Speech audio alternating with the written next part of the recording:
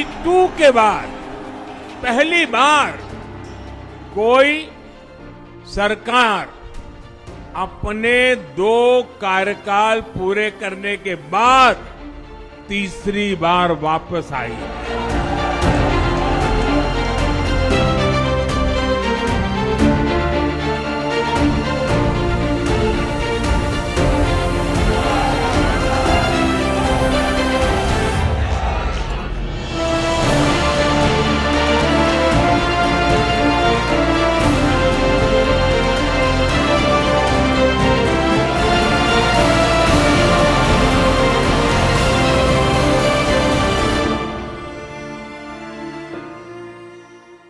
Now, Narendra Modi is all set to take oath as the Prime Minister of India for the 3rd consecutive time in a row today. The new NDA cabinet swearing-in ceremony is scheduled to take place today at the Rashtrapati Bhavan amid multi-layered security enhancements. Now, before the swearing-in ceremony, Modi will visit Rajghat, then Atal Samadhi Sthal in a short while from now, and the War Memorial at around 7:30 a.m. as well. Bangladesh Prime Minister Sheikh Hasina and Seychelles Vice President Ahmed Afif have arrived in India to attend Modi's swearing-in ceremony. The event is also expected to witness the presence of leaders from Maldives, Sri Lanka, Bhutan, Nepal and Mauritius as part of India's Neighbourhoods First policy. Well, we haven't been. Oath or match? I have not been invited to the swearing in any way, so I'll be watching the match. Thank you. Thank you. पहली बार विधायक सीधे मुख्यमंत्री थे, दूसरी बार विधायक फिर मुख्यमंत्री थे, तीसरी बार विधायक फिर मुख्यमंत्री और पूर्ण बहुमत के साथ फिर जब मध्य प्रदेश देश में आए तो पहली बार पूर्ण बहुमत की सरकार, दूसरी बार पूर्ण बहुमत की सरकार, ये भी सब रिकॉर्ड है। और अब की बार एनडीए की पूर्ण बहुमत के साथ सरकार, ये तो सौभाग्य की बात है। और मोदी जी है तो मुमकिन है, यह वो कहते हैं मोदी है तो मुमकिन है, एनडीए मुमकिन है। इसलिए निश्चित रूप से मैं शुभकामना देता हूँ। हमारे पास कोई निमंत्रण नहीं आया है, सारे निमंत्रण अंतर्राष्ट्रीय नेताओं को जा रहा है। जिस व्यक्ति का शपथ ग्रहण हो रहा है कल, उन्होंने अपनी व्यक्तिगत, राजनीतिक और नैतिक अधिकार खो लिया है। जनादेश उनके नाम पर ही मांगा था। वो जनादेश हमें समझ में नहीं आता कि कैसे ये शपथ ग्रहण का तमाशा रचा है। आप लोग नहीं जा रहे इसमें? अभी देखिए, निमंत्रण तो आने दीजिए पहले, पर मैंने कह रहा हूँ ना, निमंत्रण आएगा भी तो किसके लिए? 1/3 प्रधानमंत्री के लिए। देखिए, भारत के लिए ये बहुत ही गौरवमयी हमारे लिए एक पल है, क्योंकि ये इतिहास में लिखा जाएगा किस तरह से 75 साल में पहली बार देश के लोगों ने फिर से विश्वास किया अपने प्रधानमंत्री पे, और प्रधानमंत्री जी पे विश्वास भी इतना किया कि आज देश की दुनिया के अंदर लोगों के मानने को मजबूर हुए कि भारत की डेमोक्रेसी की खूबसूरती तो ये है कि जिसको चाहे बना सकती है, जिसको चाहे हटा सकती है। लेकिन वहीं प्रधानमंत्री जी के कामों को देखते हुए जो 75 साल में कोई ना कर पाया, तीसरी बार मैंडेट के साथ प्रधानमंत्री बनना, ये अपने आप में भारत के लिए भी और हम सबके लिए भी गौरव का विषय है। ट्रैफिक की तरफ से करीब 1100 के आसपास हमारा स्टाफ तैनात है। हम लोग रिहर्सल्स कर चुके हैं, हमारा अरेंजमेंट लगा हुआ है। एडवाइजरी हमने निकाल दी है, इसके लिए अपलोड कर दी है डिटेल में, ताकि जो जनरल पब्लिक है उसको इस एरिया में, राष्ट्रपति भवन के आसपास जो भी एरिया है उसमें मूवमेंट में परेशानी ना हो। We are very happy to see तीसरी बार NDA. This is the slogan made by all our NDA partners, and 3rd time NDA is going to run the country, and we are very happy after I think after very long time, after 1965 maybe, the 3rd time Prime Minister is being to be elected, and that is only Modi ji. So we are very happy to serve this country, and we are eagerly waiting for the ceremony.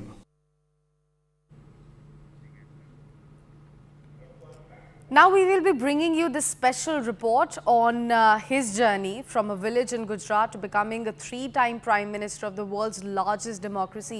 Take a look at that special ground report that we have got for you. Bharat माता की, भारत माता की।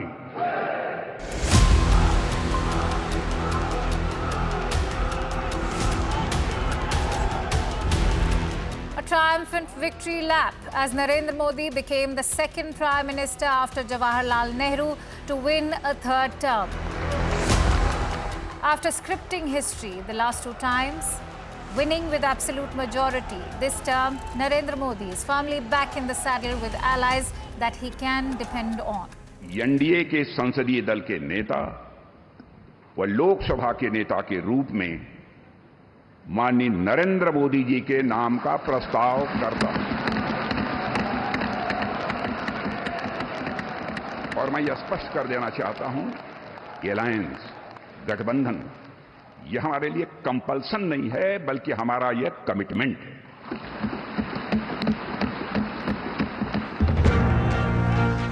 The Modi cult made the battle for India the most watched in the country's political history.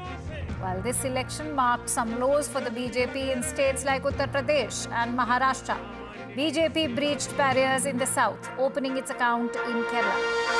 दक्षिण भारत में NDA ने एक नई राजनीति की नींव मजबूत की है।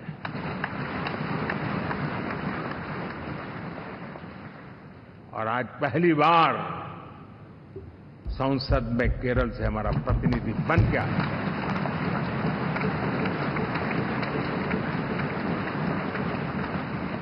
और महाप्रभु जगन्नाथ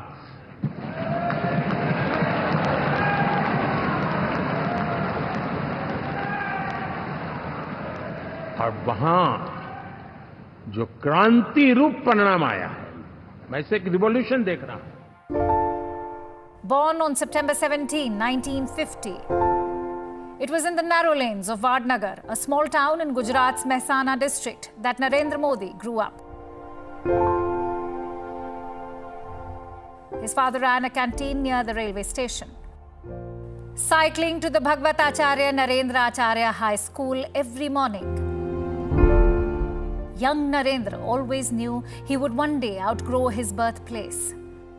हम कोई प्रश्न पूछते तो सबसे पहला उनकी उंगली होती है ना, फिगर तैयार, लेकिन हम बाद में पूछते जो अच्छा नहीं पहचान उनको पहले हम क्वेश्चन कर दे, और यदि जवाब नहीं देते बाद में उनको हम पूछते फटे दिन क्या फौरन दे देते जवाब यही। At the age of 18, Modi left home for 2 years. His travels led him to the RSS headquarters in Nagpur, where he underwent training, emerging an RSS pracharak in 1970.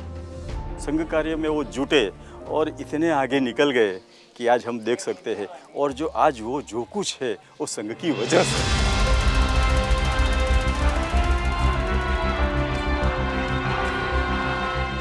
The only Indian Prime Minister to have a long tenure as Chief Minister.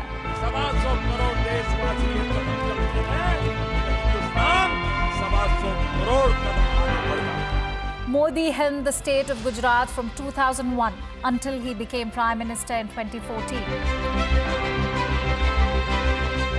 His relationships with heads of state have made the front pages.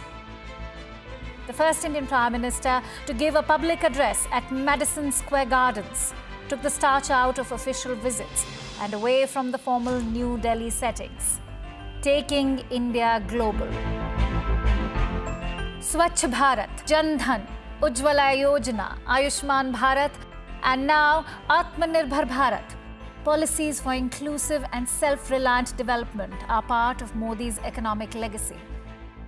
He vows to make India the third largest global economy in this term, and the world is taking notice. हम बदलाव चाहते हैं। Good governance का ये भी एक महत्वपूर्ण पहलू है, लेकिन हम विकास का नया अध्याय लिखेंगे, गुड गवर्नेंस का नया अध्याय लिखेंगे, जनता जनार्दन की भागीदारी का नया अध्याय लिखेंगे, और सब मिलकर के विकसित भारत के सपने को साकार करके रहेंगे। Bureau Report, CNN News 18. Now, the day when the new NDA Sarkar is all set to take oath, we bring to you this exclusive report on what exactly unfolded between the NDA allies after June 4th, when the big mandate was announced. From entering coalition to staking claim for the new government, more on this in our next report. Take a look.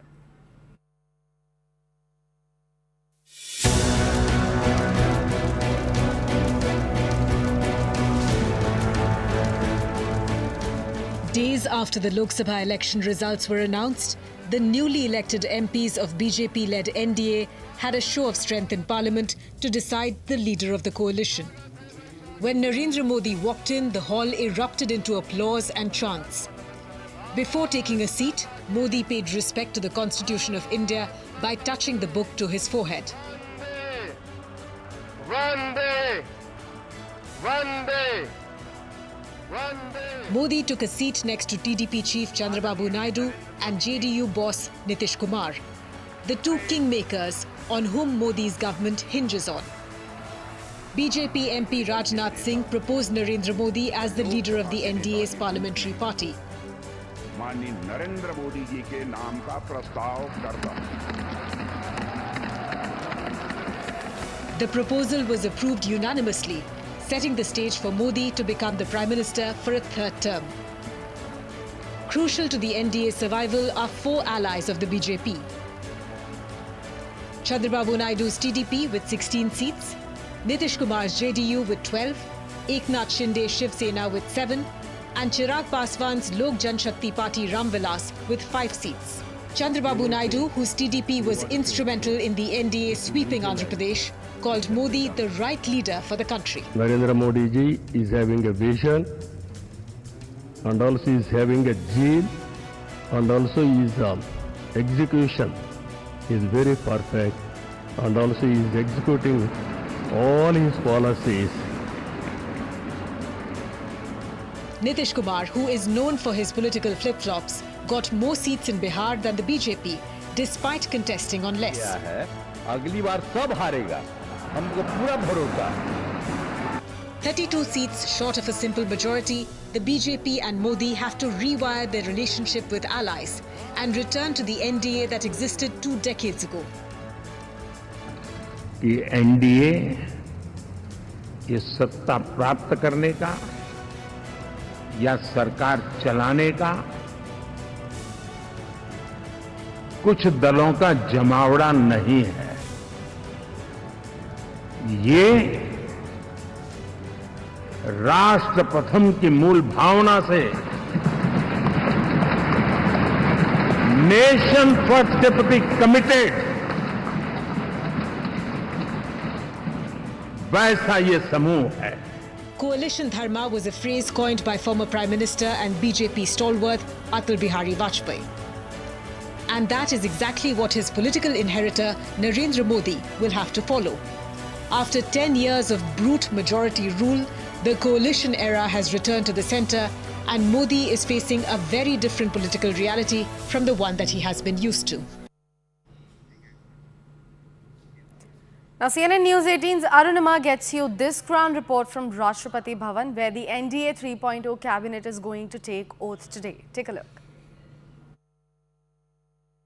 Narendra Modi has been elected as the leader of the National Democratic Alliance. The leaders have decided to give Rashtrapati Murmu their letter of support, and now this is how the Rashtrapati Bhavan forecourt is getting ready for that grand oath ceremony on the 9th. Prime Minister Modi will take oath as the Prime Minister of India for the 3rd time. That is where the dais will be. You can see a dais is being set up.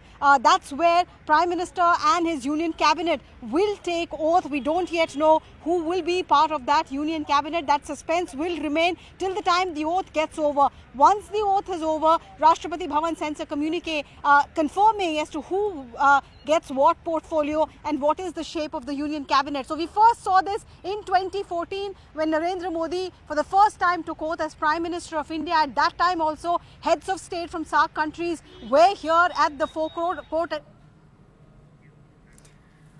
All right, so right now on your screens, we are flashing the live visuals of Prime Minister Modi going to pay his regards at the Rajghat. As we told you earlier, he was scheduled to visit Rajghat first and later He will be paying his respects at Atal Sthal as well. Today, India has invited several leaders from neighbouring countries also to attend the swearing-in ceremony of Prime Minister-elect Narendra Modi. He will be taking oath today. He is all set to become Prime Minister for the third consecutive term this time. The ceremony is going to take place today at 7:15 p.m. at Rashtrapati Bhavan. At the moment, we are flashing the live visuals of Prime Minister ahead of the big oath ceremony today, which is slated to happen at the evening. We have CNN News 18's Aman Sharma joining us on the phone line early this morning. Aman, a very good morning to you. A big day, like always. Prime Minister has first reached to Rajghat to pay his respects. Tell us more. What exactly is there in his itinerary till he takes the big oath today? Well, yes, the Prime Minister has reached Rajghat, and this is his. Today is a big day for the Prime Minister-elect, Mr. Narendra Modi, because today is the third time that he will be taking oath as the Prime Minister of the country, and this is after Mr. Jawaharlal Nehru. Mr. Modi will become the second person to take an oath of the Prime Minister for a third consecutive time, a third full term, and this time an NDA coalition will be run by Mr. Narendra Modi, and he's at Rajghat in the early morning today. We can see these visuals, and this has always been also a hallmark that Mr. Modi has made it a point to come to Rajghat before any major milestone of his career. And today he's here at Rajghat, and in the evening at about 7:15 p.m. the Prime Minister will be at the Rashtrapati Bhavan, and he, along with his entire Council of Ministers, would be taking oath from President Draupadi Murmu. And there have been hectic. The last 2, 3, 4 days have been hectic since the results came out on June the 4th. There have been multiple meetings held, including the NDA legislature meeting, which happened in the Central Hall of Parliament, where we saw the Prime Minister and other leaders of the NDA speak and setting in motion. Then the Prime Minister had driven down to Rashtrapati Bhavan to stake claim to form the next government, and the President had also invited Mr. Modi to form the next government, and in that sequence we now have the Prime Minister today morning at the Rajghat, and in the evening today we will see him and his entire new Council of Ministers taking oath at the forecourt of the Rashtrapati Bhavan. Right, Aman, and we were just showing our viewers a special ground report by our colleague Arunima. She was telling how the security has been beefed up. What are the special additions and special security forces that have been put on place in order to protect today's oath ceremony, that it goes smoothly? Well, top-notch security will be in place. The authorities have banned the flying of any drones, in that area today. And of course, it's a big occasion. We'll have many foreign dignitaries, also nearly 6 to 7 heads of state of our neighboring countries, from Bhutan to Nepal to Mauritius, Maldives, Sri Lanka, Bangladesh will be arriving today in the day. Some have already arrived yesterday. The Bangladesh Prime Minister had arrived yesterday itself. So top-notch dignitaries are here for the swearing-in of the Prime Minister and the entire Council of Ministers. So obviously security is going to be high in the entire area of the Raisina Hill and the New Delhi area, because we have a large number of dignitaries coming. We have a large number of even BJP leaders and minister and the probable ministers everybody is going to be here, along with the newly elected MPs of the NDA. So a big day today, and of course security will be high in that entire area. We have seen over 2,000 to 3,000 security men being put on duty near the Raisina Hill, and some traffic restrictions are also in place for the day today. And apart from the world leaders, Aman, we would want to understand from you, because it will be interesting to see whether the opposition is going to be there at the oath-taking ceremony today or not, or will they be boycotting this ceremony? Because so far the words that we have received from the opposition is that they have not received any invitation to attend the ceremony. Oh, well, that remains to be seen in the day today. Generally, the opposition, the leader of the parties are obviously invited for these ceremonies. So it remains to be seen if the leader of the respective opposition parties attend the event or not. There has been this acrimony since the results have come with the Congress party, saying that it is a moral defeat of the BJP, and even going to the extent of saying that Mr. Modi should not take oath as the Prime Minister, again accepting this moral defeat, what the Congress is saying, because the BJP has stopped at 240 seats, 32 seats short of the majority mark. But the NDA and the BJP are very clear that their pre-poll coalition has crossed the majority mark very comfortably. They are at 293 seats, and so it is completely in their right to stake claim and form the government. We'll have to wait and see till evening what stand the opposition takes, and if the invites, if the conflicting reports which are coming that they have been invited or not. We'll have to wait till evening to see that which of the opposition parties ultimately turn up at this big event today in the evening at Rashtrapati Bhavan. Also, something very interesting is that, Aman, that we have been talking about this since the big mandate has been announced, are the possible new faces in the Modi 3.0 cabinet. Who all are likely to be reinstated at different positions? Who all are likely to get the cabinets as well as the Ministry of States? What new faces can actually be expected in Modi 3.0? Well, it is very difficult to, speculate on these names because, Modi government has always had the hallmark, the BJP and Mr. Narendra Modi, of throwing up surprises and keeping their cards very close to their chest. So it is difficult. Obviously, there's been a lot of speculation over these names since yesterday, especially over the allies, on who will be the allies names who will be joining the Union Council of Ministers. So what we have been reporting since yesterday is about 12 to 15 berths in the Union Council of Ministers could go to the allies, and the TDP could get a full cabinet minister post and at least 1 to 2 ministers of state. Same deal could be offered to the JDU of Nitish Kumar. Other allies like the LJP, the Shiv Sena, Mr. Eknath Shinde, Mr. Jayant Chaudhary of the RLD, all these people are expected to feature in the Council of Ministers, they themselves or their MPs. So in a way, the talks have been on since the last 48 hours, I would say, between the allies and the BJP. There was a marathon meeting held last night also between the Prime Minister, Home Minister Amit Shah and BJP President JP Nadda to finalize the names of the Council of Ministers and their respective portfolios. But I guess it will be better to wait till evening today to get the final picture, because the BJP has been extremely tight-lipped over this, but we can expect, as has been the tradition in the BJP under Mr. Modi, we can expect a few big surprises in the list of the names. Maybe some reshuffling of portfolios is also expected, what we are hearing, and so it's expected till evening that things will become clearer. But big names, obviously the big 4 ministries, the Home, Finance, Defence, External Affairs, expected to remain with the BJP. Right, Aman. Just for a quick update for our viewers. Prime Minister has already left Rajghat. We have got the visuals of him leaving the spot as well. Now he is slated to visit the Atal Samadhi Sthal, is what we are learning from our sources. Aman, coming back to you now, if you were to talk about the big names and if you were to talk about the allies in the NDA coalition, can we say that some of the big names that we were flashing yesterday to our viewers, like Ram Mohan Naidu, Anupriya Patel, Jayant Chaudhary, Lalan Singh and Chirag Paswan, some of the big names, they are going to be heavily rewarded in Modi 3.0 cabinet? Well, it seems so, because these names have been doing the rounds from our sources in the allies camps have been saying that these are the front runners that could become ministers in the Council of Ministers. That's been the request from the allies, because they obviously are getting berths in the Union Council of Ministers, so their preferences were also asked for, and these are the names which have been forwarded, it seems, from the allies camp. We will know by today evening, because if we speak of Mr. Ram Mohan Naidu, also very senior 3-time MP from the TDP, one from Shrimalu, and he's a close aide of Mr. Chandrababu Naidu, Mr. Lalan Singh, the MP from Munger, senior former state president of the JDU, is also a very senior leader of the JDU and is close to Mr. Nitish Kumar.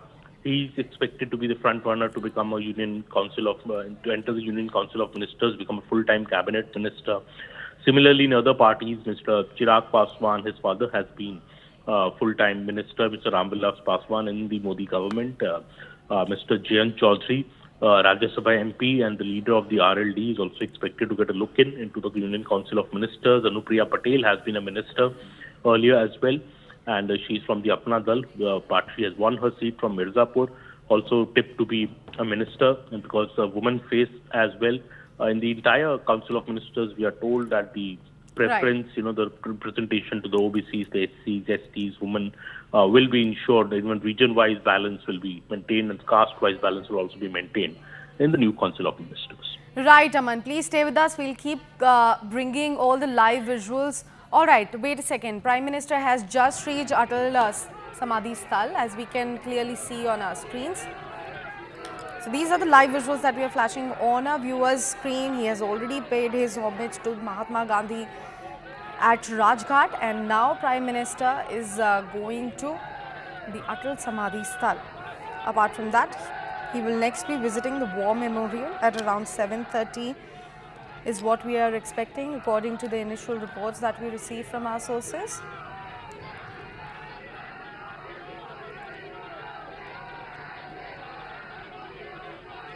Prime Minister invited with a loud, thunderous applause as well as chants. He will be taking the big oath today. Remember, India has also invited several leaders from the neighboring countries to attend this big oath-taking ceremony. Prime Minister-elect Narendra Modi, he is all set to become the Prime Minister for a third consecutive term with a grand oath-taking ceremony. Today, security has already been beefed up, as according to the reports that we have received from our sources. Of course, the ceremony will take place today at around 7:15 p.m. at Rashtrapati Bhavan. And the same evening, the Council of Ministers will also take their oaths of office of secrecy, forming part of the Prime Minister's new cabinet, the new cabinet of Modi 3.0. All right, Aman Sharma continues to stay with us on the broadcast. Aman, earlier you were taking us through the big names that are expected to be rewarded heavily today in Modi 3.0. Please continue.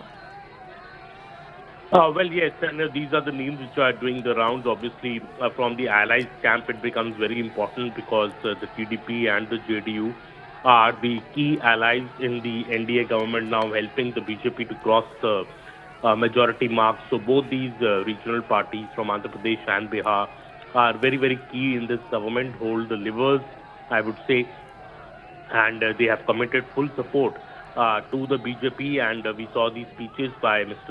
Nitish Kumar and Mr. Chandrababu Naidu in the Parliament, Central Hall of Parliament, 2 days back, when they pledged full unconditional support to the government led by Mr. Modi. So all these names, of course, are doing the rounds, and these are all speculations in the power corridors. As I said, the Prime Minister, the BJP under the Prime Minister Narendra Modi has been known to throw up big surprises, and we can expect a couple of surprises, I think, today as well. We could see some big names taking oath as which have not been speculated, taking oath as the Union Council of Ministers. I'm very sure, and also maybe a reshuffle in some of the ministries is expected, where ministers who are in charge of ministries earlier could be given other ministries this time. That is also likely to happen, which I'm hearing through my sources. We'll have to wait till evening, and we'll know by the Council of Ministers, and the list is almost ready. As I said, a long meeting was held yesterday.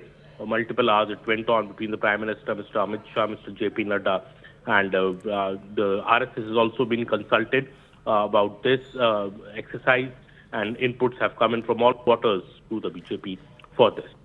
Right, Aman. Would request you to please stay with us. On the other side of a short commercial break, we'll come back to you for all the live events and the turn of events that will transpire today ahead of the big oath-taking ceremony. Stay with us.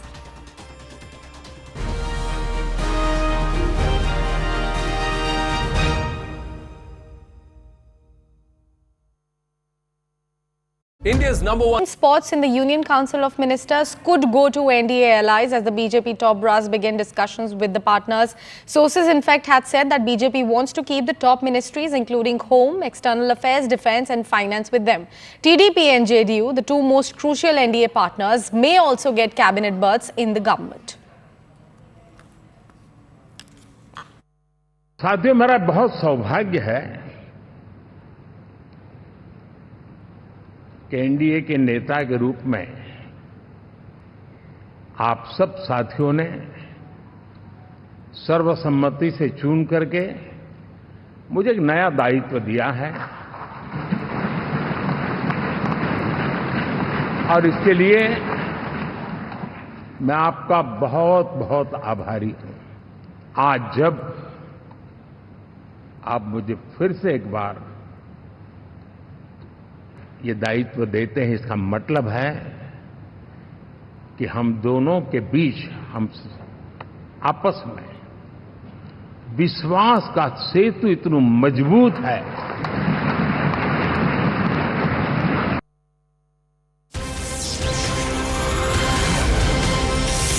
And some big updates now coming in straight from the NDA sources, which has revealed to us that possible names for the cabinet berths from allies could be these. From Andhra Pradesh, Ram Mohan Naidu, JDS's HD Kumaraswamy, Anupriya Patel from Apna Dal, Jayant Chaudhary from RLD, Chirag Paswan from LJP, and from NCP, Praful Patel, Sunil Tadkare from JDU. There are a couple of more names in this particular list. This is the word that we have received from NDA sources as far as the list in Modi 3.0 cabinet is concerned. These are some of the possible names. Big names coming in from Andhra Pradesh is Ram Mohan Naidu from JDS's Kumaraswamy is also there in the list. Anupriya Patel from Apna Dal Secular, Jayant Chaudhary from RLD is also there. Chirag Paswan can in fact grab something big. He comes from LJP, and if we were to talk about the list that has been given by the NCP, we are learning that couple of names in that particular list are Praful Patel, Sunil Tadkare from JDU, Lallan Singh, Sanjay Kumar Jha, Ramnath Thakur, who is also the son of Karpuri Thakur, Sunil Kumar, who belongs to the Kushwaha community, Kaushalendra Kumar Kurmi, fourth time MP, Hindustan Awam Morcha, and Jitan Ram Manji. These are a couple of names in this very crucial list that we have received. All right, so we have a series of reporters joining us on the broadcast.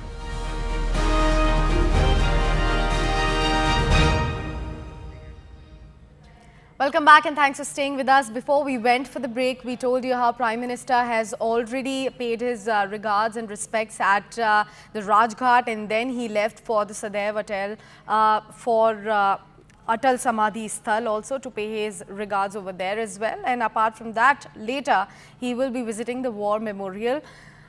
CNN News 18's Aman Sharma continues to stay with us on the broadcast. Aman, one thing that we have got to know is the long list of leaders who have been invited, the SARC members.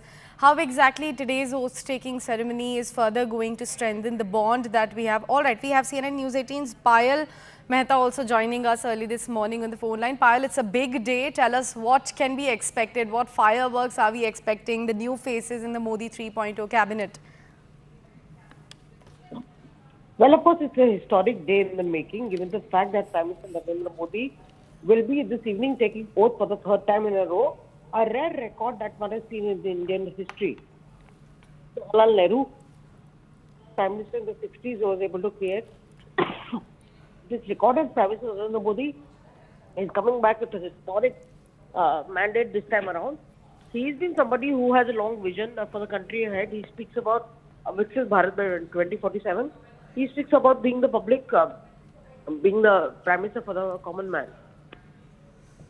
Right, Payal. Aman, now coming to you, we are also learning that all of these dignitaries who are coming, all right, I think we lost connection with Aman over there. We'll try to reconnect those lines. But according to the sources, we are also learning that in addition to attending the big oath ceremony today, all of these foreign dignitaries who will be attending this mega event today are going to participate in a banquet hosted by President Draupadi Murmu at the Rashtra Bhavan at the same time. Payal, if we were to talk about the significance of this mega gala that will be hosted by our President, what exactly is the kind of messaging that we are going to be giving out as far as this particular gala is concerned?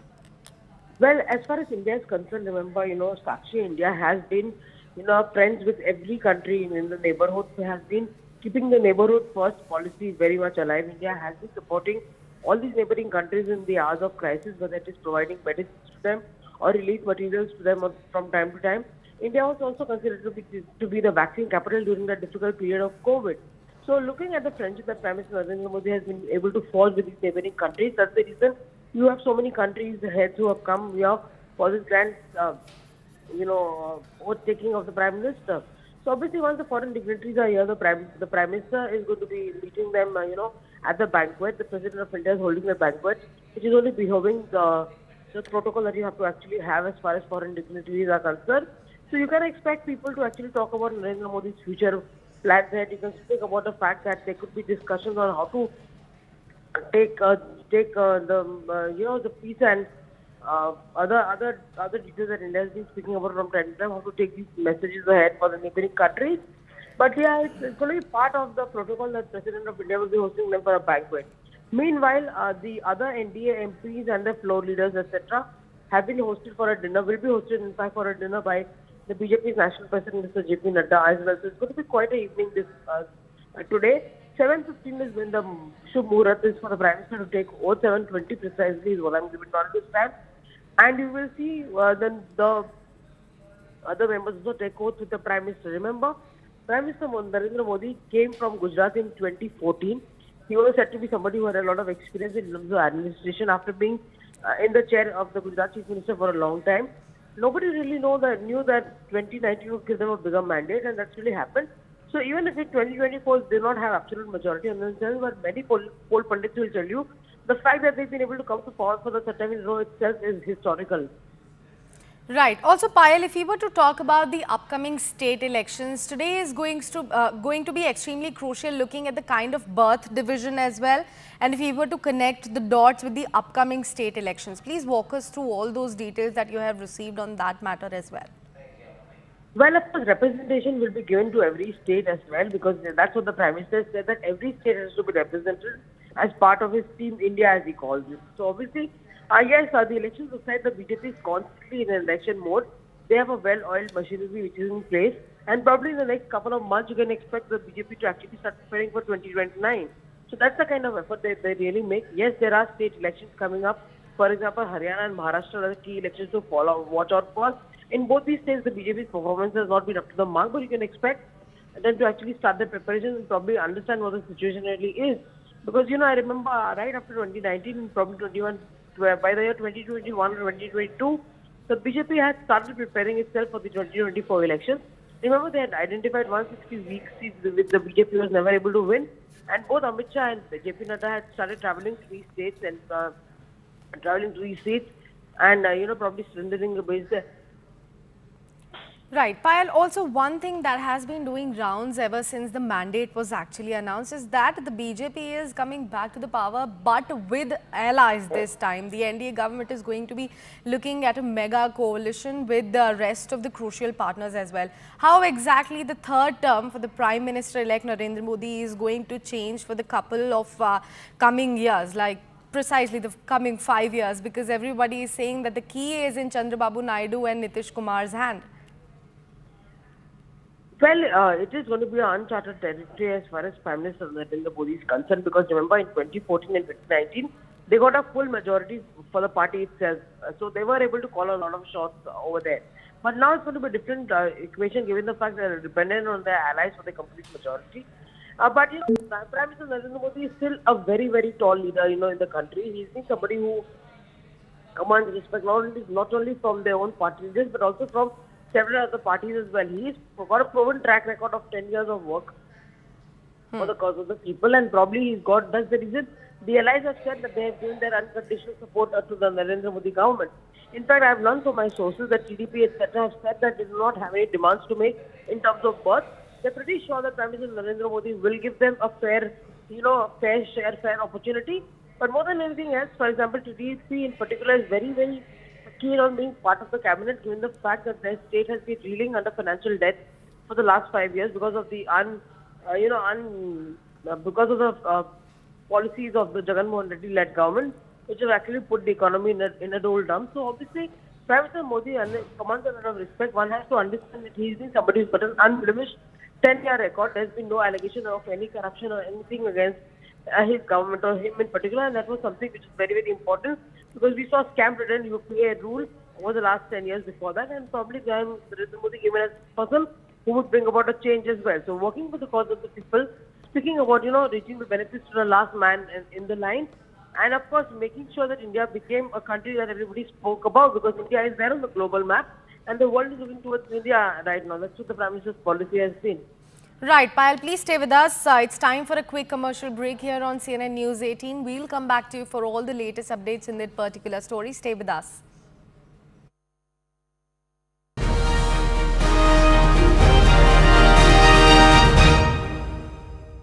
You know, people of Bharat माता की, भारत माता की।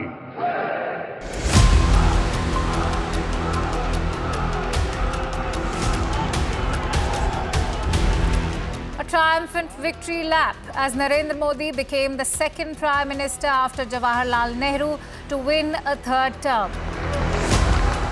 After scripting history the last two times, winning with absolute majority, this term Narendra Modi is firmly back in the saddle with allies that he can depend on.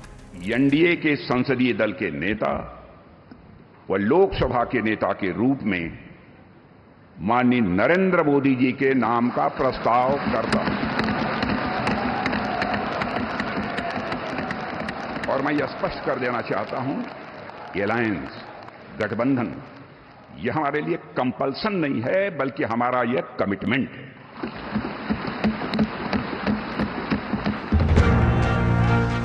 The Modi cult made the battle for India the most watched in the country's political history.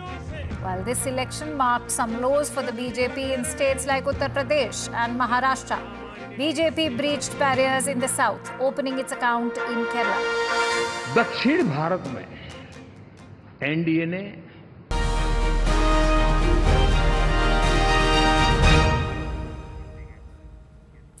Welcome back and thanks for staying with us. Now let's talk about Prime Minister-elect Narendra Modi's journey so far. We are now going to be bringing you this special report on his journey from a very small village in Gujarat to becoming a three-time Prime Minister of the world's largest democracy. Take a look at that exclusive report that we've got for you.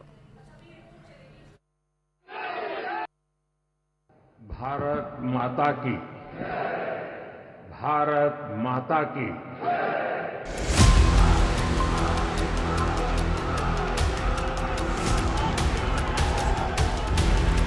A triumphant victory lap as Narendra Modi became the second Prime Minister after Jawaharlal Nehru to win a third term. After scripting history the last two times, winning with absolute majority, this term Narendra Modi is firmly back in the saddle with allies that he can depend on. NDA के संसदीय दल के नेता व लोकसभा के नेता के रूप में माननीय नरेंद्र मोदी जी के नाम का प्रस्ताव करता हूं। और मैं यह स्पष्ट कर देना चाहता हूं, अलायंस, गठबंधन, यह हमारे लिए कंपल्सन नहीं है, बल्कि हमारा। All right, so on your screens, the live visuals of Prime Minister Modi at the moment at the War Memorial. Remember, we have walked you through Prime Minister's itinerary. He began with paying his respects at the Rajghat. Then he went to Sadaiv Atal to pay respects to late Atal Bihari Vajpayee ji as well. And at the moment, as you can see on your screens, he is at the War Memorial. So that are a couple of things that Prime Minister do usually follow before he does something grand. Today, of course, is going to be a big day for him. It's going to be historic. This is the third time in a row that he will be elected as the Prime Minister of the nation. We have CNN News 18's Arun Dhanto also joining us in the broadcast this morning. Arun, a very good morning to you. Certainly a very big day as we just spoke of. It's going to be historic for Prime Minister-elect Narendra Modi. Third consecutive term for him as the Prime Minister of the nation.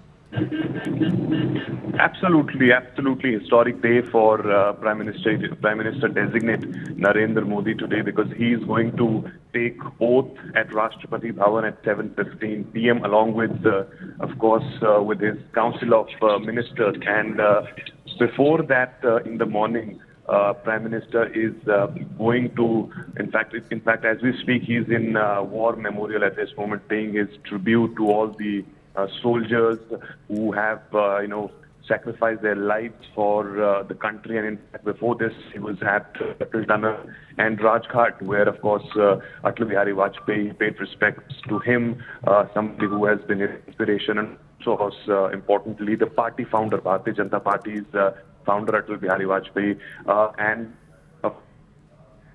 he also paid his tribute and respects to Mahatma Gandhi, the father of the nation. And he's been speaking about it, that how he has learned many lessons of his life from Mahatma Gandhi. So I think it's an all-important day, and that is the reason why you see Prime Minister designate Narendra Modi, offering his respects to Atal Bihari Vajpayee, Mahatma Gandhi, and also right now as we speak at War Memorial, where he's paying his respects to all the soldiers who had in fact sacrificed their lives for the country. And of course, after this, there will be a lot of developments which will take place during the day. We are given to understand that in today, at the breakfast, all those MPs would be invited who perhaps be going to be part of the Council of Ministers who will be taking oath later on in the evening along with Narendra Modi. So I think it's a very important day and also historic because he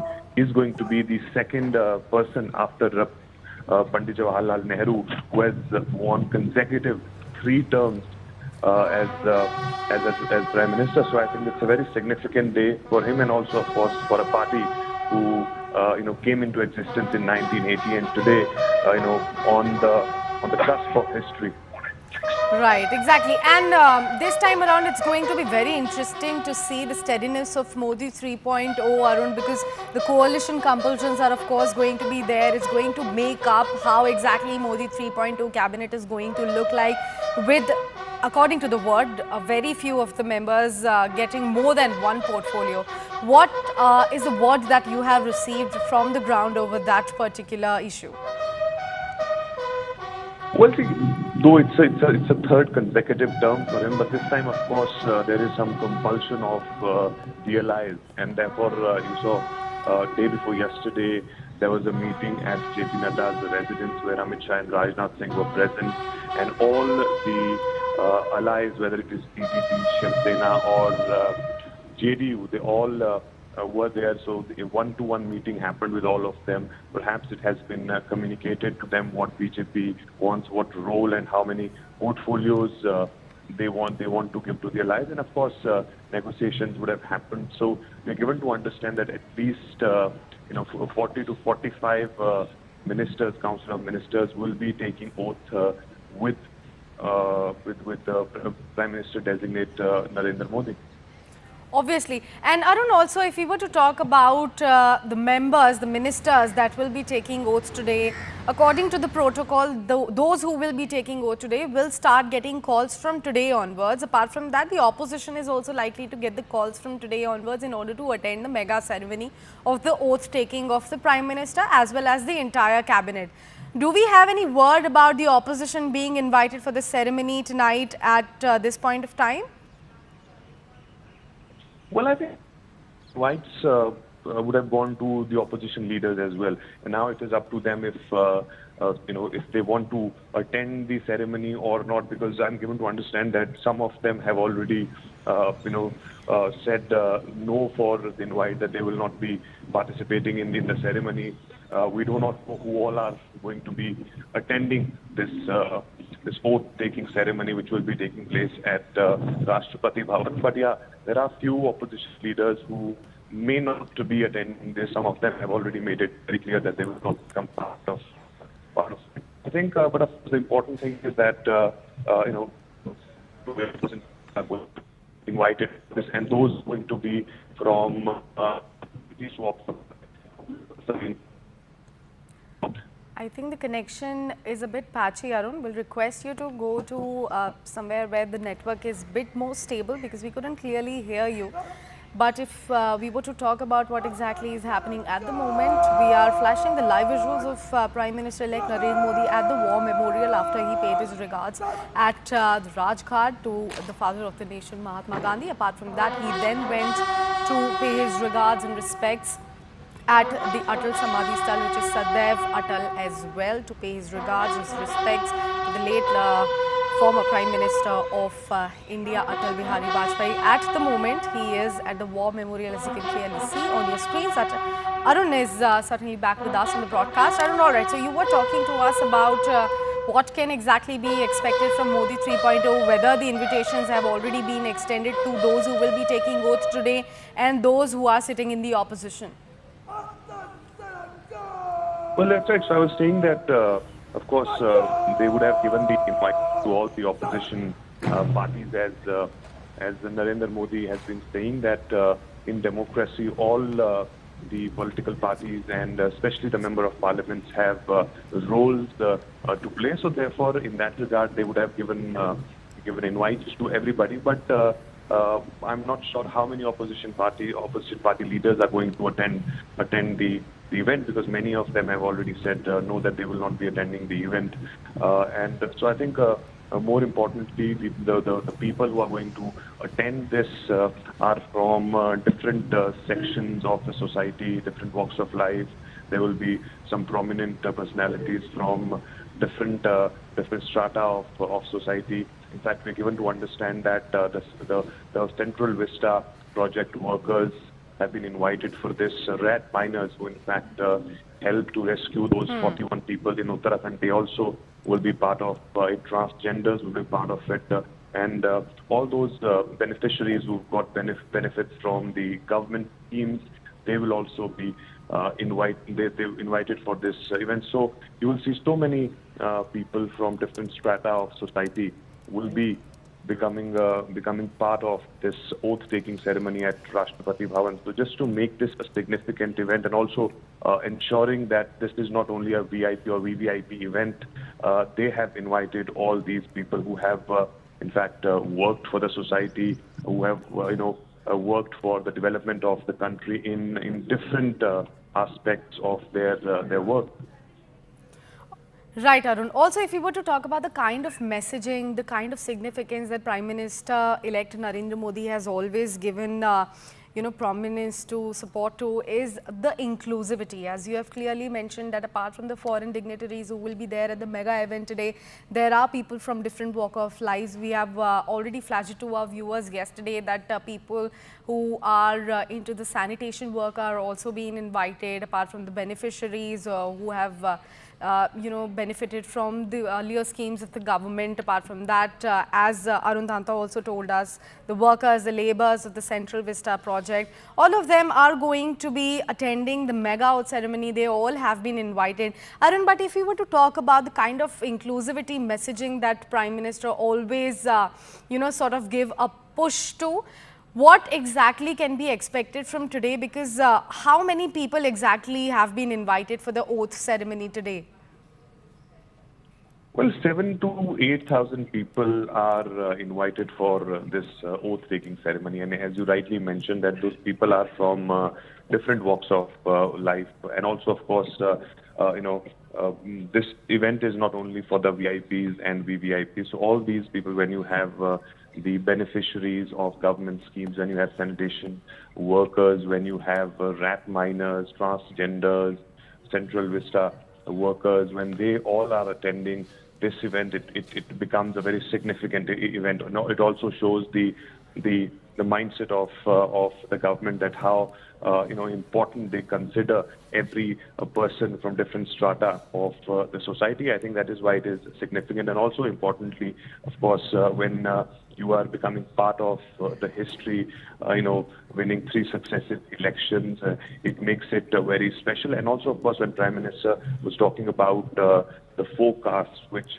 he considers, one, youth, women, a farmer, and youngster, and women. So these are the 4 castes which he talks about, also giving a message to the opposition parties who were demanding that caste census, by putting out this, that for them everybody is together, and therefore the inclusive growth or inclusive development is something which is significant, which is important for his government. So I think that this is the messaging which they are giving. Right, Arun. And if we were to talk about the SAARC leader, SAARC is basically the South Asian Association for Regional Cooperation. If we were to talk about the leaders who are all prepared to attend the mega event slated to happen today at 7:15 p.m., who all have already arrived, who all are slated to arrive today in the morning and later today?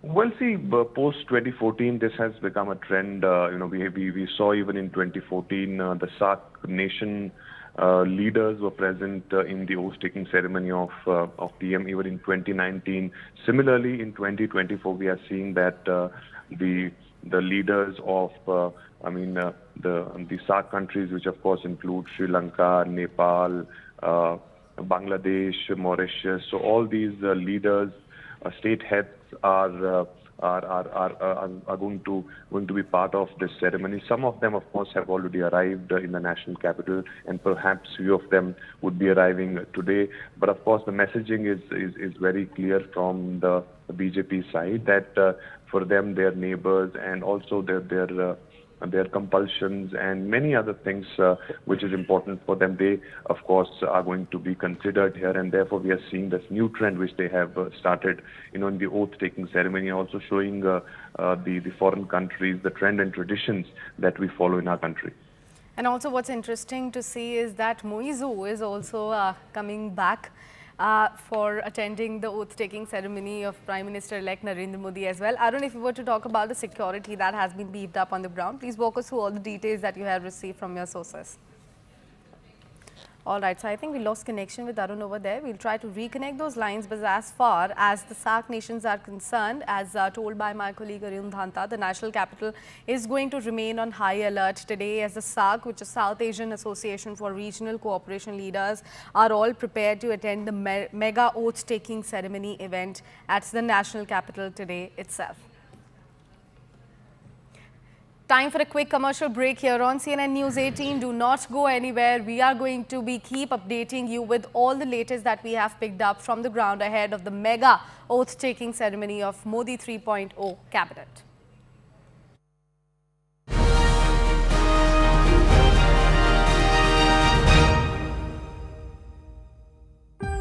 मैं नरेंद्र दामोदर दास मोदी ईश्वर की शपथ लेता हूं कि मैं विधि द्वारा स्थापित The Modi 3.0 era is kicking off. The most comprehensive coverage of the historic swearing-in ceremony. Only on CNN News 18.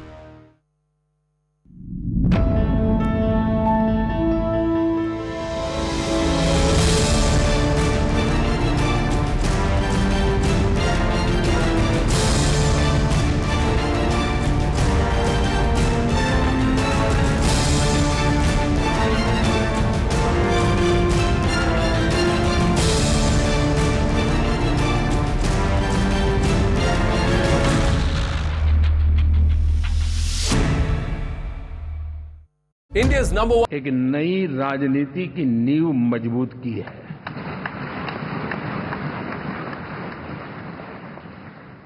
और आज पहली बार संसद में केरल से हमारा प्रतिनिधि बन के आया।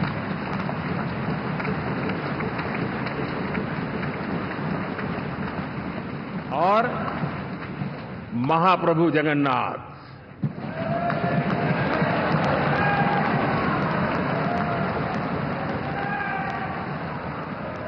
और वहां जो क्रांति रूप परिणाम आया है, मैं इसे एक रिवॉल्यूशन देख रहा हूं। Born on September 17, 1950, it was in the narrow lanes of Vadnagar, a small town in Gujarat's Mehsana district, that Narendra Modi grew up. His father ran a canteen near the railway station. Cycling to the Bhagwat Acharya Narendra Acharya High School every morning, young Narendra always knew he would one day outgrow his birthplace. हम कोई प्रश्न पूछते तो सबसे पहला उनकी उंगली होती है ना, फिगर तैयार, लेकिन हम बाद में पूछते जो अच्छा नहीं पहचान उनको पहले हम क्वेश्चन कर दे, और यदि जवाब नहीं देते बाद में उनको हम पूछते फटे दिन क्या फौरन दे देते जवाब यही। At the age of 18, Modi left home for 2 years. His travels led him to the RSS headquarters in Nagpur, where he underwent training, emerging an RSS pracharak in 1970. संघ कार्य में वो जुटे और इतने आगे निकल गए कि आज हम देख सकते हैं, और जो आज वो जो कुछ है वो संघ की वजह से।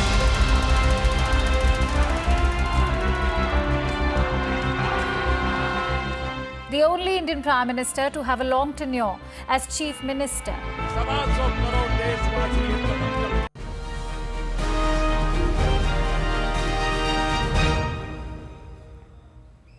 Hello and welcome back. Thanks for staying tuned to CNN News 18, where we will be bringing you the most comprehensive details about the Modi 3.0 cabinet oath-taking ceremony, which is slated to happen today. It's the big day.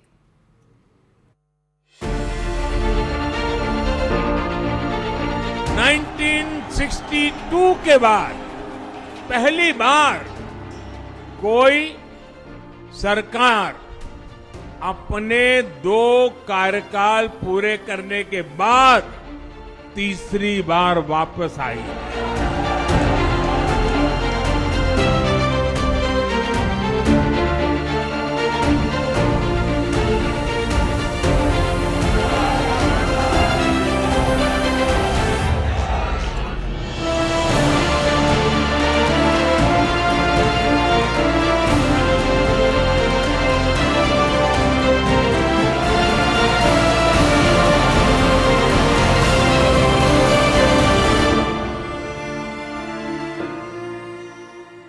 Prime Minister designate Narendra Modi is all set to take oath as the Prime Minister of India for the 3rd consecutive time today. Before the swearing-in ceremony, Modi visited Rajghat and paid his tribute to Mahatma Gandhi, the father of the nation.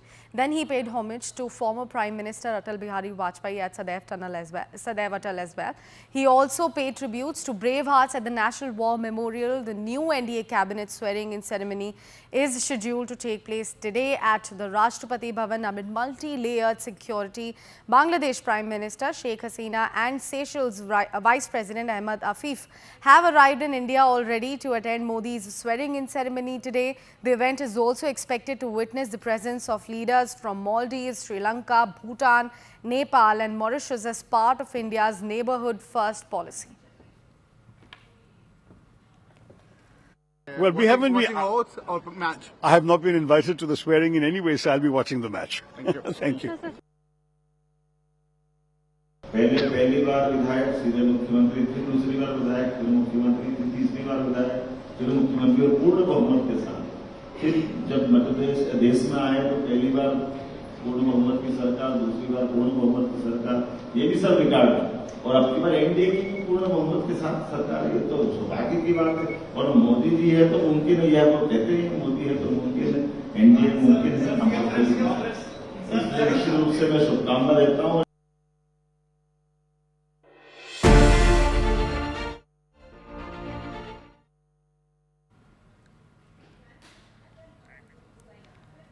All right, so we'll be tracking all the latest updates straight from the ground. Early this morning, we already told you the itinerary of Prime Minister, how he first visited to pay his regards to the father of the nation. He visited Rajghat, then paid tribute to Mahatma Gandhi. Then he went on to Sadaiv Atal to pay homage to former Prime Minister Atal Bihari Vajpayee as well. He also paid tributes to the brave hearts who lost their life while protecting the nation at the National War Memorial. Today is going to be a mega event.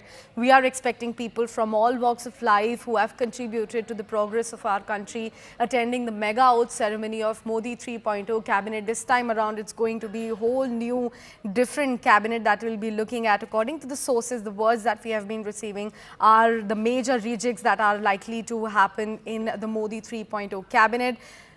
We have CNN News 18's Payal Mehta back with us on the broadcast to walk us through all the latest update that she has received from her sources.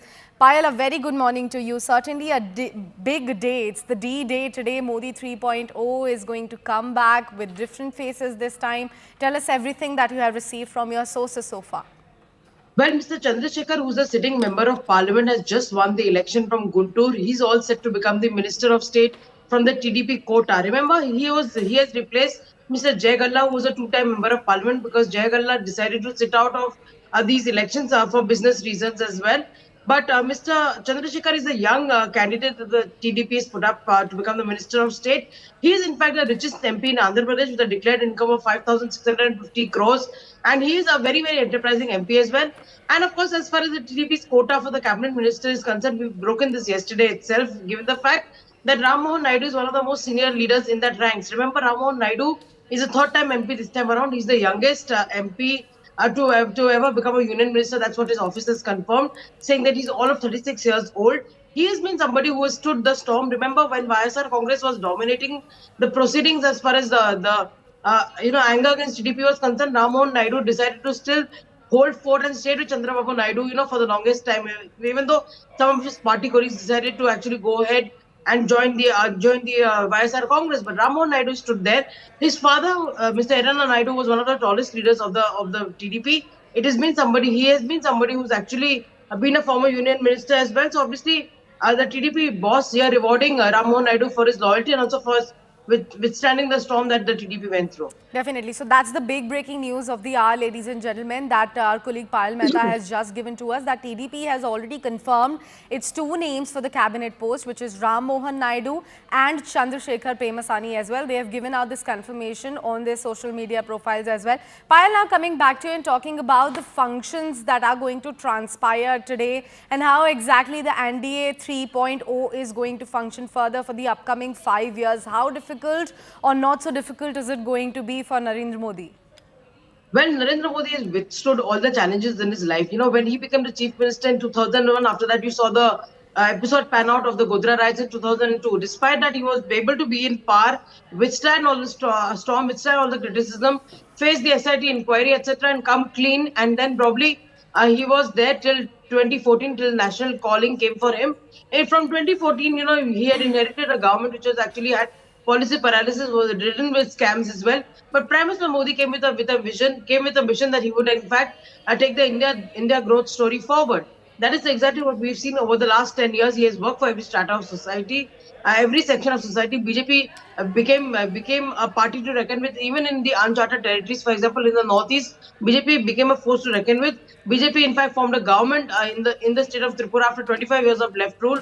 BJP was able to come from 2 MPs, in 2014 to 18 MPs in 2019, and then 11 plus MPs now in Bengal as well. And of course, for the first time in the last many decades, BJP has been able to, make sure that there was exit for the BJP government, and BJP has been able to form government. So many things that Prime Minister Narendra Modi has been capable of doing, has been speaking about doing as well.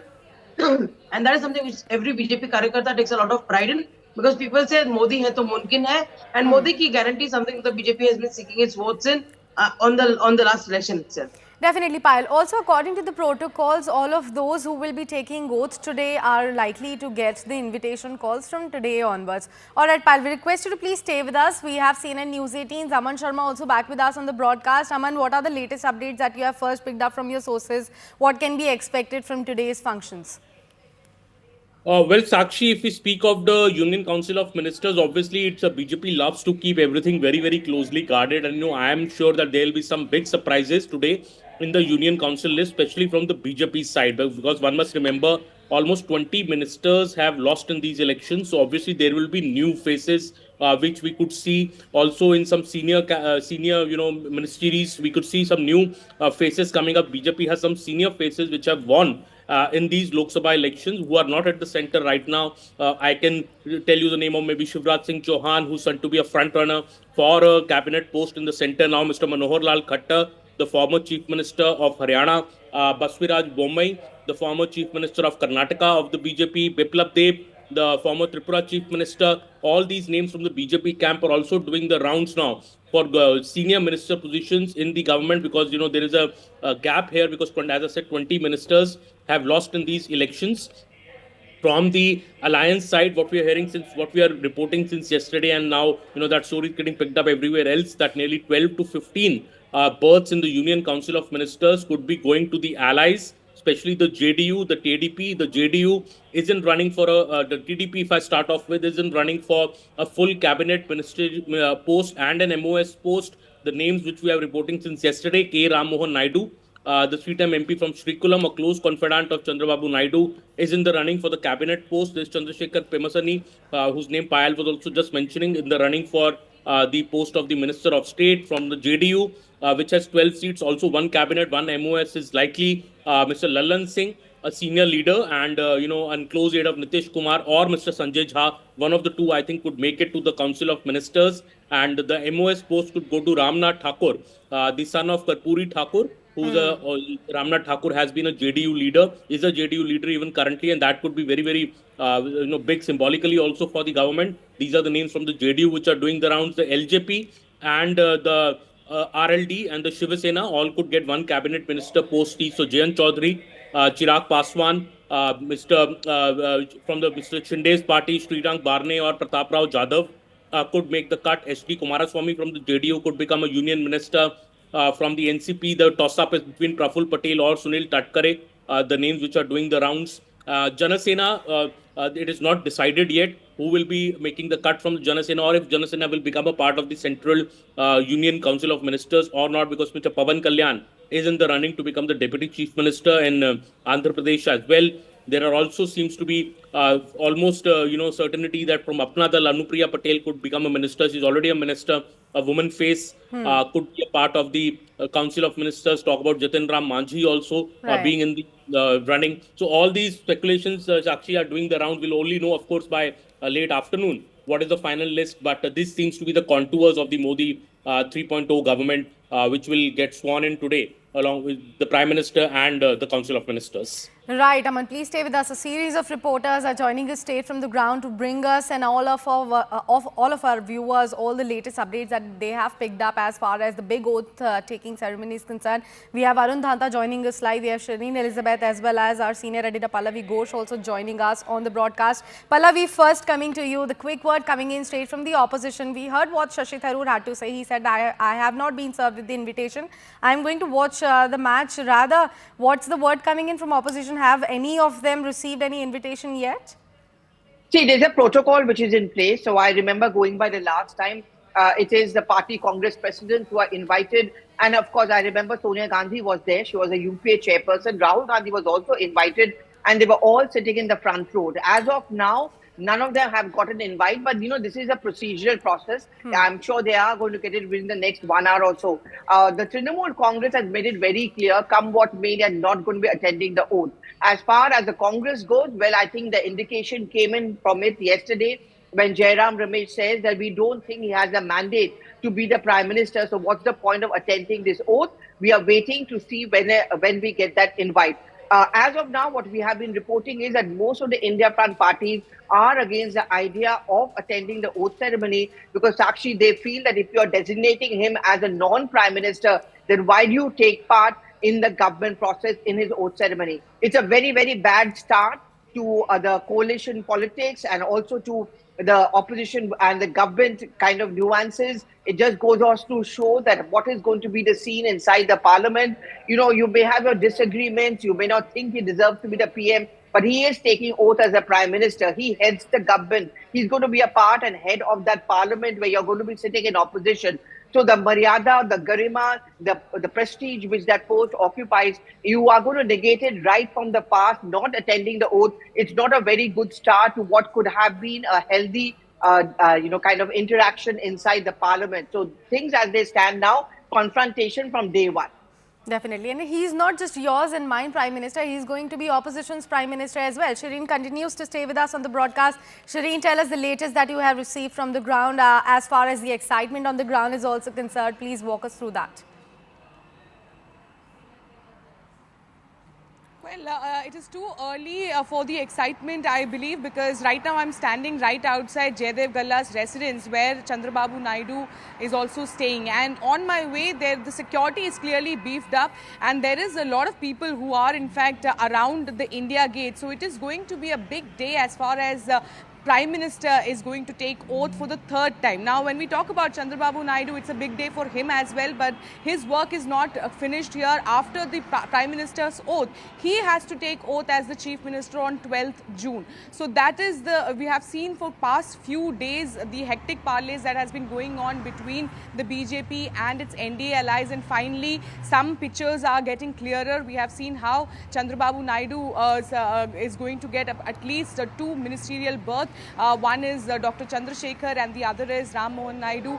So these two people are going to be the face of the TDP in the NDA alliance in the central government. Apart from that, we are also being told is that there is going to be, a demand that will be made by Chandrababu Naidu as far as the package is concerned, funds are concerned, because the next 5 years, the plan of Chandrababu Naidu is to make sure that the major development works get done in the state so that when the election comes, he gets another term. So that is the plan with which Chandrababu Naidu is supporting Prime Minister. We have seen how both Chandrababu Naidu and Nitish Kumar has confirmed that they will be staying with Prime Minister, will be staying in NDA itself.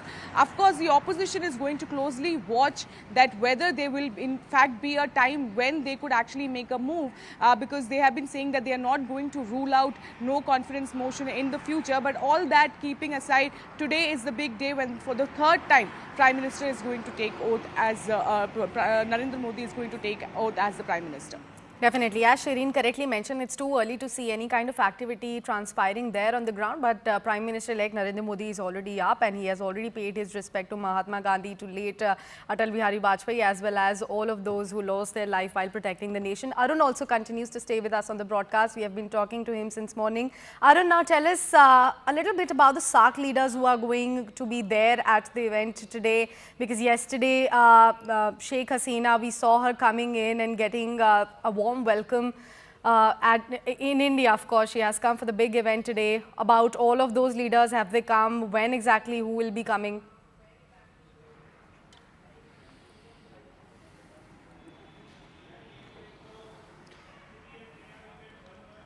Well, of course, not only the foreign dignitaries, but of course, people from our country, from different walks of life, they will also be participating in this oath-taking ceremony of Prime Minister designate Narendra Modi. And in fact, they are ensuring that this event is not only for the VIP and VVIPs, and therefore the people like sanitation workers who are involved in the Central Vista project, the workers, they will also be there, transgender sanitation worker and the rat miners who in fact helped in rescue of 41 people in Uttarakhand, and all the people who have got benefit from the central government schemes. Those beneficiaries will also be part of it. Of course, there will be other prominent people from different walks of life who will be participating in this oath-taking ceremony. And the culture, of course, which in 2014 started by Narendra Modi when he invited the SAARC leaders for his first oath-taking ceremony, and that was followed by in 2019. And similarly, this time around, we are seeing SAARC nations becoming part of the oath-taking ceremony of Prime Minister designate Narendra Modi. So I think there are many delegates who have already arrived here yesterday, and some of them who are remaining, they will be reaching here in Delhi today, and therefore accordingly all the arrangements have been made for them. All the foreign dignitaries who will be arriving at Indira Gandhi International Airport, how they would be reaching to the hotel. So all those arrangements have been made so that they don't face any difficulty while traveling from airport to their respective hotels. And then of course in the evening 7:15 is the time when the oath-taking ceremony will begin, and we are told that more than 7,000 people will be attending this. All the preparations are done. Invites have been given to all those people who would be participating in this oath ceremony. So it's a very significant and a historic day today. Right. Also, and according to the sources, a separate designated route has also been given for the arrival of all those leaders, looking at the security of them as well. We have got some breaking inputs now coming in straight for that. We are learning that Prime Minister can actually call the members who will be joining the cabinet for a tea today, right before the oath-taking ceremony as well. So that's the big and crucial update. We can in fact get some of the details about those who will be joining the cabinet as well. Payal continues to stay with us on the broadcast with more details. Payal, so can we actually look at some of the details coming out from that tea that Prime Minister has invited all the cabinet members to? Well, of course, Sakshi, this happens every time that the government is sworn in. It has at least happened over the last 2 terms when the government was being sworn in. Various leaders start getting calls from early in the morning. For example, at 10:30, either the BJP president or either the Prime Minister himself in case of a senior leader. And obviously, and sometimes BL Santosh, etc., they start making these calls and tell leaders to be there. Already, most of the leaders have been told to be in Delhi, and those people who are going to be coming, ministers are told to in fact come to the Prime Minister's residence for a cup of tea as well. So that is when the Prime Minister hosts them for a cup of tea, and they have a brief discussion in place. Obviously, at that point in time, nobody knows what their portfolio will be, and nobody knows whether they're going to become cabinet ministers or MOS. That's a bit of a suspense even then. But the moment the leaders start getting a call, they do understand they're going to be part of Modi government as well. So that's been happening. And this time also, we can expect something like this to also happen, because this has been the protocol of the last 10 years as well. So, around 10-10:30, you should start expecting people to get calls and being told that they're going to be part of the Modi cabinet. Definitely. Payal, please stay with us. We've got some more breaking input now coming in. These are emerging straight from the Maharashtra, and as far as the cabinet of 3.0 is concerned, the top NDA sources have revealed to CNN News 18 that NCP as well as Sena will get one berth each only. So earlier we were listening at a couple of names emerging from Maharashtra as far as the Ministry of States as well as cabinet positions being given to them. This is the latest word from the NDA sources that they have informed CNN News 18 that in fact NCP and Sena are only going to get one berth each. Payal continues to stay with us on the broadcast over this input as well. Payal, please help us put that into perspective for our viewers. So many names but one berth each. For many opposition parties who are going to be really surprised that none of these allies have actually come out with and made any demands. They basically say that they trust the captain of the ship, they trust Prime Minister Narendra Modi to be able to do a fair job for everybody and to keep everybody on the same page as well. So that's the reason, because NCP just has one winning candidate and Shiv Sena has won many more seats than the NCP. Both of these parties are going to get one berth each. Now, we do not really know whether both of them are going to be cabinet or both of them are going to be MOS as well. But we do understand that Mr. Praful Patel, whose name has been doing the rounds, he's been saying very clearly that he's not in the reckoning. And in fact, Sunil Tatkare, the winning candidate from the NCP, probably could be in the running for a post in the center. Also, Eknath Shinde has made it very, very clear that his son will not become a minister because he does not want to talk about, family rule. He doesn't want to talk about dynastic rules, but he basically wants to reward the topmost leadership of the party, in fact, the senior most leadership of the party. So whether it is Mr. Barna or it's going to be, Pratap Jadhav, that remains to be seen, but it's very, very clear from the part of the Shiv Sena. And we were able to speak to Mr. Eknath Shinde also, the other day, and he said very clearly that my son will not become a minister. Shrikant himself has gone out and told people that he's not keen on becoming a minister because that decision has been left to his father. So all the political parties, even the TDP has said that they did not make any demands. They just left it to Prime Minister Narendra Modi. And whatever needs to be done will be done. But most importantly, the TDP wants the centre's handholding to in fact build up the state again, because they feel the state has been completely in doldrums over the last 5 years. In fact, we'll get more clarity over the candidates through the day. It's just the beginning, ladies and gentlemen. We are getting all the fiery updates that we are receiving from our sources. Another breaking news now coming in. This is the word that we are receiving straight from our TDP sources.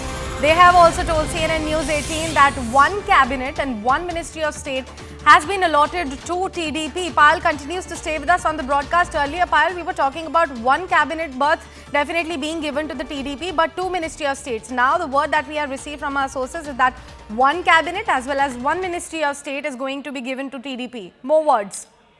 Yes, of course. Ram Mohan Naidu has been the senior most leader in the ranking. He's been somebody who's withstood the entire YSR storm and the YSR attack on the TDP. He's been there throughout with Chandrababu Naidu. Given the fact that his father was a very close aide of Chandrababu Naidu, his father was one of the tallest leaders and was also a former union minister. So the opposition parties try to break many leaders, but they are not able to break Ram Mohan Naidu, and this is his third term. So the party has decided to reward him. The party leadership has decided to reward him with a cabinet berth. As far as Mr. Chandrasekhar is concerned, Mr. Chandrasekhar has just won his first election from Guntur, and you can see that he was congratulated by Mr. Jay Galla, who was a sitting member of parliament from Guntur, but is sitting out this election as well. So those two confirmations come from the TDP itself, essentially telling you that these are the two names that are going to be taking oath today on the TDP quota. And Ram Mohan Naidu, being the youngest union minister, is going to send a benchmark for itself, because he has been somebody who's been raising the issues of the Andhra Pradesh state, raising the issues of the lack of funds as far as the state is concerned. Unfulfilled promise by the centre also something that he has been raising. But most importantly, the TDP is also looking at handholding for the centre so that they can actually rebuild their state. So the top updates that we have received from our sources so far, and the information that has been brought in by my colleague Payal Mehta, is that the NCP is going to get one berth, Sena is going to get one berth, and TDP sources in fact have went on to tell CNN News 18 that one cabinet as well as one Ministry of State has been allotted to TDP as well. Earlier we were listening to a lot of names coming out, but remember Chandrababu Naidu made it very clear during the press conference while extending support to Prime Minister-elect Narendra Modi that he he is pretty much going to stay with the NDA. He is going to be extending his support to the NDA. And what he is actually eyeing at is a majority of the funds for Andhra Pradesh as well as the capital, Amravati also. That's the crucial word that Chandrababu Naidu at the very beginning, while extending his support towards Prime Minister designate Narendra Modi, cleared to the press. Time for a quick commercial break here on CNN News 18, but stay with us. It's going to be a fiery day. We'll be bringing you all the top headlines, all the latest updates that we'll pick from the ground as far as the mega oath-taking ceremony is concerned. That is slated to transpire today at 7:15 p.m. Stay tuned.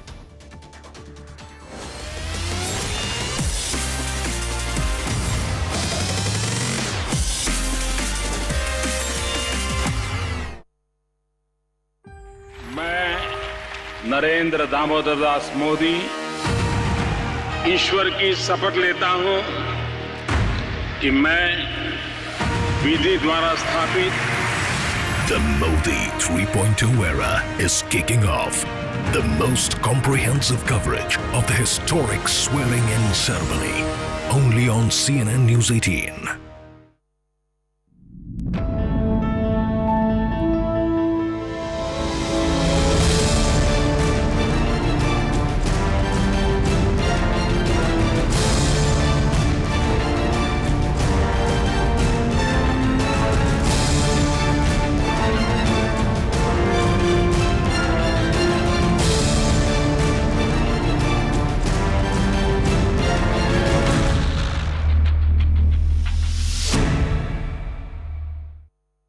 Brought to you by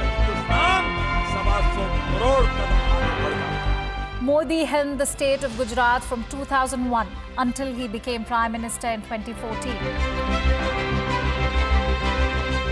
His relationships with heads of state have made the front pages. The first Indian Prime Minister to give a public address at Madison Square Gardens took the starch out of official visits and away from the formal New Delhi settings, taking India global. Swachh Bharat, Jan Dhan, Ujjwala Yojana, Ayushman Bharat, and now Atmanirbhar Bharat. Policies for inclusive and self-reliant development are part of Modi's economic legacy. He vows to make India the third largest global economy in this term, and the world is taking notice. हम बदलाव चाहते हैं. Good governance का ये भी एक महत्वपूर्ण पहलू है. देखिए, हम विकास का नया अध्याय लिखेंगे, गुड गवर्नेंस का नया अध्याय लिखेंगे, जनता जनार्दन की भागीदारी का नया अध्याय लिखेंगे और सब मिलकर के विकसित भारत के सपने को साकार करके रहेंगे. Bureau report, CNN News 18.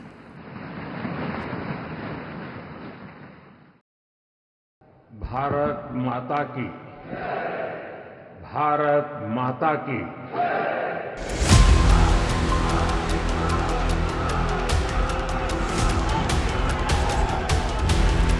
A triumphant victory lap as Narendra Modi became the second Prime Minister after Jawaharlal Nehru to win a third term. After scripting history the last two times, winning with absolute majority, this term Narendra Modi is firmly back in the saddle with allies that he can depend on. NDA के संसदीय दल के नेता व लोकसभा के नेता के रूप में माननीय नरेंद्र मोदी जी के नाम का प्रस्ताव करता हूं. और मैं यह स्पष्ट कर देना चाहता हूं, अलायंस, गठबंधन, यह हमारे लिए कंपल्सन नहीं है, बल्कि हमारा यह कमिटमेंट है.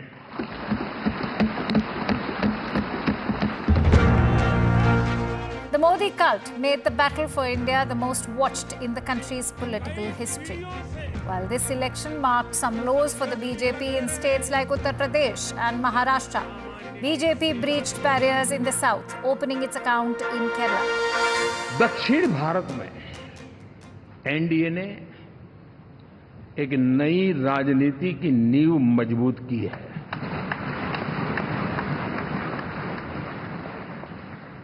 और आज पहली बार संसद में केरल से हमारा प्रतिनिधि बन के आया।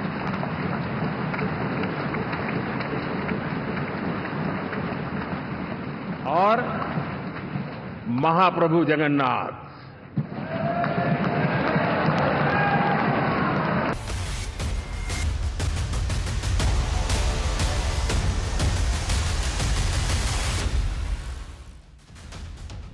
Hello viewers, in 24 hours, Prime Minister-elect Narendra Modi will take oath for the third successive time. He joins Pandit Jawaharlal Nehru, the former Prime Minister of India, in being the only Prime Minister to return to office 3 consecutive times. This is history that is going to be scripted after a period of 62 years. The fact is, viewers, that unlike Mr. Nehru, Mr. Modi returns as part of a coalition. This is because the BJP doesn't have, as you all know, a majority on its own. It will be dependent on allies. This means that the BJP will have to obviously adopt a much more consensual approach to the manner in which it governs the country.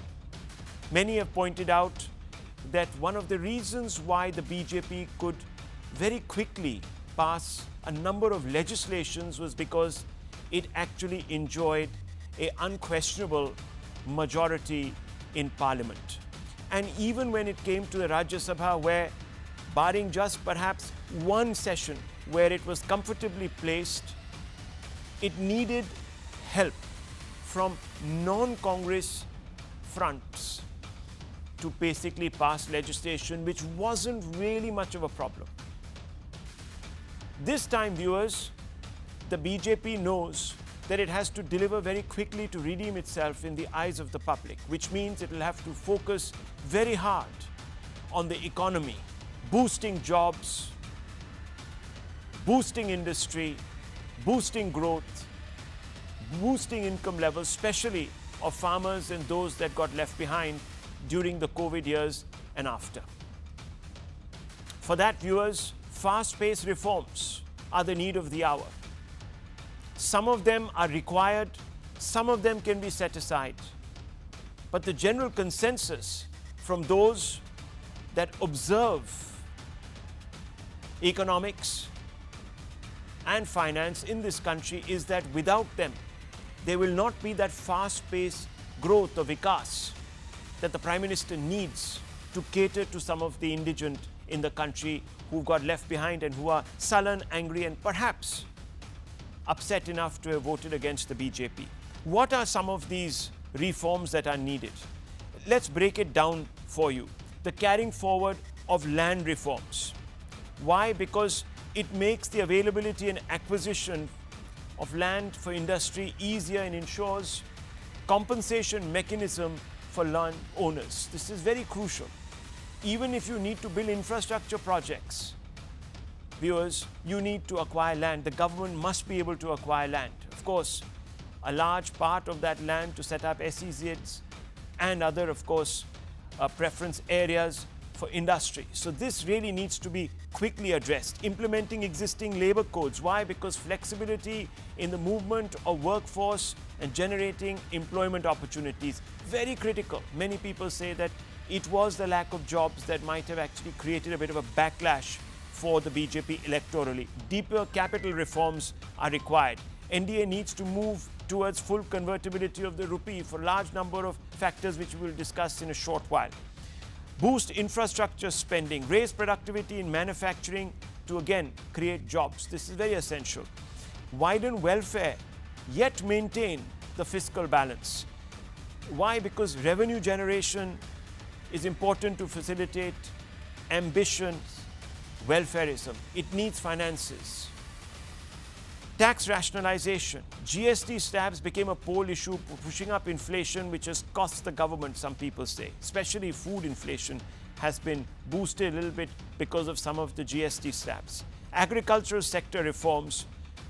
Necessity to weed out middlemen to boost farmer incomes. This is what the Prime Minister has promised. He has to deliver because there has been agrarian distress and disenchantment. Agri-subsidies and pensions need to be cut back, but these are very difficult to navigate politically. These kind of reforms require wide consensus. We've already seen the last two categories being hit because of pushbacks, large protests that happened on the borders of Delhi, and you know, viewers, the history of the last 3 years. So let's ask some of our panelists what to expect. Is the coalition experiment going to curb the pace of reforms? We have with us, first up, we'll go straight across to Mr. Rajiv Kumar. It's always a pleasure to speak to you, Mr. Rajiv Kumar. You are, of course, the former VC of Niti Aayog, so somebody who has worked within government, shaped some of the policies that have delivered the results today. So, first of all, wonderful having you and your insight. Thank you very much. I just wanted to ask you, Mr. Kumar, do you foresee problems? You know, political economy is a different kettle of fish, but there are a large number of things that are required. So, first of all, will there be consensus of some of the more difficult things that are required to keep the economy on track, to ensure that we are not spending profligately? Rahul, if you look at the track record, the political track record for the last since 1991 at least, since I was in the government, coalition governments have been able to deliver more, if as much, if not more, in terms of reforms as have been majority governments. You know, so I think that's something that we should remember, that we should keep in our mind when you're talking about going forward. That's the first part. The second part is that both, I can vouch for the fact that both the Honorable Prime Minister and Mr. Naidu are very reform-minded people. You'll remember Naidu's stint as the Chief Minister of the United Andhra Pradesh and the kind of lift that he gave to Andhra at that point of time to the IT industry, financial sector, etc. So they are there too. The other coalition partner, Nitish Kumar ji, also has been reform-minded. I remember the time when he set up the Bihar Investment Council. So I think undertaking the difficult reforms should be on the agenda, will be on the agenda. The only difference would be here is that you will have to take people along and you'll have to explain what you're going to do ahead of the time that you're doing it. And I think that makes for actually better governance in some sense and better political coherence and convergence. So I'm quite clear in my mind that the difficult reforms will be undertaken. And there are some quite, there. And the first and foremost, I think, which everybody would agree on, is to generate the necessary employment in the economy. And I think for that, there will be consensus, and those are some of the reforms I think will be quickly undertaken by this government, and the sooner the better for everybody concerned. So there are two prongs that we have seen have proven problematic, at least with the data points to those conclusions for the government going into this previous election. One is, of course, jobs, as you've pointed out, and the other one was food inflation specifically. While overall inflation might be down, food inflation has been a problem, and we know the history. There are enough data points to suggest that political results are directly linked to the price of food, etc. Now, how does one make agriculture productive, get returns, balance all of that? Then also there's talk about sort of making a law for MSP and then ensuring that there is no inflation. You know the macro picture and you know all the pulls and pressures. How do we do all of this? Yeah, so let's talk about agriculture and food price inflation, etc. I think that's a very important part, and because food inflation also implies wage inflation, because that's the food basket pushes up the wage basket and the demand, etc. can go up, and so that's necessary to keep it in control. Now here there is one there's a long-term solution which must be now implemented. But that's a long term, as I said. But I should mention it, which is to shift away from the biochemical package called Green Revolution, because that has run its course. That's now begin to have declining returns. The costs are going up. The inputs are delivering less and less, and which is then what causes the farmers distress, because they have to take bigger loans and therefore they can't pay them off, and that also creates a big pressure on raising the MSPs and so on, because the input costs keep going up. So that's something which the Prime Minister has talked about. That's something that the finance minister had it in her budget twice at least, and which is the necessary shift away from biochemical package to what I have been pushing from Niti Aayog is called the natural farming, the zero chemical farming. That's one part, it'll take time. On the second part, which is the immediate control, there are 2 or 3 steps that the government has to take. You see, one is a much better monitoring of the cropping status through satellite. Private sector industries are doing it. We can do it better. And if you are warned in advance about a coming shortage of any crop, you can do that. You can ameliorate that through imports. Which the government did that 3 years ago, I remember, with some things. And that's something that you can do. 2, what you can do is about the MSPs, and there was a proposal which was given out, which is that you can ask the private sector to start giving the MSP, and pay the private sector the difference between the MSP and the market price, which can be determined, which is not so difficult to determine. And the subsidy bill doesn't go up much more. In fact, if you can move some of the principal commodities like food grains away from the public sector procurement to private sector procurement as well, and then agree to pay the traders, the difference between the two, that will help both the farmers get the minimum price, but as well as keeping your subsidy bill below normal. Third is what is already being implemented, and which is the free ration, the free food gains to 80 crore people, and which has been extended for the 8 years, which prevents the impact of price rise on the most vulnerable. In fact, 80 crores is a very large population, about 60% of the people. So that prevents that, the impact, the negative impact of food price on the most vulnerable. So I think those 3 together can take care of the food price inflation. Yes, of course, fiscal profligacy is an anathema to all of this, which has to be reined in. And I hope, therefore, that the coalition will agree to the ongoing strategy of the government, which is that we will be fiscally prudent and not fiscally profligate. Because if you do that, then not just the food prices, but overall inflation, tends to peak. But that, of course, is subject to the proviso that the BJP doesn't feel the need to very quickly exercise all the options it has, i.e. give out a large number of bursaries, let's say, to win back what they would believe was public approval. I think the one thing that is right now being called into question really is the brand width of the Prime Minister. Many people are saying, it's shrunk after this.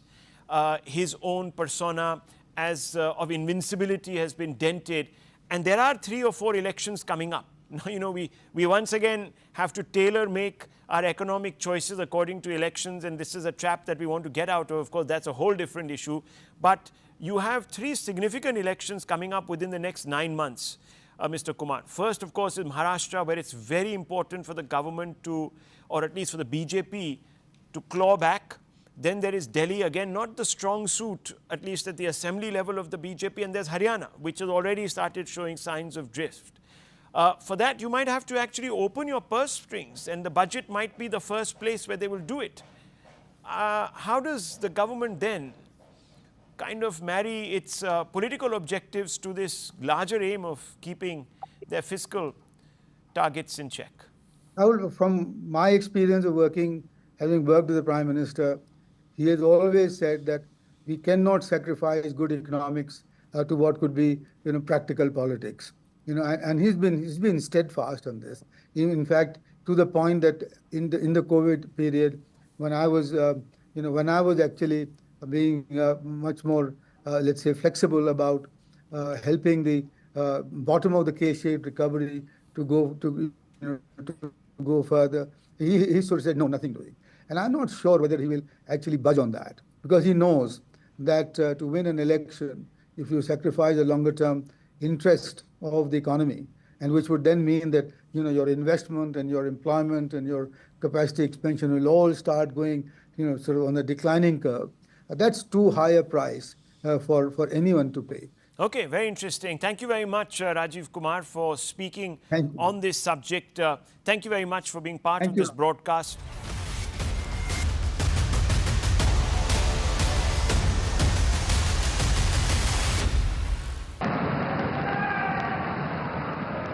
और वहां जो क्रांति रूप परिणाम आया है, मैं इसे एक रिवॉल्यूशन देख रहा हूं. Born on September 17, 1950, it was in the narrow lanes of Vadnagar, a small town in Gujarat's Mehsana district, that Narendra Modi grew up. His father ran a canteen near the railway station. Cycling to the Bhagwat Acharya Narendra Acharya High School every morning. Young Narendra always knew he would one day outgrow his birthplace. हम कोई प्रश्न पूछते तो सबसे पहला उनकी उंगली होती है ना, फिगर तैयार, लेकिन हम बाद में पूछते, जो अच्छा नहीं पहचान उनको पहले हम क्वेश्चन करते, और यदि जवाब नहीं देते बाद में उनको हम पूछते, फटे दिन क्या फौरन दे देते जवाब. यही. At the age of 18, Modi left home for 2 years.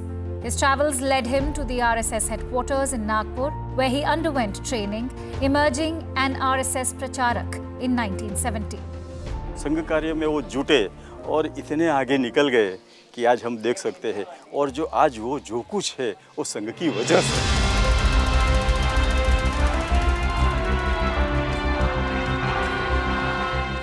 The only Indian Prime Minister to have a long tenure as Chief Minister.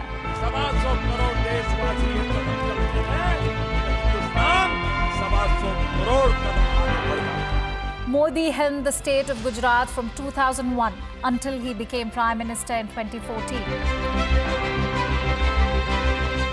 His relationships with heads of state have made the front pages. The first Indian Prime Minister to give a public address at Madison Square Gardens took the starch out of official visits and away from the formal New Delhi settings, taking India global. Swachh Bharat, Jan Dhan, Ujjwala Yojana, Ayushman Bharat, and now Atmanirbhar Bharat. Policies for inclusive and self-reliant development are part of Modi's economic legacy. He vows to make India the third largest global economy in this term, and the world is taking notice. हम बदलाव चाहते हैं. Good governance का ये भी एक महत्वपूर्ण पहलू है.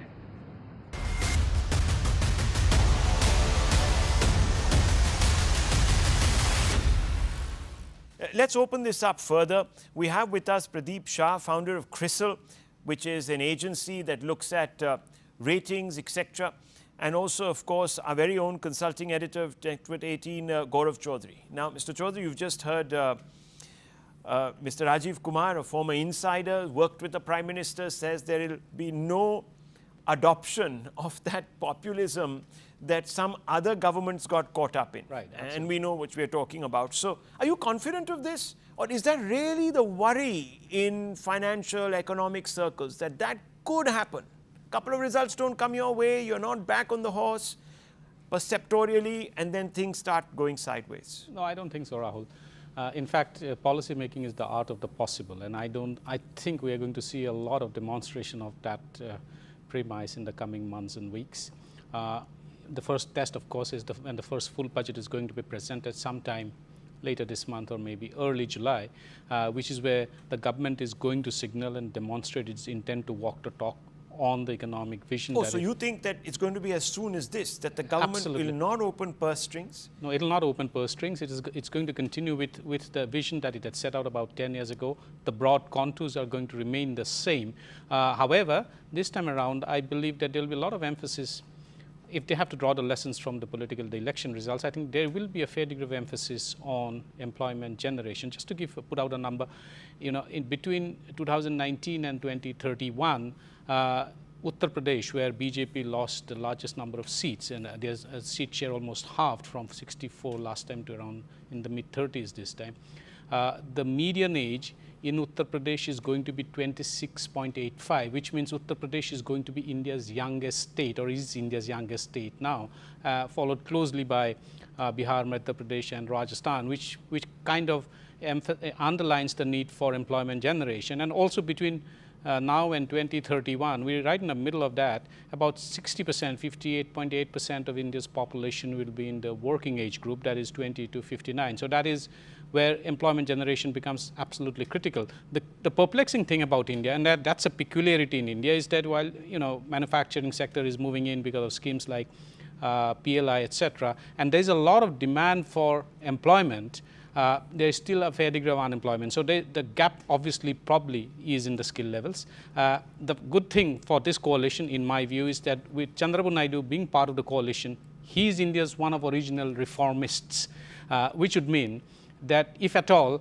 reforms has to take place, probably you will see the pace getting even speedier with this government. And I don't think this government this Modi 3.0 is going to expend too much of time in trying to manage a restive alliance at the cost of economic reforms and policy making. Now, that's an interesting point of view. Let me bring in Pradeep Shah. Mr. Shah, what do you make of the talk that some reforms that could have political cost will be set aside, disrupting perhaps the growth story? See, I think every alliance partner will be gung-ho on spending money on the capex program, the railways, the road building, which Prime Minister Modi has done a wonderful job of. There may be some moderation in social programs, and whether it's religious oriented or communal minded or whatever. But that is a good thing, actually. It brings more centricism to the country. So I think on capital expenditure and so on, no one will object.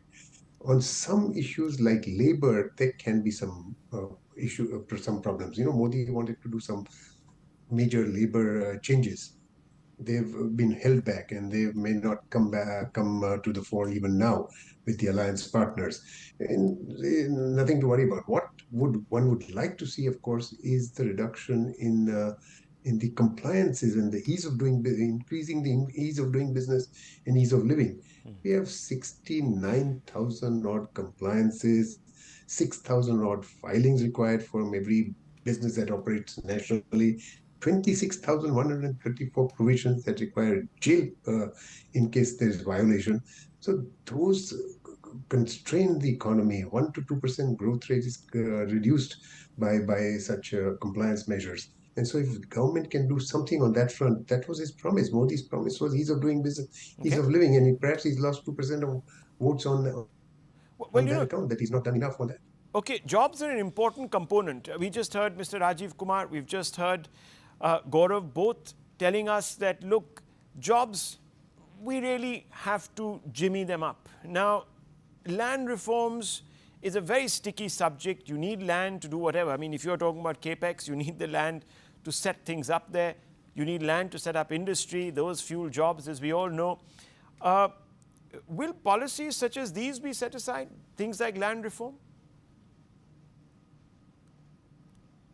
So land reforms is certainly an important requirement, but it's not an absolute necessity to get progress faster. People manage the land process themselves often, and it's when they want large chunks of land and they don't want to pay a fair price that they want government to intervene and acquire by the extraordinary power that government has. And you can see the political consequences of that, for instance, in Ayodhya, how they've destroyed, to create that Rajpath or so, they've destroyed poor people's homes and livelihoods. So that certainly the alliance partners, some of the alliance partners will object vociferously to that. So if you pay fair compensation and there's a willing buyer and a willing seller, there's no problem. But when you want to acquire large chunks of land, there's going to be some issues. And I think government should refrain from imposing strong-arm tactics on poor people. Okay, let me bring in Gaurav Chaudhary. Gaurav Chaudhary, look, anyone who's looking to invest in India will be looking at the climate. Right. There is no doubt that, look, a coalition always leaves somebody second-guessing themselves. Right. Do you see that as a hindrance really to the arrival of capital and investment? No, I don't think so. See, you have to draw a distinction between the coalition of 2004, primarily between 2004 and 9, and the coalition that we're going to see now. Between 2004 and 9, there was what is called the NCMP, which was the guiding book, right? So the common minimum program. Anything outside of the common minimum program clearly wasn't possible because there were too many coalition partners, and that was the least common multiple kind of a situation that they had arrived at. And we saw, when disinvestment was put on hold because the DMK at that point in time threatened to pull out of the government. For the sake of retaining or remaining in the government, the entire disinvestment program was put on hold. I don't think that kind of a situation emerging now. Certainly not, because that is not, we don't have an NCMP in place now. The BJP has put out a manifesto. Broadly, the government's economic reforms program is going to move on the contours set out in the economic manifesto. But having said that, you raised the question on land reforms. The biggest, the most complex pieces of economic reforms has been in the factor markets, which is essentially labor and land. And we saw that in the first term of the Modi government, how the land reforms law was actually rolled back. That has been one of the most complex pieces because it involves many things. It involves state governments too. So land reforms is going to test this government, not because it's part of a coalition, but because it's a factor market reform. Coalition or not coalition, any government, even when it was in a full majority in between 2014 and 19, when it attempted to bring about land reforms, it raised, it faced a lot of resistance politically because it also involves social issues. So land reforms is not a function of coalition, alliance in my view. What the government is going to probably think about with a greater degree of attention now is to how to actually reform India's most unreformed sector, that is agriculture. It did try to do that in the nature of the 3 laws, in the shape of 3 laws. Those were rolled back for the reasons that we are all aware of. But what do you do with India's agriculture? The biggest problem of India's agriculture for decades has been markets, or rather the lack of access to markets. Yes. So how do you get the best price for Indian farmers for their produce with the most efficient intermediation? It would have been believed that ideally, in an ideal circumstance, markets perform as the most efficient intermediary. And that is why these 3 laws were introduced. For whatever reasons, those were rolled back for political expediency. Now, that said, you still have to fetch the best price for India's farmers and the produce of them.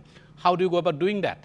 That is something that the government, I think, is going to spend fair degree of political capital as well as time on economic management in trying to reform that sector. And maybe because you're not a one-party government, it will lead to a solution because you will be more amenable to hearing the other side. More consensual approach, probably. Absolutely. Well, we leave it at this, viewers. It's been a fascinating discussion. You get a bit of an idea. Continuity is the leitmotif. Not many people are expecting hiccups, but a lot will depend on the ability to give and take at the right time. Thank you very much for watching.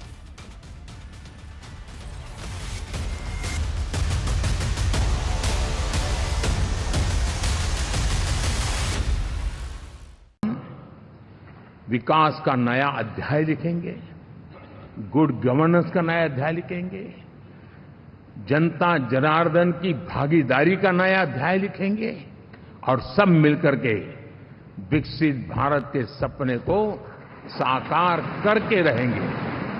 Bureau report, CNN News 18।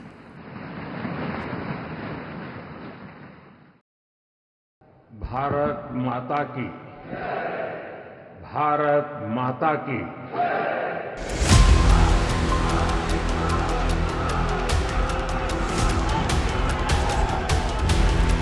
A triumphant victory lap as Narendra Modi became the second Prime Minister after Jawaharlal Nehru to win a 3rd term.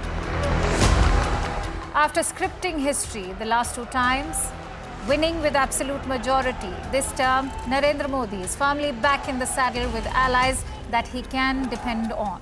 NDA के संसदीय दल के नेता व लोकसभा के नेता के रूप में माननीय नरेंद्र मोदी जी के नाम का प्रस्ताव करता हूं। और मैं यह स्पष्ट कर देना चाहता हूं, अलायंस, गठबंधन, यह हमारे लिए कंपल्सन नहीं है, बल्कि हमारा यह कमिटमेंट है।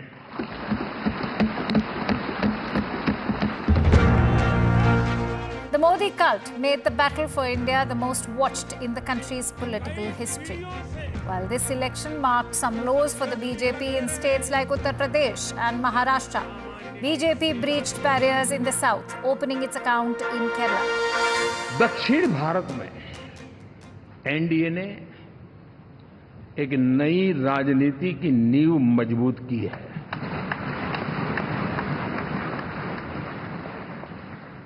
और आज पहली बार संसद में केरल से हमारा प्रतिनिधि बन के आया।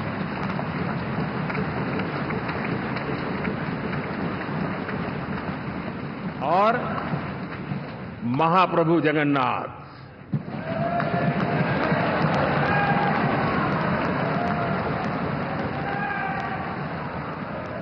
और वहां जो क्रांति रूप परिणाम आया है, मैं इसे एक रिवॉल्यूशन देख रहा हूं। Born on September 17, 1950, it was in the narrow lanes of Vadnagar, a small town in Gujarat's Mehsana district, that Narendra Modi grew up. His father ran a canteen near the railway station. Cycling to the Bhagvat Acharya Narendra.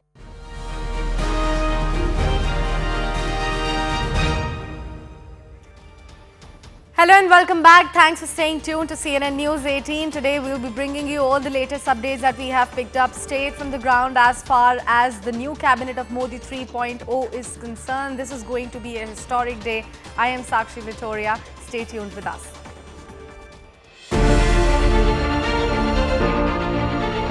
(1962) के बाद पहली बार कोई सरकार अपने 2 कार्यकाल पूरे करने के बाद तीसरी बार वापस आई।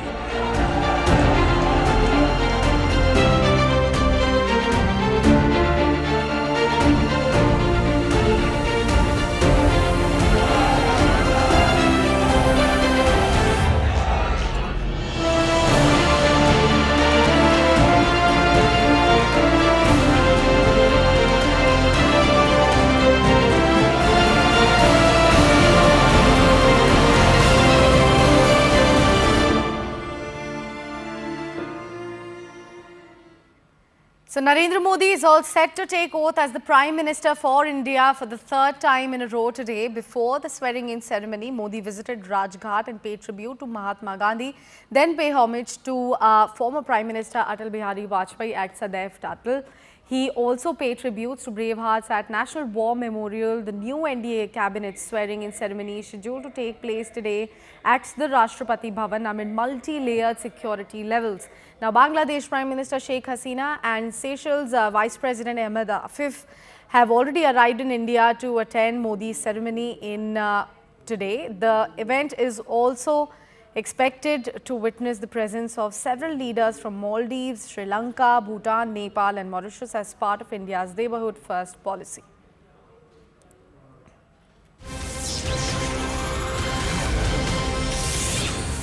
Big updates now coming in. Top BJP sources have informed CNN News 18 that BJP leaders with the likes of Nitin Gadkari, Rajnath Singh, Amit Shah have got calls for the oath-taking ceremony today, so they are likely to be inducted back in the cabinet of Modi 3.0.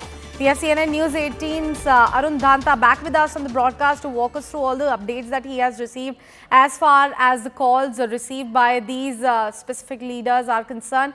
Arun, over to you. Tell us more.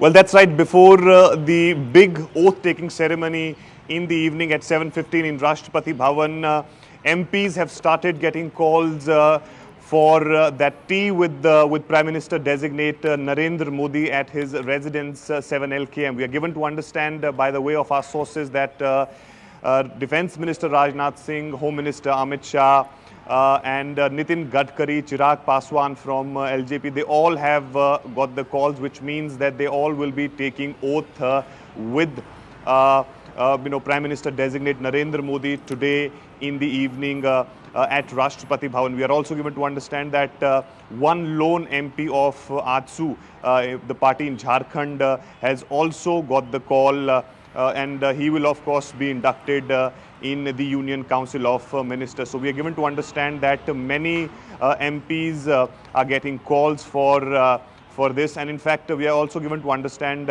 from our sources that the majority of the ministers who had won this time, they will be inducted in the Council of Ministers. So we are We are also told that there will be a tea at Prime Minister Modi's residence somewhere around 11:15. All these people who have got the calls, they will be present in that tea with Prime Minister designate, and then of course in the evening you will be seeing them taking oath. And we are also told that more than 45 MPs will be taking oath today alongside Prime Minister Narendra Modi. So it's a significant and historic day when for the third time in a successive run he is going to take oath, which the feat in fact has only achieved by Pandit Jawaharlal Nehru in the past. So Narendra Modi is becoming the second person winning three successive terms.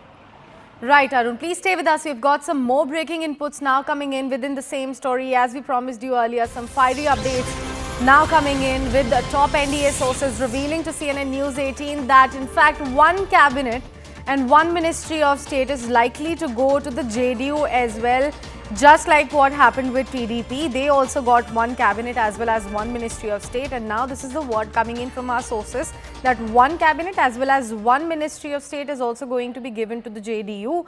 Posts are going to be given to Lallan Singh as well as Ramnath Thakur from the respective party. We have CNN News 18's Payal Mehta also joining us back on the broadcast to walk us through all the latest updates that she has received. So Payal, like the earlier and initial reports, there are no total 3 berths given to the JDU. It's one Ministry of State as well as one cabinet berth for them as well.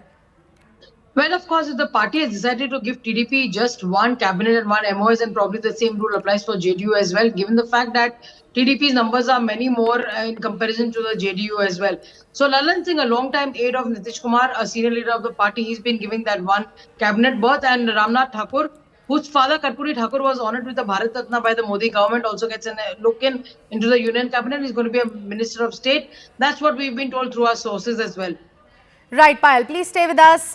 Some more breaking news now coming in with regards to the protocol of the Prime Minister-elect inviting the cabinet for a tea. All the MPs who will take oath today evening have already been called in for the tea at the Prime Minister's official residence at 11:30 a.m. is the big update that we are receiving in. So Payal, we are slowly and steadily getting all the updates about the oath-taking ceremony, the seat allotment, the cabinet ministry. What are the latest updates with regards to the tea which is likely to happen at 11:30 a.m. where all the ministers are going to align at Prime Minister's official residence? All the ministers designate will be aligning and coming to the Prime Minister's residence at 11:30 this afternoon, given the fact that this is the custom that one really follows, which we have seen happen all along the last decade or so when Prime Minister Narendra Modi has taken oath twice. There is, of course, discussion on pleasantry that are exchanged during that meeting, even more so telling people what the vision of the government really is. But there is no discussion on any cabinet, etc. Because, when the oath takes place, that is when you know who's getting sworn in as a cabinet, who's getting sworn in as a Minister of State. And on the basis of that, later on in the night, the release comes in from the Rashtrapati Bhavan, who tells you what ministries have been allocated. But this is more of a meet and greet. This is more of an assurance. This time around, even more since you have so many allies of the NDA, telling each other that we are here in this together. We are going to be taking the country forward. We have a vision in place for 2047. And Prime Minister Narendra Modi will, in a way, be greeting each one of them for becoming the leaders in their own rights and for actually having chosen by the country to, in fact, lead them in various capacities in various ministries. So that's something which is slated to happen. It's a customary team meeting. There are no cabinet portfolios, etc. discussed over there, but it's more of pleasantries, more of exchange of ideas, etc. And a brief tea meeting, which is it's a meet and greet kind of a meeting. Right. Payal, please stay with us. We have Aman Sharma also joining us back on the broadcast. Aman, let's talk a little bit about the opposition as well. They are continuously saying that they don't have the mandate, so they are probably going to boycott the oath-taking ceremony today. Some of them are saying that they have not received any call. But if we were to talk about the mandate, BJP alone has more seats than the collection of what the opposition has managed to back themselves. Well, absolutely, Sakshi, and that is what the Prime Minister said in the Central Hall of Parliament as well, that the BJP at 240 is bigger than the entire opposition grouping, which is at about 230 odd seats. And the BJP, by getting 240 seats, that is also more than what the Congress party had got in UPA 1 or UPA 2. UPA 2, in fact, they had stopped just about 206, and UPA 1, they were below 200. And the Prime Minister also saying it's also after 6 decades later that Prime Minister is getting sworn in for the third consecutive time after Mr. Jawaharlal Nehru. Of course, Mr. Jawaharlal Nehru got 3 terms, but that time the opposition was almost absent. There was no effective, strong opposition against Mr. Nehru. But this time, Mr. Modi has won against Congress and, in fact, nearly all the regional parties of the country coming together in an opposition alliance. So it is a big victory. And along with the NDA, the BJP is comfortably, the NDA is comfortably above the majority mark at 293. That's almost 21 more MPs than required to prove your strength in the Lok Sabha. So the BJP is very clear that this narrative which has come from the opposition, that it is a moral defeat of the Prime Minister, the BJP should not stake claim. I think Mr. Modi has set that record straight on the account of saying that how his party has performed at 240 seats also. Yes, it is lesser than last time when the BJP had got 303 on its own. But the BJP is very clear that with this performance also, it's a historic record performance. The Congress, despite being 10 years in the opposition, has not been able to even touch 3 figures on its own. It has stopped at 99. So in fact, it is the Congress which has a lot of introspection to do on what direction its party is taking. But the BJP remains strong, and along with its pre-poll alliance, it is well above the majority mark. And I may not be surprised, Sakshi, in the days to come, that the number of 293 may increase, given that other parties, some independents may also take recourse towards the NDA. Right. Aman will request you to please stay with us. Arun is also joining us back on the broadcast. Arun, please tell us the latest word that you have picked up from the ground, because we have already learned that Nitin Gadkari, Amit Shah and Rajnath Singh, they have already received the call. Apart from all these 3, who else have received the call? Do we know anything about that?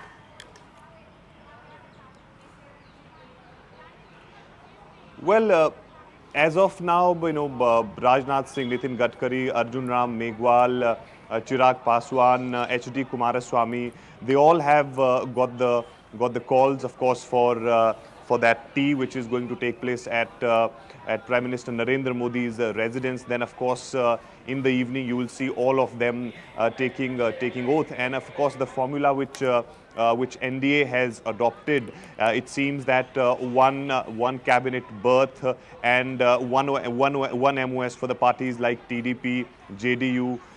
And Shiv Sena. We are also given to understand that the likes of Jayant Chaudhary, Anupriya Patel, they will also be inducted in the Union Council of Ministers. But as of now, they have not got any calls. But of course, we are told that they will be getting the calls soon. And of course, as we've been seeing in past couple of days, there have been multiple meetings which has been taking place. In fact, Jitan Ram Manjhi, who has won from Gaya in Bihar, he has also met yesterday Union Home Minister Amit Shah at his residence. So perhaps he is also likely going to be inducted in the Union Council of Ministers. So slowly everyone is getting calls who all are going to be inducted in the ministry. And we are also told by our sources that as far as BJP is concerned, majority of the ministers who had won the 2024 Lok Sabha polls, they will once again be inducted in the Union Council of Ministers. Remember, this time around more than 18 sitting ministers have lost the Lok Sabha election. So how many of them will be getting another opportunity this time around? But one thing is sure, that majority of the ministers who had won the Lok Sabha poll, they will once again be given responsibility. But of course, the important thing is this time around that which portfolios they are going to get.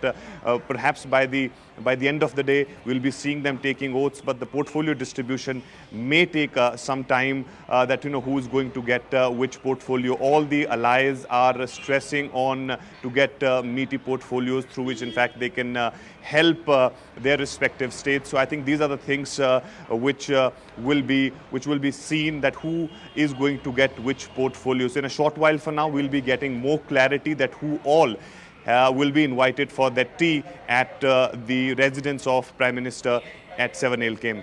Definitely. So surprises await for through the day, all the developments that we are also tracking. But we have got a big breaking news now coming in. Earlier, we were just talking about whether the opposition is going to be attending the oath-taking ceremony or not. But this is the crucial word that we have received from our Congress sources that have revealed to CNN News 18 that as of now, Mallikarjun Kharge is going to attend this ceremony, as it is his constitutional position. So he is sort of duty bound to attend the oath-taking ceremony today. We have our senior editor Pallavi Ghosh also joining us back on the broadcast. Pallavi, all the big updates with regards to the opposition attending the oath-taking ceremony. If we know who else apart from Mallikarjun Kharge has received the call, Mallikarjun Kharge of course is going to attend it because of his constitutional position. Which has made it clear they won't be attending. Jairam Ramesh already gave a hint he won't be attending. There's a difference attending and the rest of the political parties on the India front. As of now, most of the parties on the India front have said that they are going to stay away. We understand why Mr. Kharge needs to be present there. He's a leader of the opposition in the Rajya Sabha. As we know, it's a constitutional position and therefore you have to go by the constitution. That does not mean that we think that this government has a mandate. Right time, right decision will be taken by the words of Mr. Kharge. But clearly the messaging which the India front wants to send out is they don't think the Prime Minister has a right to third time round. Mr. Kharge's presence in case that really happens, actually, because everything keeps on changing by the minute, will only make the point that they believe on requirements. Doesn't mean that they believe that the Prime Minister has a right to be the PM. It's really sad, Pallavi, because we do remember it very vividly how Sonia Gandhi actually hugged Sushma Swaraj once.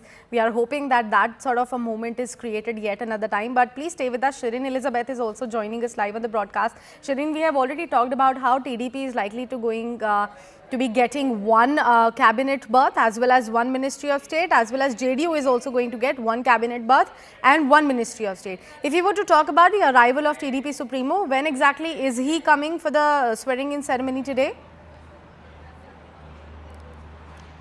Well, we have been told that he is in fact in Andhra Pradesh and around 2 p.m. is when he will in fact be arriving in the national capital, after which around 5 p.m.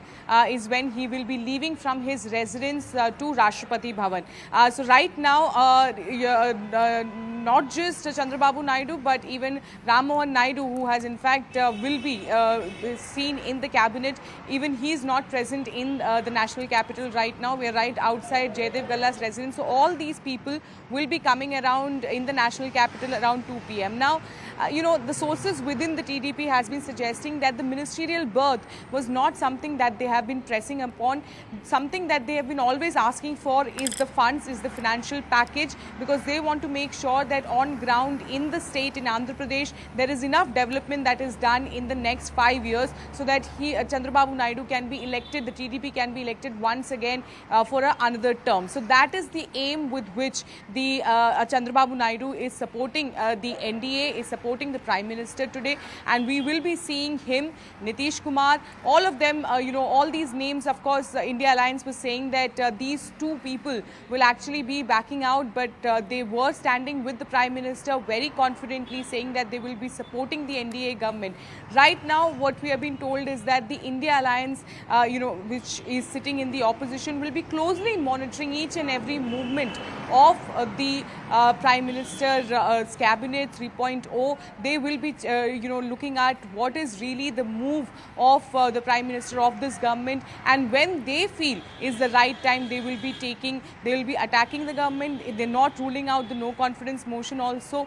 So all these, of course, the planning are going on, but we have to see how it goes from here. Definitely. Shireen, please stay with us. A big breaking news now coming in. This is the big update that we have received. A very crucial meeting is actually going on at Amit Shah's residence. We are learning that JP Nadda has in fact already reached Amit Shah's residence. On your screen, ladies and gentlemen, we are flashing the live visuals of JP Nadda reaching Amit Shah's residence at the moment. What exactly transpires there? What exactly is this meeting about? We'll get to know as and when we receive more details. We have Arun Dhanta, who continues to stay with us on the broadcast. Arun, please walk us through all the latest update that you have received from the ground. Well, that's right. BJP chief JP Nadda has just reached the Home Minister Amit Shah's residence. And of course, these meetings are very, very important because you have a very crucial oath taking in the evening. And before that, there needs to be finalization as to who all are going to be inducted in that Council of Ministers, who all are going to take oath. And therefore, perhaps this meeting is taking place. And we are also given to understand that BJP's National General Secretary Organization, BL Santosh, is also also going to reach Amit Shah's residence. Remember, even yesterday in the night, all these people were in a huddle. There was a meeting there, and once again, as we speak, the meeting has commenced at Home Minister Amit Shah's residence. So this is very important meeting. They will be, of course, deciding that which minister is going to get which portfolio and who all should be inducted in that. Of course, the caste calculation, caste balance is something which is going to be very, very important. You have states like Maharashtra and Bihar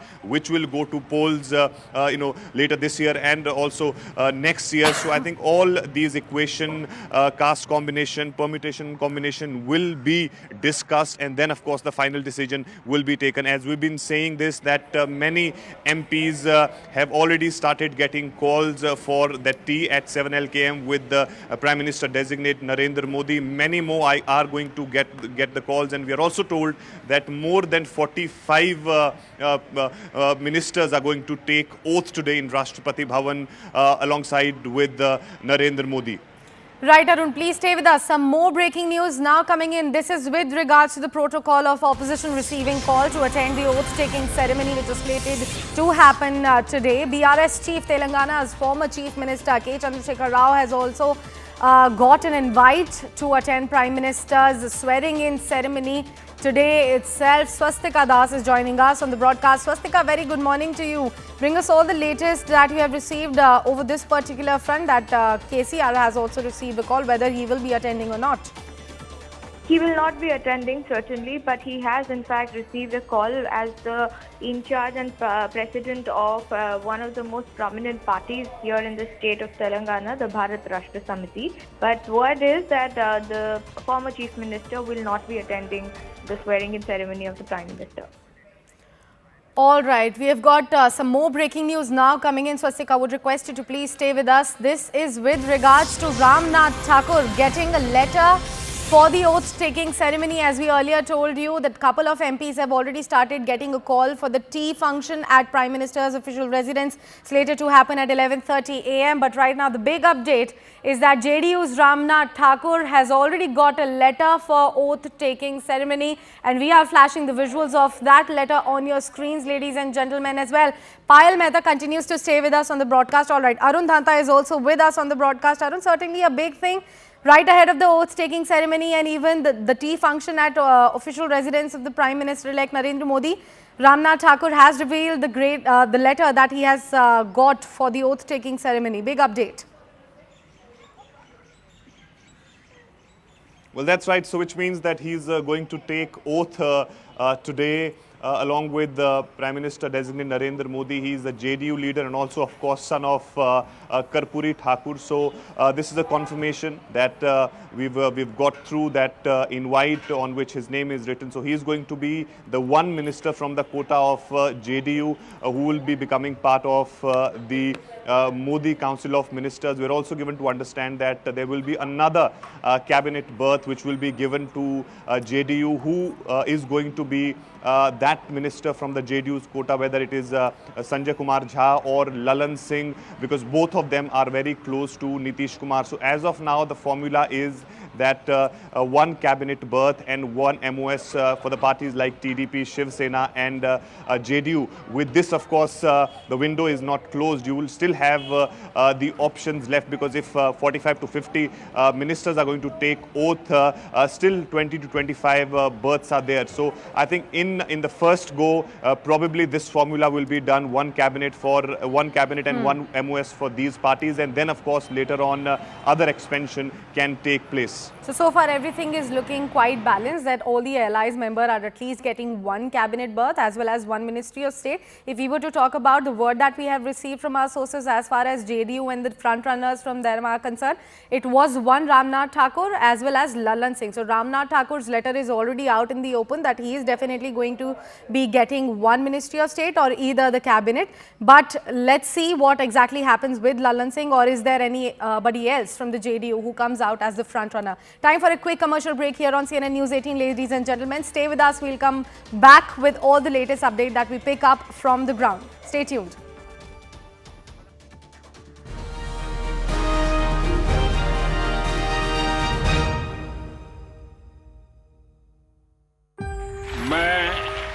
Narendra Damodar Das Modi ईश्वर की शपथ लेता हूं कि मैं विधि द्वारा स्थापित The Modi 3.0 era is kicking off.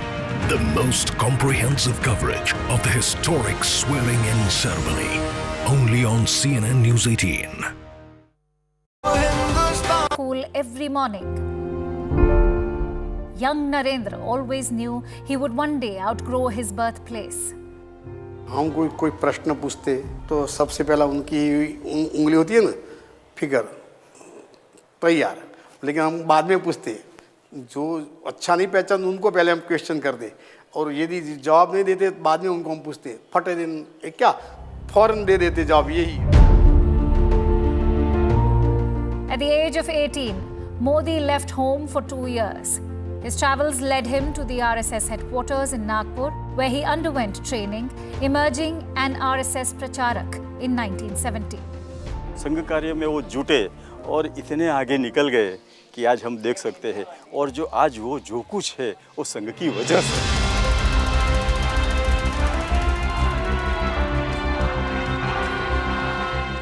The only Indian Prime Minister to have a long tenure as Chief Minister.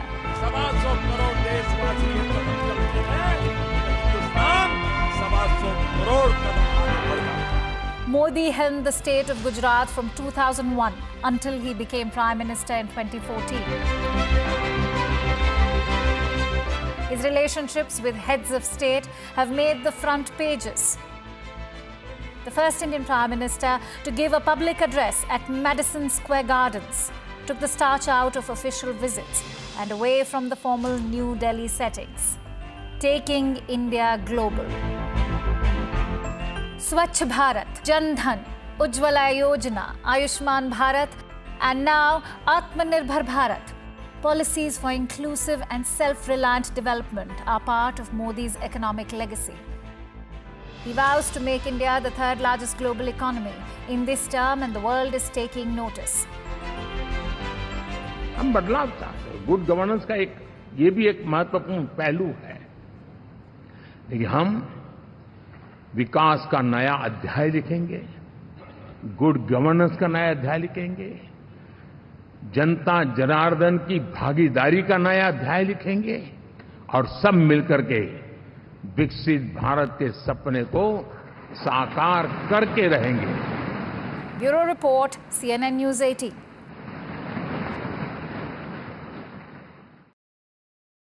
Bharat माता की, भारत माता की।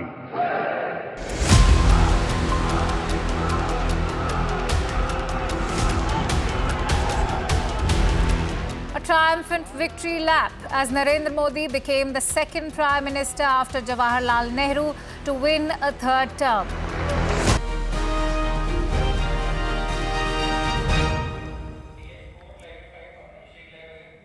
Welcome back and thanks for staying with us as we are tracking all the latest inputs about the D-Day, the big day of the oath-taking ceremony of Modi 3.0 cabinet. Here are some of the latest updates that we have received as far as the arrival of the SAARC leaders are concerned. Yesterday, as we told you, that Sheikh Hasina had already arrived, as well as Seychelles Vice President as well. Right now, the big update is that Maldivian President Mohamed Muizzu has already arrived for the oath-taking ceremony as well. Despite of the strained ties between India and Maldives at the moment, he received a grand welcome at the airport, as we are flashing the visuals on your screen as well.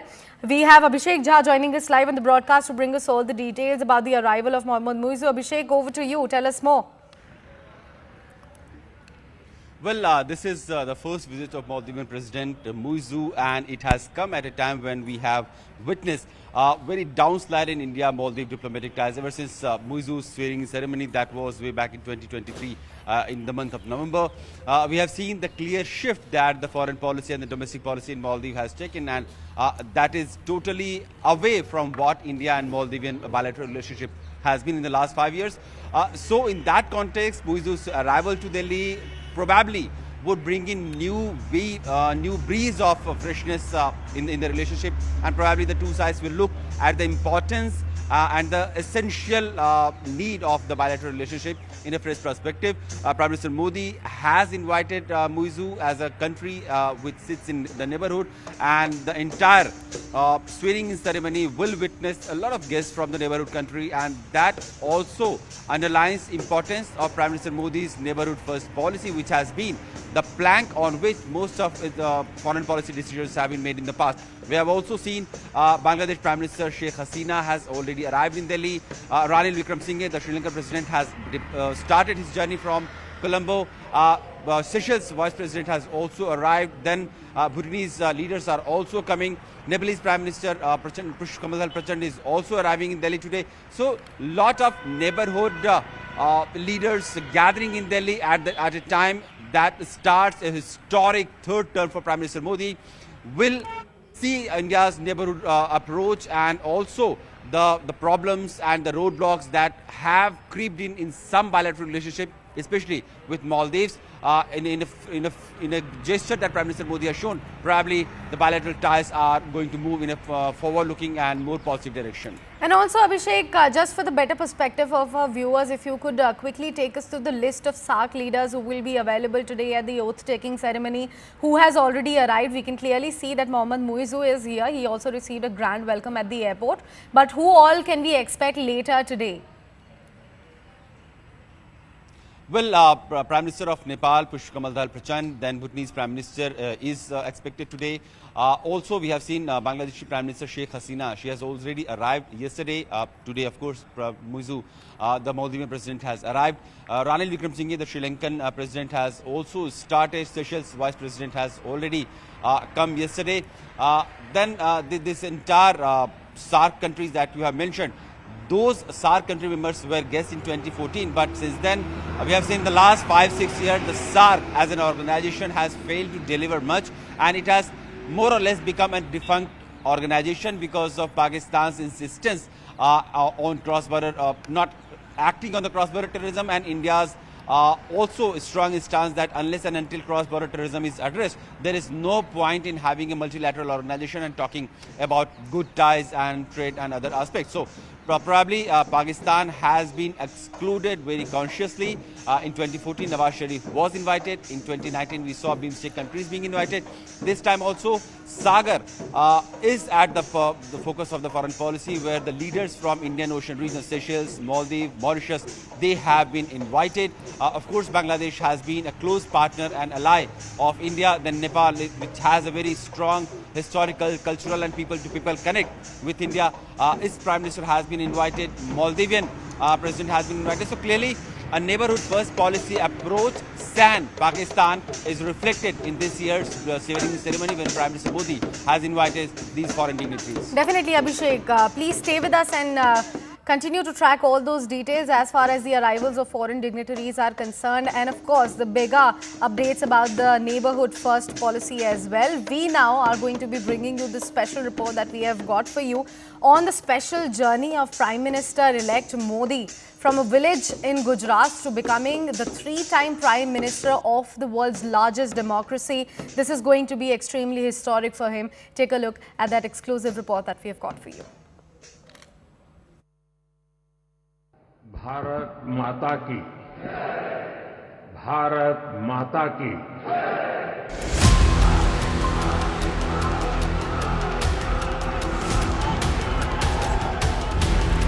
A triumphant victory lap as Narendra Modi became the second Prime Minister after Jawaharlal Nehru to win a third term.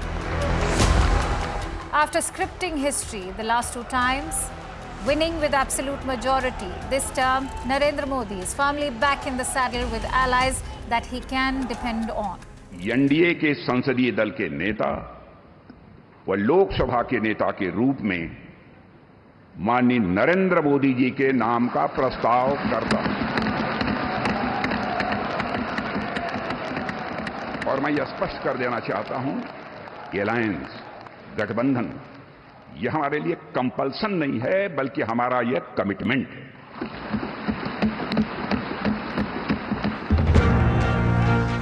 The Modi cult made the battle for India the most watched in the country's political history.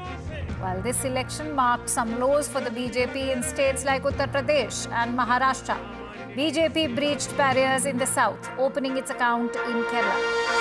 दक्षिण भारत में NDA ने एक नई राजनीति की नींव मजबूत की है।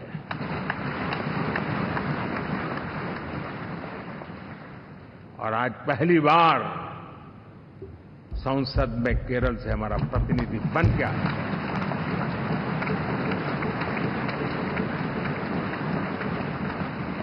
और महाप्रभु Jagannath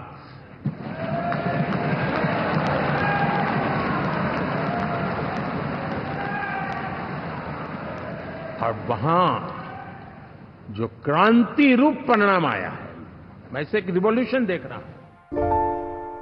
Born on September 17, 1950, it was in the narrow lanes of Vadnagar, a small town in Gujarat's Mehsana district, that Narendra Modi grew up. His father ran a canteen near the railway station. Cycling to the Bhagwatacharya Narendra Acharya High School every morning, young Narendra always knew he would one day outgrow his birthplace. हम कोई प्रश्न पूछते तो सबसे पहला उनकी उंगली होती है ना, फिगर तैयार, लेकिन हम बाद में पूछते, जो अच्छा नहीं पहचान उनको पहले हम क्वेश्चन कर दे, और यदि जवाब नहीं देते बाद में उनको हम पूछते, फटे दिन क्या फौरन दे देते जवाब। यही At the age of 18, Modi left home for 2 years. His travels led him to the RSS headquarters in Nagpur, where he underwent training, emerging an RSS pracharak in 1970. संघ कार्य में वो जुटे और इतने आगे निकल गए कि आज हम देख सकते हैं, और जो आज वो जो कुछ है वो संघ की वजह से।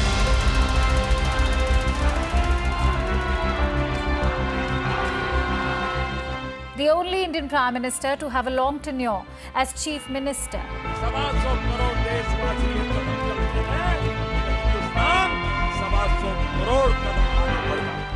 Modi helmed the state of Gujarat from 2001 until he became Prime Minister in 2014. His relationships with heads of state have made the front pages. The first Indian Prime Minister to give a public address at Madison Square Gardens took the starch out of official visits and away from the formal New Delhi settings, taking India global. Swachh Bharat, Jan Dhan, Ujjwala Yojana, Ayushman Bharat, and now Atmanirbhar Bharat. Policies for inclusive and self-reliant development are part of Modi's economic legacy. He vows to make India the third largest global economy in this term, and the world is taking notice. हम बदलाव चाहते हैं। Good governance का ये भी एक महत्वपूर्ण पहलू है। देखिए, हम विकास का नया अध्याय लिखेंगे, गुड गवर्नेंस का नया अध्याय लिखेंगे, जनता जनार्दन की भागीदारी का नया अध्याय लिखेंगे, और सब मिलकर के विकसित भारत के सपने को साकार करके रहेंगे। Bureau report, CNN News 18. With all the latest inputs coming in, it's time for a quick commercial break here on CNN News 18. Stay with us. We'll come right back with more on the other side.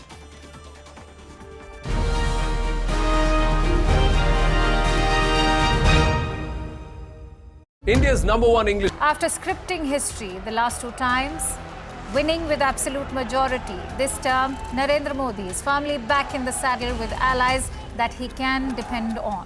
NDA के संसदीय दल के नेता व लोकसभा के नेता के रूप में माननीय नरेंद्र मोदी जी के नाम का प्रस्ताव करता हूं। और मैं यह स्पष्ट कर देना चाहता हूं, अलायंस, गठबंधन, यह हमारे लिए कंपल्सन नहीं है, बल्कि हमारा यह कमिटमेंट है।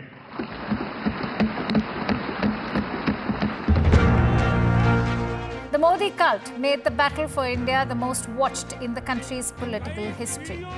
While this election marked some lows for the BJP in states like Uttar Pradesh and Maharashtra, BJP breached barriers in the south, opening its account in Kerala. दक्षिण भारत में एनडीए ने एक नई राजनीति की नींव मजबूत की है।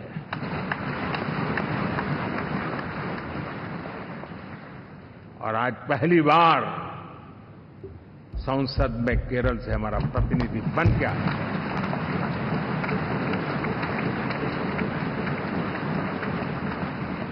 और महाप्रभु Jagannath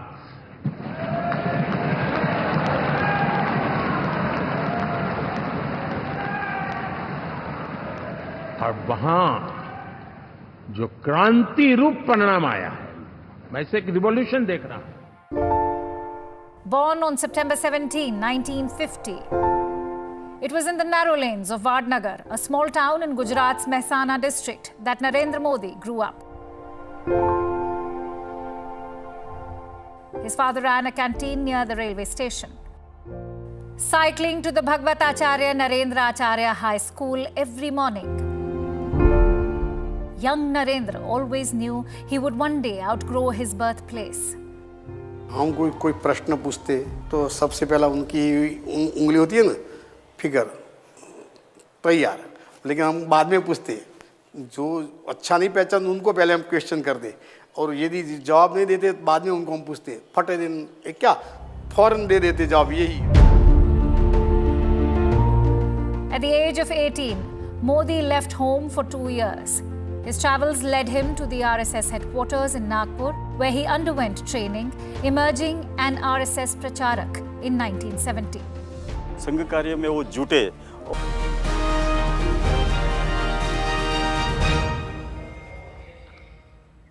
Welcome back and thanks for staying with us. Some more breaking news now coming in with regards to Modi 3.0, new cabinet, new faces. We are learning that Pawan Kalyan's Jana Sena, in fact, will not be the part of Prime Minister Modi's cabinet, which is slated to take the oath today. We have CNN News 18 Swastika Das joining us on the broadcast.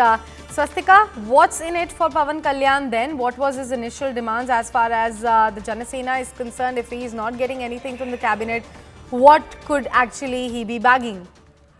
Well, the priority has been given to the TDP, which is definitely having the upper hand as far as the alliance is concerned. And secondly, BJP MPs all could also find a place in the Modi cabinet. This was a compromise sort of reached by the Jana Sena here, Jana Sena Chief Pawan Kalyan, who has 2 MPs. Both of them are first-time MPs. And the priority for Jana Sena right now is to get adequate representation in the state government. So that negotiation and final talk will be underway or happening after the Prime Minister swearing in today. And at a later stage, we can definitely see Jana Sena being handsomely accommodated in the state cabinet of Mr. Chandrababu Naidu. But as far as Modi cabinet is concerned, it's been asserted that they won't be part of it. Right, Swastika. Also, if we were to talk about the conversation that you had with Jana Sena, what exactly at the state level could be there for Pawan Kalyan? See, look, Jana Sena is expecting anywhere between 4 to 5 seats at least in the Naidu cabinet, and definitely a plump post for Pawan Kalyan. The biggest portfolio that's coming out is the Deputy CM. But Pawan Kalyan himself, as we're given to understand, has not made any such demand before the allies. More importantly, the focus right now is on the swearing-in ceremony of the Prime Minister, the cabinet, and all the hula-hoo about it. But having the final talk regarding the state cabinet, as Naidu is slated to take oath on the 12th of June, will happen only after the Prime Minister swearing in. But 2 points that we can take away from is A, Pawan Kalyan will be given a handsome post, and B, whether that will be a Deputy CM post and all that, that is being guessed, but certainly Pawan Kalyan has not made that demand. And the other point is that Jana Sena is expecting anywhere at least 4 to 5 seats in Chandrababu Naidu's cabinet. All right, Swastika, thank you so much for walking us through all those details. Right now, shifting focus and going to Arun Danta, who continues to stay with us on the broadcast, tracking all the latest updates as far as that crucial meet at Amit Shah's residence is concerned. Arun, tell us more. What exactly have you received about the word coming out of that crucial meet where JP Nadda not so long ago also arrived?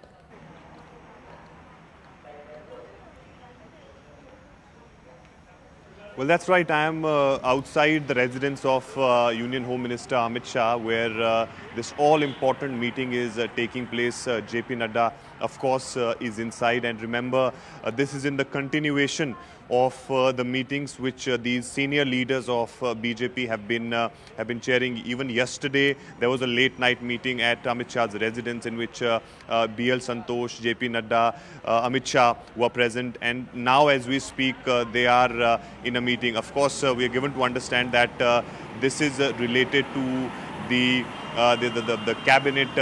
cabinet portfolio and who all are going to be part of the Council of Ministers who are going to take oath today with the Prime Minister designate Narendra Modi. Remember, this time around, it's not that BJP is in power with absolute majority. They have the support of the NDA alliance, and therefore that is going to be considered, and therefore which ally is going to get which portfolio and which ministry. These are the things, of course, which will be discussed on the internal level of the party. We had earlier seen that one-to-one meetings happened with all the allies at JP Nadda's residence, in which Amit Shah, Rajnath Singh, BL Santosh were present. So all of them were called separately, and perhaps they were informed by the BJP what BJP would want to give to them. And then, of course, yesterday we saw Jitan Ram Manjhi was at Amit Shah's residence in a late night meeting, because he's also part of the NDA alliance. So I think this time around equations have changed, not the same as in 2014 and 2019. So I think therefore they will have to really keep everything in mind, the caste equation, caste balance, and also most importantly the upcoming elections. If they are going to give in certain ministries to a few people in Bihar, then what is going to be the impact of that for the assembly elections which is going to take place next year. And then, of course, you have allies from Maharashtra and also, of course, your ministers from Maharashtra. So what equation you are going to balance out there, because Maharashtra will go to polls this year in the end itself. So I think all these combinations are being discussed at the internal level of the party. Then perhaps you will see it is being conveyed to other leaders as well. Right, Arun. Thank you so much for walking us through all those crucial updates that you have received from the ground so far. We have got a reaction also coming in from Rajnikant. He has actually congratulated Prime Minister-elect Narendra Modi and in fact has confirmed that he will be attending the swearing-in ceremony today. Take a look at what he has to say.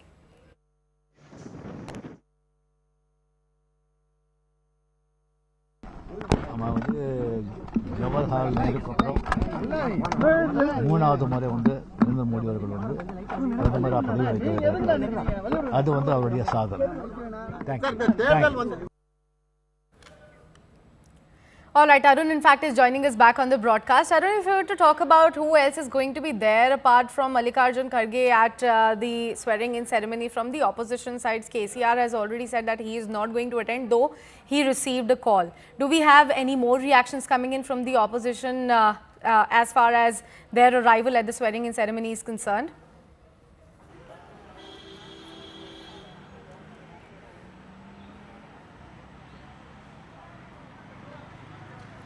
Arun, can you hear me?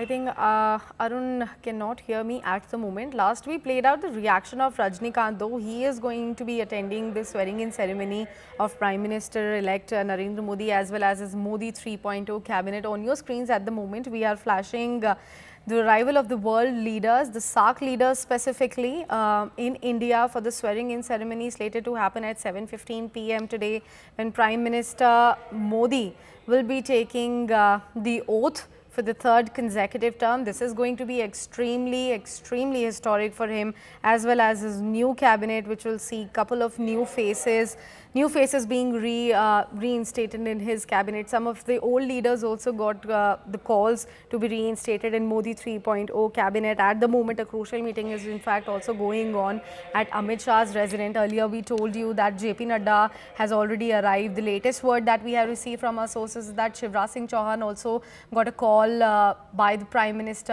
and in fact, he has already arrived in Delhi. We are continuously tracking all the latest updates as and when we are receiving it straight from our sources, straight from the ground.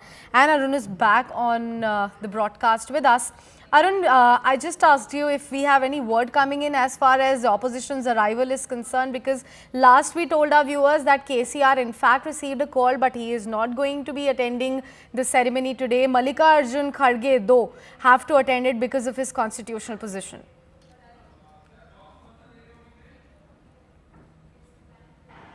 Well, we'll have to wait for a while as to who all are going to attend the oath-taking ceremony from the opposition's side.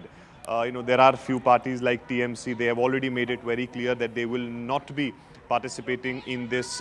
What is going to be the stand of other opposition parties, that we'll have to find out. But of course, it's customary that the invitations, of course, will go to all opposition parties. It is up to them, because I was hearing the statement of Shashi Tharoor. He was saying that he would rather watch India-Pakistan match today. So what is the stand of the other opposition parties? We'll have to see, because as we are given to understand that many opposition party leaders have started getting the invites. So whether they are going to accept that invitation or not, we'll get to know. But of course, as far as the government, the BJP is concerned, they've been making their preparations. They have already invited people from different walks of life, prominent people, those people who have worked for the development and growth of the society, and also importantly, those people who have been working in the Central Vista project, the workers, sanitation workers, and transgenders, people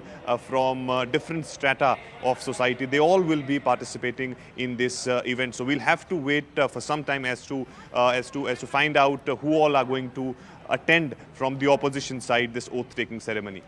Right, Arun. Also, since you are tracking all the latest inputs coming out from outside of the Amit Shah's residence, who else have already arrived there apart from JP Nadda? Because we are learning that Shivraj Singh Chauhan is also in the city at the moment.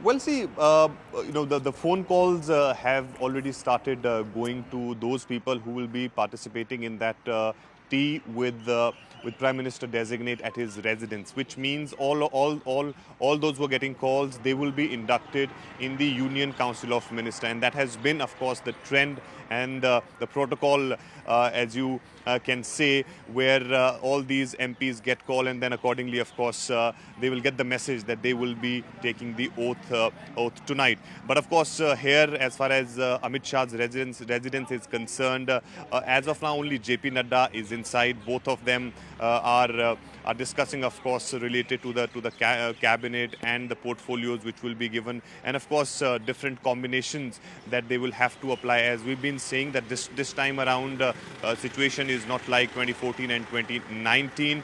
This time they have a compulsion of the allies. BJP has 240 seats of their own, so therefore the majority mark is 272. So they will really have to think about the allies as well. As of now, whether it is JDU or TDP, they have not applied much pressure. They've been saying that whatever will be offered by the BJP, they will consider it. So I think we'll have to really wait for that oath-taking ceremony, because that will give us the clarity as to who all and how many people are going to take oath today. And still, of course, the window of remaining berths will also be opened, because last time around, I remember in 2019, 57 ministers took oath at Rashtrapati Bhavan along with Prime Minister Narendra Modi. This time around, how many of them are going to take oath, and also importantly, which portfolios will be given, because JDU, of course, has been saying, there were a few MPs of JDU who have been saying that railway to unko milna chahiye, and they've been also asking for the special package. TDP, as of now, has not really put that much pressure or the demands forward. We are given to understand that two of their MPs, of course, be becoming part of the Union Council of Ministers. So I think this is a very important and significant historic day today, when Narendra Modi is going to become Prime Minister of the country for third successive time, becoming the second person after Pandit Jawaharlal Nehru. In fact, the last update that we got is pretty balanced, because we learnt that TDP is also going to get one Ministry of State and one cabinet berth, as well as JDU is also going to get one Ministry of State as well as one cabinet berth. Some more breaking news now coming in. This is with regards to the security that has been beefed up for the arrival of several world leaders as well as several politicians today in the national capital. As per the defense sources, as several VVIPs and heads of states will be there in the national capital, a specified radius area is under surveillance. Under radars and specialized planes will also be there at the airborne moment. We have, in fact, CNN News 18's Akash Sharma joining us on the broadcast to bring us more details about this particular input. Akash, a very good morning to you. Please help us put that into perspective for our viewers about this specific surveillance going on. Right. So, good morning, Sakshi. This is an important day. Narendra Modi is going to be the Prime Minister of the country for the third time. And, this event is going to happen in the central Delhi. And this is the reason why national capital is going to get a level of security as was accorded during the G20 event in September last year. You must be remembering that that was an important event.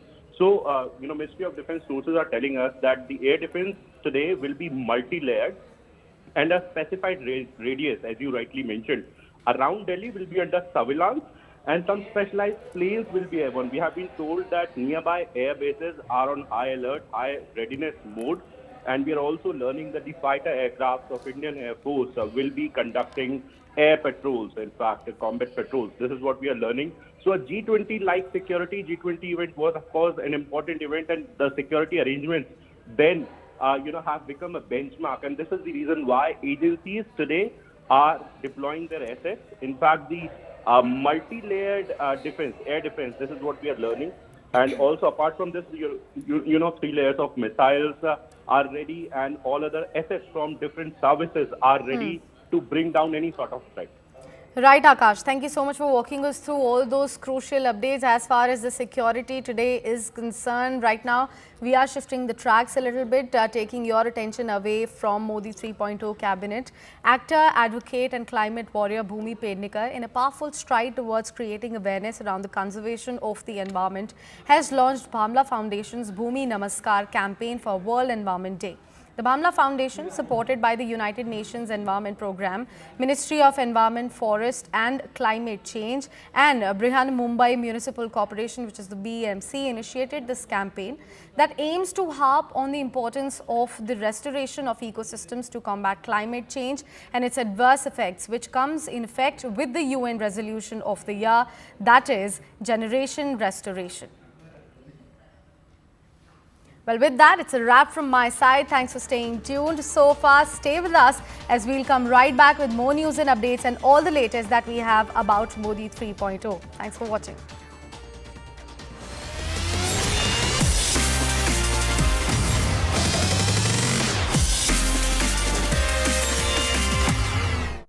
Brought to you by निकल गए कि आज हम देख सकते हैं, और जो आज वो जो कुछ है वो संघ की वजह से।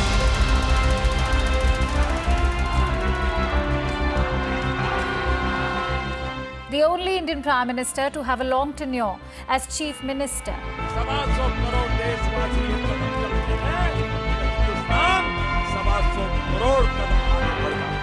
Modi helmed the state of Gujarat from 2001 until he became Prime Minister in 2014.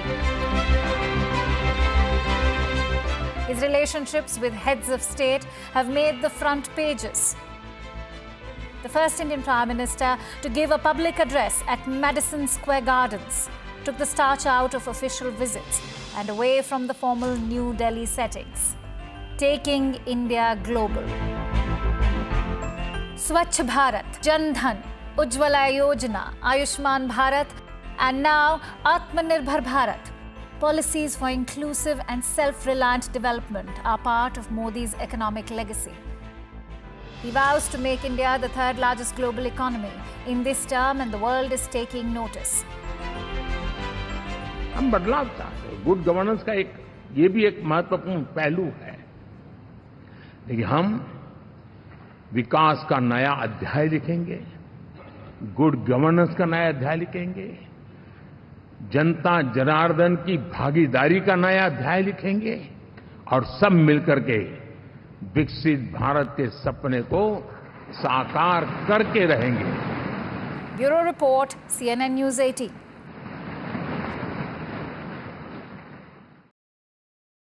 Bharat माता की, भारत माता की।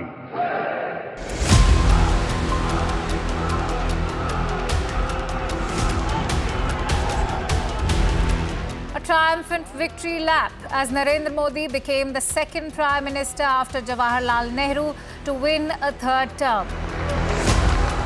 After scripting history the last two times, winning with absolute majority, this term Narendra Modi is firmly back in the saddle with allies that he can depend on. NDA के संसदीय दल के नेता व लोकसभा के नेता के रूप में माननीय नरेंद्र मोदी जी के नाम का प्रस्ताव करता हूं। और मैं यह स्पष्ट कर देना चाहता हूं कि अलायंस, गठबंधन, यह हमारे लिए कंपल्सन नहीं है।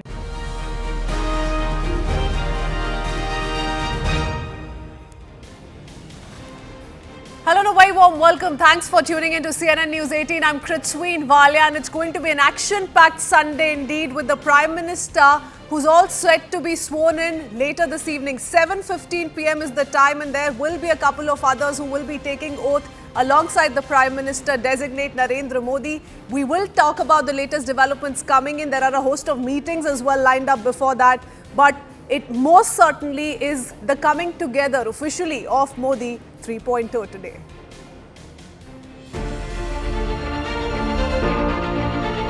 (1962) के बाद पहली बार कोई सरकार अपने 2 कार्यकाल पूरे करने के बाद तीसरी बार वापस आई।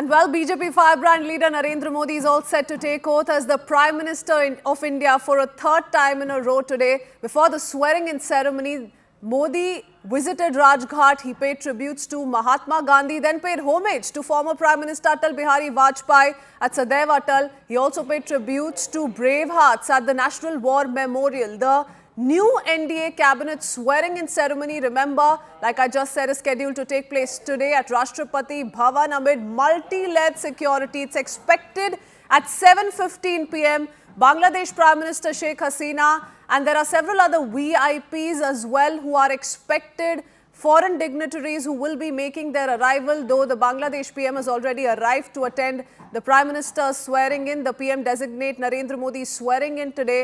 The event is also expected to witness the presence of leaders from Maldives, Sri Lanka, Bhutan, Nepal, Mauritius as part of India's neighborhood first policy. We're expecting a lot of global leaders who are going to be witnessed on the Indian soil today, who will be in attendance as far as the grand oath-taking ceremony is concerned. 7:15 p.m. is the time that we're picking up, and a host of reactions coming in as we speak.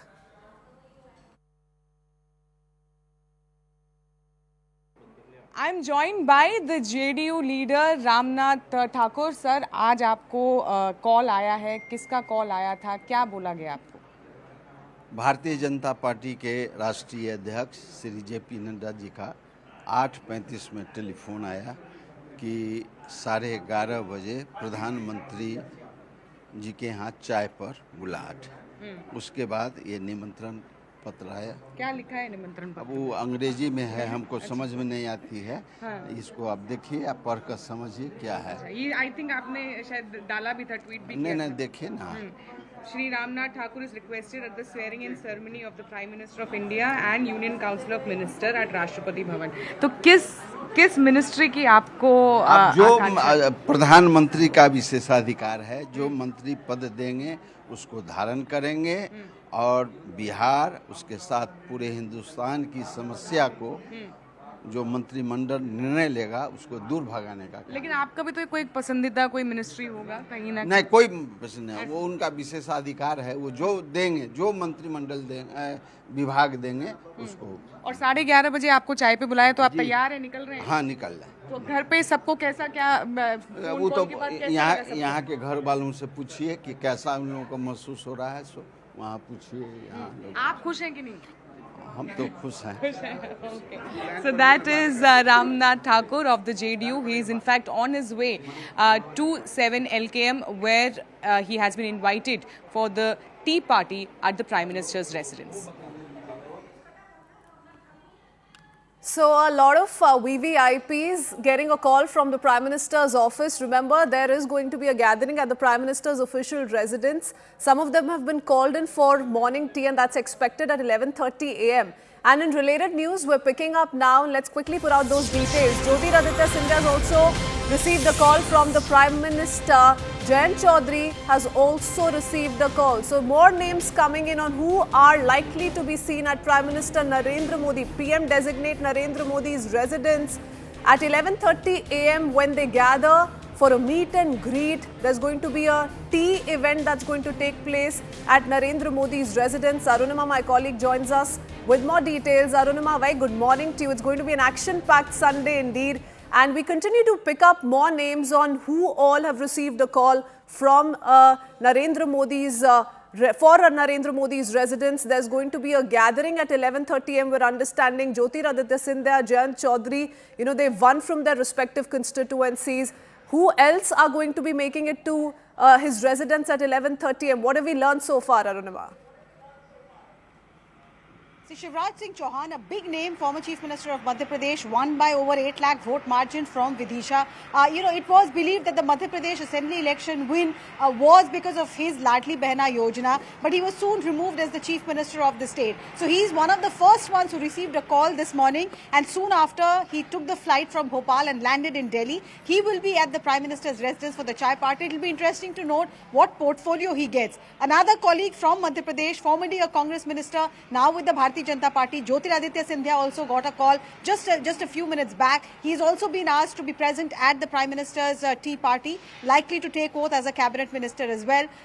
You just heard JDU's current Rajya Sabha MP Karpuri Thakur's son Ramnath Thakur also speak to Shireen. He's received a call. He's likely to be in the MOS position in the Union Council. Lalan Singh, the other JDU MP, considered a close confidant of Nitish Kumar, he could take oath as a cabinet minister. Some of the big names from the earlier Union Council who are still waiting for calls. Dr. Jitendra Singh won from Udhampur handsomely. Kiran Rijiju, the face from Arunachal Pradesh. Anurag Thakur, Minister of Information and Broadcasting. These are all likely names who are, the BJP Karyakartas, their supporters are all waiting for the calls to go through. So as the clock is ticking towards 11:30, when that chai party is about to begin, there are some nervous, some anxious moments on these, Luton's bungalow. Some are already celebrating. The laddus have been ordered. Others are waiting with a lot of anticipation. Okay, all right. So several big names of the Bharatiya Janata Party and several allies as well who've already received calls early this morning for the tea gathering, the event that's going to take place at PM designate Narendra Modi's residence, and he'll be sworn in at 7:15 p.m. Now, who all are going to take oath alongside him is the big question, and all eyes on the several people who've received calls early this morning. We have Pallavi Ghosh with us. Aman also continues to stay on with us. Pallavi, if I can come to you next. It's going to be a very interesting day. Before that, quickly taking a word from Aman as well. The host of names we've managed to access so far include Ramnath Thakur. We've just spoken to him. There's Shivraj Singh Chauhan as well. A brilliant mandate that's been given to the firebrand leader, Aman. Apart from that, Arjun Ram Meghwal, Jyotiraditya Scindia, Jayant Chaudhary, Nitin Gadkari and Rajnath Singh are also expected to get a cabinet berth this time around. Those are some of the expected names.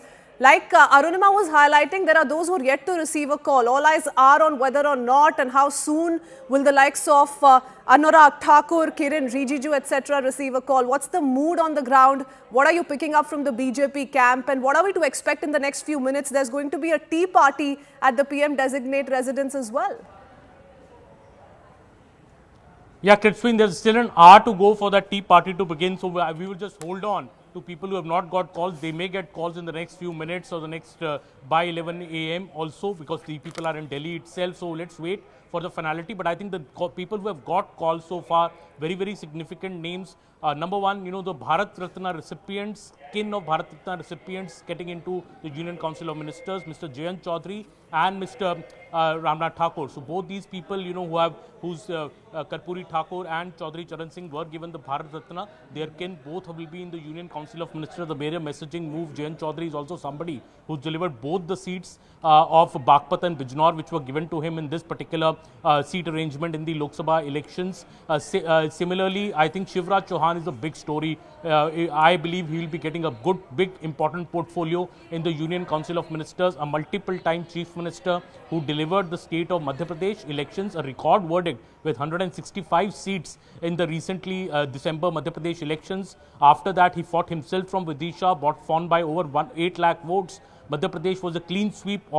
All seats were swept by the BJP, and now he's making that shift from the state politics, from being a multiple-time PM, CM to the center. I think his experience of administration, his experience of running the bureaucracy will be invaluable for the Narendra Modi government. I see him getting one of the top ministries, maybe. Also, Jyotiraditya Scindia, considered, who won from his Guna seat by a big margin as well, somebody who's revived the fortunes of the BJP in that entire Gwalior-Chambal region, was the civil aviation minister earlier. Also expecting a big portfolio for Jyotiraditya Scindia. Of course, Mr. Rajnath Singh, Mr. Nitin Gadkari are the topmost faces in this government. In the CCS, Mr. Rajnath Singh has been the Home Minister earlier. He was the Defence Minister in the second term of the Modi government. It would be interesting to see what many people say he'll be continuing as the Defence Minister. Let's see what happens. We'll know by evening what the clarity on that will come. But I think big names coming also from the allies. I would say Lalan Singh from the JDU, full-time cabinet minister, to be expected to be full-time cabinet minister, another close confidant of the Chief Minister, Nitish Kumar. Also, I think the names which are coming from the JDU, I think very, very important. Both the names which have been given now from the JDU and have been confirmed by the JDU camp. In fact, K. Ram Mohan Naidu, the 3-time MP, a young face, coming into the cabinet. He'll be a full-time cabinet minister. Another important portfolio awaits him in the Modi cabinet. His counterpart, Mr. Chandrasekhar Pemasani, could be the MOS in the Modi cabinet as well. All these big names being done. Jayant Chaudhary, as I said, Chirag Paswan, H.D. Kumaraswamy, another big name who's got a call. H.D. Kumaraswamy is set to become a cabinet minister. He has only 2 MPs, but Karnataka is somewhere that the JDS-BJP alliance worked very well, and Prime Minister has a lot of regard for H.D. Devagowda. H.D. Kumaraswamy, I believe, will be a full-time cabinet minister. We're also waiting for other people to get calls. We know Jitendra Manjhi is meeting Mr. Amit Shah right now. So let's see if he's getting into the cabinet council of ministers or not. Okay, Aman, a quick question to you before I take in a word from Pallavi on what the opposition scenario is looking like this morning. But, we've been talking about the formula that the NDA may settle for, and sources have been indicating that it may be 1 cabinet berth for both TDP and JDU and 1 MOS berth. But the numbers, the names that we're learning are exceeding that. So can we expect more inductions from key allies like the JDU and the TDP as well?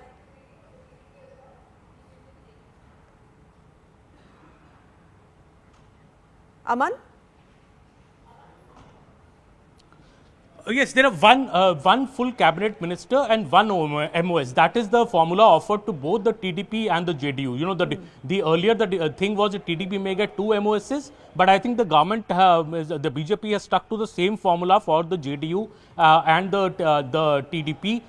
That is what we are hearing right now. 1 full cabinet minister, 1 MOS, and these parties, TDP has 16 seats and the JDU has 12 seats. So I think that is the formula being drawn up. Eknath Shinde could get a full-time cabinet minister post. He has 7 MPs right now, and so is Chirag Paswan is getting a full-time cabinet minister because LJP has 5 seats. That is, I think, the formula. 1 full cabinet minister and 1 OMS for the 2 bigger partners in the NDA, the TDP and the JDU, and for the rest, 1 cabinet minister or 1 MOS depending on their number in the NDA alliance. Okay, all right. Many thanks for that, Aman. Stay on with us. Pallavi, Like I said, what is the opposition mood looking like? There are several who've come out to say that we're going to go ahead with the boycott decision. We're not going to be in attendance as far as the swearing-in ceremony is concerned. But interestingly, Mallikarjun Kharge, given his constitutional duties and the post that he continues to hold, he is in all likelihood going to be in attendance.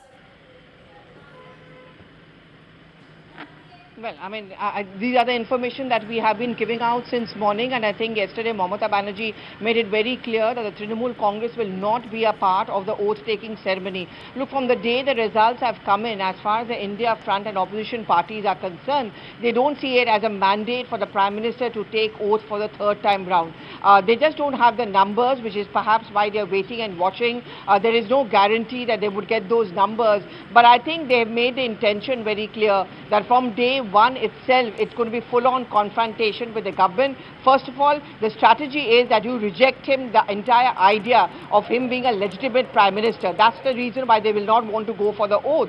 Mr. Kharge, of course, apart from being the party president, is more importantly a leader of the House. It's a constitutional position. If you say you abide by the Constitution, you stand by it, then I guess you have to fulfill those responsibilities as well. But just to go by the chronology and the strategy, which we are going to see when the Parliament session begins, the full-fledged one from next month, one, you negate the idea of the PM being a legitimate Prime Minister. So therefore, they begin from there. Then every decision of his will be rejected, will be confronted with, and inside the Parliament, you can see a lot of scenes. I know the Prime Minister did say at the NDA meeting that after 10 years, I look forward to a debate and discussion. One would wonder if that really is going to be happening, because it's very clear that opposition or the India Front, which has got its voice, would want to raise the decibels inside the Parliament.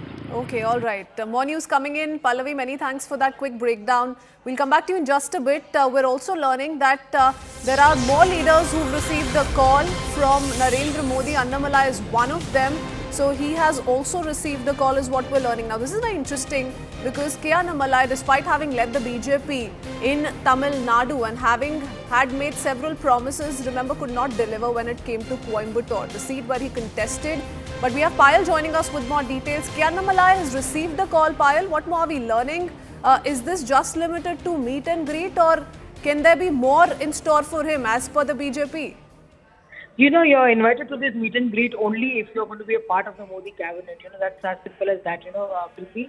But, having said that, yes, Mr. Annamalai has worked over the last couple of years, tried to put BJP on the Tamil Nadu map, a party which does not have any resonance as well, has seen their vote percentage coming up really big, as far as these elections are concerned. And that's the reason it's been very important to see that the growth journey as far as the BJP is concerned, K. Annamalai leading it from the front. Okay, all right. K. Annamalai, remember, has led the BJP charge in Tamil Nadu. In fact, let's not forget his months-long yatra as well, which was witnessed in Tamil Nadu. And a lot of hopes really were pinned on K. Annamalai. Though this is in itself a reflection of how K. Annamalai has worked hard for the party in Tamil Nadu, and that's perhaps being recognized by the BJP. If he gets a call and he's going to be part of the tea function that's going to take place at Narendra Modi's residence, that's big news in itself. Let me quickly take in a word from Aman if he's still with us. Aman, very interesting.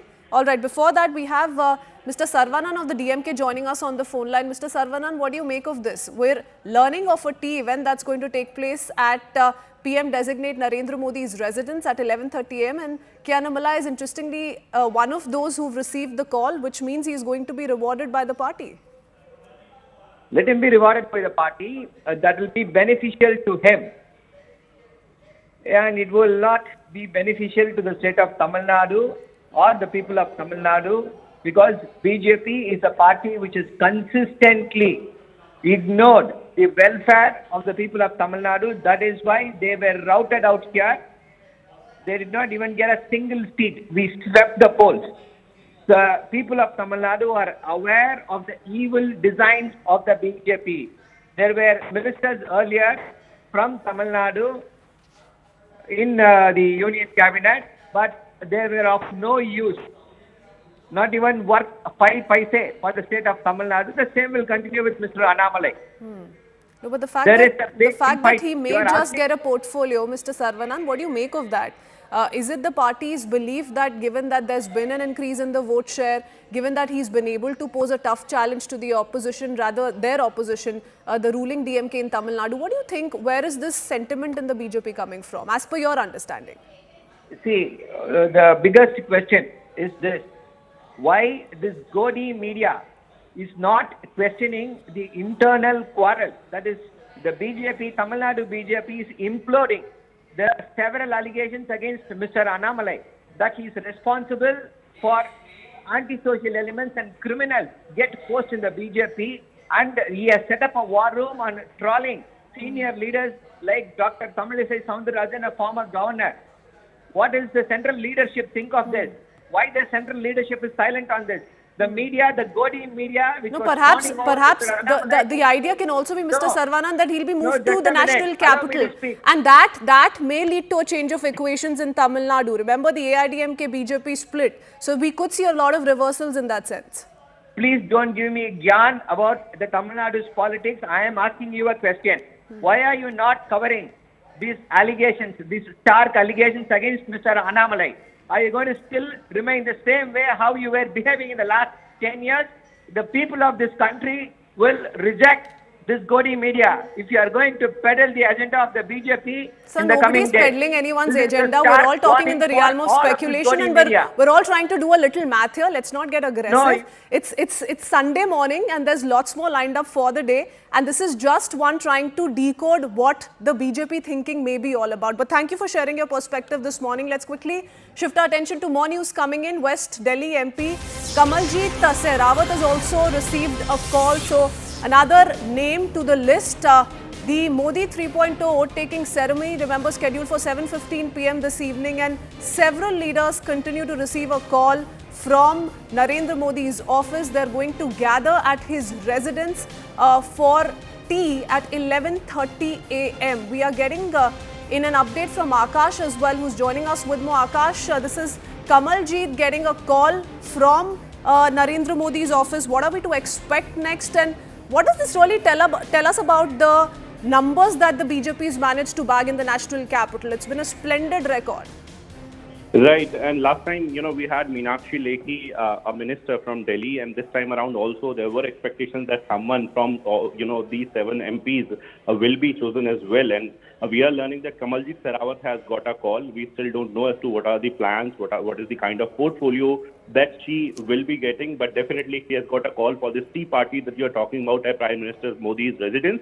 Kamaljeet Sehrawat is the former mayor of South Delhi Municipal Corporation. She is also the one who has got second highest margin in Delhi.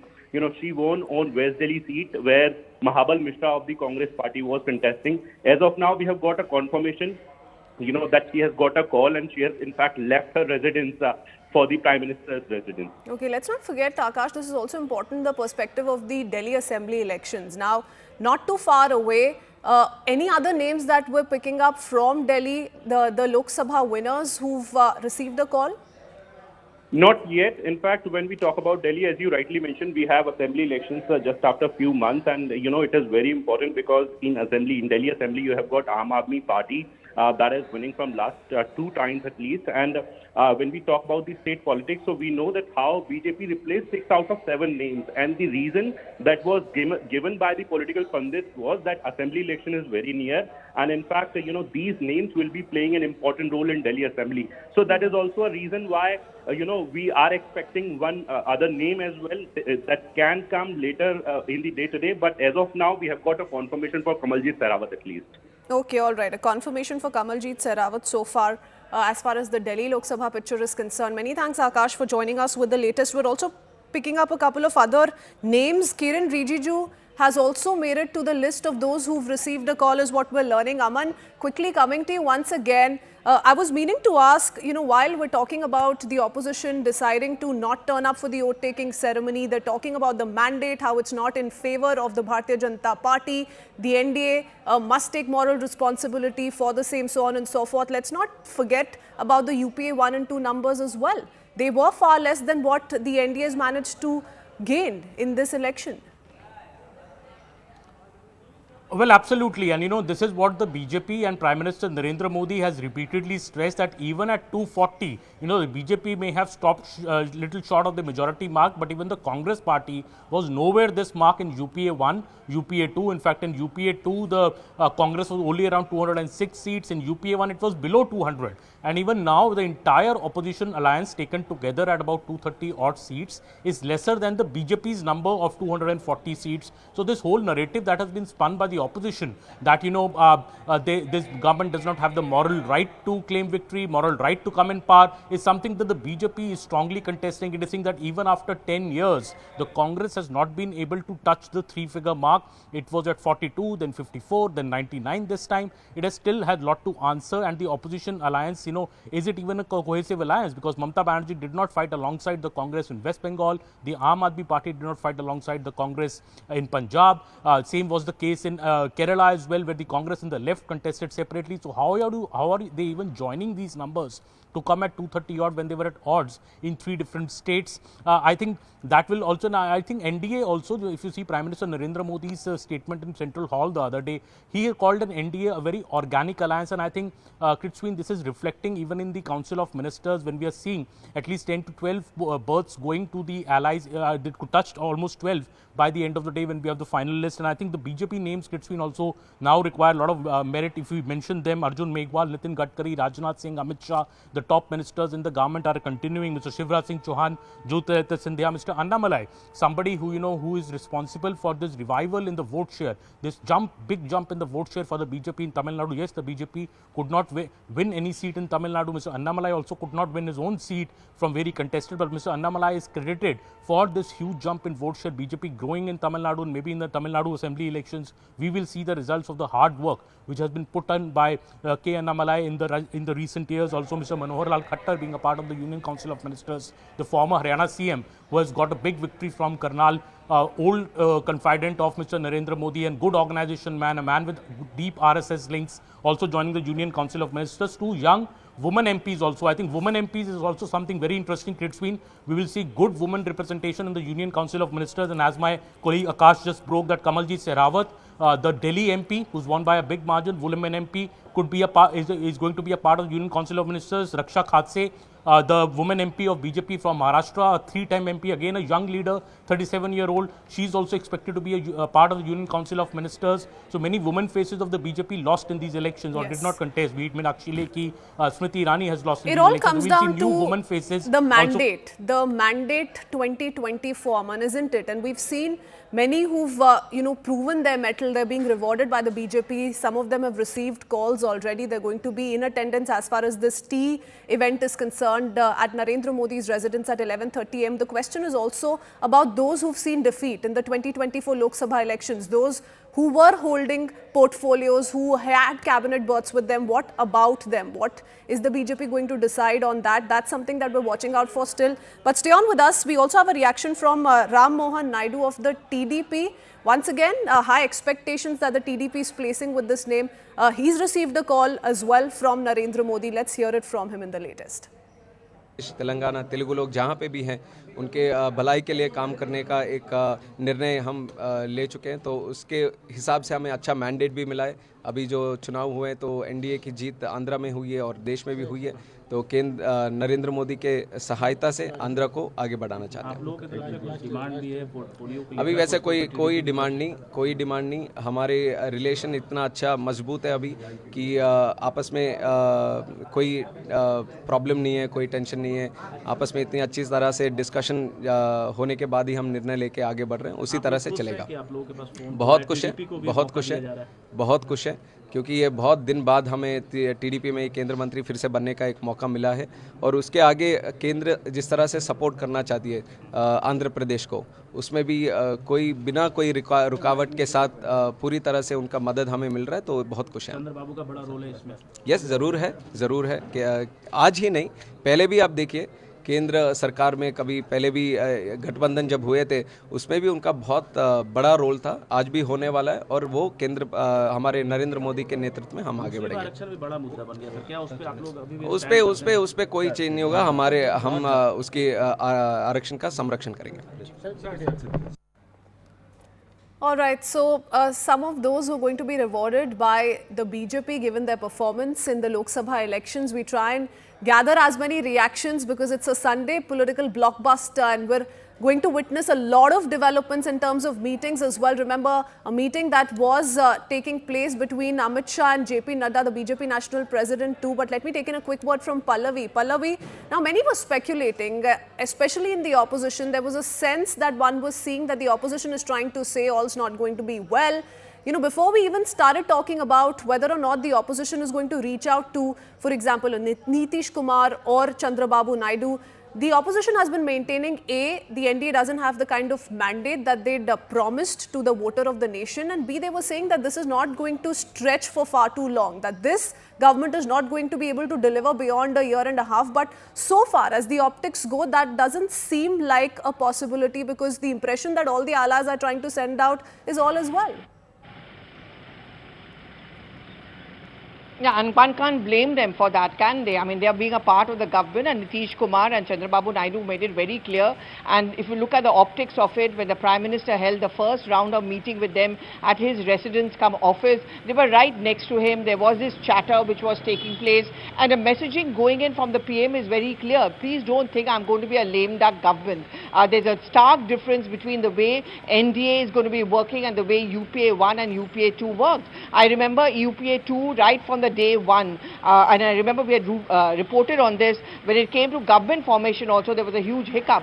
Dr. Manmohan Singh did not want to make, for example, T.R. Balu or A. Raja a part of his cabinet, and when the DMK heard of it, they decided not to be a part of the UPA. They are saying that we're going to give you support from outside. He finally had to buckle under pressure, and they were incorporated into his cabinet. So the start was also very shaky. So it's not surprised that the rest of the UPA 2 was also equally unstable. But this time round, look at the way even the cabinet formation is taking place. You're not seeing any public statements which are coming out, no controversial comments. Everyone seems to be very conciliatory. And there's one word which is coming in from them is that we want this government to work. We want the economy to go ahead. And for this, if we are needed to put our heads together, then so be it. I think each of the stakeholders are looking at the immediate constituency. For Chandrababu Naidu, who has always been considered to be an IT wizard, he was the one who got in digitalization as far as Andhra Pradesh is concerned. His immediate concern will be to ensure that Andhra Pradesh comes back on track, to use his words, because he feels that Jagan Mohan Reddy's tenure was something which derailed the economy of Andhra. He would require a lot of financial assistance from the centre. That's how it works. As far as Nitish Kumar is concerned, fairly good performance, contrary to what people were talking about. Again, his immediate challenge is Bihar elections. He'll also have to prove to his constituency that there is a reason why he needed to leave the Mahagathbandhan and join the BJP, join the NDA. And therefore, that is how he's going to prove that there was merit, that helped, and I'm going to get the financial assistance from the centre. And it's only with me at the helm of affairs in Bihar that there can be progress in the state. And that is also possible only if I'm a part of NDA. Okay, all right. Pallavi, stay on with us. Arunima is with us once again. Arunima, now we've seen a host of developments take place early this morning. A tea program, like I said, is to take place in an hour's time from now. And a host of calls being made to those who are going to be making it to Modi 3.0, the cabinet. And in that sense, it's been an interesting mix of not just the incumbent BJP ministers, the ministers who were holding a portfolio already in the Modi 2.0, but also some other allies. The allies are also going to get as much representation given their contribution, and also an attempt perhaps on part of the BJP to ensure that the entire episode remains smooth sailing, and given, for example, aspects like Bihar Assembly elections, that's not too far away either. Yes, and at Nitish Kumar's residence, one of the key allies, there is some halchal. Lalan Singh expected to take oath as a Union Cabinet Minister. His vehicle arrived a short while ago inside Nitish Kumar's residence. So he's calling on Nitish Kumar. Karpuri Thakur's son, Ramnath Thakur, Rajya Sabha MP, he's already confirmed to our colleague Shireen Elizabeth that he has received that invitation to join the oath ceremony. He is expected to join the Union Council as well. TDP has also confirmed that Mr. Naidu Ram Mohan Naidu is going to join. He will be perhaps one of the youngest cabinet ministers. So you are absolutely right. Allies are also being called, being given that courtesy. Some might have wanted more representation. For JDU, for example, we were told that Sanjay Jha was also a contender. They would have ideally wished for 2 cabinet berths and 1 MOS. But there is a possibility that there could be cabinet expansion later. Immediately, Prime Minister Modi would want to ensure that his oath-taking ceremony goes off smoothly. There is always a possibility of accommodating other allies at a later stage. Ramdas Athawale has received a call from Maharashtra. The Dalit representation in the Union Council is important. Chirag Paswan, another big face from Bihar, he has received a call as well. Tribal phrase from Northeast, Kiran Rijiju has received a call. So there is a mix of tribal aspirations, Dalit aspirations, people with administrative prowess who have proved their mettle in Modi 1.0 and 2.0, and now trying to also bring in new faces. Kamalji Sehrawat, for example, the newly elected MP from Delhi's Dwarka area, we are told she has received a call as well. So there's a mix of various aspirations, mix of various caste and class combination, and of proven mettle. So while Raksha Mantri Rajnath Singh, or former Raksha Mantri Rajnath Singh, former Home Minister Amit Shah, Piyush Goyal, they bring that heft as far as administration is concerned. There are debutants also who are likely to get a space in Modi 3.0. Okay, all right. Thank you for that. Lallan Singh currently at Nitish Kumar's residence. He's one of those who's received a call early this morning. Apart from Ramnath Thakur, we spoke to him as well. But quickly talking about the national picture, the action, remember, is going to unfold in the national capital all through today. Payal, if we are talking about JDU and TDP, though there are no signs of worry as yet, but given the past record of both these parties, let's not forget the flip-flops on part of Nitish Kumar, and also how in 2018 it was Chandrababu Naidu who moved away from the alliance, given that his demands of a special status for Andhra were left unmet. Now these can be challenges that can reoccur. How is the BJP addressing that in the moment? Well, to begin with, when a new alliance is coming through and a new partnership is coming through, the BJP wants to start it off by saying that they trust their allies completely. The allies have given them unconditional support and said that they want to support the central government, not only to ensure that the country goes forward, but also to make sure that their respective states also go forward. The biggest problem right now for Chandrababu Naidu is because he's inherited a debt-ridden state. There are a lot of promises that remain unfulfilled as well.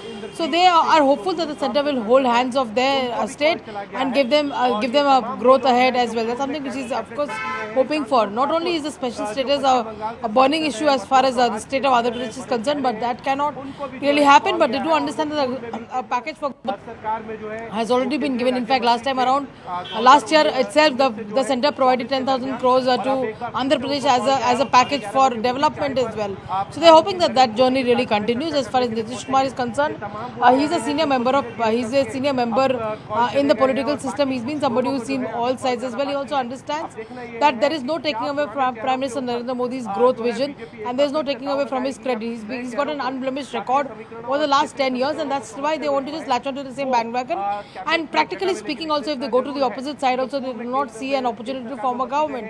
So both these parties have assured the centre that they do not want any conditions to be laid down by before joining the cabinet, and that's the reason they told the centre, they told Prime Minister Narendra Modi that whatever he deems fit, they are agreeing to that as well. So even in 2014, Chandrababu Naidu with 13 MPs had one cabinet and one MOS, and now also he's going to be given one cabinet and one MOS, because he says that their trust completely lies with Prime Minister Narendra Modi and his vision for India ahead as well. Okay, all right. And all eyes really at 11:30 a.m. because that's when we're going to see the top leaders of not just the BJP but the allies as well. They're going to be aligning at Narendra Modi's residence and all of them have received a call, remember, so they're going to play a significant role in Modi 3.0. Speaking of the reactions, let's talk about a reaction coming in from BJP Maharashtra leader. This is Ravel Lok Sabha winner Raksha Khadse, who's spoken exclusively to CNN News 18. Listen in. Phone आया है, आप मंत्री बन रही है, क्या प्रतिक्रिया है? मुझे अभी भी विश्वास नहीं बैठ रहा है कि ये सब हो रहा है, लेकिन आज बहुत बड़ा मौका मेरे लिए मुझे दिखाई दे रहा है और मैं सबसे पहले सब जनता के मैं बहुत बहुत मन से आभार मानती हूँ। आदरणीय मोदी साहब है, अमित जी है, नड्डा जी है, देवेंद्र जी है, बावनकुले साहब है, उनको भी मैं आभार व्यक्त करती हूँ कि उन्होंने आज इतनी बड़ी जिम्मेदारी मुझ पे वो सौंप रहे। तो मैं पूरा प्रयास करूँगी कि आने वाले दिनों में मैं अच्छी तरह से काम यहाँ पे कर पाऊंगी। इसका श्रेय किसको देते हैं आप? इसका श्रेय सब जनता को जाता है क्योंकि उन्होंने चुन के दिया, इसलिए ये संधि मुझे मिल रही है, मौका। ये थे रक्षा खर्च से, इनको फोन आया है पीएमओ से और ये कैबिनेट में मंत्री। So Raksha Kharse has also received a call, is what we're learning from the Prime Minister's office, and expressing gratitude and thanking the Prime Minister for the opportunities being given to her. That's the kind of mood on the ground. Several winners of the 2024 Lok Sabha elections slowly receiving a call from Narendra Modi. Pallavi, very interesting because, you know, if we talk about Maharashtra, and Raksha Kharse is a politician of the Bharatiya Janata Party from Maharashtra. She's of course won from her Lok Sabha constituency. But Maharashtra is a picture that everyone's watching out very, very closely, because remember, again, like I said, assembly elections not too far away, and given the political dynamics, the kind of meetings that have been ongoing, one is left to wonder what may change in months to come. But equally, the BJP is focusing on Maharashtra as well. Despite the decline in the seat share, the performance that we've seen coming from Maharashtra of the Mahayuti, the BJP is ensuring that all is well, all is set and settled before the BJP fights this election in the state. Well, there are two states which I would think kind of disappointed the BJP. One, of course, as we all know, is Uttar Pradesh, and the other big state, of course, happens to be Maharashtra. But Maharashtra would be very much a focus for the BJP, given the fact that the elections are not too far away, and every kind of political strategy is something which has been implemented by the BJP in the state to breaking up with the Shiv Sena being split, and there's an Eknath Shinde Shiv Sena versus the Uddhav Thackeray Shiv Sena, as you also pointed out, has not really done too badly for itself.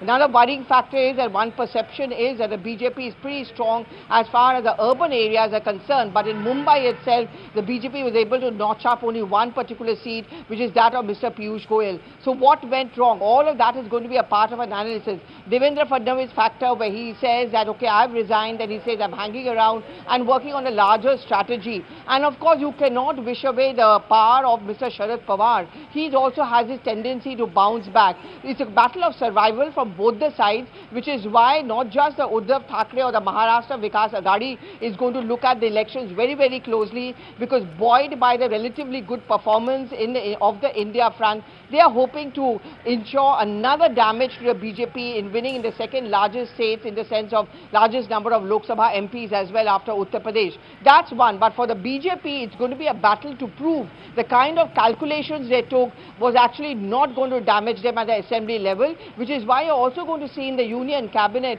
a lot of cabinet decisions, what we are being told, especially from the finance ministry, will be focus area on two key states, especially those where the elections are going to take place, Bihar, in Maharashtra, in Haryana to a certain extent as well. Okay, all right.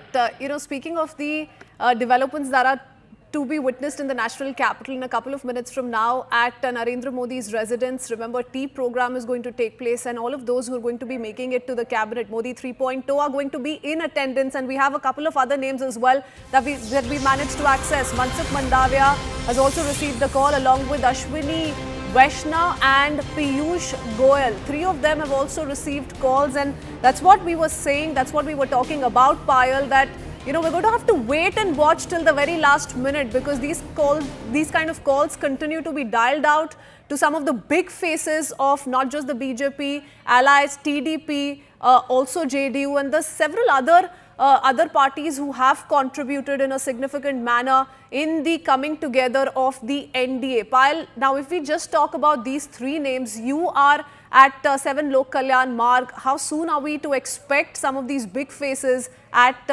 Prime Minister designate Narendra Modi's residence? Well, 11:30 is the time that has been given to all the MPs and of course the sitting ministers to come and assemble at the Prime Minister's residence to have a brief chai meeting. It happens every time that the Modi government swears in as well. Over the last few years, we've seen and even during the reshuffle, etc., we've also seen this really happen. But what is also very encouraging to watch this time around with the names that are getting calls are these leaders and these ministers who've actually performed well in the last decade or so that have been with Narendra Modi. For example, Ashwini Vaishnav has 3 crucial portfolios with himself: railways, IT and communication, and telecom. So he continues to be trusted by the Prime Minister. Remember, he recently got a full Rajya Sabha term from Odisha, courtesy with support from the BJD. Mansukh Mandavia has been a long-standing ally of the Prime Minister himself from his Gujarat days. Has been part of the NDA, has been part of the organization there as well. He performed extremely well during the COVID period, took over the entire challenge, even as an MOS fertilizer. He's been rewarded as well. Piyush Goyal again has been a very old-timer in the party. He was the leader of the house in the Rajya Sabha for the party. Before he's now going to now that he's contested the Lok Sabha, he comes to the Lok Sabha. So that position falls vacant as well. So the BJP in fact rewarding that all ministers who performed well. Nitin Gadkari is a classic example for that. Again, Kiran Rijiju has been a minister in the Modi government for the last 10 years. Okay. He's been somebody who's the tribal from the northeast. He's been a performing minister. Okay. So the BJP not only taking the allies again along with them, but also at the same time rewarding young talents like Raksha Khatse and Annamalai, to say the least. They are in fact imposing trust not only in the generation next, but also rewarding the existing ministers over here. So they're closely weighing in on all options and all equations being kept in mind while this very crucial decision is being taken by the Bharatiya Janata Party. Let me quickly take in a word from Arunima as well. Well, all eyes are on those who've received calls already. An interesting name which one is talking about is Jitendra Singh, though he's not received a call as yet. Arunima, what are you learning on that front? Yes, I think their calls are still going. So there are some nervous anticipation at some places. Dr. Jitendra Singh, Anupriya Patel, they were important part of the Union Council. Dr. Jitendra Singh has won from Udhampur. He's the face of Bharatiya Janata Party, so to say, in Jammu and Kashmir. And Kashmir is an important part of BJP's plan of action in the future also. Assembly elections are due there. So what is the role that the Bharatiya Janata Party leadership has in mind for Dr. Jitendra Singh? That is interesting to watch out for. The other name is Anupriya Patel. Again, a woman face from Uttar Pradesh, has only one MP this time around. But when she was seen on the dais there, when the NDA parliamentary party meeting was happening, there was a lot of speculation. Well, Anupriya Patel will be still part of the Union Council, even though she has just one member of parliament. But looks like even she is still waiting for that all-important call. So there are some nervous anticipations yet. Some places where there is a lot of joy and celebration, especially for the first-timers. But this is work in progress, and we are being told that it is a possibility that Prime Minister Modi could extend his Union Council or his Union Cabinet sometimes later. The immediate focus is to ensure that the allies and the BJP administrative prowess holders as well as debutants, there is a proper mix and a proper balance of that. And once the budget is presented, then perhaps a call could be taken. And as I'm speaking to you, there's some halchal at Nitish Kumar residence also. Nitish Kumar is expected to be there when the oath-taking ceremony happens. Lalan Singh is still inside. Okay, inside. Lalan Singh's still so once inside. he comes out, we'll see if Lalan Singh confirms to us. Okay, he's one of those big names everyone's talking about as far as the JDU is concerned. But let's quickly talk about the TDP as well. Another significant contributor to the coming together of the NDA. We've managed to pick in a word from Ram Mohan Naidu, who is one of those who's received a call already and is going to be making it to Modi 3.0, the cabinet. Let's quickly hear it from him. I am feeling absolutely happy. It's a great opportunity to me at a young age, and I wanted to complete justice to it. And I want to thank my leader Chandrababu Naidu ji and Modi ji, Pawan Kalyan ji, my people of Andhra Pradesh and Srikakulam. You are the youngest cabinet member, going to be the youngest cabinet. I was not hoping for any record, but it feels happy that at a young age I got this opportunity, because this country is known for its young population. So they have to be at all sectors, all departments, all platforms. So this is a great platform to encourage young leaders to come up. What is the demand that the TDP has made? There are no demands. First of all, we have went into an alliance before the elections itself. So the demands part doesn't come up. We came with the idea that we want to make AP #1 state in the country, and we want complete cooperation from the Government of India, and it has been promised by Modi ji. So are you happy? Are you happy? Absolutely, content and happy.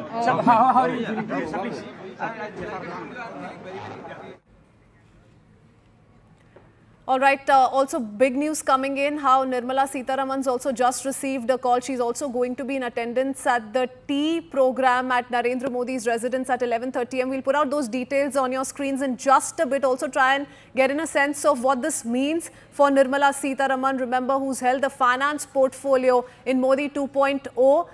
Let's quickly talk about the overall picture as well. Aman, now we're learning Nirmala Sitharaman has also received a call. So that's another addition to the list of names who've been dialed by the Prime Minister's office. Though, talking about the overall picture, Aman, remember what's interesting and what one is also seeing is how the BJP is going to strike a balance in terms of, remember, 303 in 2019 versus a 240. And now that they're going to have to accommodate allies as well, one can expect a few names to be dropped. And that's where the BJP will have to ensure that the situation doesn't go out of hand.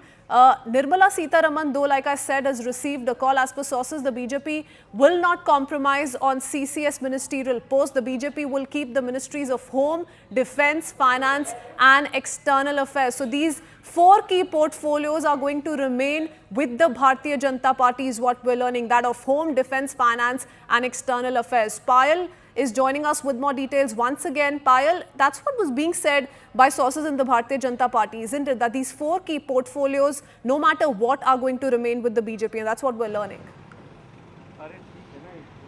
Well, the BJP had made it very clear, critique to the allies and the ally partners, that these are the four critical ministries that they will not part with, because these are extremely significant to the interests of the nation at large as well. The Finance Ministry, the Home Ministry, the Defence Ministry and the External Affairs Ministry. And I do not think, to my knowledge or to my knowing, the allies, they have not even asked for these positions. They are pretty happy with giving up with these positions to the BJP, because remember, the CCS is the Cabinet Committee for Security. It has to take a call on multiple things concerning India's national and international interests as well. So that's the reason the Prime Minister would trust his close aides to be part of this. Nirmala Sitharaman had the record of being part of this committee, also she's still part of this committee because she has been the Finance Minister as well. Nirmala Sitharaman has been rewarded again for her hard work and the fact that she's stood the test of time, given the fact that she's been India's first Defence Minister and first full-time Finance Minister, rewarded by the Prime Minister for her hard work as well. Nirmala Sitharaman still has about 4 years to go for her Rajya Sabha term to end. So the Prime Minister once again trusting her, trusting the likes of Ashwini Vaishnav, trusting the likes of Mansukh Mandavia. Like we've been saying, so calls are going to all these leaders, and they would be pretty aware that they have a huge task up their hands, because 2024 onwards the government will take a different shape altogether. It's going to be a coalition government and not a government run by the BJP, which had maximum majority to itself in the first 2 terms. Okay, all top guns of the Bharatiya Janata Party, the names that we're flashing and talking about, who've already received a call from the PMO, have a lot of expectations to meet. All eyes at 7:15 p.m. though this evening, when the swearing-in ceremony will take place. We head into a very quick break. We'll be right back with the latest developments taking place.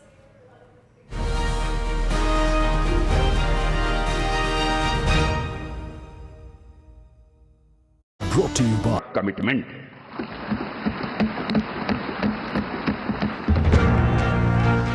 The Modi cult made the battle for India the most watched in the country's political history.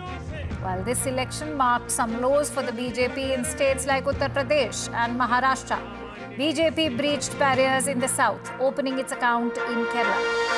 दक्षिण भारत में NDA ने एक नई राजनीति की नींव मजबूत की है।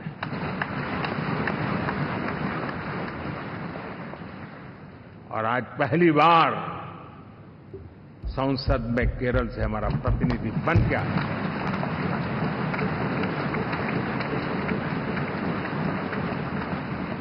और महाप्रभु Jagannath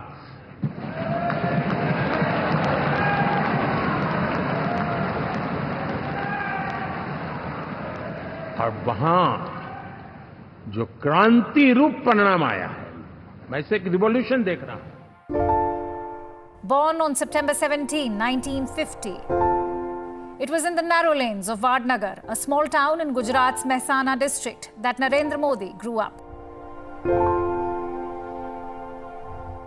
His father ran a canteen near the railway station. Cycling to the Bhagwatacharya Narendra Acharya High School every morning, young Narendra always knew he would one day outgrow his birthplace. हम कोई प्रश्न पूछते तो सबसे पहला उनकी उंगली होती है ना, फिगर तैयार, लेकिन हम बाद में पूछते, जो अच्छा नहीं पहचान उनको पहले हम क्वेश्चन कर दे, और यदि जवाब नहीं देते बाद में उनको हम पूछते, फटे दिन क्या फौरन दे देते जवाब। यही At the age of 18, Modi left.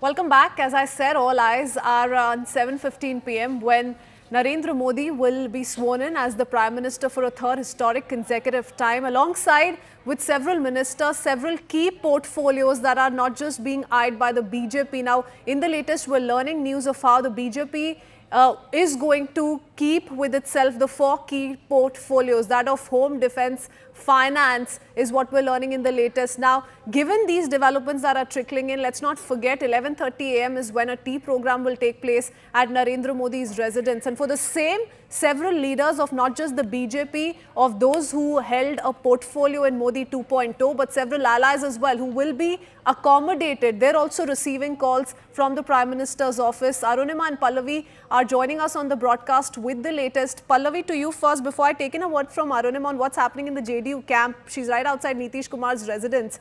How is the opposition viewing the host of reactions coming in? Interestingly, we also learned that K. Annamala has received a call. He's, though not won Coimbatore for the Bharatiya Janata Party, the vote share of the BJP in Tamil Nadu is being spoken of. But the DMK was quite irked at the fact that he's still being rewarded by the BJP. Remember how, he's been at loggerheads with his rivals in Tamil Nadu. So they're closely eyeing all the developments taking place in the NDA camp.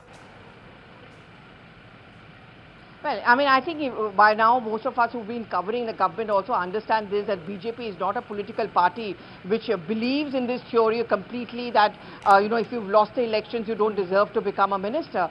You often want to prove a point. And I'm going to give a quick example of Smriti Irani. Despite the fact that she had lost from Amethi, she was still made a union minister. And then, of course, she went on to win the next time round. Possibly the same logic has also been applied as far as Annamalai is concerned, in that hope that the BJP is going to be able to notch up its numbers and a better performance in the state elections whenever it takes place. And of course that could work in their favor on the ground, because at the end of the day, the BJP is not given up on Tamil Nadu. Annamalai's work is not yet over. His work, of course, and his Karam Bhumi in that sense will be Tamil Nadu. And also it's a kind of a thumbs down. The reactions you're getting from the DMK to Annamalai's appointment is exactly what the BJP wants. They want his opponents to be irked. They want the BJP's opponents like the DMK and the Congress party to be irked. And this is the way of BJP telling them that we think he's won, because we think that he had created some kind of attraction on the ground. So picture abhi baki hai, and I think that's a larger point coming in from the BJP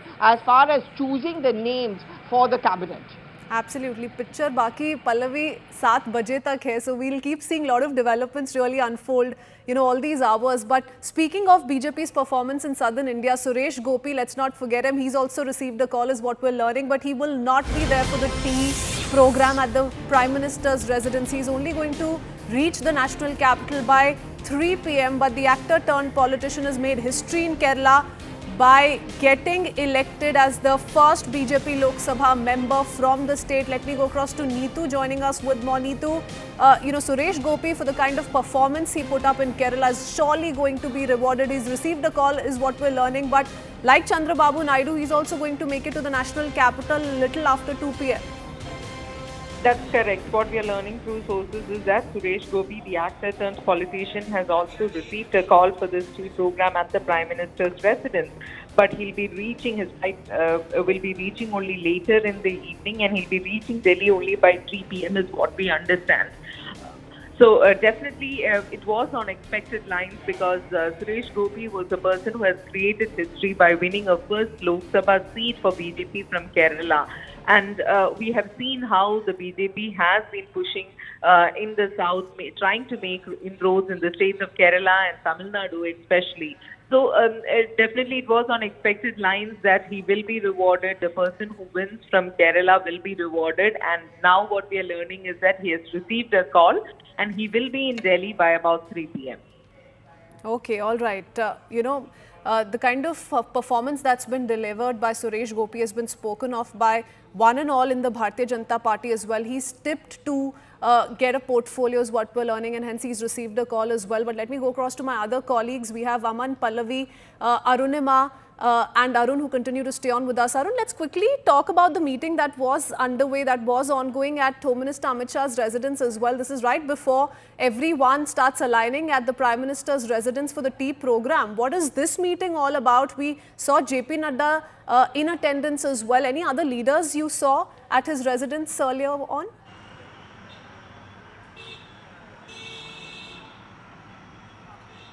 Well, see, senior leadership of BJP Christine are in huddle. In last 2-3 days, if you see, there have been continuous meetings which were taking place either at JP Nadda's residence or at Amit Shah's residence. As we speak, it is between JP Nadda, Amit Shah and BL Santosh. We just saw Jitan Ram Manjhi and his son were leaving the residence of Amit Shah. So they were also, in fact, called in. I don't know the reason why they were called in.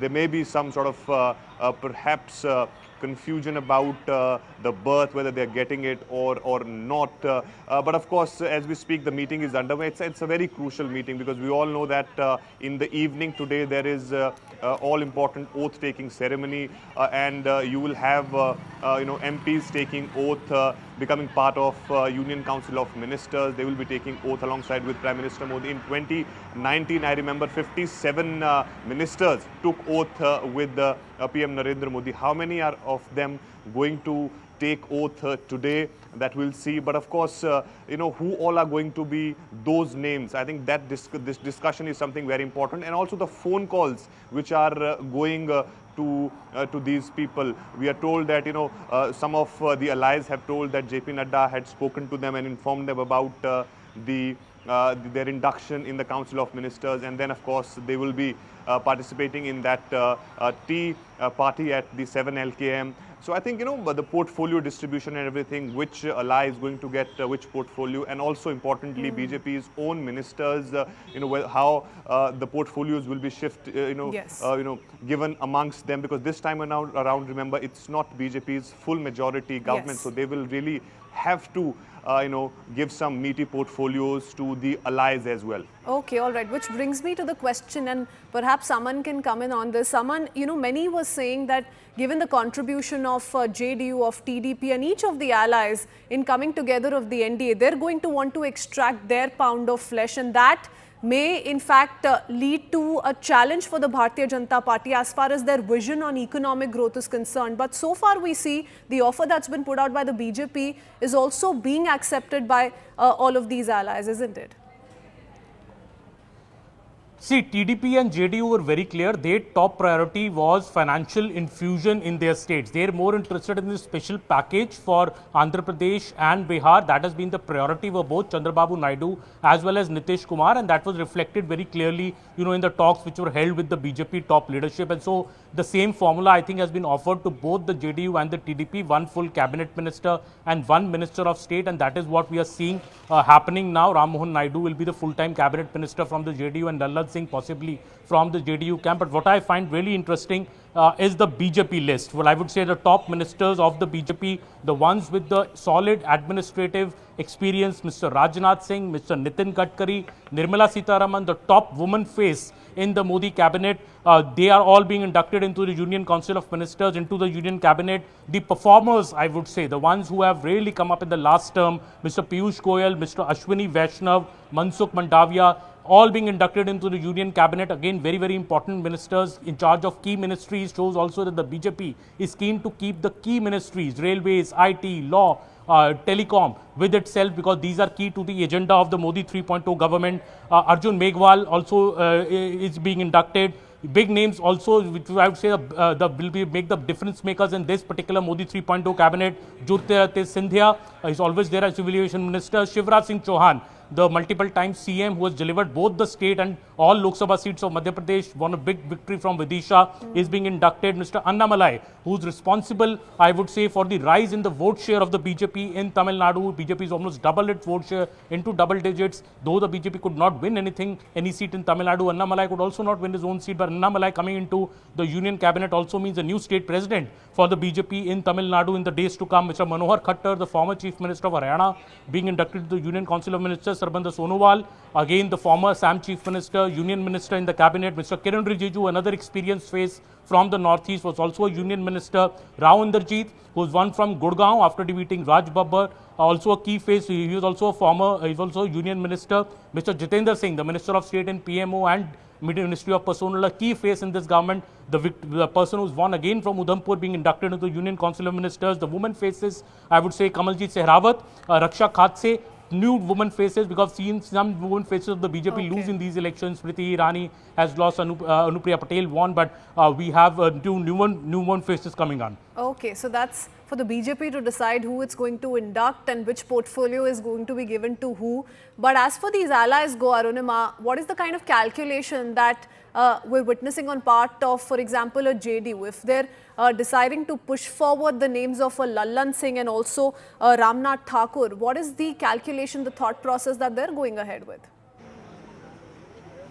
While I give you that answer, Rajesh is just going to show you how the scene outside Nitish Kumar's residence looks like. There are a lot of people waiting with their bouquets, JDU workers, waiting to get a chance to greet Nitish Kumar or, Lallan Singh, the minister who's the minister designate from JDU. There are also, senior functionaries of the JDU waiting inside. One by one, their vehicles are coming into Nitish Kumar's residence and they're trying to get an audience with Nitish Kumar and with Lallan Singh if possible. They're both inside. And as far as JDU's aspirations are concerned, I think they were very keen on railways. Lovely Anand, one of the JDU MP elects, made no bones about it, that railway portfolio is very close to our heart. We would want that. But I do not see an insistence. It's not a deal breaker, so to say, for the JDU. What could be a deal breaker would be financial assistance. Nitish Kumar is wanting some kind of a special status for Bihar. If that nomenclature is no longer existing, then under some other head. But he is wanting that there should be a financial, aid from the center to Bihar.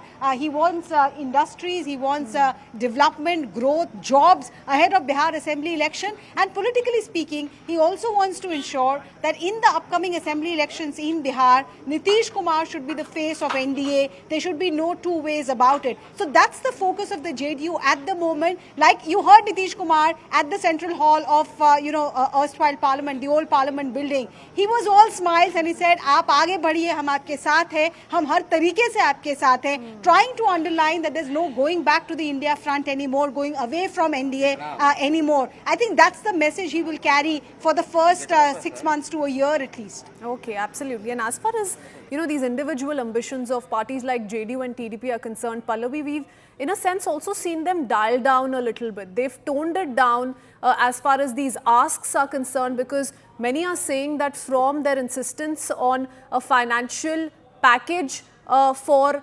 Andhra Pradesh, for example, on part of TDP, they may not necessarily emphasize so much on special status as they may on a special package now. Well, I mean, I don't think anyone of them wants to get engaged in semantics. At the end of the day, what they'll also have to prove to their constituents is that we can get the money. I mean, the common grievance of Mr. Chandrababu Naidu has been, and the reason why he left the NDA was on the fact that, we never got a special status as far as Andhra Pradesh is concerned. In fact, if you notice, Nitish Kumar, whenever he would make his trips to the national capital, would often insist on a special Bihar package or a special, kind of financial package. The GST collections was often a point of contention that we're not getting money enough. Our GST revenues have fallen. So what the two of them will certainly expect, and more insistently Mr. Naidu would expect from the centre, is a kind of financial help. More funds available, not just to the capital, Amravati, but more than that, more financial benefits coming in from the centre. He's already started saying that there has been a depletion of funds. The exchequer is almost empty. Jagan Mohan Reddy has destroyed the economy of the state, which is otherwise flourishing and has been rich in minerals, resources. And therefore, these are the yardsticks which he would expect to get from the centre. At the end of the day, the power of any chief minister stems from the fact how much of money they are able to get from the center, which is why many of them prefer to have good equations or a talking equation, I can say, with the center rather than being antagonistic. So over here also Mr. Naidu will expect that at least more funds, more money is made available from the center's kitty to the state. Okay. Very interesting. Also, what's interesting is the kind of reactions that are coming in from those who've already received a call from the Prime Minister's office in the latest. Here's a social media update that's been put out by Jitan Ram Manjhi, who says, I'll be attending the program organized at the residence of the Prime Minister today at 12 noon. This is good news for the people of Gaya and Bihar. And that's what I've been talking about, Aman. You know, the focus, at least for the JDU, for example, in this case, now we're seeing a lot of halchal outside Nitish Kumar's residence. There is a meeting that's been ongoing and, you know, an audience that we're witnessing at his residence. But so much of their focus is on the upcoming assembly elections. And that's what is being highlighted time and again. If we speak of the other political parties as well, everyone's really eyeing on how the NDA is going to perform as far as Bihar assembly elections are concerned.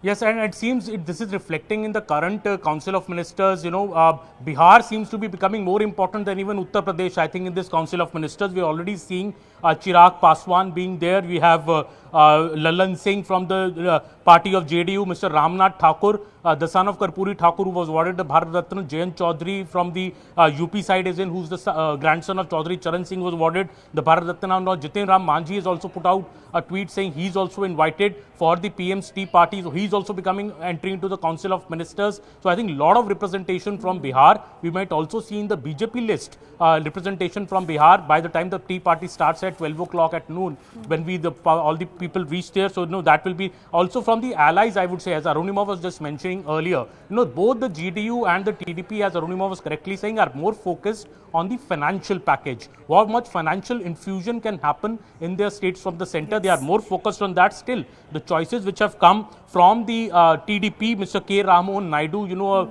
a young MP, a multiple time young MP, someone very close to Chandrababu Naidu, who's shown a lot of promise. And, you know, Mr. Modi is known to look out for such talent in his Union Council of Ministers. So I think he will be a very, very key choice. Mr. Chandrasekhar Pemasani also as a MOS, Lalan Singh and Ramnath Thakur, of course, Jayant Chaudhary, Chirag Paswan. I think two more young faces into the Modi cabinet. This is also new talent coming in a way. Jayant Chaudhary has been someone whom has a lot of promise, as well as Chirag Paswan. You know, Ramvilas Paswan, his father, was a full-time Union Council of Cabinet Minister. So I think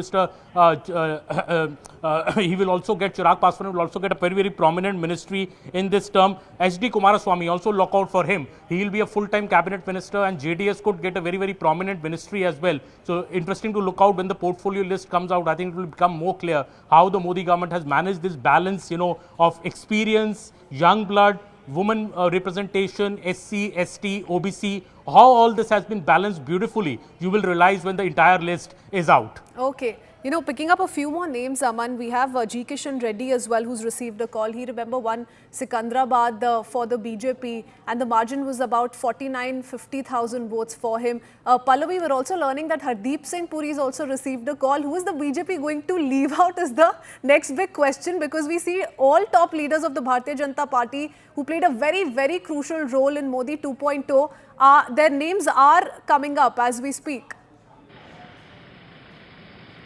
You know, interesting when you ask that question, because your question also has the answer. One thought there'll be a kind of very deep changes. There's a large semblance of continuity. The large changes, of course, which are coming in is from the, you know, kind of the allies, the JDU, the TDP and all of those factors. But more or less the old faces have stuck on, which also goes on to show that the Prime Minister does have a kind of a confidence in many of the ministers who were there with him in his second term.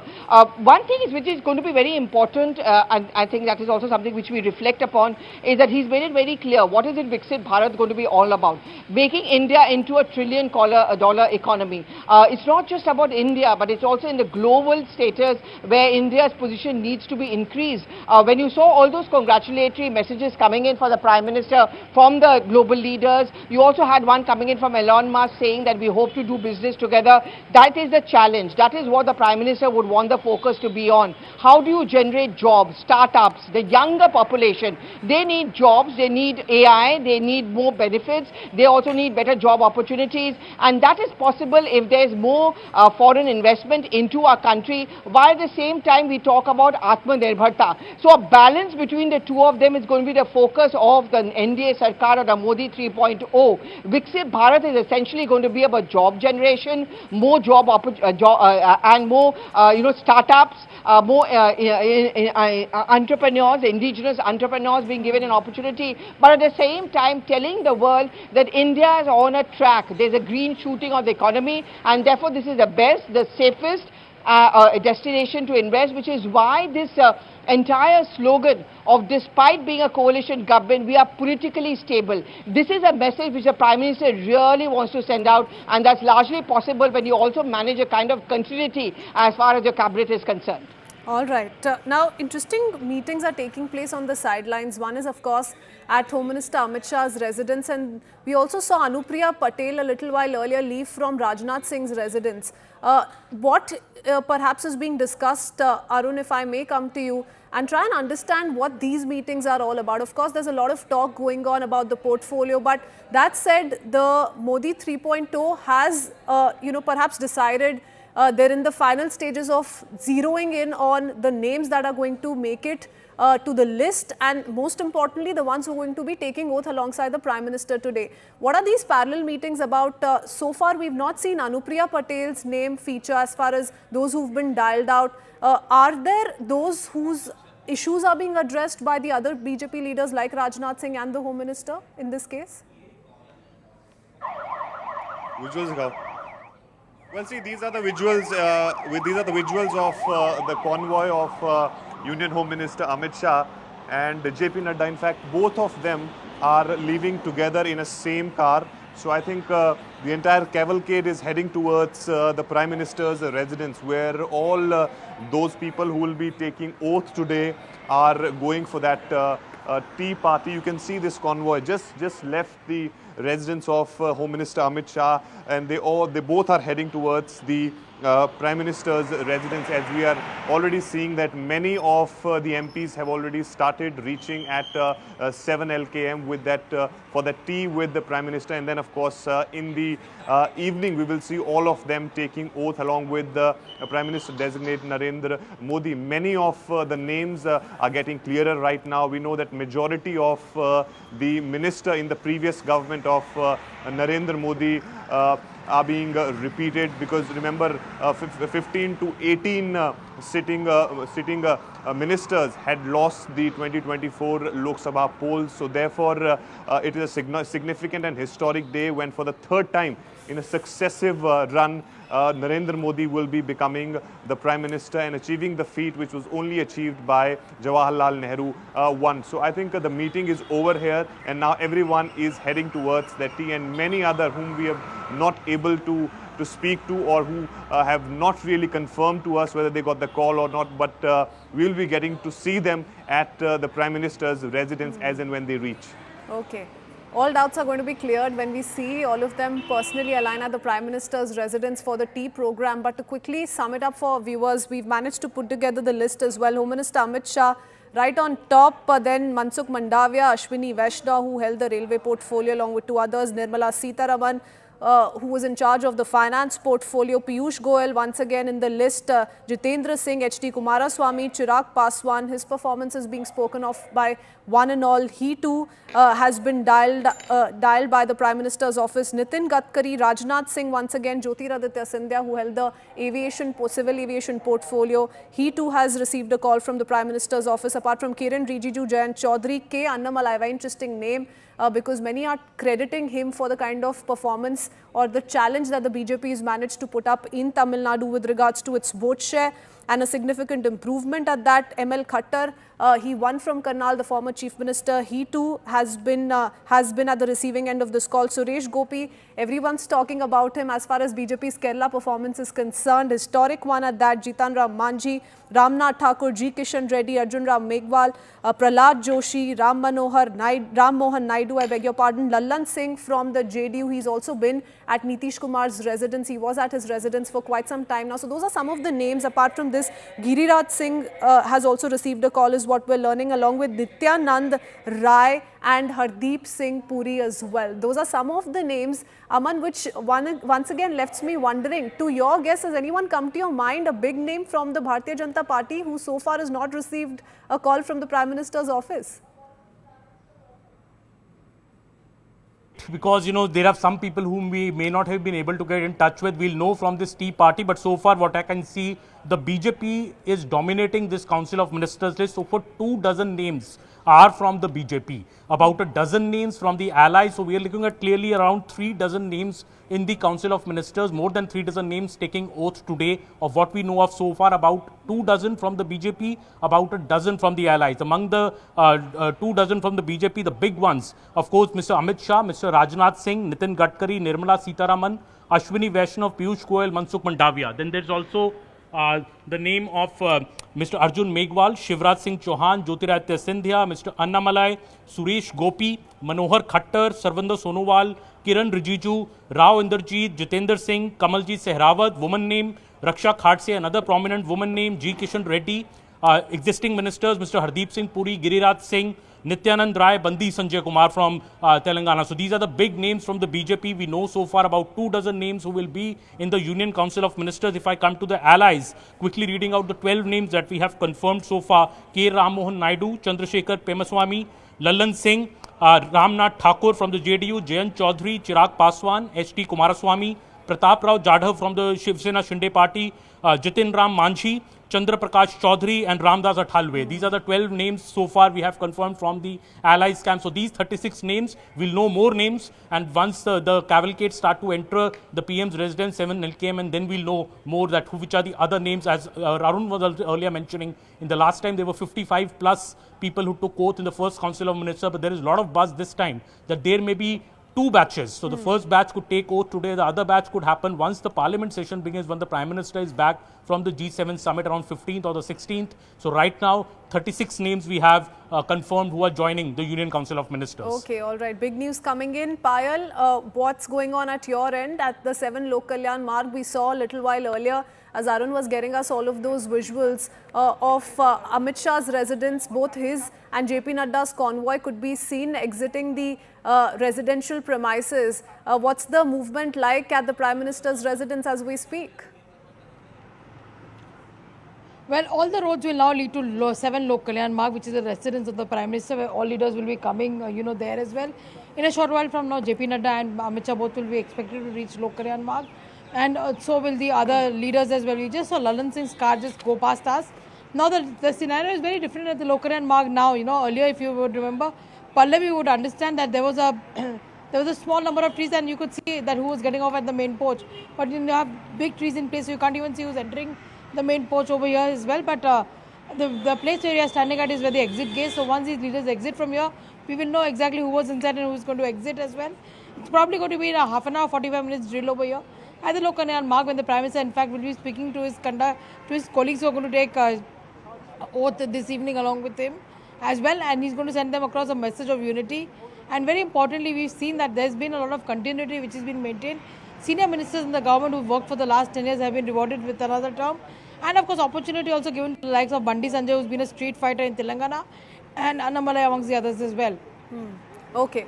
So from around 11:30, 12 noon, we will see the action unfold at 7 Lok Kalyan Marg. All of those who are going to be taking oath alongside the Prime Minister are going to be in attendance as far as this tea program is concerned. Aman, what happens the next few hours though? 7:15 p.m. is when the swearing-in ceremony will take place. Now, several reactions have come in already from those who will be taking oath today, but there are those who are going to be in attendance, special guests, foreign dignitaries, neighborhood first policy kept in mind. Also interesting names like Rajnikant who are going to be in attendance at 7:15 p.m. this evening.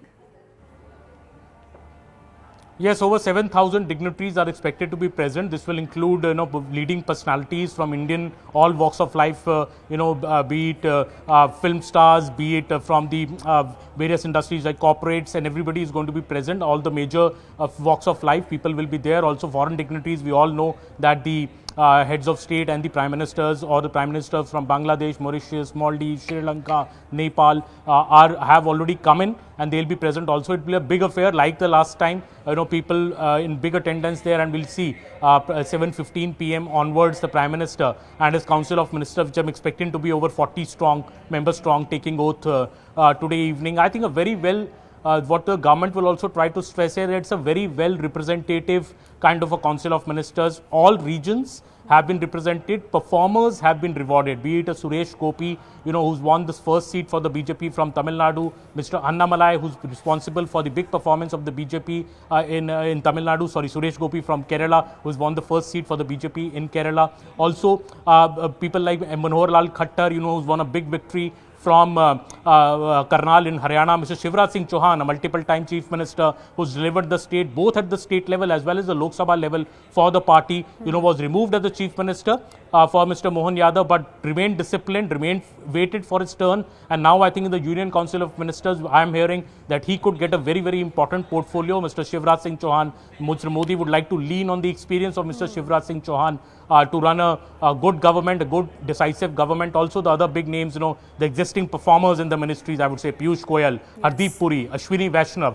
everybody getting a look in again. It's a repeat, I think, of Modi 2.0 cabinet, mostly in its terms, but some fresh blood, some new women ministers, because some women ministers, Priti Irani, have lost in these elections. Maybe they'll get a chance later once the Rajya Sabha nominations open up, and maybe they will also get a look in, because Priti Irani also has been a good minister in the past. Nirmala Sitharaman, I think the senior most woman minister in the cabinet, the existing finance minister, outgoing finance minister, will she again get a place in the CCS is something we'll know tonight. Rajnath Singh, Nitin Gadkari, Amit Shah, obviously the big heavyweights of the BJP will be a part of the CCS. Okay. And allies being taken good care of, about a dozen people from the allies in the Council of Ministers. Okay, all right. We're now learning news of some of the big leaders, the big faces arriving at 7 Lok Kalyan marts. So I want to quickly take in a word from Payal. What are you witnessing around yourself, Payal? Giriraj Singh, Sarbanand Sonowal, Amit Shah, JP Nadda, Shivraj Singh Chauhan, we believe they have already reached. Well, it's going to be very difficult for us to actually understand who's reaching from here on, given the fact that there are cars which are fleeting around us, and we are on the other side of the road to the entrance where the people are supposed to enter. So only when they exit is when we'll know actually who is exiting. That's when we'll get a confirmation. But yes, a lot of cars around me, given the fact that this is the main road, and the police have stopped us from getting onto the road and witnessing and seeing who's entering as well. So that is something which is there. But we are getting one big news that right now that Ravneet Singh Bittu, who in fact jumped a ship from the BJP, from the Congress to the BJP, he's also got a call in. Remember, he lost his election this time around from Punjab, but the BJP has decided to fill him. He's the grandson of Mr. Behan Singh, and he's been brought to the BJP just very recently, but he's going to be getting a look into the cabinet, is what we've been told. Okay, all right.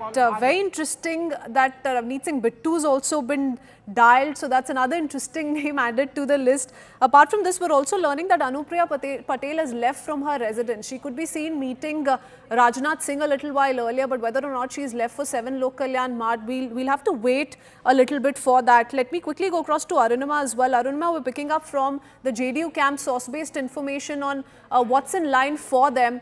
As we've been discussing, that's what's expected. One cabinet portfolio, one MOS berth for the JDU. Are there any conditions that have been put forth by the party though? Yes, we have been reporting this since yesterday. Now, the topmost sources in JDU have confirmed to us that it will be one cabinet and one MOS. They did not insist for any other portfolio or any conditionality. Like it was being said that railways is something that the JDU is keen on. But topmost sources in JDU said that they have left it to the Prime Minister. They have not put any conditionalities as far as the Union Council and the Union Cabinet is concerned. Their focus is on development of Bihar. Nitish Kumar is expected to go back to Patna tomorrow morning after the oath-taking ceremony ceremony ends, this evening. And once he's back in Bihar, top JDU sources tells us that Nitish Kumar will start focusing once again on his project of Bihar's development. He will expect from the union government, from Prime Minister Modi's government, for help, financial help to develop Bihar. Negotiations will also continue once he reaches Bihar about politically how NDA can shape up in Bihar, how BJP and JDU can combine to help Bihar develop further. So Nitish Kumar's arrival in Patna tomorrow would lead to a number of meetings, a number of calls to allies there, and there will be continuous back and forth between the union government and Nitish Kumar there to try and shape Bihar's development. So that seems to be the key focus area. JDU top sources once again underlining that we are not putting any conditions, be it number of cabinet or MOS ranks or the kind of portfolio that is given. Okay, all right. Very interesting. It's a follow-up question, Arunima. No, now as far as this national picture is concerned, the JDU doesn't seem to be very aspirational and they're not demanding more as far as representation at the center is concerned. But let's not forget the emphasis time and again has been on development of Bihar, and in that sense, this may just be a bargaining chip if we try and deep dive into it for an ask of a financial package for Bihar. Not just that, let's not forget, it's important to watch out for the kind of pre-poll framework we see between the BJP and the JDU in the Bihar Lok Sabha elections as well.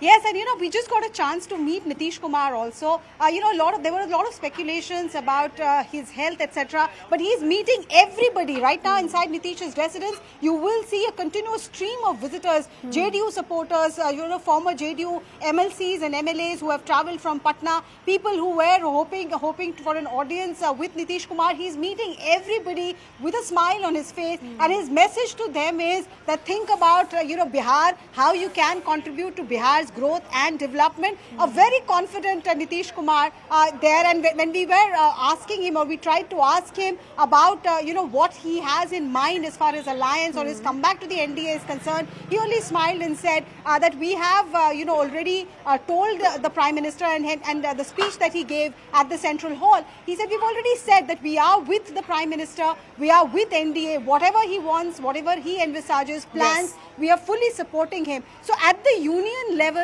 Nitish Kumar is very clear. We want economic development as much as anybody else, and we are with the Prime Minister on that. The focus is Bihar. What can you do for Bihar? Okay, now that we're focusing on the big names, the new inductions, all eyes are on 7 Lok Kalyan Marg. Payal, you gave us a very interesting input that Ravneet Singh Bittu has also received a call. Why this is important is that though he may have jumped ship to the Bharatiya Janata Party, he did suffer a defeat at the hands of the Congress candidate in Ludhiana, Amrinder Singh Waring. But the fact that he's been given a call, what does this tell us? How do we look at the overall picture as far as his name is concerned? Well, as far as the BJP is concerned, last time around the BJP had 2 seats that they were able to win in Punjab, but this time around they have not been able to win much. Punjab is a border state and they do understand the importance of that. And even when he was in the Congress party, Ravneet Singh Bittu was often seen taking a very nationalistic stand when it came to issues concerning the nation as large. And that's the reason the BJP has decided to award him. He comes from a family which has actually laid down its life as far as the country's cause is concerned. And he's been somebody who's been very, very vocal about that as well. So that's why Ravneet Singh Bittu is being rewarded. It will be interesting to see who gives away the Rajya Sabha to get him inside the Council of Ministers, given the fact that you have to at least get elected to either house within the next 6 months. That is there. Of course, we've got another input which is also coming in. The Jitin Prasada, remember who was a cabinet minister in the Yogi cabinet, has now got a look in. He's going to be taking oath as far as Narendra Modi's cabinet is concerned. He's also just reached Lok Kalyan Marg, and a big development coming in from the state of Gujarat. C.R. Patil, the sitting member of parliament, multiple time member of parliament, somebody who has led the BJP unit of Gujarat to score that 155 record win. He's getting a look in. He's also going to be reaching the Lok Kalyan Marg in a short while from now. That's of course Prime Minister Narendra Modi also rewarding the regional leaders who've actually tried to make an impact and make a lot of difference as well. Nobody took C.R. Patil's call very seriously that they would cross 150 in Gujarat, but he has been able to achieve that mark. BJP has 25 out of 26 margin, despite the fact that Purushottam Rupala comments against the Kshatriyas did create a lot of furor. But C.R. Patil was able to lead that charge, and of course remember in Surat, the election was declared much before the voting really happened. So C.R. Patil comes in from a very, very experienced background. He's been somebody who's very, very close to the Prime Minister as well. He gets reward finally, because when the expansion really happened, one expected that he would be made a minister. But of course, he's waited his turn. He's been a confidant of the Prime Minister. He's been somebody who's worked very well on the ground as well. So he also is likely to reach the local and residence of the Prime Minister in just a short while from now. So importantly, Union Cabinet Ministers who've been working in the last 2 terms getting rewarded with continuity, and of course new people who've created an impact in the regionals also getting a chance in here as well. So it's going to be quite a blend of old and new faces that Prime Minister Narendra Modi is looking at. Absolutely. We started with Ravneet Singh Bittu. Remember, though he did suffer a defeat at the hands of the Congress candidate in Ludhiana constituency after having jumped ship to the Bharatiya Janata Party, the victory margin was not all that great for the Congress winner. It was about 20,942 votes, which is not all that much. So all of those factors perhaps kept in mind. Also, how much importance do the regional players need to be given? That's also being calculated as we speak. Pal, I'm coming back to you in just a minute. A lot of developments coming in. We're learning of more names who've arrived at 7 Lok Kalyan Marg, including Chirag Paswan. He, remember, spoke extensively to CNN News 18, and he said that I'm more than grateful already that the Prime Minister allowed my party to contest on 5 whole seats, which I've managed to win for the NDA. So he's been more than grateful. Now the sense, Aman, one is trying to get from the kind of reactions that have come in from everybody who's contributed to this defeat, to this victory of the NDA and the coming together of the NDA, is that we're more than happy with what we have. We want to support this government fully, and we want to ensure 5 successful years. Absolutely, and that has been the sentiment from the JDU and the TDP, in fact, from day one. I am hearing that in the first meeting itself, the TDP and the JDU had made it clear that they have no specific demands. All they care for is that the Narendra Modi should have a very, very compassionate, a very, very helpful approach for the states of Andhra Pradesh and Bihar respectively, because Chandrababu Naidu was of the opinion that, Jagan Mohan Reddy had really left the coffers empty, and he had made big promises to the people in this campaign. Mr. Naidu had, and he is looking for center support to build Amravati, his dream project as the state capital, to help in the dam irrigation projects and to help him fulfill the promises that he has made to people. Same goes for the Nitish Kumar, in Bihar, which has been awaiting infusion of extra funds. That is one reason that Nitish Kumar also returned to the NDA fold a few months back after ditching the RJD. And Nitish Kumar also has been somebody, who made no specific demands. Yes, they are getting 1 full cabinet minister in Mr. Lalan Singh and 1 MOS post in Mr. Ramnath Thakur, but clearly the bigger focus seems to be a part of a strong, decisive government at the center, which helps in the development of the states. Ravneet Bittu, in fact, you were referring to just recently. I would like to tell you that I had actually gone to cover Ravneet Bittu's campaign. He's the grandson of former Punjab Chief Minister Beant Singh. He switched over to the BJP, contested from Ludhiana, lost by a very narrow margin to the state Congress president, Mr. Amrinder Raja Singh Wading, and he's somebody that the Prime Minister is fond of a lot, and he's the one getting into the look in. So that is also a message to Punjab, to get a Sikh face inside the cabinet. There's already Mr. Hardeep Singh Puri. Now we'll also have Mr. Ravneet Singh Bittu inside the cabinet from the state of Punjab. But the other important names which seem to be coming in quick and fast: Jatin Prasada, again a young face from Uttar Pradesh, Brahmin face. So taking care of the various regional and caste aspirations. As Shobha Karanjale has been earlier also in the big face from woman face from Karnataka, again stress on woman faces. Annapurna Devi, for example, another woman face from Jharkhand. Bandi Sanjay Kumar, from Telangana. So all these, I think BJP, if you see the list now, if we have a list almost of 50 inductees into the Union Council of Ministers, over 3 dozen names are from the BJP. So the BJP clearly has a dominance over this Union Council of Ministers list, and rightly so, because it has 240 MPs in the Lok Sabha. It is the biggest party. The next party is the TDP with 16 MPs in the NDA. So there's a huge gap, and that is why we are seeing that all the big experienced faces of Modi 2.2 and Modi 1.2 government getting a repeat chance in Modi 3.0 to take ahead this big mission that Modi has to make India the 3rd largest economy of the world, to ensure that the gains of the first 2 terms continue in the 3rd term. And we are seeing all these ministers now arrive at Mr. Modi residence. They'll get a short pep talk from the Prime Minister on his vision for the Modi 3.0 government. He'll be giving them the mantra of governance, how to run their, tips on how to run their ministries effectively, how everybody should join together in this vision to make India the 3rd largest economy by the end of Mr. Modi's 3rd term. Okay, all factors kept in mind, the caste factor, representation to women, regional players also being given importance. if we talk about Modi 3.0. Pallavi, what about the opposition? Because, so far we've heard from several who've come out to say that no, we don't want to take part in the oath-taking ceremony. But there are interesting players like Priyanka Chaturvedi who's also come out to say we've not received any invitation. So what's the narrative that the opposition is trying to set up on this Sunday blockbuster? Well, the fact that the government does not want them to be a part of the oath-taking ceremony, and that is the explanation that they are offering why many of them will not be seen there. There are protocols and there are reasons why invitations usually go to the presidents of political parties. So we'll have to we have to wait and we have to see whether there's going to be an official word coming in from the political parties. But the mood in their group is very clear.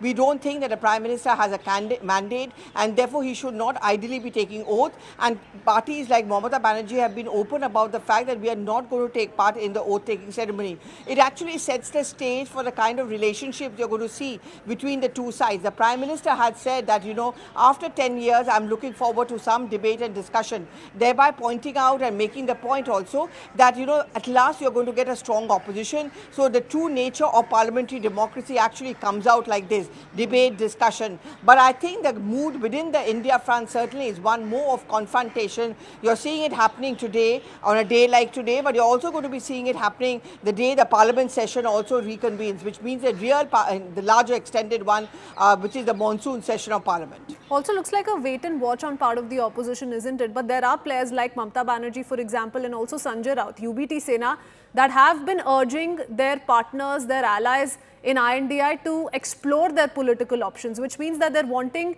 the INDI leaders, especially the Congress, to push this a little more in the direction that it can be advantage INDI, isn't it? Looks like none of that is happening because the JDU and the TDP, the key players who have contributed significantly to the coming together of the NDA, are very much loyal to the NDA. They've come out to say on multiple occasions, as is, that we are going to support Modi 3.0. Our leaders are going to be taking oath alongside the Prime Minister at 7:15 p.m. That's how the political narrative is playing out on this Sunday, when we're going to see the oath-taking ceremony at 7:15 p.m. And at the Prime Minister's official residence right now at 7 Lok Kalyan Marg, we see a host of BJP leaders, JDU leaders, TDP leaders, the likes of Chirag Paswan. There's also Apna Dal SS Anupriya Patel. All of them have reached the Prime Minister's residence for the tea program. Payal, what's going on at your end? What are we to expect the next few minutes? Well, the names continue to pour in as well, Kriti, given the fact that there are more and more names that are coming in. We've just learned that Dharmendra Pradhan, the sitting union minister, who in fact contested his first Lok Sabha seat from Sambalpur, has won their seat. He's going to take oath today as well. That's the information that is coming in. More and more names are coming in as well. So we'll have to just wait for these leaders to come out and see if any one of them really want to talk to us as well. Because as of now, names are still pouring in just as we speak, because there are many people who are reaching the local and marked residence of the Prime Minister's residence. Okay, while Lallan Singh of the JDU may already be at the Prime Minister's residence, I'm assuming, Arunima, there's another meeting that's underway at Nitish Kumar's residence. So a lot of brainstorming really happening in the JDU camp. What is this meeting all about? Who all are in attendance at his residence? So this meeting was more of a meet and greet. A lot of Karyakartas, and Rajesh, if you could just pan and show, there are still other Karyakartas waiting with their bouquets, waiting to call on Nitish Kumar, waiting to tell him about what their issues are. Some have come from Munger, some others have come from Mithilanchal. There are few who have come from other parts of North Bihar. They all have their issues, and that's what Nitish Kumar did just a couple of minutes back. He met them, greeted them, said that you come to Bihar, meet me there. His focus is clearly his state. He's in Delhi. He said, I was called to come to Delhi on the 5th, and I arrived here. I've stayed on for 4 days. I'll attend the oath-taking ceremony, and then I'll go back to Bihar, and that's where the real focus will be. So he's very clear that, here, yes, Lallan Singh is expected to be a cabinet minister in the Prime Minister Modi 3.0 council.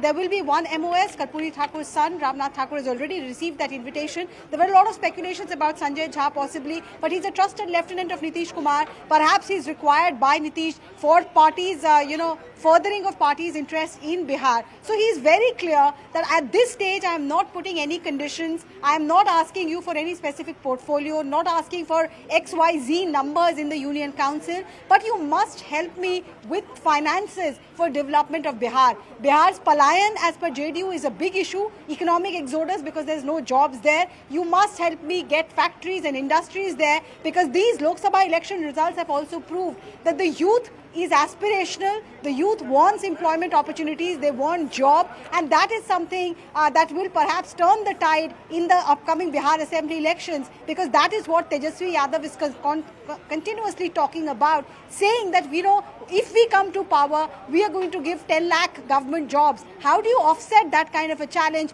That is Nitish Kumar's current focus area. That's where he wants the centre to lend a helping hand.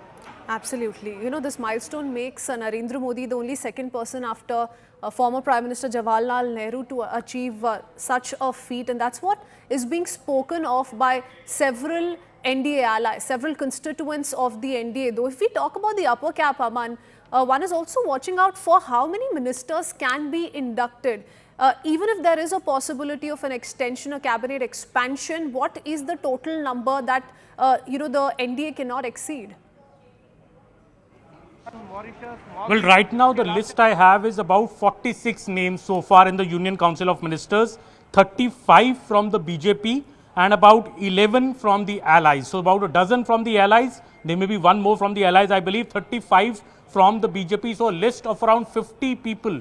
50 ministers could be taking oath in the Union Council of Ministers today. The recent addition, the top ministers, I think, who are being repeated from last time, that is very significant. Mr. Rajnath Singh, Mr. Nitin Gadkari, Amit Shah, Nirmala Sitharaman, the 4 top ministers, all being repeated. The other performer ministers being repeated. Ashwini Vaishnav, Piyush Goyal, Mansukh Mandaviya, Arjun Singh Maghwal being repeated. What other ministers I can see being repeated? Sarbanjo Sonowal, Kiran Rijiju being repeated, Jitendra Singh being repeated, also Gajendra Singh Shekhawat being repeated, Dharmendra Pradhan being repeated. That is very interesting because his name was also doing the rounds for the next Chief Minister of Odisha. So maybe BJP is looking at somewhere else for the Chief Minister of Odisha post. Dharmendra Pradhan is going to continue in the Union Cabinet. We have other senior ministers who are, these are the senior ministers. Giriraj Singh is being repeated, Hardeep Puri is being repeated, G. Kishan Reddy was also a Union Minister before he became the State President of Telangana for the Telangana election. So in a sense, he is also being repeated in this cabinet. So a lot of repeated performers of the ministers. There seems to be a continuity from Modi 2.0 into Modi 3.0 and many senior ministers being repeated. And as my colleague Payal just broke, that C.R. Patil, if he's being inducted in the Union Council of Ministers, very, very significant because he's a very good organization man, somebody who's led the BJP to record victories in the state of Gujarat. If he's coming into the Union Council of Ministers, that could be very significant. Jitin Prasad also and other senior ministers as well. Okay, did a little bit of research, and Aman, we can cross-verify on this, but the Constitution Act 2003 sets specific limits on the number of ministers that can be appointed in both the union and the state government in India. And as per this, the total number of ministers, including the Prime Minister, the Council of Ministers, cannot exceed 15% of the total number of members of the House. So with 543, and if you do the math, I think the total goes up to 81. So it can't exceed 81. So far, we're talking about a little over 40 already. Is that the number we're looking at by and large this evening, who are going to be taking oath alongside the Prime Minister? We're watching out for that development very closely. Payal, Pallavi, Arunima, Aman, stay on with us. We'll come right back after a very quick break. Don't go anywhere.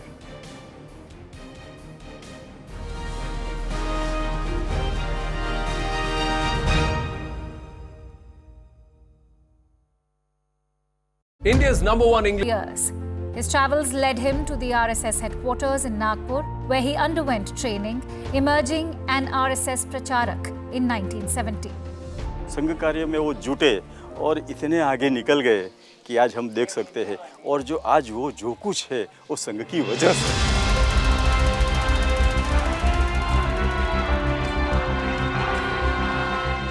The only Indian Prime Minister to have a long tenure as Chief Minister.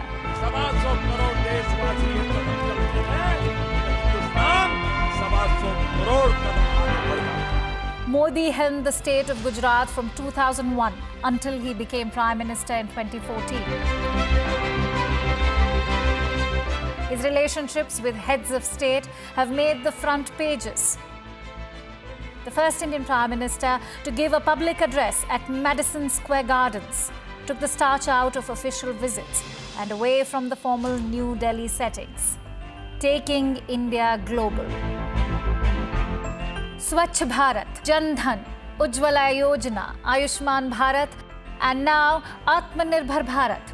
Policies for inclusive and self-reliant development are part of Modi's economic legacy.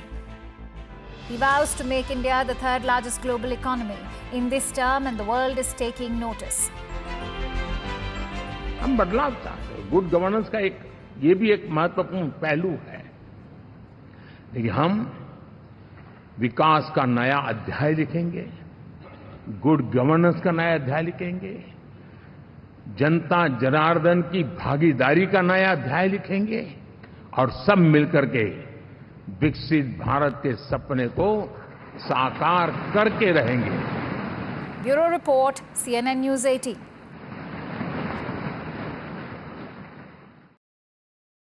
Bharat माता की, भारत माता की।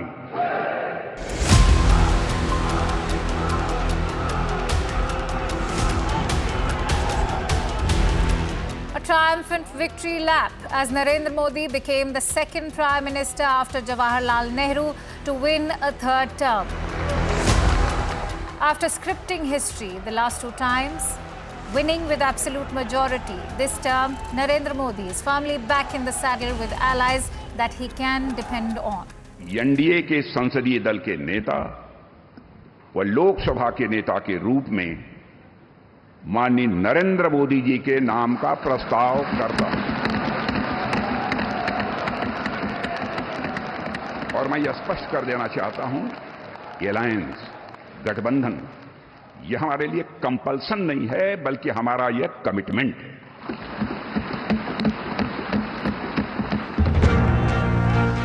The Modi cult made the battle for India the most watched in the country's political history.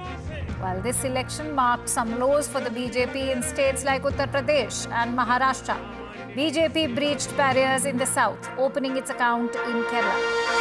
दक्षिण भारत में NDA ने एक नई राजनीति की नींव मजबूत की है।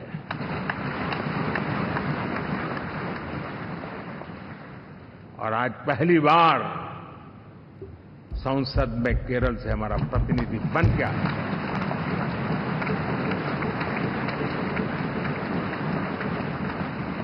और महाप्रभु Jagannath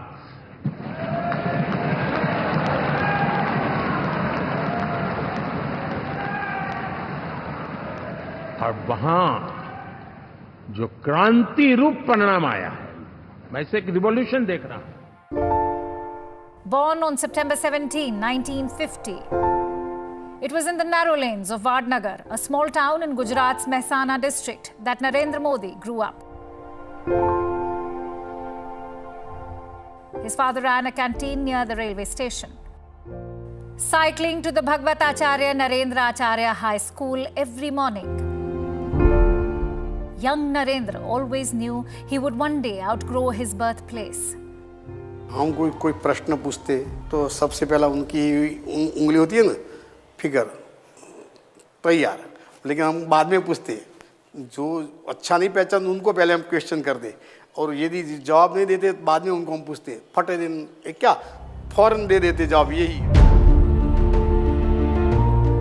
At the age of 18, Modi left home for 2 years. His travel.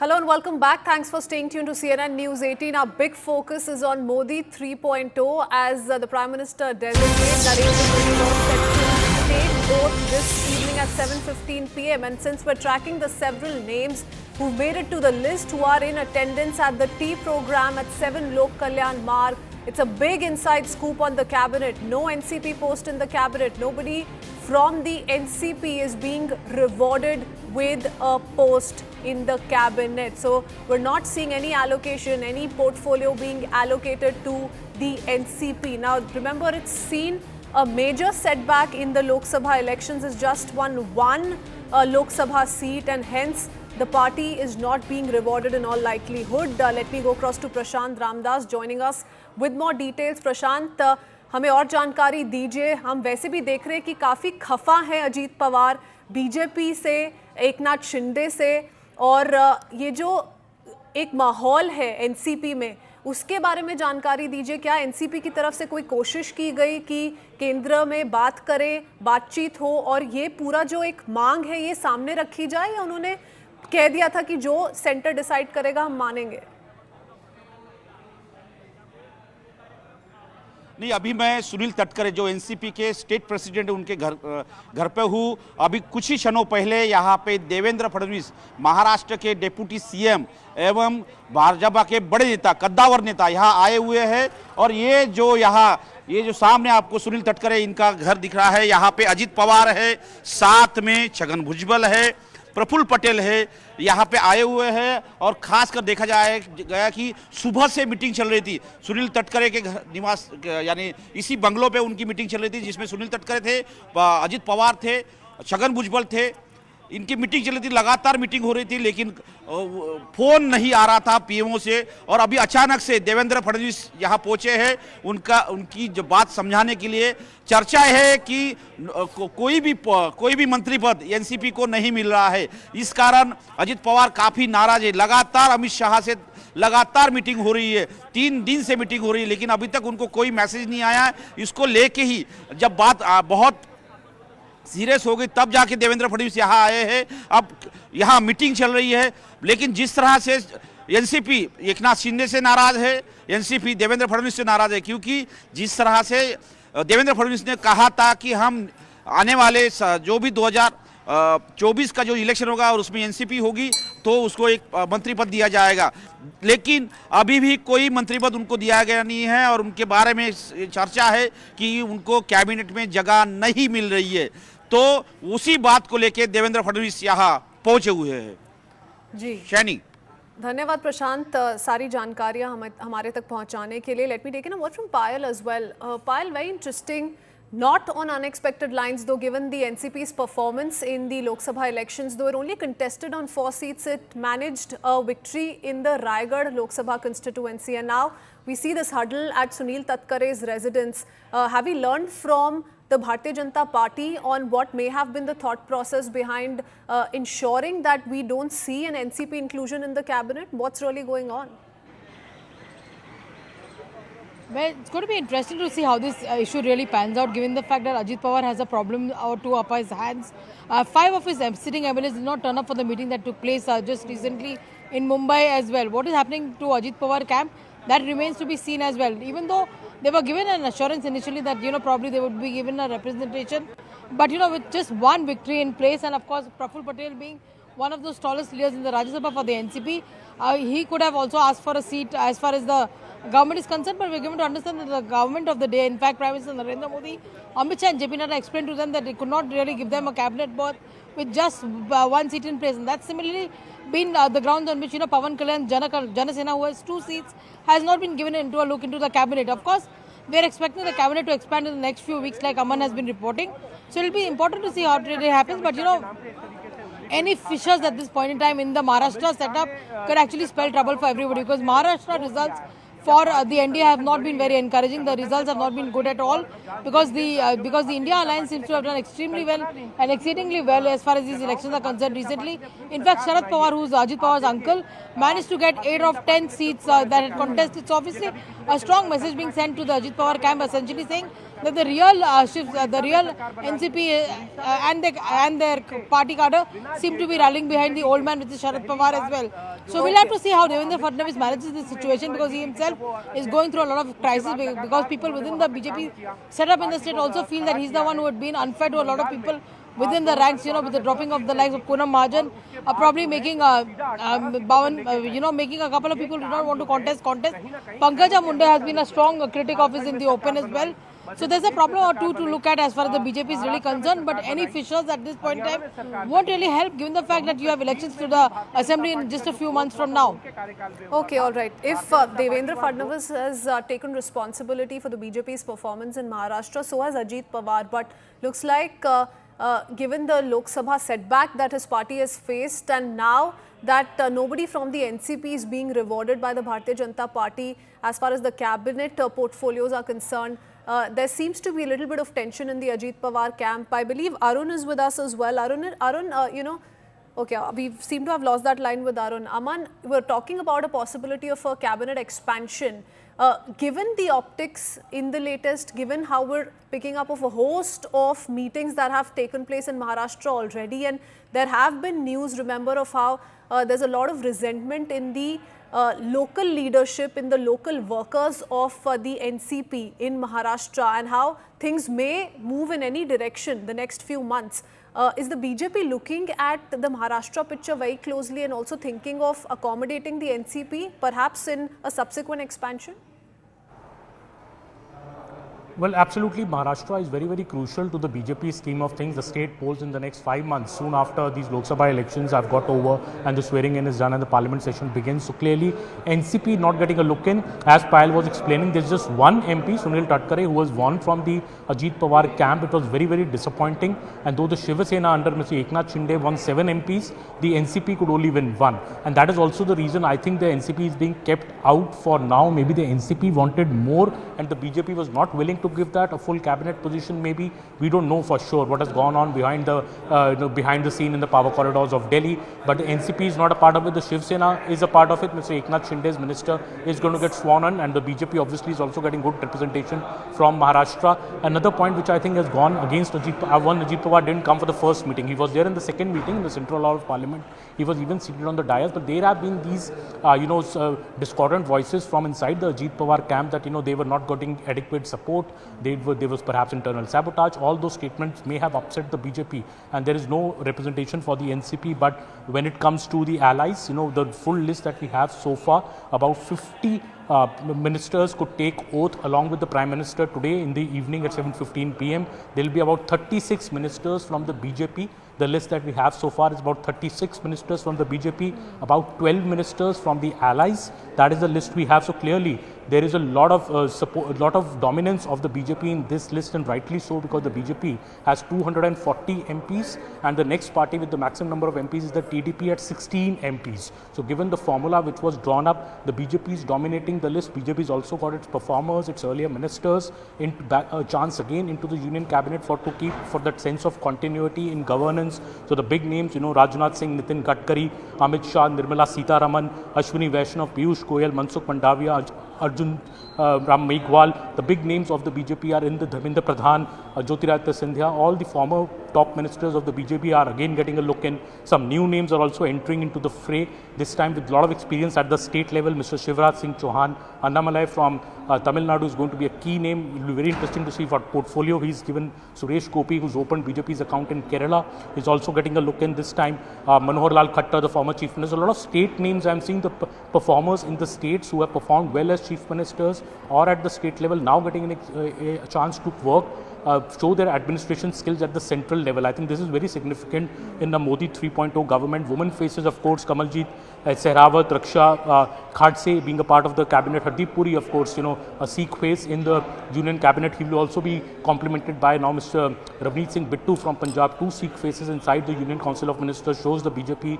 focus and on the state of Punjab, where it may not have won anything this time, but it has got good jump in vote share and has big plans for the future. Mr. Nityanand Rai, who has been a minister earlier, MOS Home, is also getting another look in this time. Shobha Karanjali, Harsh Malhotra, Jitin Prasad, another young name. Shobha Karanjali, a firebrand leader from Karnataka, getting a chance in the CR Patil, I think a big name. Somebody who's really performed in Gujarat at the state level, getting a chance now to show his administrative acumen as a minister in the centre. Dharmendra Pradhan, another tried and tested name in the Union Council of Ministers. He was also in the running, a name being spoken about as the next Chief Minister of Odisha, but it seems BJP is looking for another name when it comes to Odisha. Gajendra Singh Shekhawat, also the Jal Shakti Minister in the previous government, got a big win from Jodhpur, is getting a look in. It will be very interesting also to see what portfolios the allies get, because they have got a look in with about 12 berths, but are they given really important portfolios, especially the likes of Ram Mohan Naidu, Lalan Singh, who are senior leaders in their respective parties, multiple time MPs, Jayant Chaudhary and Chirag Paswan, the youth power, I think, coming into from the ally camp into the union cabinet. Very interesting to see what ministries Mr. Modi entrusts them with. Kumaraswamy, HD Kumaraswamy, another senior leader from the JDS camp in Karnataka. He was also respected. JDS has been demanding the agriculture ministry. It will be interesting to see if it is given that. Jitin Ram Manjhi, another important ally of the BJP in Bihar, though he's won just one seat. You see, he's a part of the Union Council of Ministers while the NCP is not. Speaks a lot about what is the equation between the BJP and its allies. This time, Anupriya Patel also has won just one seat, but she will also be part of Union Council of Ministers, has been a minister earlier as well. So I think a lot of messaging in this particular distribution through regions, caste, OBC, SC, ST, women, all aspects seem to have been covered by the Modi government. Pallavi, talking about regions specifically, it also comes down to one upmanship, especially for parties like the NCP. Now that, Ajit Pawar is seemingly upset at the fact that NCP is not being given any portfolio, it also means that Ajit Pawar is not going to be able to send out a message to NCP Sharad Pawar faction. And given the performance that Sharad Pawar's faction has been able to put out, it's also going to come down to a battle of survival of sorts for the NCP. And that's why this kind of representation at the center for these regional players becomes very important. Absolutely. In a post-mortem analysis, many in the BJP did feel that perhaps that alliance or the coming in of Ajit Pawar could have boomeranged on them, and there was a lot of heartburn within the Pawar equations as far as the Maharashtra politics goes. For every regional party which makes it to a coalition government, whether it was during the UPA times, whether it's during the NDA times, when they go back home, they also have to convey the message that we matter. Today, for example, the Ajit Pawar faction, what kind of messaging can they give go back home?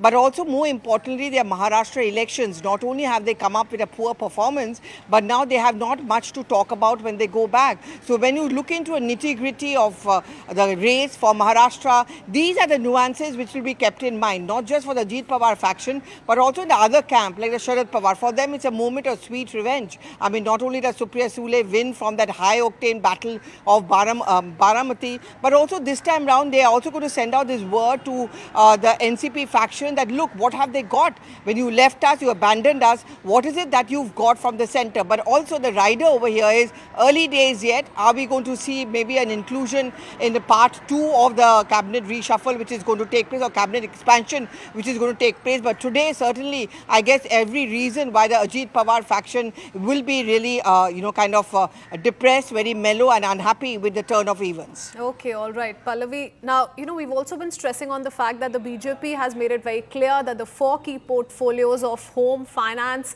defense and external affairs is going to stay with the Bharatiya Janata Party. We're also learning, and this is on expected lines, Amit Shah, Nirmala Sitharaman, Rajnath Singh and S. Jai Shankar, who's just reached 7 Lok Kalyan mark. All of them are going to make it once again to Modi 3.0. Aman, in that sense, are we looking at a repeat of these ministers in the cabinet with their portfolios, with their earlier portfolios? Well, it's difficult to hazard a guess who will get what portfolio. There may be, I still feel there will be some big surprises this time as well when it comes to the portfolios. Let's not hazard a guess, but yes, it is a fact that all the top dozen or top ministers have all been repeated. The top ministers who are very key to the entire framework of things for the Modi government. We are now also getting a word that S. Jai Shankar is also going to be a part of the Union Council of Ministers, will be a cabinet minister. Shantanu Thakur, also one of my colleagues, is flashing that he will also be a part. The man who represents the Matua strong community in West Bengal, he will also be represented in this cabinet. So in a big way, Hardeep Puri, Ashwini Vaishnav, the performers of these ministries, I think it is expected. There may be a bit of reshuffle. I'm not too sure if they'll get the same ministries as the last time. Will there be a reshuffle in the CCS? We'll have to wait and see. But I think the big 4, Amit Shah, Rajnath Singh, Jai Shankar, Nirmala Sitharaman getting repeated is very, very significant. Also the other big 5, I would say, the second tier performing ministers, Hardeep Puri, Ashwini Vaishnav, Piyush Goyal, they all getting repeated this time is also very, very significant this time coming in. So BJP, I think, sending a message that there is continuity. From Modi 2.0, there will be continuity in the entire thing. Plus, there is new blood which is coming from the states. So, key members from the states, be it Mr. Annamalai, Suresh Gopi, C.R. Patil, these Shivraj Singh Chauhan, these top people who have shown their acumen at the state level now being given a chance to show their acumen at the central level, bring the wealth of experience of administration, governance they have shown as either chief ministers or state presidents, bring it to the central level. That is, I think, the new young blood which is coming in, which is very, very significant. And of course, the big woman faces, the new woman faces, I would say, in the cabinet, very, very interesting. From Maharashtra, from Karnataka, the new woman faces which are being inducted into the cabinet will also be a key look away. Women and Child Development Ministry, who gets that, because Smriti Irani could not win from Amethi, so her ministry is up for grabs by another top woman face. I would place my bets there maybe on Raksha Khanse to get that ministry, because she has worked a lot in that field. Kamaljeet Sehrawat again, somebody who's won from Delhi by a very good margin, getting. So I think all the regions being represented, top ministers coming from states like Uttar Pradesh, Maharashtra, Gujarat, Tamil Nadu, Rajasthan, Kerala, the Northeast, Telangana, from Punjab, two top ministers, Hardeep Puri and Ravneet Singh Bittu. From Rajasthan, Gujarat, Uttarakhand, Mr. Ajay Tamta is said to be getting a look in from there. Again, Odisha, Dharmendra Pradhan. So I think BJP has done a very good job of overall representation across regions, castes, OBCs, SC, STs, women, and from the allies, I think a dozen ministers from the allies being kept happy. Of course, the NCP here has missed out, which will be a topic of much debate in the days to come. But the rest of the JDU, TDP, I think would be very happy with what they've get, plus the financial assistance promised from the centre. Okay, I have a question for Payal, but before that, also taking in a word from Arunima. Arunima, now if we sum it up, it's about 6 ministers from Bihar, which is a lion's share if one looks at the overall picture, and that may not be the case, for example, for a TDP. Quickly break down the numbers and the names we've managed to access so far from several players in Bihar. See, you were earlier also discussing with Pallavi that, the regional representation, what does that really mean? How is that being interpreted? So while in Maharashtra, the talking point seems to be the Ajit Pawar NCP faction, in Bihar, between JDU, Chirag Paswan's, Ramvilas, LJP Ramvilas and Jitan Ram Majhi and the BJP, there could be at least 6 ministers. What are the names here from BJP itself? Giriraj Singh and Nityanand Rai are being spoken about. It could either be one cabinet and one MOS independent charge between the two of them, or both could get cabinet. Nityanand Rai was earlier MOS Home, an important portfolio that he has handled.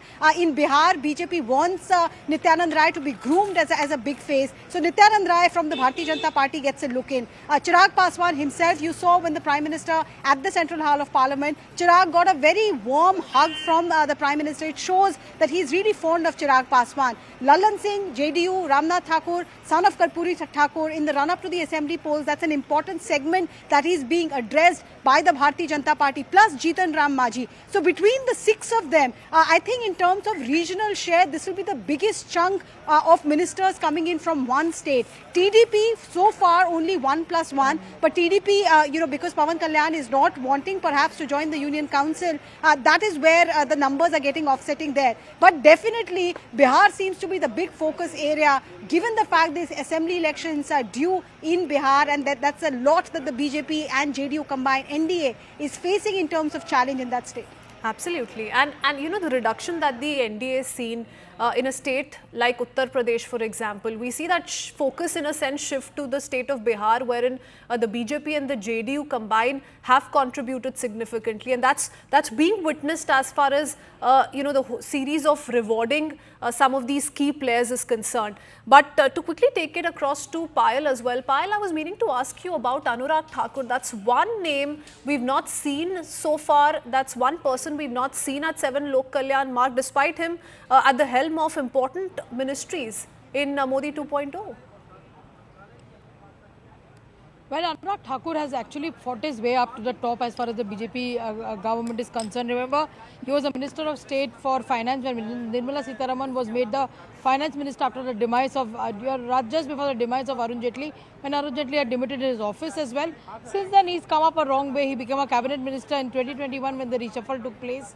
He was made the sports minister and also made the information and broadcasting minister as well. It's very surprising to see that his name is not there on the list as well. That's what his office has also been able to tell. But for anybody who studied Anurag Thakur's trajectory will understand that Anurag Thakur has been a 5-time member of parliament. He's been somebody who's been winning from the Hamirpur seat for 5 long times. He's been somebody who's considered to be a very approachable and a very highly performing minister as well. What are the reasons for him being dropped? Is he going to be made into the Is he going to join the space of the organization? Because remember, the BJP also needs to get strong people within the organization as well.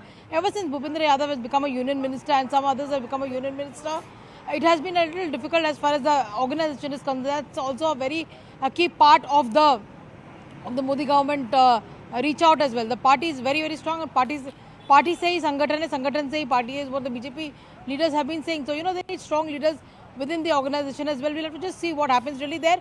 But the billion-dollar question is that who becomes the party's president, because we do understand JP Nadda's term is coming to an end, this June, and we also do understand that JP Nadda has a full term. He just got a Rajya Sabha from Gujarat just a few months ago, so he has a full 6-year term to go. There's a position at the leader of the House is concerned in Rajya Sabha. That office is also going to be demitted by Piyush Goyal, who has now come to the Lok Sabha as well. So will JP Nadda be given that position? Will he be made a union minister again? Because remember, he was a union minister in Modi 1.0 when he was, of course, the health minister of the country. But later on, went on to join the organization as well. So a lot of questions remain unanswered, but we'll have to wait and see who are the final people who are taking shape, because there are a lot of names that have been doing the rounds. Who are the final people who actually make it through the dais with Prime Minister Narendra Modi? We were waiting with bated breath because we hadn't heard about Mr. Jaishankar so far, but finally we are given a confirmation that Mr. Jaishankar is well on his way to the LKM residence, and he is in fact inside as well. He holds a very, very important portfolio of external affairs, and the Prime Minister in a few days from now will be heading to G7, where Mr. Jaishankar is also going to accompany him in Italy. Okay, we're talking about representation to regional players, regional political parties. Aman, before we end up concluding that unlike all roads to Delhi lead from Uttar Pradesh, through Uttar Pradesh, and we switch that to Bihar, we'll have to do a quick comparison and an analysis on what kind of representation are we seeing coming from Bihar vis-a-vis Uttar Pradesh. Can you quickly bring out the numbers and names for us? Well, the Uttar Pradesh representation, if I read it out to you, Rajnath Singh, of course, the biggest name from Uttar Pradesh is coming in. The other names we can see, Jitin Prasad is going to be there from Uttar Pradesh, but obviously the names which are coming from Bihar are much, much more. This is also because the allies are from Bihar. So, be it Lallan Singh is coming from Bihar, Mr. Karpuri Thakur's son is from Bihar, Chirag Paswan is from Bihar, Mr. Jitenram Manjhi is from Bihar. So, also the question that there are a lot of allies in Bihar which are getting represented from UP.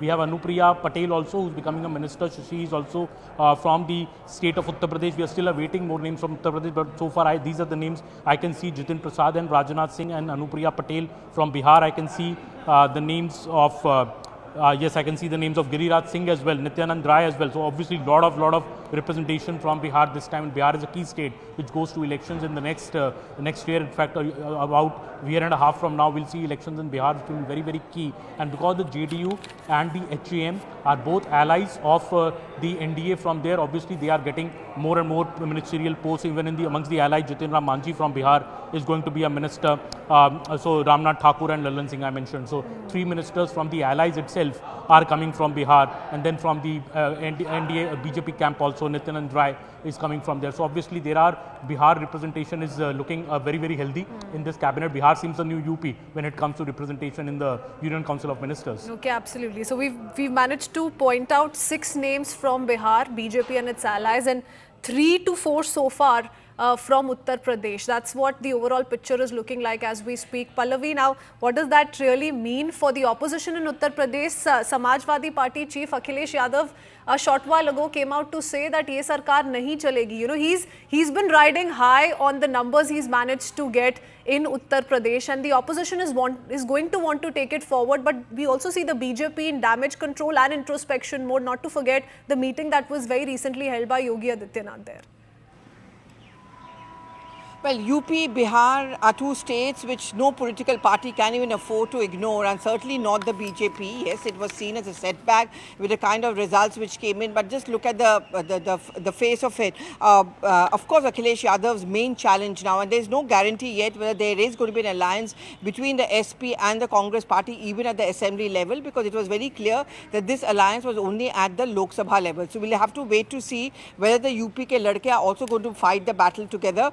But But for Akhilesh Yadav, now he'll also have to prove that, his Karm Bhumi and Jan Bhumi is where his party is able to do well. And at BJP, smarting from a lack of good performance in comparison to what they had got last time round, are not going to inch their space. BJP is known to be a party which fights back, which hits back, and I'm sure they're going to try and do it from the ground to ensure that at least on ground zero in Uttar Pradesh, their government is not dislodged whenever the next assembly elections are held. Thereby, perhaps it explains why they've taken a mix of the seniors, the old and the new, people like Jitin Prasad and all. I mean, Pilibhit, for example, was one seat which did not go, the ticket was not given to a sitting MP, Firoz Barun Gandhi. It was given to Jitin Prasad, and Jitin Prasad won, and he became a mantri, a very strong messaging which goes out that we also want to mix the Brahmins, every caste equation will also be balanced, and also it's going to be seniors, juniors. We want to reach out to every section of the population. That perhaps explains why in UP they have experimented here, in Bihar, and if you look at the overall cabinet look also, you see a continuity, you see a change, you see Bihar, of course, being the heavyweight over here, and also trying to get in younger faces, fresher faces, and over here what the portfolio comes is also going to be very, very critical, because that will give us an insight into the focus of the government as well. Absolutely. Whether or not the yardstick has solely been restricted to results, one can't say with the most certainty. It's been more about performance. So it's been a performance-oriented approach that the government has taken in picking on some of these faces. Stay on with us, all of you. We need to head to a very quick break, but our non-stop focus on the latest developments continues to stay here on CNN News 18. We'll be right back.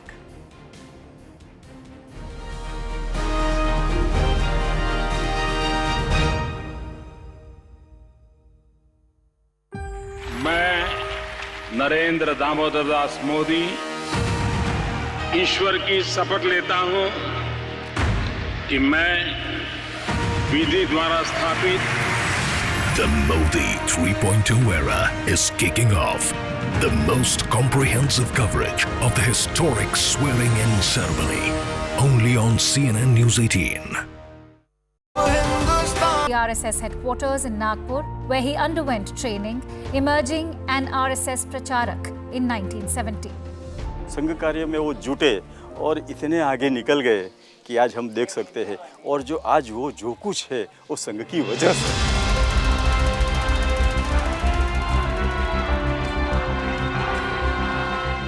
The only Indian Prime Minister to have a long tenure as Chief Minister.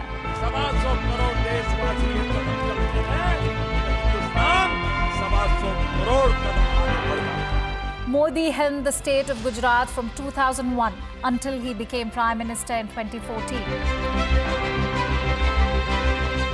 His relationships with We're now learning news of some of the big leaders, the big faces arriving at 7 Lok Kalyan marks. So I want to quickly take in a word from Payal. What are you witnessing around yourself, Payal? Giriraj Singh, Sarbanand Sonowal, Amit Shah, JP Nadda, Shivraj Singh Chauhan, we believe they have already reached. Well, it's going to be very difficult for us to actually understand who's reaching from here on, given the fact that there's a cars which are fleeting around us, and we are on the other side of the road to the entrance where the people are supposed to enter. So only when they exit is when we'll know actually who is exited. That's when we'll get a confirmation. But yes, a lot of cars around me, given the fact that this is the main road, and the police have stopped us from getting onto the road and witnessing and seeing who's entering as well. So that is something which is there. But we are getting one big news that right now that Ranveer Singh Bittu, who in fact jumped a ship from the BJP, from the Congress to the BJP, he's also got a call in. Remember, he lost his election this time around from Punjab, but the BJP has decided to fill him. He's the grandson of Mr. Biren Singh, and he's been brought to the BJP just very recently, but he's going to be getting a look into the cabinet, is what we've been told. Okay, all right.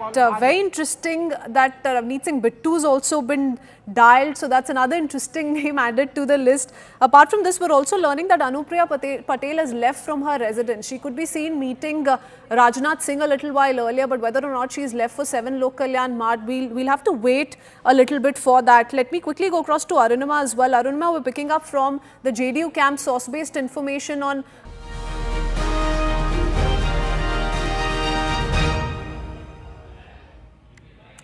Welcome back. Here's our rolling coverage on the big day when Modi 3.0 will formally shape up. 7:15 p.m. is when the Prime Minister designate Narendra Modi will be taking oath alongside his cabinet ministers, and we've been getting you the big names who are going to make it to Modi 3.0. But before that, a quick update. What you see on your screens are visuals of the Sri Lankan president's arrival. Now, a neighborhood first policy, remember, at full display when we talk about the foreign dignitaries who've been invited for the oath-taking ceremony. This is now the Sri Lankan president who's arrived in the national capital to attend the swearing-in ceremony of the Prime Minister and the Council of Ministers. And India once again goes on to reiterate how both the countries are civilizational partners. They enjoy strong and enduring bilateral ties. Let me go across to Arun Dhanta, who's joining us with more details. Who all have made it to the national capital already. Arun, these are the latest visuals coming in of the Sri Lankan president. We do know of President Muizu, who's already here. Sheikh Hasina is also in the national capital already. Who else is awaited still?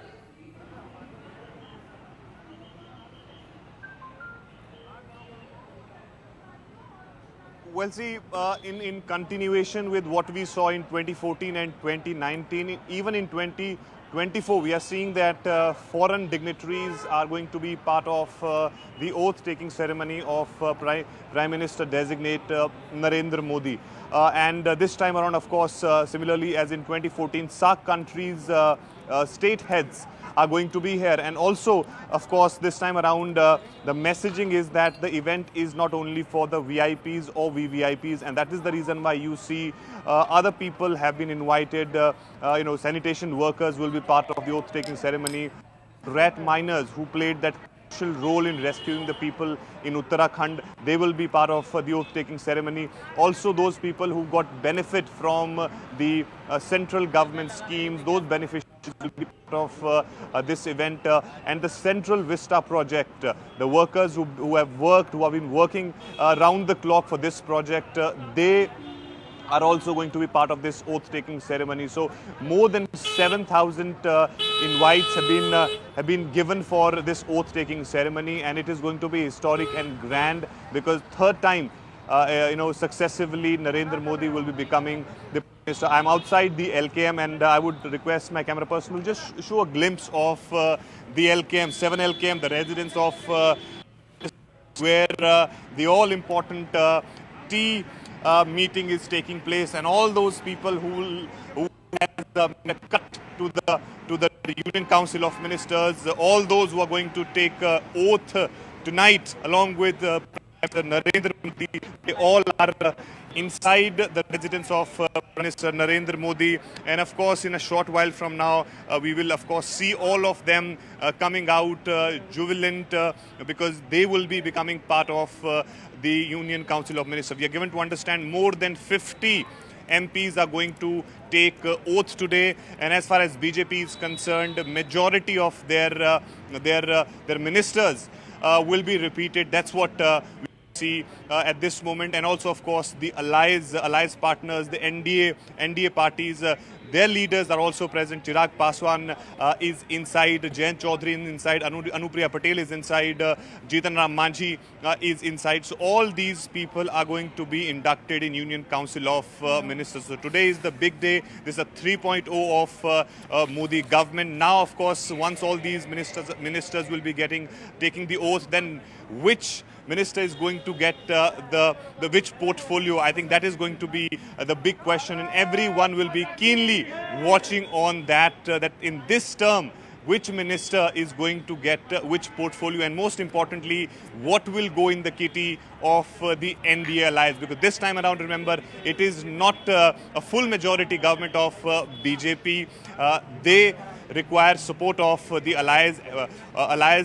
But yeah, one thing is sure, that Prime Minister Modi and others have been speaking that even in 2014, it was NDA government. In 2019, it was NDA government. They had respected their allies. They had given representation to them in both the terms. And this time around, similarly, they will be given representation. So it's a big and historic day today when the oath-taking ceremony will take place. But before that, of course, all the customary things are taking place. The tea meeting is underway right behind me at 7 LKM, which is the residence of Prime Minister designate Narendra Modi. Okay, the tea meeting expected to go on for a while, and all of those who will be taking oath alongside the Prime Minister in attendance as far as this tea program is concerned at 7 Lokalyan Marg. Aman, you know, we've been trying to do a little bit of analysis between Uttar Pradesh and the number of NDA leaders who are going to be rewarded by giving them a portfolio or cabinet berth.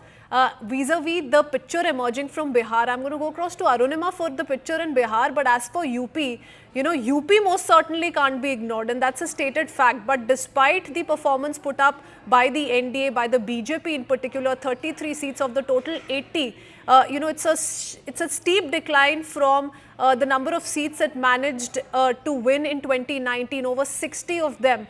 Despite that, yes, an adequate representation being given to leaders of the NDA from Uttar Pradesh, but the Bihar picture is emerging very strongly, clearly.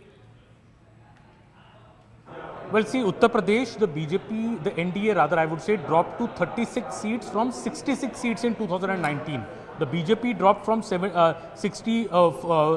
total 66 seats were there with the NDA in 2019. Now they've dropped to 36, a loss of 30 seats. So out of these 36, the 3 seats have been won by allies, 2 by Jayant Chaudhary's RLD and 1 by Anupriya Patel. Both Jayant Chaudhary and Anupriya Patel are getting a look into the Union Council of Ministers, so they are being rewarded for the 3 seats that they have won. Out of the 33 seats that the BJP has won, 3 MPs are going to the Union Cabinet or the Council of Ministers, Mr. Rajnath Singh, Mr. Jitin Prasada and Mr. BL Verma and Pankaj Chaudhary. So these are the 4 names which are making the cut from the BJP camp from UP.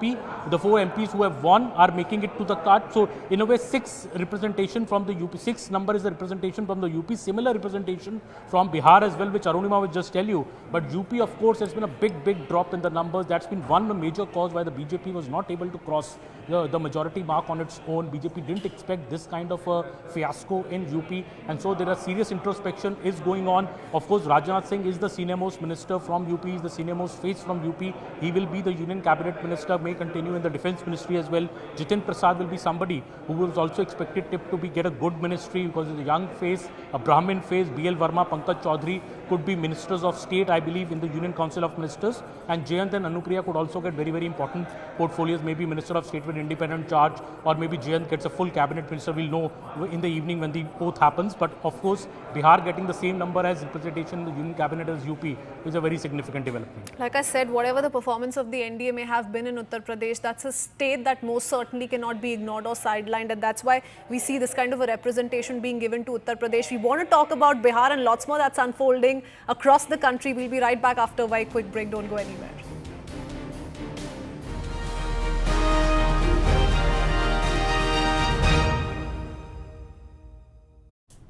For them, as we've been discussing, that's what's expected. 1 cabinet portfolio, 1 MOS berth for the JDU. Are there any conditions that have been put forth by the party though? Yes, we have been reporting this since yesterday. Now the topmost sources in JDU have confirmed to us that it will be 1 cabinet and 1 MOS. They did not insist for any other portfolio or any conditionality. Like it was being said that railways is something that the JDU is keen on, but topmost sources in JDU said that they have left it to the Prime Minister. They have not put any conditionalities as far as the Union Council and the Union Cabinet is concerned. Their focus is on development of Bihar. Nitish Kumar is expected to go back to Patna tomorrow morning after the oath-taking ceremony ends, this evening. And once he is back in Bihar, top JDU sources tells us that Nitish Kumar will start focusing once again on his project of Bihar's development. He will expect from the Union government, from Prime Minister Modi's government, for help, financial help to develop Bihar. Negotiations will also continue once he reaches Bihar about politically how NDA can shape up in Bihar, how BJP and JDU can combine to help Bihar develop further. So Nitish Kumar's arrival in Patna tomorrow would lead to a number of meetings, a number of calls to allies there, and there will be continuous back and forth between the Union government and Nitish Kumar there to try and shape Bihar's development. So that seems to be the key focus area. JDU top sources once again underlining that we are not putting any conditions, be it number of cabinet or MOS ranks or the kind of portfolio that is given. Okay, all right. Very interesting. It's a follow-up question, Arunima. No, now as far as this national picture is concerned, the JDU doesn't seem to be very aspirational, and they're not demanding more as far as representation at the center is concerned. But let's not forget the emphasis time and again has been on development of Bihar, and in that sense, this may just be a bargaining chip if we try and deep dive into it for an ask of a financial package for Bihar. Not just that, let's not forget, it's important to watch out for the kind.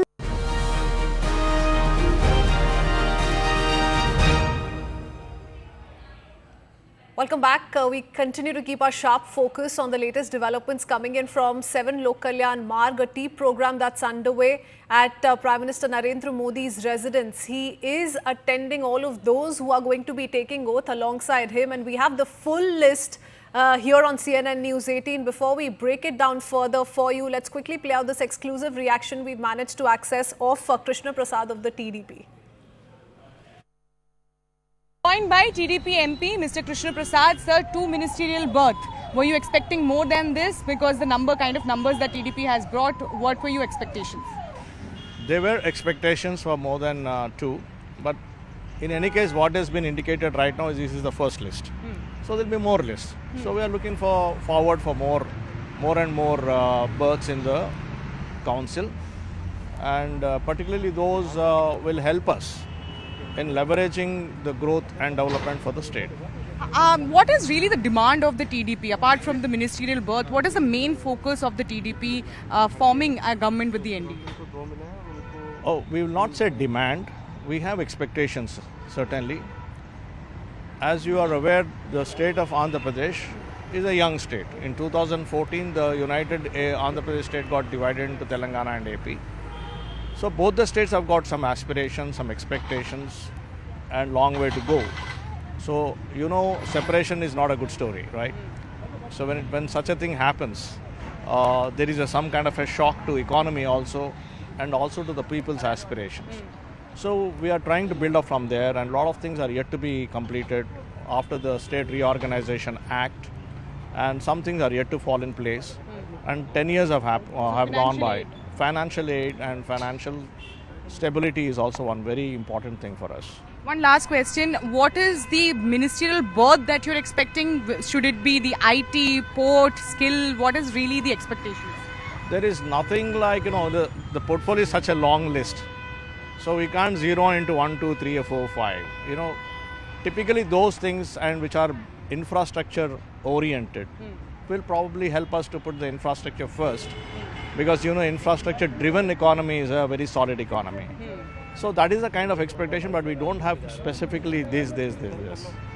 Thank you. So that was the TDP MP Krishna Prasad speaking to CNN News 18. So the TDP seemingly happy at the kind of representation it's being given. There's of course lots more that the TDP is eyeing and perhaps seeking, but that's for later.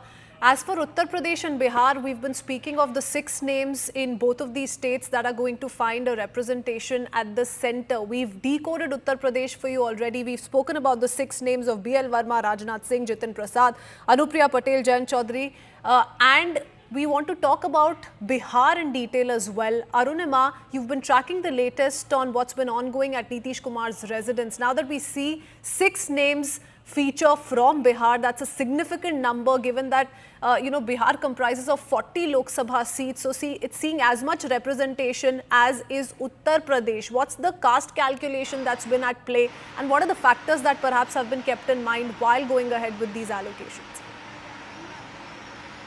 Yeah, so before I give you a breakdown of how all caste sentiments have been kept in mind by Prime Minister Modi, why is that so important is what I want to address. Bihar is looking at assembly elections. Caste is a reality in Bihar, and Nitish Kumar has been trying to put a counter, both Nitish Kumar and the Bharatiya Janata Party. Together the NDA has been trying to put a counter to the Muslim Yadav combination of RJD, which has often worked in their favor. So if you see the caste dynamics of the 6 ministers who are coming in, the upper caste is being represented by Giriraj Singh of Bharatiya Janata Party and Lalan Singh from the JDU. The 2 Bihar leaders are ensuring that the upper caste is represented. Nityanand Rai, a Yadav face there, is representing the OBC community, a non-RJD face of that community, of that class, trying to ensure that that aspiration is taken care of. Chirag Paswan Dalit face. Ramvilas Paswan has always been seen as Dalito ka Masiha in Bihar, especially in Hajipur.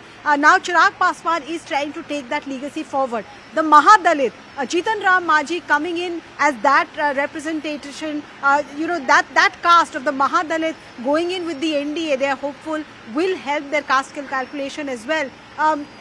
Karpuri Thakur's son, Ramnath Thakur, another important player in this overall caste dynamic balancing act that is being attempted from the Hajam community there. He is also wanting to address the aspiration of his community, of his class. So not only is the Bharatiya Janata Party and Prime Minister Modi's cabinet and Council of Ministers trying to address the aspirations of all Bihar netas, be it from JDU or from Ramvilas Paswan LJP or HAM or BJP, but the way the balancing act is being done, it seems the caste equations are also being kept in mind. That's another lesson that the BJP perhaps has learned from the Uttar Pradesh mandate as well, isn't it, Payal?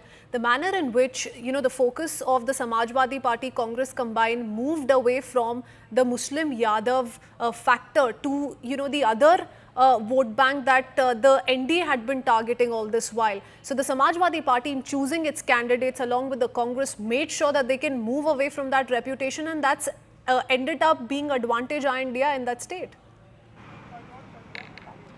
Well, of course, nobody really gave Akhilesh Yadav 30 plus seats, given the fact that the BJP looked like a very strong force to reckon with as far as the state of Uttar Pradesh is concerned, given the fact that the party had 62 out of 80 MPs in the last election. But, it's coming as a rude shock as far as the BJP is concerned. Not only did Akhilesh Yadav give winning candidates, even though he had changed multiple candidates multiple times, so much so that the BJP would poke fun at him, saying that he's not sure about anything as well. But the results definitely have been for everybody to see. Not only did he manage to get the Muslim and the Dalit votes en masse, but he was also able to get in a lot of OBC votes, and that is something which actually has hurt the BJP prospect in a big way as far as the constitution of the Lok Sabha seats are concerned. So BJP has come down, crashing down in a big way in the country's largest state. That is a state where the BJP was expecting to get at least 60 plus seats, or even retain the number of seats of 62 that they really had. But yes, a lot of introspection will happen right now, but the damage has already been done. Uttar Pradesh has actually caused them a number of seats, and probably the BJP has been able to wake up for those Uttar Pradesh seats by winning more seats in Odisha for that matter, because it's been a poor performance by them in Bengal as well. The BJP on its own has not done well in Bihar either, and neither has done well in Maharashtra. So a lot of talks will take place in the coming days to see the analysis of what to do and how to go about it, especially in states of Maharashtra and Haryana, where elections are going to happen for the assembly as well. But I'm also very interested to see that as to who gets a berth from Jharkhand, because Jharkhand is another state which goes into polls as well. Nishikant Dubey's name was doing the round. I believe he's not got a call as of now for that. And Arjun Monda, sitting member of parliament and sitting minister, has already lost his election. So we'll have to just wait and see who from the state of Jharkhand has actually got a representation in the union cabinet. Okay, all right. Aman, as for, the big surprises are concerned, have you made any guesses on that as yet? Because we do see a lot of reputations, we do see a lot of, big wigs of the Bharatiya Janata Party, if one may put it that way, who are going to be repeated. Whether or not they're going to be entrusted with the same portfolios, that's the big question that we'll have to still wait a little while for. But as for surprises, what are your guesses? Have you managed to pick out any surprise elements from this list so far? Well, that's a very, very difficult question to hazard a guess right now who will get what portfolio. Frankly, nobody is telling us that. If anybody is telling you that they know the portfolios, they are lying. I would say that. But my guess would be that since the top 4 ministers are being repeated, Mr. Jaishankar, Mr. Rajnath Singh, Mr. Amit Shah and Nirmala Sitharamanji, it seems that the top 4 CCS posts will remain around these 4 ministers. That is what I think we can safely say. Also, the big names which are coming from the states, Shivraj Chauhan, C.R. Patil, Jyotiraditya Scindia, I think these ministers will also be entrusted with key ministries, I would say. So goes for Mr. Ashwini Vaishnav, Nitin Gadkari, of course, Piyush Goyal. These are the key performers. Mansukh Mandavia, these have been the key performers of Modi 2.0. These are the ministers who have been really like the engine of this government. So I expect them to get same ministries. They may be a bit reshuffled, but they will still get very, very important portfolios. That is what my guess would be. Arjun Meghwal, similarly a very senior, SC face of the BJP from Rajasthan. He could get a senior ministry as well. He was the law minister in the last term. Shivraj Singh Chauhan, we have spoken about. Manohar Lal Khattar, I won't be surprised if he also gets a very, very big responsibility, because he's somebody that the PM really trusts for his administrative acumen. He's been the Haryana Chief Minister earlier as well. Could get a good ministry. The women faces, I think we should really look out for. I think Women and Child Development Ministry, other key ministries, Kamalji Sehrawat, Raksha Khatse, these people are some we should watch out for. Could get senior ministries. Also another performer in Mr. Hardeep Singh Puri, Giriraj Singh, Nityanand Rai. All these ministers, I think, are getting important posts. And if you see the list now, about 40 names from the BJP. So about 52, 53 names we are speaking in all. Out of those, nearly 40 names are from the BJP. So BJP clearly having the lion's share of the Council of Ministers. This thing which was spoken a few days back, that the allies could really extract their pound of flesh. I think the BJP has managed to paint a realistic picture before its allies. The allies are getting about a dozen positions in the Council of Ministers, but the BJP with 240 seats, obviously the largest number of seats, the second biggest constituent is the TDP at 16 seats. So obviously the BJP is cornering a maximum number of portfolios. We are seeing big names, I think especially Gajendra Shekhawat, S. Jaishankar, all these people, Jyotiraditya Scindia, Prahlad Joshi, I see them, all of them getting very, very important ministries. Maybe the same as the last time, maybe there's a reshuffle, we'll only know. Let's wait for the final list to be out when it comes to the portfolios. Okay, absolutely. Now, there's been a lot of thinking, I'm sure that's gone in when the BJP picks up, for example, Kamalji Sehrawat, Raksha Khatse. But, the surprise element, Aman, I was talking about really for me is, let's say picking up K. Annamalai or Ravneet Singh Bittu for that matter. There's been a little bit of a thinking that's gone into that as well. Now, where that thinking is coming from is for us to perhaps decode in the next few days. But thank you for joining us with that detailed perspective. We are at a very quick break. We'll be right back with lots more on the other side. Do stay tuned.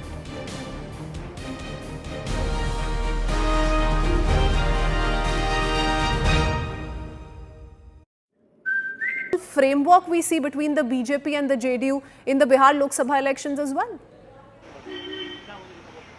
Yes, and we just got a chance to meet Nitish Kumar also. There were a lot of speculations about his health, etc. But he's meeting everybody right now inside Nitish's residence. You will see a continuous stream of visitors, JDU supporters, former JDU MLCs and MLAs who have travelled from Patna, people who were hoping for an audience with Nitish Kumar. He's meeting everybody with a smile on his face, and his message to them is that think about Bihar, how you can contribute to Bihar's growth and development. A very confident Nitish Kumar there, and when we were asking him, or we tried to ask him about what he has in mind as far as alliance or his comeback to the NDA is concerned, he only smiled and said that we have already told the Prime Minister and the speech that he gave at the Central Hall. He said we've already said that we are with the Prime Minister, we are with NDA, whatever he wants, whatever he envisages, plans, yes, we are fully supporting him. So at the union level,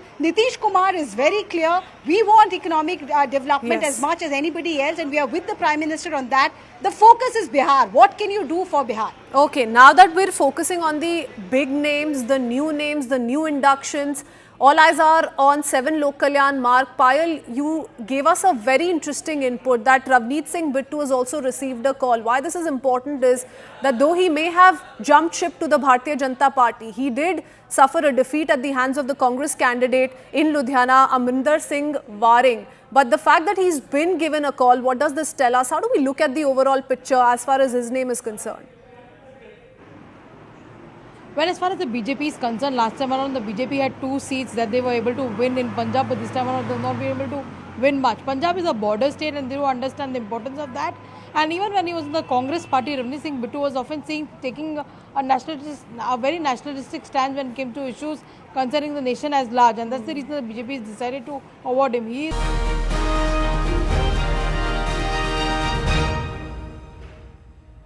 Welcome back. Thanks for staying with us here on CNN News 18. It's a non-stop rolling coverage on the big day of Modi 3.0 finally taking its formal shape.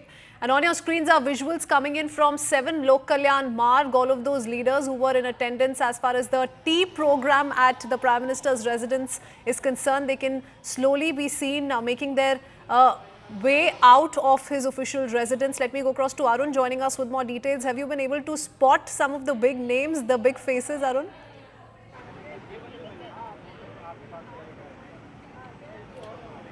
Well, see, Christine, I saw Rajnath Singh leaving the residence of Prime Minister, and this is the residence. In fact, I would just get out of the screen, and this is the gate of the residence of Prime Minister, and you will slowly see the movement of cars from coming out from that gate. As of now, two cars had come out. One of Rajnath Singh. There was another MP who left earlier. So I think the meeting is over. That's what we can say. And slowly others are coming out from the PM's residence. So more than an hour this team meeting lasted here, and of course the message perhaps would have been given by Prime Minister to them that they will have to continue with what the previous government has been doing, and also of course congratulations to them that they all are taking oath today alongside with the Prime Minister Narendra Modi at Rashtrapati Bhavan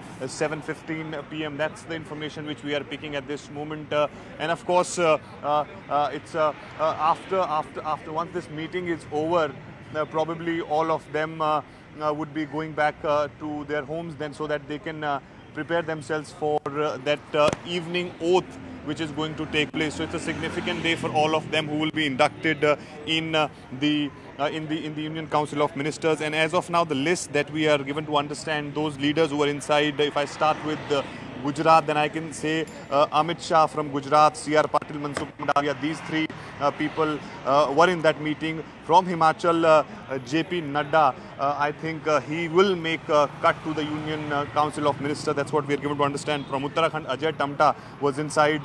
And from Punjab, it was Ravneet Singh Bittu. And from Maharashtra, Nitin Gadkari, Piyush Goyal, Raksha Khadse, Ramdas Athavale, Pratap Rao Jadhav. So these are the people who will be inducted in Union Council of Ministers. From Madhya Pradesh, Shivraj Singh Chauhan, Jyotiraditta Scindia and Savitri Thakur, they were inside the meeting. As far as Rajasthan is concerned, Gajendra Singh Shekhawat, Arjun Ram Meghwal and Bhagirath Chaudhary. Coming to Bihar, Jitan Ram Manjhi we saw going inside, Ramnath Thakur of course, Nityanand Rai, Giriraj Singh and Chirag Paswan. So these are some of the people whom I could see. And also from Uttar Pradesh, Rajnath Singh, Pankaj Chaudhary, Anupriya Patel, Jayant Chaudhary and B.L. Verma. And this time around, Christine, from Haryana, it seems that there will be three ministers, because Manohar Lal Khattar, of course, the former Chief Minister of Haryana, he had also gone inside. Rao Indrajit Singh was inside. Krishnapal Gujjar, both of them, Krishnapal Gujjar and Rao Indrajit, were ministers in the last government as well. From Arunachal, Kiran Rijiju we saw, Sarnanda Sonowal from Assam, Shantanu Thakur from Paschim Bengal, and from Delhi, Harsh Malhotra was seen going inside. So I think this is this is a list of those people, and also of course from Odisha, Dharmendra Pradhan and Ashwini Vaishnav were inside. Nirmala Sitaraman and Annamalai perhaps from Tamil Nadu. So these are the people who were inside, and perhaps they will make cut. They will take oath tonight in the Union Council of Ministers. Okay, all right. An interesting name we've not seen feature so far is Parshottam Rupala, also one from his Lok Sabha constituency. Pallavi, what are the misses for you, if I may put it that way? We've seen a lot of names once again feature. The ones who, as per the Prime Minister, have done a commendable job in his second tenure. There has been a lot of repetition already, and we've been focusing on those big names as well. But any misses that you've been able to pick up? Well, Anurag Thakur is someone we were talking about. That's been a glaring miss, a high profile, because he was also the INB minister, the sports minister, and in fact he got a lot of credit because if you remember the whole wrestlers agitation which took place, he was actually getting a thumbs up for the way he was able to solve it, and also to come out with some kind of consensus, if one can use that word. There seems to be a pattern, and this is what they often talk about, that whoever is the INB minister, usually next time round they're dropped from the cabinet ministries. Rajavendra Rathore is being one prime example. Prakash Javadekar was also another one, and of course now Anurag Thakur. So there seems something to do with the INB ministry. Now all eyes which ministry also gets into that, because communication, reaching out to people, that's going to be one of the hallmarks. Because what happens is in a coalition government, and whenever the perception is being peddled by the opposition parties that this is going to be a weak government, communication becomes the mantra, and that's something which the Prime Minister also stressed upon, that you have to use your influences. And very quickly there are around 400 influencers influencers and creators who are actually being invited today for the oath-taking ceremony. So that task is very cut out for, that messaging from the government is very cut out for, that we are going to talk directly. That's one big miss which are there. Smriti Irani, of course, she's lost the election, so she has not been getting the Annamalai treatment, in the sense not been brought in. The Congress party today, of course, will be celebrating that. And of course, apart from that, Rajiv Chandrasekhar, who also lost the elections. And Bhupendra Yadav, I mean, I don't know. I mean, we need to confirm that because I've missed seeing those pictures. So these are the big ticket misses, if you want to call that, as far as the cabinet formation is concerned. But by and large, it's been a story of continuity, focus on development, and of course, regional caste balance is also being maintained. Absolutely. Focus on development, focus on representation to women, regional players also being given as much importance. And like you said, Pallavi, keeping in mind the caste equation. Speaking of caste, Arunima, you were breaking down the details, from Bihar for us. The JDU, NDA combined that we've seen, and the larger picture really being of how it's been a calculation that no one can miss out on as far as the caste equation is concerned, and that perhaps is a lesson learned from Uttar Pradesh as well, and the kind of mandate that UP has given to the NDA this time around, and that's being taken forward as far as cabinet portfolios are concerned, allocation is concerned, with the BJP now picking on each and every name by closely weighing in on these factors. Yes, it will be interesting to see, however, what are the portfolios that the Bihar ministers are entrusted with. For example, in the last council, Nityanand Rai was the Minister of State for a department as important as Home. He was working with Home Minister Amit Shah and was a troubleshooter every time it was required. So MOS Nityanand Rai, does he get a MOS independent charge position, or will he continue as an MOS? The other two MOSs have lost from the Home Ministry. Ajay Mishra Teni, Uttar Pradesh, Lakhimpur Kheri, he lost from there. Nishit Pramanik from West Bengal, he lost there as well. So Nityanand Rai, one point that we'll have to wait and see. Giriraj Singh, again somebody who has come back from BJP's quota in Bihar. Lalan Singh from JDU. There is Ramnath Thakur, perhaps getting an MOS charge. That's what JDU sources indicate to us. Jitan Ram Majhi, again a big player now, in even though the number of seats may not say so, but in terms of vote share, in terms of perception, Jitan Ram Majhi is a big player. So how does he get accommodated? Chirag Paswan has established himself as a true heir of Ram Vilas's legacy, and if he is the Dalit face in Bihar, what kind of a portfolio will he get? Between the six of them, will Bihar get a railway minister as a Bihari? Because all these Bihar parties have always been very keen on railways. So railways is one thing we should watch out for. Agriculture, rural development, Jal Shakti, agro-based processing. These are areas where perhaps even skill development, that's again another area that was being watched out for. So the portfolios are now something that everyone is watching. Caste dynamics, balanced, allies, balanced, but what is the kind of portfolio that these ministers are given? Okay, all right. Aman, to take that forward, if we talk about the several aspects that have kept in mind, that's one. Caste, regional players, allies are going to be they're going to be playing a key role as far as the formation of the NDA is concerned, because their numbers too have to be kept in mind. But as for the BJP, there were speculations that lion's share is going to be sought by some of these allies, especially the JDU and the TDP. They're seemingly convinced and happy with what is being given to them. The overall number in Bihar, of course, is touching 6 as of now. This is irrespective of the expansion that we may see, and keeping in mind the subsequent assembly elections that are to take place, it's a possibility one can't rule out, and the performance that Bihar has been able to put up as well. But apart from that, what has been the focus, if you go by these names one by one, what has been the focus in picking up some of these names and ensuring that they're going to be given some of these key portfolios ahead? See, before coming to the names, I would just like to point out two facts. Number one, that since 2 days back, we have been breaking this, that the allies will not get more than 12 to 15 berths in the Union Council of Ministers. The BJP was very clear, and now our story is getting confirmed with about only a dozen berths going to the allies. So it was very clear from the BJP by the start that they will not accede to any unreasonable demands from the TDP or the JDU. It was very clear. There was earlier a talk that the TDP could get one full cabinet and 2 MOSs, while the JDU gets one apiece. Now the TDP has also got only one cabinet and one MOS. So clearly the expectations of the allies have been pared down. I would say the NCP has not featured at all in this list. So in a way, the ally count has stopped at a dozen, and the BJP is obviously dominating the list with nearly 42 to 43 names right now. So obviously the BJP with 240 seats is very clear that we have the lion's share of the seats. So we can't give unreasonable expectations. The financial assistance is something that the TDP and the JDU have really been insisting upon, and that is, I think, will be addressed to in the upcoming union budget. Number 2, I think the big names that are missing out, we are talking about, be it Bhupendra Yadav, be it Anurag Thakur. One must remember that the BJP's president post is also up for grabs. Mr. JP Nadda is retiring this month.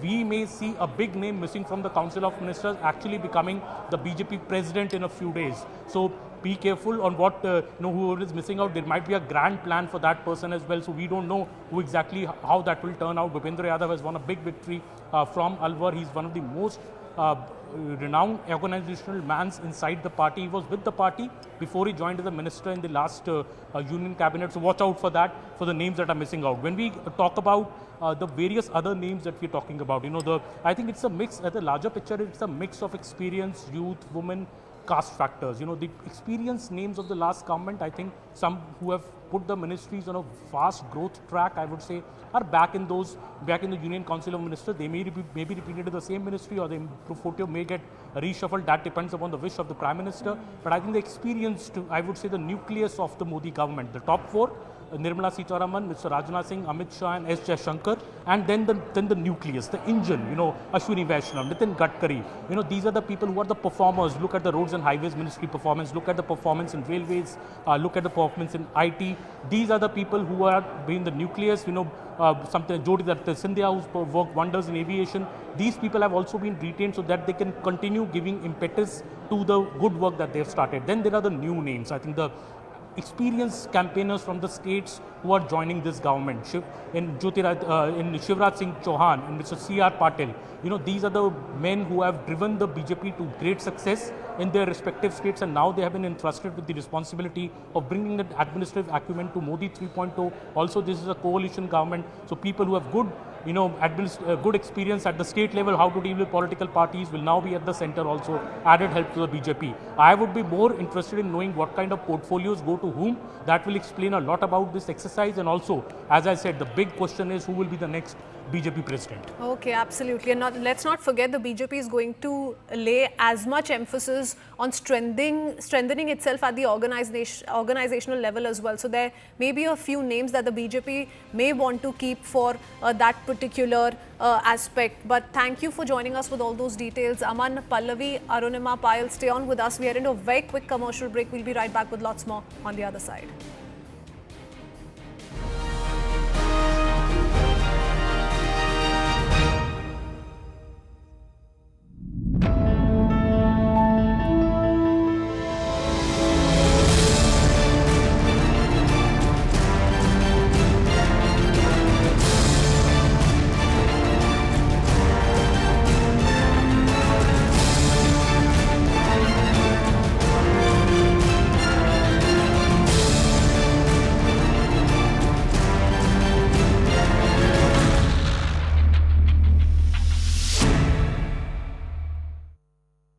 India's #1 family which has actually laid down its life as far as the country's cause is concerned, and he's been somebody who's been very, very vocal about that as well. So that's why Ravneet Singh Bittu is being rewarded. It will be interesting to see who gives away the Rajya Sabha to get him inside the Council of Ministers, given the fact that you have to at least get elected to either house within the next 6 months. That is there. Of course, we've got another input which is also coming in. The Jitin Prasada, remember, who was a cabinet minister in the Yogi cabinet, has now got a look in. He's going to be taking oath as far as Narendra Modi's cabinet is concerned. He's also just reached Lokaran mark, and a big development coming in from the state of Gujarat. C.R. Patil, the sitting member of parliament, multiple time member of parliament, somebody who has led the BJP unit of Gujarat to score that 155 record win. He's getting a look in. He's also going to be reaching the Lokaran mark in a short while from now. That's of course Prime Minister Narendra Modi also rewarding the regional leaders who've actually tried to make an impact and make a lot of difference as well. Nobody took C.R. Patil's call very seriously that they would cross 150 in Gujarat, but he has been able to achieve that mark. BJP has 25 out of 26 margin, despite the fact that Purushottam Rupala comments against the Kshatriyas did create a lot of furor. But C.R. Patil was able to lead that charge, and of course remember in Surat, the election was declared much before the voting really happened. So C.R. Patil comes in from a very, very experienced background. He's been somebody who's very, very close to the Prime Minister as well. He gets reward finally because when the expansion really happened, one expected that he would be made a minister. But of course he's waited his turn. He's been a confidant of the Prime Minister. He's been somebody who's worked very well on the ground as well. So he also is likely to reach the local and residence of the Prime Minister in just a short while from now. So importantly, Union Cabinet Ministers who've been working in the last 2 terms getting rewarded with continuity, and of course new people who've created impact in the regionals also getting a chance in here as well. So it's going to be quite a blend of old and new faces that Prime Minister Narendra Modi is looking at. We're now learning news of some of the big leaders, the big faces arriving at 7 Lok Kalyan marks. So I want to quickly take in a word from Payal. What are you witnessing around yourself, Payal? Giriraj Singh, Sarbanand Sonowal, Amit Shah, JP Nadda, Shivraj Singh Chauhan, we believe they have already reached. Well, it's going to be very difficult for us to actually understand who's reaching from here on, given the fact that there are cars which are fleeting around us, and we are on the other side of the road to the entrance where the people are supposed to enter. So only when they exit is when we'll know actually who is exited, and that's when we'll get a confirmation. But yes, a lot of cars around me, given the fact that this is the main road, and the police have stopped us from getting onto the road and witnessing and seeing who's entering as well. So that is something which is there. But we are getting one big news that right now that Ramneet Singh Bittu, who in fact jumped a ship from the BJP, from the Congress to the BJP, he's also caught up.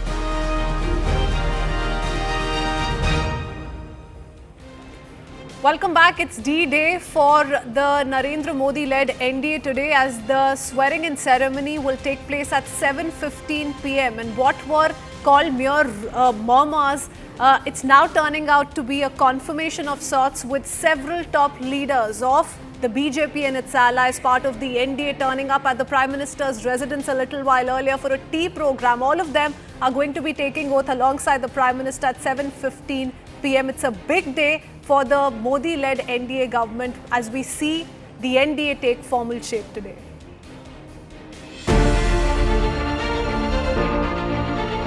(1962) के बाद पहली बार कोई सरकार अपने 2 कार्यकाल पूरे करने के बाद तीसरी बार वापस आई।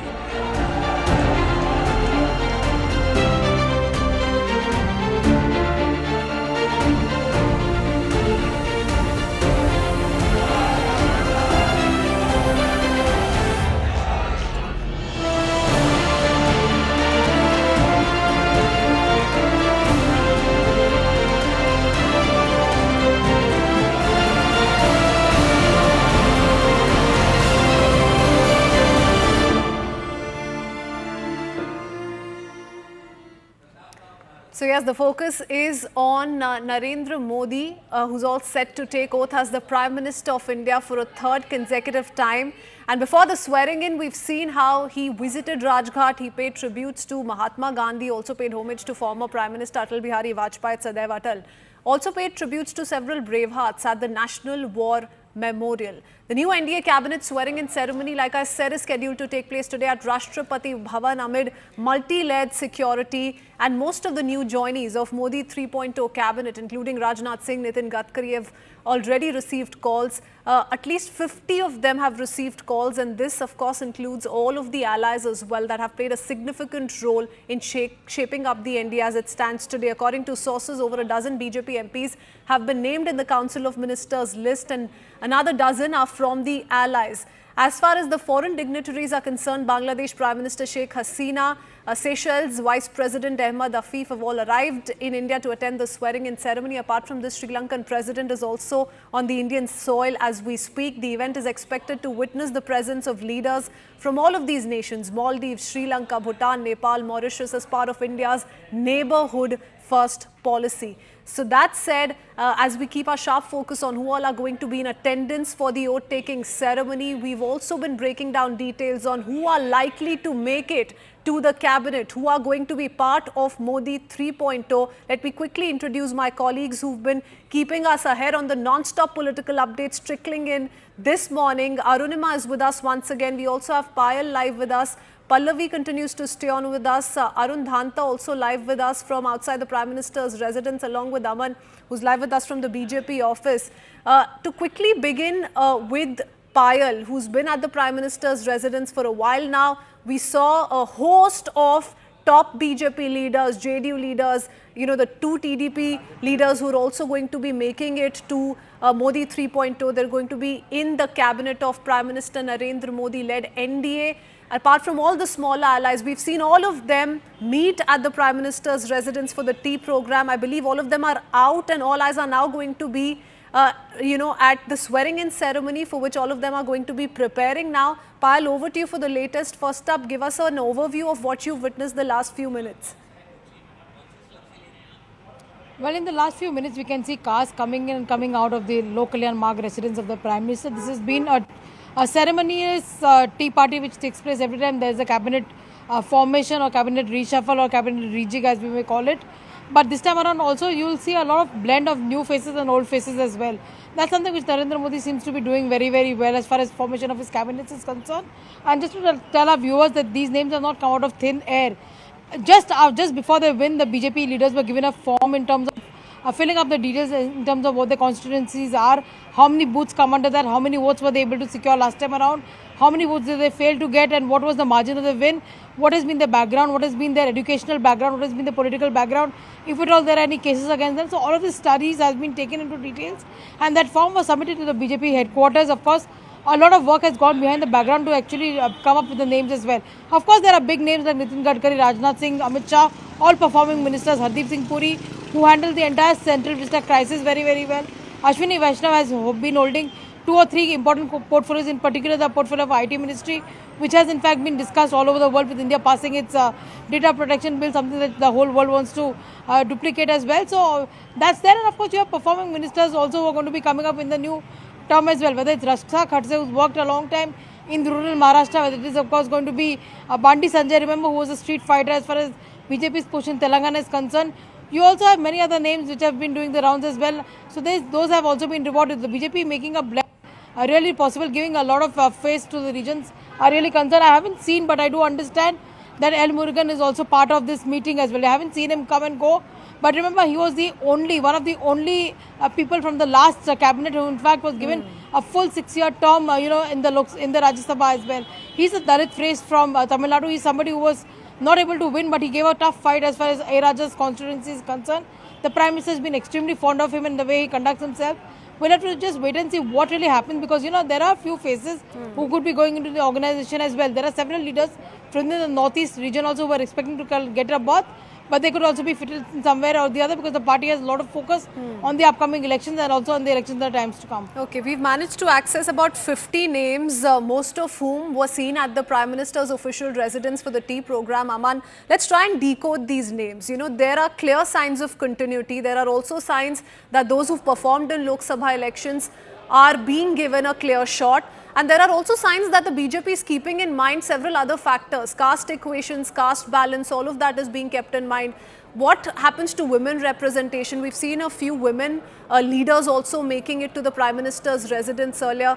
How much of a representation, though, we're going to see, that also remains to be seen, whether or not we'll see an increase of women MPs in Lok Sabha. That's one question. Apart from this, we've been trying to do a little analysis. As was being speculated, especially by the opposition, now the BJP will have to give up on, so many portfolios. It will have to accommodate its allies and give them a bigger number. We're not seeing that really transpire in terms of number, isn't it? With 240 seats, the BJP is still holding key portfolios, and the number is also with the BJP as per their performance in Lok Sabha. Well, yes, Krishnan, as far as I can see, about 53 names we have now in total, and about 41 to 42 names are from the BJP. So clearly 80% nearly of all Council of Ministers will be of BJP, from the BJP. So it's very, very clear that the BJP has the lion's share in the Union Council of Ministers so far, and rightly so, because BJP at 240 seats is miles ahead of the TDP at 16, or the JDU at 12 seats, or Eknath Shinde's party with 7, LJP at 5, or the other smaller parties with 2 or 1 seats apiece. So clearly the BJP is very, very clear and been clear from day one that the Council of Ministers will have about 12 to 15 berths for the allies, but not more than that. And right now the figure has stopped at 12 unless there is a further expansion in the days to come. Other message I'm seeing in this cabinet, this Council of Ministers, as you correctly say, the performers being rewarded.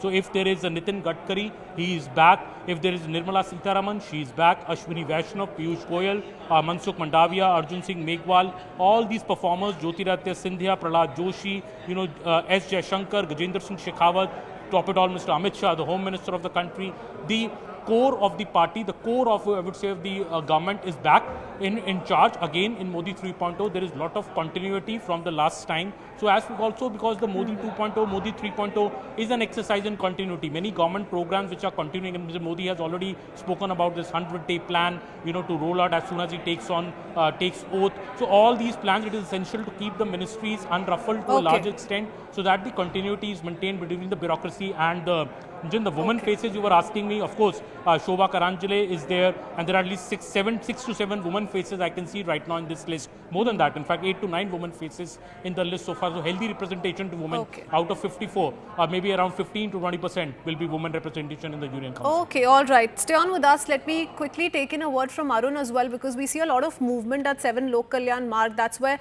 the tea program took place just a short while ago. What are these visuals telling us, Arun?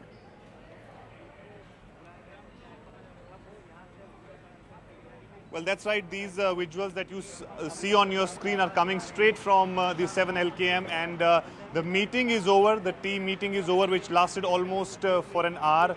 And slowly all these members who are going to be inducted in the Union Council of Ministers have been leaving the residence of PM Narendra Modi. You can see on that side, and in fact we are also getting some information from inside that what Prime Minister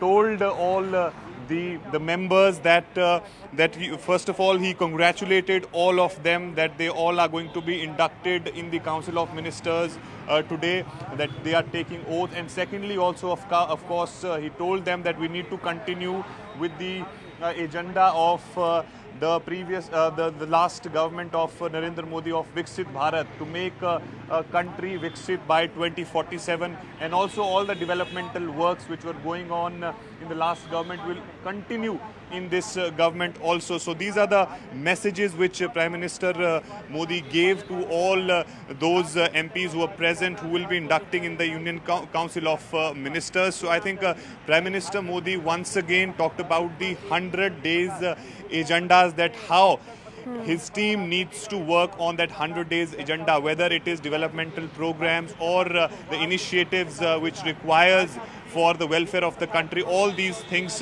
will be done in 100 days. Remember, in the last cabinet which Prime Minister Modi chaired a few weeks back, he also talked about the 100 days agendas planning, and in fact the bureaucrats were told to prepare the list of issues or the agendas which are left, which can be taken forward or which are stuck in the middle. So that I think said, Arun, the BJP anyway has been laying emphasis on the fact that this is really not about the next 5 years of governance. It's keeping in mind the 2047 picture of Viksit Bharat. But let's quickly sum up for you all that we've managed to access and zero in on in terms of inside scoop on the cabinet. Like I said, the TDP in all likelihood is going to get 1 cabinet and 1 MOS post. As for the JDU, the next big ally contributing significantly to the coming together of the NDA, is going to get 1 cabinet and 1 MOS, just like the TDP. So it's going to be an equal share both for the TDP and the JDU. Jan Sena is not going to be part of the cabinet. There were a lot of speculations, though that doesn't look like a reality as of today. Shiv Sena to get 1 berth each. We also saw Eknath Shinde share the dais with the Prime Minister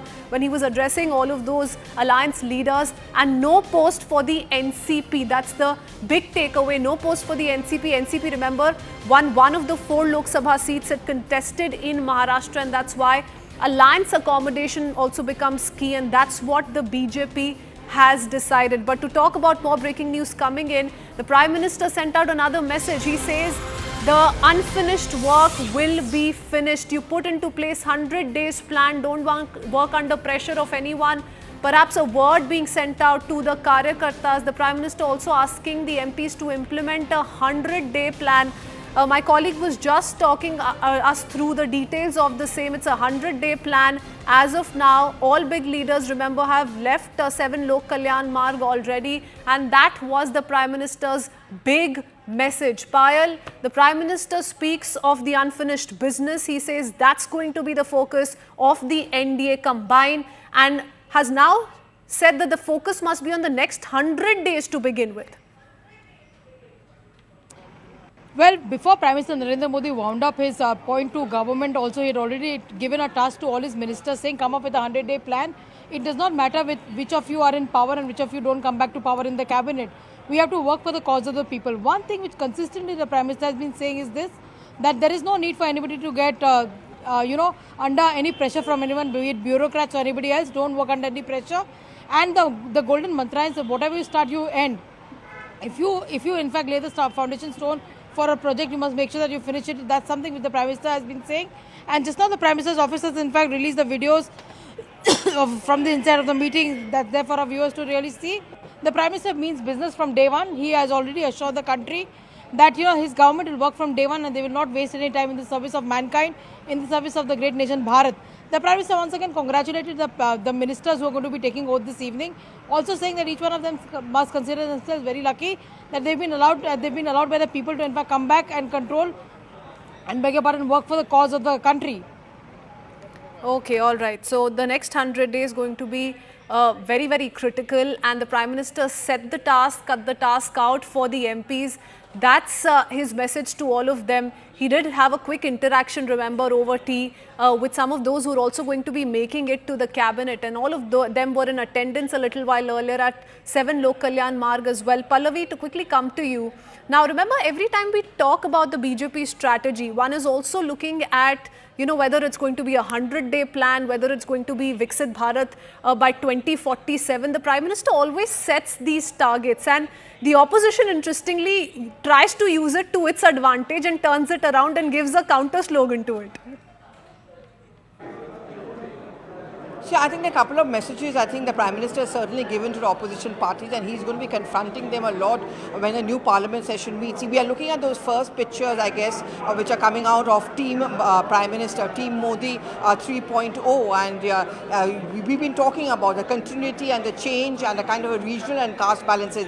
But just to talk beyond that, because now we've been talking about the kind of faces, what is it going to be the task which is going to cut out for them? I think the Prime Minister, as an astute politician, does understand that he cannot let it go the UPA 2 way. UPA 2 also began on a very rocky wicket. It got worse for them because at some point of time it led to a policy paralysis. It allowed a perception that Dr. Manmohan Singh may have meant well, but he was always constantly buckling under allies' pressure. I think the Prime Minister's messaging, even in choosing his team, is very clear. It's going to be hands-on. It's going to be mostly BJP. Those faces which you've been seeing in the last 10 years carrying on the idea of Viksit Bharat will continue to finish that agenda. I remember on multiple platforms, the PM, while addressing the campaigns and rallies, would say that, we have an unfinished task which has to be fulfilled. The 100-day task which has been given to his ministers in the previous term also, it was very interesting. Right, I remember even after the last phase of voting was over, he had 7 meetings talking about cyclone, heat wave. But one of those 7 meetings, Christine, was on the 100-day agenda, the report card. That was a confidence, but that was also his deep messaging which is going out even now and hence on is that, my focus is going to be on development, social development, but most importantly, economic development, which is why the people who are going to be chose to head and in charge of the key infrastructural economic ministries are going to be very important, and that will give us a sense of how much he thinks that this is the team which needs to go ahead to fulfill this agenda. And thereby also sending out a message to the opposition that I'm not going to be a lame duck government, I'm not going to be a UPA 2.0. I'm going to be very much a person, a Prime Minister who is in control. That's also a rebuttal to this entire theory which is being pushed by the opposition ever since the results came out, that he should not be called the Prime Minister designate, he should be called the Prime Minister resignate. He doesn't have the mandate. He takes his own time to rebut and respond to opposition, but when he does, I guess he wants to do it this way, and I think that first messaging certainly has gone in from these pictures that we're seeing coming out. Absolutely, and not to forget, these pictures have also highlighted for us some of the names that we perhaps missed out on. For example, Bhupendra Yadav, he can be seen in these visuals. We really didn't have a confirmation on whether or not he received a call and subsequently made it to the Prime Minister's residence, but keeping a sharp focus on these exclusive visuals of the Prime Minister interacting with some of the MPs, and remember, most of them are going to be taking oath alongside the Prime Minister as well. His message is to the MPs to implement the 100-day plan, what this plan is all about and what's going to be the key focus of the NDA through the next 100 days. That is, of course, something that we still have to watch out for. But the other big names that we perhaps missed earlier in the day, Bhupendra Yadav, there's also Virendra Kumar, there's SPS Baghel, there's L. Murugan. All of them can be seen in these visuals. We're closely zooming in these visuals. Ravinder Singh Bittu, like I said, a very interesting name. Now, when we talk about these names, when we talk about all of them who've assembled at the Prime Minister's residence, these visuals, of course, are from a little while earlier. Payal, one is always left to wonder on what is it that the BJP thought, for example, when it decided to dial a K. Annamalai or Ravinder Singh Bittu. In your opinion, what are the factors that must have gone, into play while these names were shortlisted by the Bharatiya Janata Party, because these visuals make the story amply clear. Yes, there is a challenge that the BJP is looking at, but they're wanting to meet it with continuity, younger faces, those who've performed extremely well in Lok Sabha elections, and of course keeping caste factors in mind as well. Well, of course, there's been a lot of confusion as far as Mr. Annamalai's name is concerned, but we do understand that present in that meeting was another party mate of Mr. Annamalai from Tamil Nadu, and that's Mr. L. Murugan. Mr. L. Murugan served as a Minister of State in Information Broadcasting and Fisheries in the Narendra Modi 2.0 government that actually was expanded in 2021. He is, of course, a Dalit face. He's been somebody who's very, very popular as far as the Prime Minister is concerned. The Prime Minister is extremely fond of his simplicity, and it is evident from the fact that on 2 years, both on Tamil Nadu's New Year, etc., the Prime Minister on Pongal, the Prime Minister did go to his residence, and the message that he was trying to send to the people of Tamil Nadu is, we are giving your people representation, you mean a lot for us, and we will ensure that your culture is protected. And that's the reason amongst the outgoing Rajya Sabha members, if I remember correctly, beg your pardon, Murugan was the only one who got an extension of a full 6 years term. He in fact got the 6 year Big news coming in. We're speaking of K. Annamalai, Payal, we're learning that he's not seen in these pictures, which means he was not at 7 Lok Kalyan Marg, which means he's going to continue working in Tamil Nadu. And Pallavi is getting us that bit of information as well. Pallavi, you're telling us that K. Annamalai has now conveyed that he's going to continue working in Tamil Nadu, which means he's not going to be seen in the national capital and he's not going to be seen as part of Modi 3.0. Now, what's really going on at that end? Many were saying that the fact that he's going to be brought to the center may mean a change of equations in Tamil Nadu as far as the AIDMK and the BJP is concerned. Doesn't look like that's happening. Christine, I went very briefly to Coimbatore and where he's contesting the elections from. There's no denying the fact that he has brought a lot of traction. If you look away from despite the results which have come in of the BJP's performance in Tamil Nadu, there's no doubt about the fact at least people are talking about the BJP, and the BJP will certainly see that as an achievement. See, breaking a bastion like of the DMK or the AIDMK is not going to be an easy task. These things do take time, but somewhere you have to make a beginning. Perhaps that's what the BJP top leadership feels over here, that at least a beginning has been made. People are talking about the BJP. I saw, for example, when I used to cover Bengal politics as well, there was a time when the BJP would be there, no one would talk about them. But suddenly people began talking about them, and today you know where they are. So therefore, in politics, it's very important that you're spoken about, your presence is taken cognizance of. It's like a tick mark that you get. And I think that is going to be the work which is going to be bestowed on Annamalai. When we then asked him for a quote, he said, no, I'm I'm very much going to remain in Tamil Nadu and I'm going to carry on my work. The next big challenge will be to ensure that the cadre remains enthused despite their lack of good performance over there. But more importantly, whenever the state elections are taking place, regardless of whether there's going to be an alliance with the AIADMK or what, the BJP would want to make their inroads. Down south is very much a part of Mission BJP, and that I think is going to be the responsibility on Annamalai. Absolutely. Now, many would say that, the Tamil Nadu elections were more about AIDMK losing ground than the BJP failing to make gains, because the vote share has increased and the BJP is trying to look at that picture perhaps. But thank you for sharing that perspective with us. Keeping up with these visuals of the interaction that the Prime Minister held with some of the elected MPs and also those who are going to be making it to Modi 3.0 once again, those are the big names, the big faces up on your screens. Aman, like I said, all of those ministers of Modi 2.0 sitting right in the front, so they're in the front lane, and without any doubt, it's very, very convincing, at least by optics, if we just go by these visuals, that they're going to make it to 3.0 with as much force, and they're going to be given as much prominence as well in Modi 3.0. But that said, what do you make of these visuals and of the people who were seen at the Prime Minister's residence a little while earlier? So I would say the new names which we are now seeing in these visuals, which we have not spoken about so far, Bhupendra Yadav. Again, I was saying earlier, a senior minister in the Modi government, also a face, of somebody with deep organizational acumen in the BJP. Mr. Bhupendra Yadav was the Union Environment Minister and the Labour Minister in the last government. He will be continuing in the Union Council of Ministers. We are seeing Mr. Jewel Oram.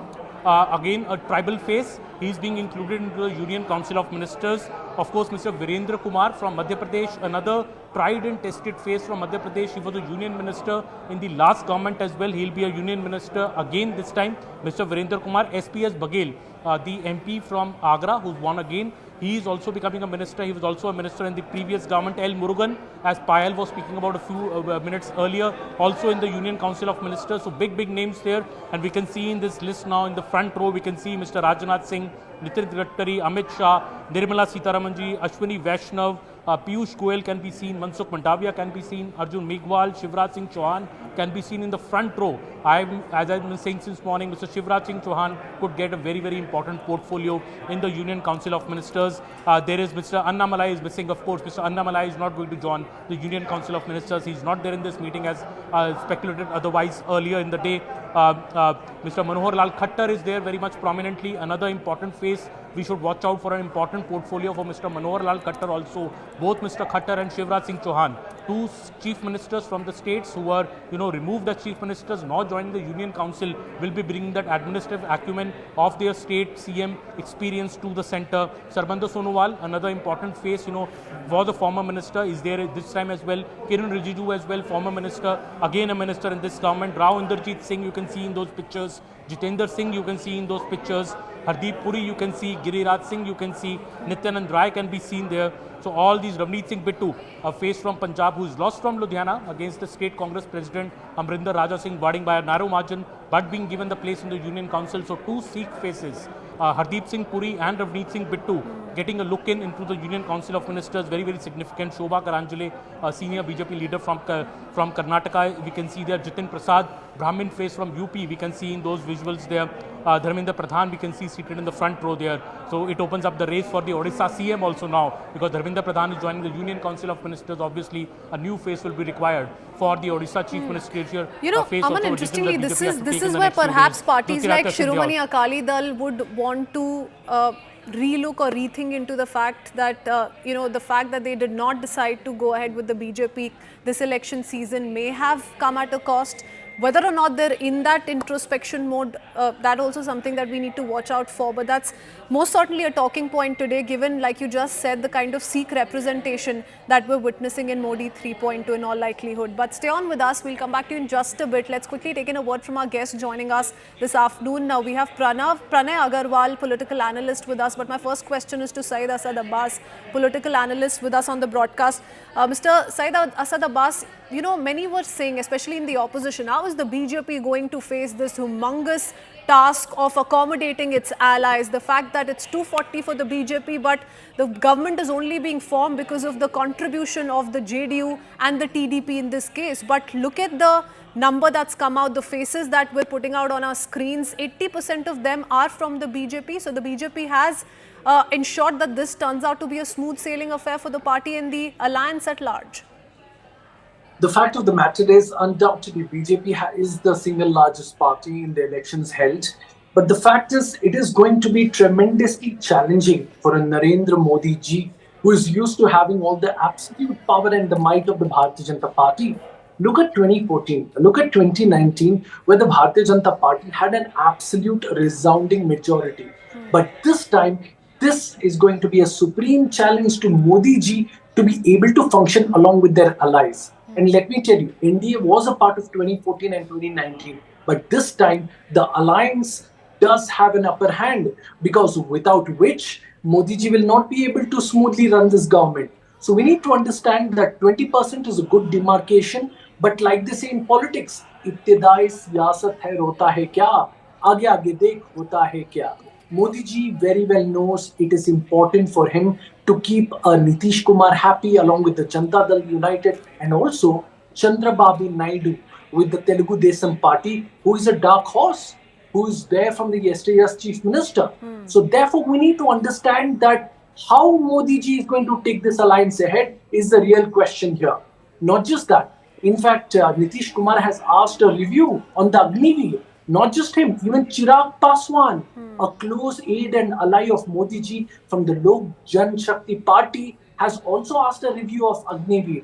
So this is going to be very interesting, because previously we had but nobody Bharatiya from Janata the BJP shut the doors on a review for Agniveer scheme as well. We've seen everyone come out to say that we're going to, take in an opinion from all stakeholders concerned, the Indian Armed Forces, and then only will we go ahead with any decision or review that may take place. So they've not ruled out that possibility. And yes, the possibility of a challenge at the BJP in terms of a larger alliance may be a possibility in the future. So far, it's been a smooth sailing affair. Pranay, I'll come back to you in just a bit, heading to a very quick break. We'll be right back with lots more. Do stay tuned.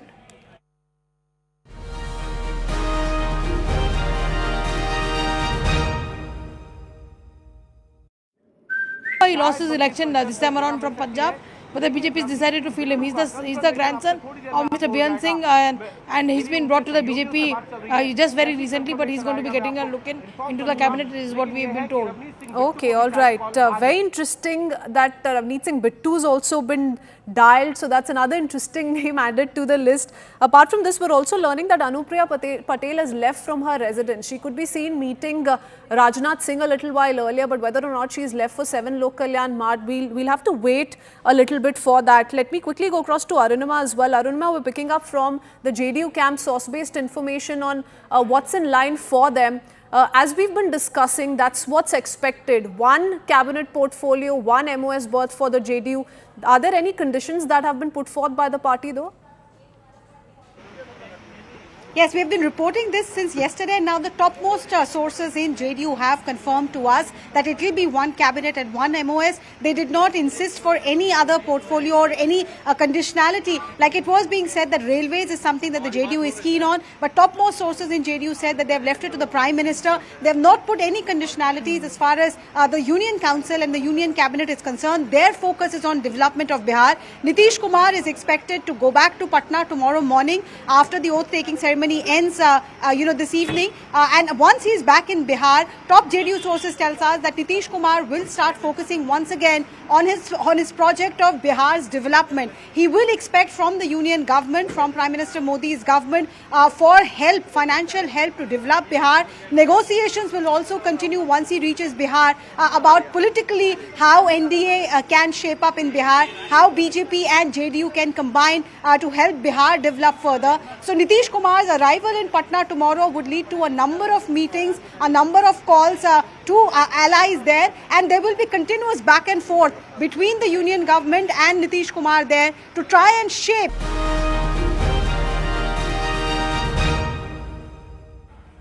Well, it's D-Day for Narendra Modi-led NDA as the oath-taking ceremony will take place at 7:15 p.m. On your screens are visuals from 7 Lok Kalyan Marg when Prime Minister Narendra Modi held a quick interaction over tea with some of those who are going to be taking oath alongside him this evening. Let me now go across to Pranay Agarwal, who continues to stay on with us. Pranay, what do you make of these visuals? You know, it's important to dissect it. It's important to break it down and really look at the kind of math that's gone in to really come out with these names. We keep up with those visuals. There's been an emphasis on, you know, the number of women MPs. There's been emphasis on continuity because we see the big names who were part of the last 5 years of the Modi cabinet also resurface once again. All of them are going to be given key portfolios is what we're learning, and the BJP will retain the 4 key portfolios of home, defense, finance and external affairs as is. Yes, so cabinet formation in any for any prime minister is a balancing act. He has to ensure that the cabinet represents different sections of the society, that different castes, different regions, they find adequate representation, right? Both sexes need to be reflected fairly, or specifically women's participation needs to be reflected. The prime minister has to ensure performance of the past ministers is rewarded and also fulfill aspirations of the newer claimants to power.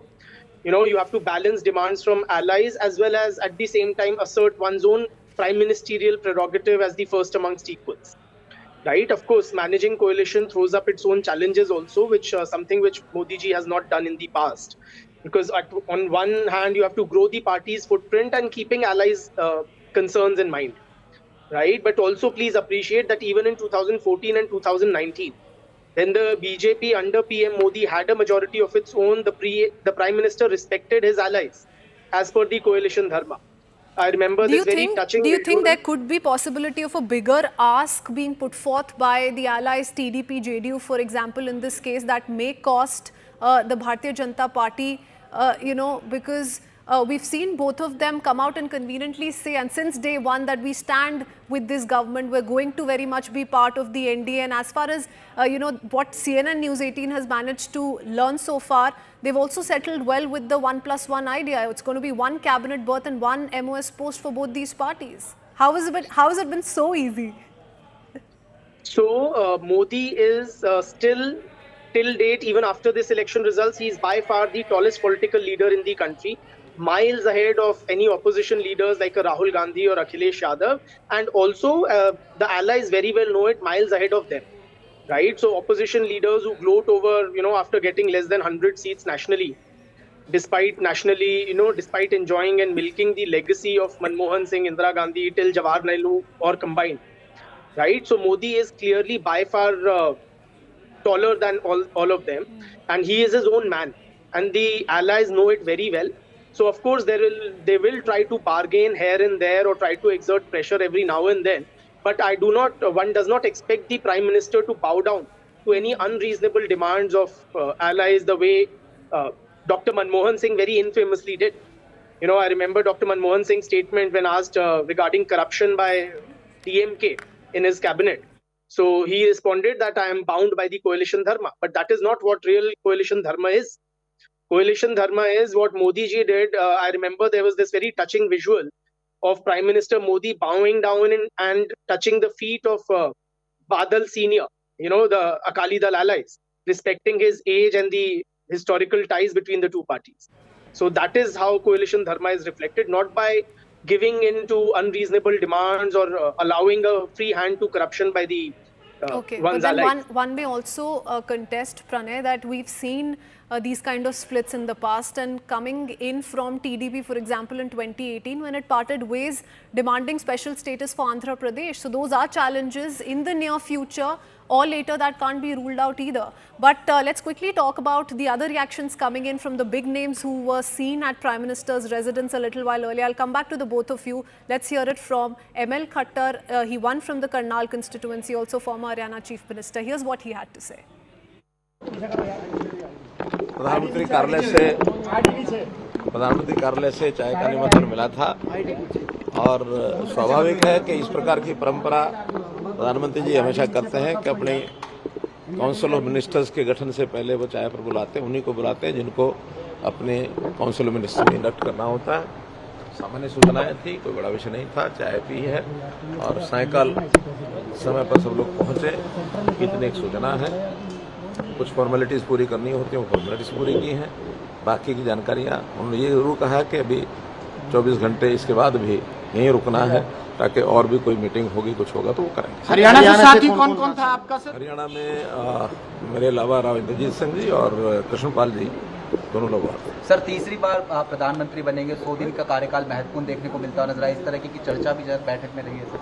मैंने बताया वो जो आपको पता वो उतना ही मुझे पता है। जो सर ये चीज बता दीजिए, जिस तरह की तैयारी होगी, शपथ ग्रहण होगा, तमाम जो विधायकों को बुलाया गया है, मंत्रियों को बुलाया गया है, इसकी जानकारी जो प्रबंध व्यवस्था में लोग लगे हैं उन्हीं को पता है। हमको जरूर 4 कार्ड मिले हैं कि उन 4 कार्डों पर हमारे परिवार के लोग, बाकी जो स्टाफ के लोग उसमें जा सकते हैं। आप शुभकामनाएं ले रहे हैं सर? धन्यवाद, बहुत बहुत आपकी ओर से शुभकामनाएं और मैं आपकी ओर से धन्यवाद।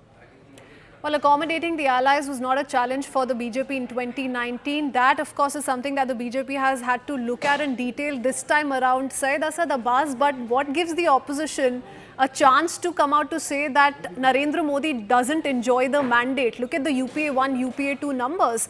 What Narendra Modi-led NDA is enjoying today in terms of numbers was not enjoyed by the Congress back then. What position is the Congress really speaking from?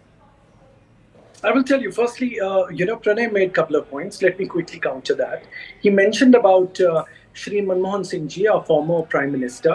Well, Manmohan Singh ji did n number of press conferences, whereas Modi ji hasn't even been to do a single one. Also, we need to understand, yes, he's made a point that Manmohan Singh ji could not speak when it comes to the corruption happening in the UPA.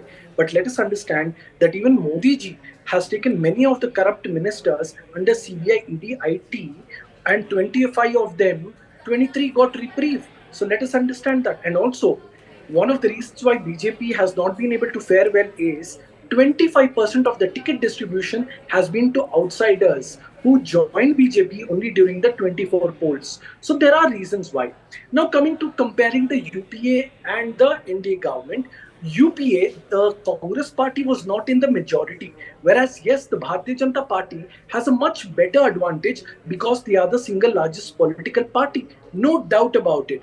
But yet again, you're absolutely right, ma'am, when you make the points that it could go anyway. The same Chandrababu Naidu has previously called out that this government is a government which is using the CBI, ED, IT according to their own whims and fancies. He has spoken against Modi ji and especially Amit Shah.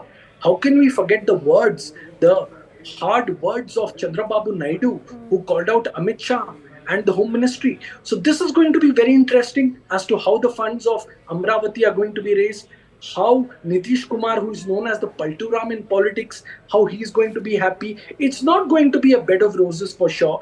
And in politics, nothing is easy. Okay. Like this, desperate times call for desperate measures. That is what politics is. But undoubtedly, Modi ji is a well-established and a tall leader.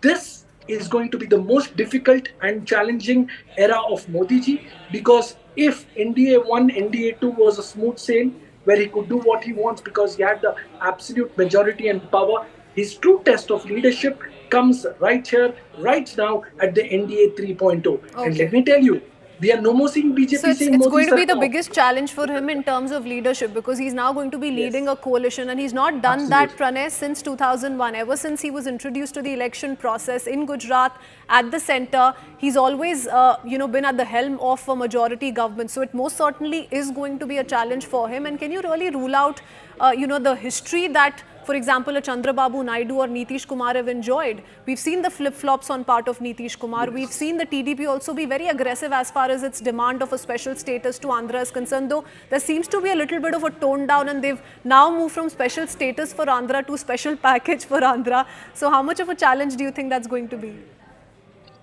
So, of course, it will be a new kind of a political situation that Modi will have to maneuver through. And he is a very astute politician. And I would say that in today's times, he is the most successful politician.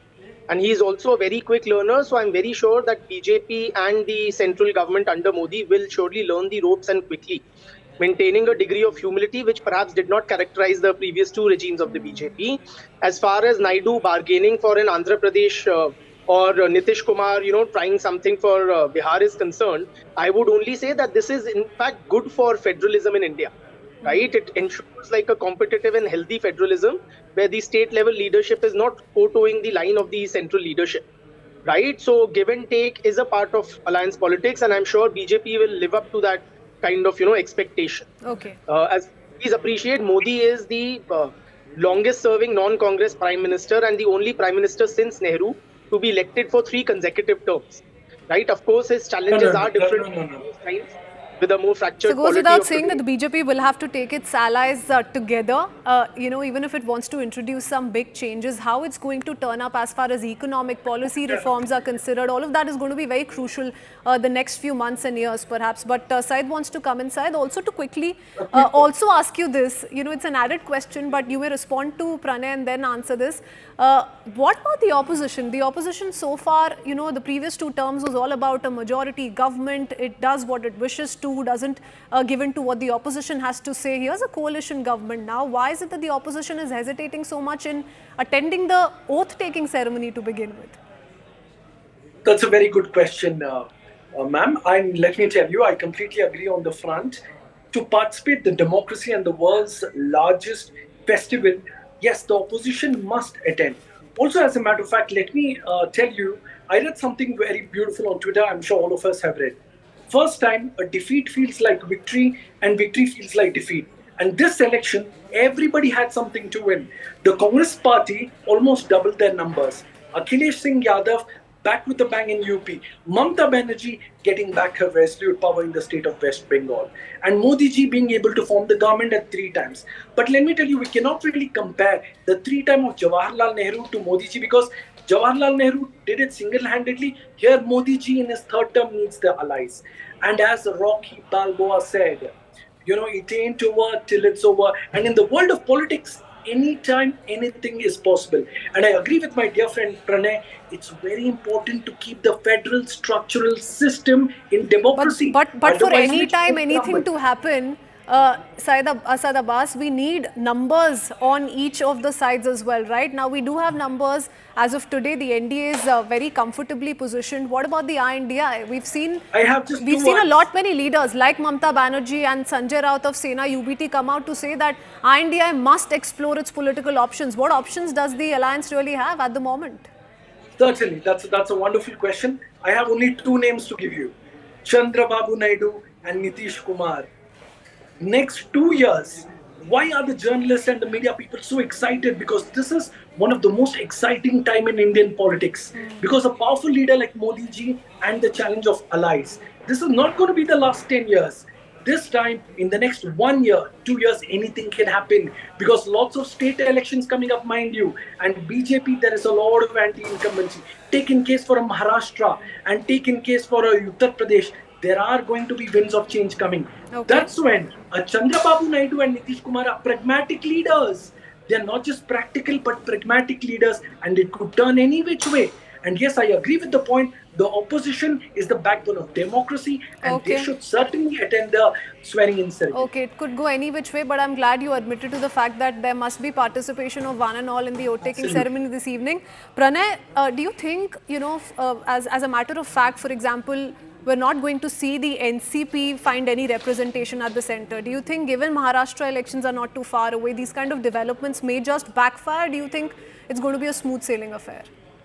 No, I think that it was surprising that NCP did not find representation, and secondly, it might lead to some sort of... Was it surprising? I mean, one of the 4 seats only won by the NCP as compared to NCP Sharad Pawar. They've put up a splendid contest. Nevertheless, I would say that, what we have seen during the UPA years and even Vajpayee years, okay, it shows that whenever the central party is slightly short of numbers, then the allies exert way too disproportionate pressure, right? So from that perspective or that experience of our politics, one expected it to find representation. The fact that it doesn't have, it might lead to skirmishes. But what I think is that one should expect a more assertive Modi in the years and the months to come ahead, rather than a more meek Modi. So he will be effectively taming the allies, if that is what it takes. Oh, that's a very strong word. No. Syed, I think, also wants to come in. Yes, Syed. Yes. I love how Pranay articulated it. Taming the allies. Well, let me tell you, he could do that in NDA 1 and NDA 2 because he didn't need them. Now he cannot tame the allies or domesticate the allies, but he will be practical and pragmatic as to how to keep them happy and get going. Because let me tell you, in a democracy, even an ally like, look at them, my state of Karnataka, H.D. Kumaraswamy, with only 2 seats, it's sitting right next to Modi ji. And he's also hoping that he gets something out of it. The fact of the matter, we need to tell in politics, it is times like these that test the true mettle of a leader. And no doubt, Modi ji has the experience. But alliance, let me tell you, the alliance leader like a Sonia Gandhi, mind you, had all the tact and will to lead the UPA 1 and UPA 2.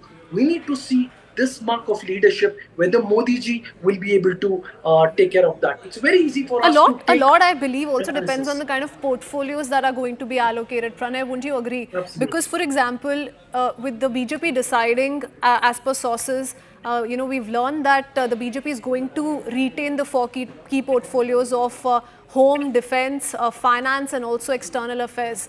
That said, for example, portfolios like railways are up for grabs, and we've seen the kind of obsession Bihar has had with these kind of portfolios. Now, if these portfolios go to the allies, don't you think it's going to be a little bit of a challenge? And like Syed Asad Abbas is saying, that the BJP cannot afford to upset its allies altogether.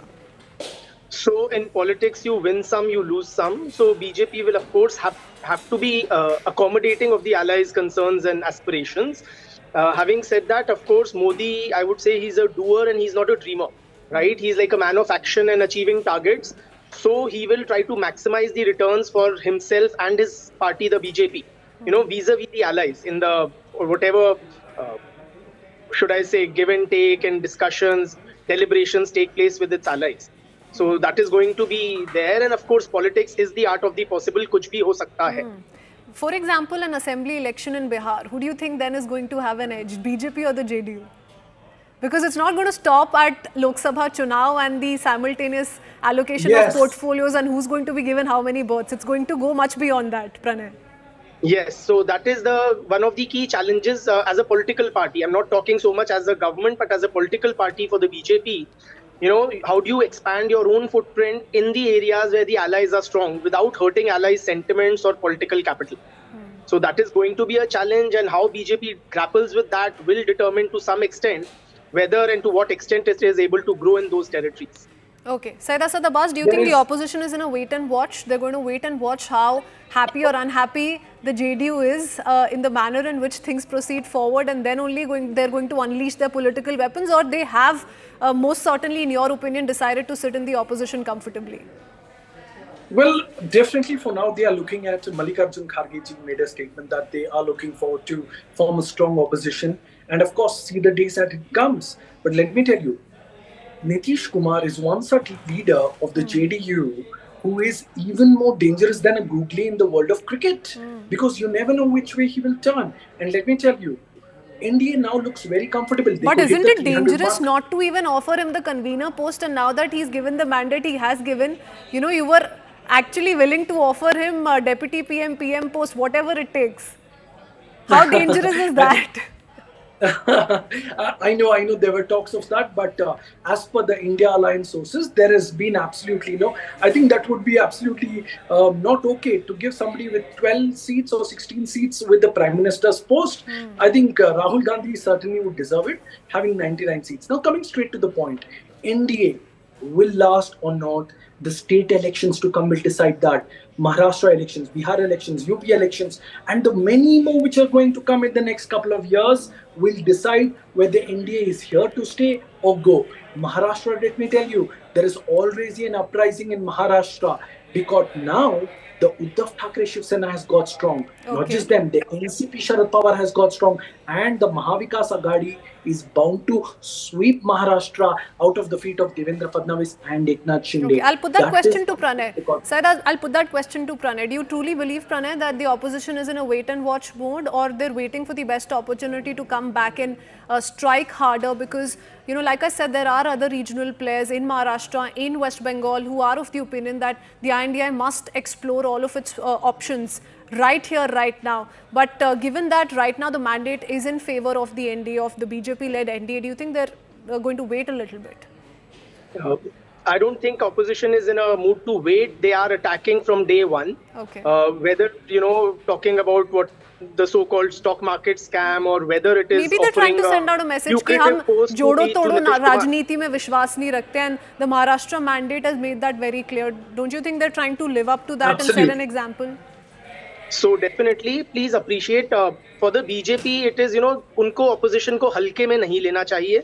Even the mighty Indira Gandhi was defeated by the Janata Alliance when she sought a third consecutive term, right? And Modi has won against the combined opposition.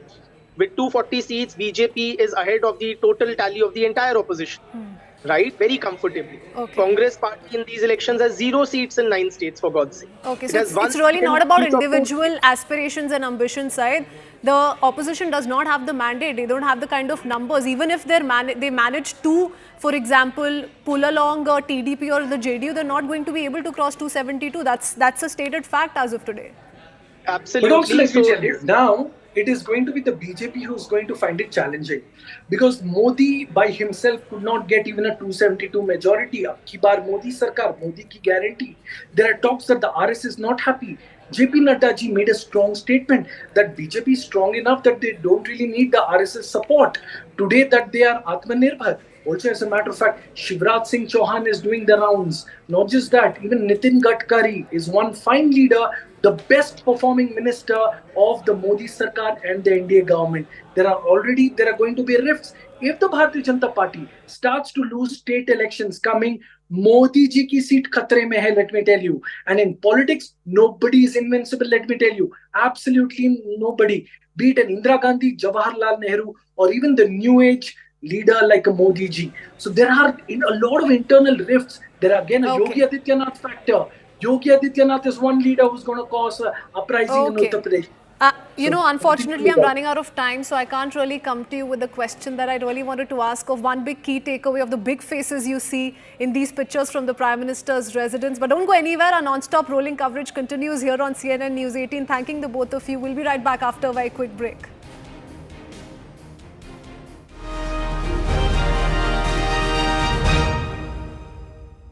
India's #1. So that seems to be the key focus area. JDU top sources once again underlining that we are not putting any conditions, be it number of cabinet or MOS ranks or the kind of portfolio that is given. Okay, all right. Very interesting. It's a follow-up question, Arunima. No, now as far as this national picture is concerned, the JDU doesn't seem to be very aspirational, and they're not demanding more as far as representation at the center is concerned. But let's not forget the emphasis time and again has been on development of Bihar, and in that sense, this may just be a bargaining chip if we try and deep dive into it for an ask of a financial package for Bihar. Not just that, let's not forget, it's important to watch out for the kind of pre-poll framework we see between the BJP and the JDU in the Bihar Lok Sabha elections as well. Yes, and we just got a chance to meet Nitish Kumar also. There were a lot of speculations about his health, etc. But he's meeting everybody right now inside Nitish's residence. You will see a continuous stream of visitors, JDU supporters, former JDU MLCs and MLAs who have travelled from Patna, people who were hoping for an audience with Nitish Kumar. He's meeting everybody with a smile on his face, and his message to them is that think about.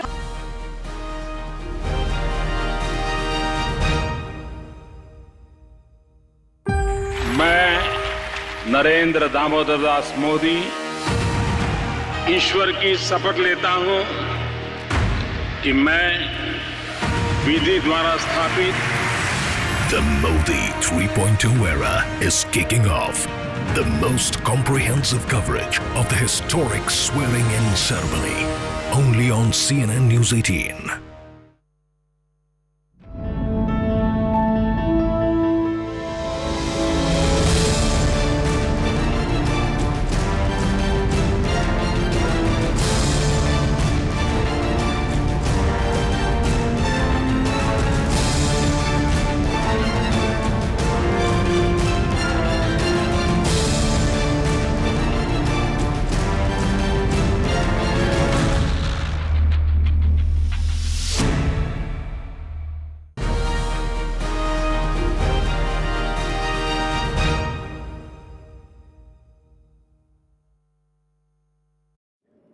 how you can contribute to Bihar's growth and development. A very confident Nitish Kumar there, and when we were asking him, or we tried to ask him about what he has in mind as far as alliance or his comeback to the NDA is concerned, he only smiled and said that we have already told the Prime Minister and the speech that he gave at the Central Hall. He said we've already said that we are with the Prime Minister, we are with NDA, whatever he wants, whatever he envisages, plans, we are fully supporting him. So at the union level, Nitish Kumar is very clear. We want economic development as much as anybody else, and we are with the Prime Minister on that. The focus is Bihar. What can you do for Bihar? Okay, now that we're focusing on the big names, the new inductions, all eyes are on 7 Lok Kalyan Mark. Payal, you gave us a very interesting input that Ravneet Singh Bittu has also received a call. Why this is important is that though he may have jumped ship to the Bharatiya Janata Party, he did suffer a defeat at the hands of the Congress candidate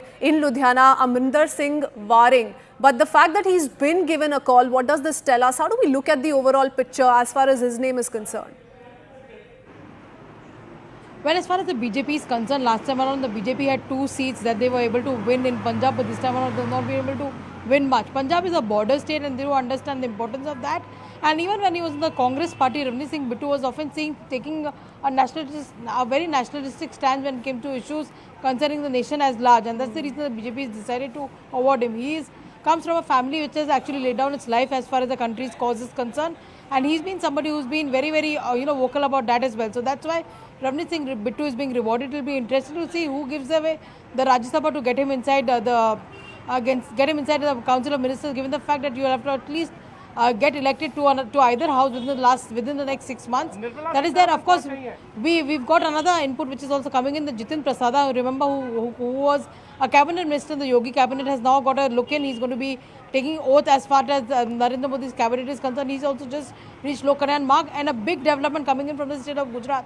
C.R. Patil, the sitting member of parliament, multiple time member of parliament, somebody who has led the BJP unit of Gujarat to score that 155 record win. He's getting a look in. He's also...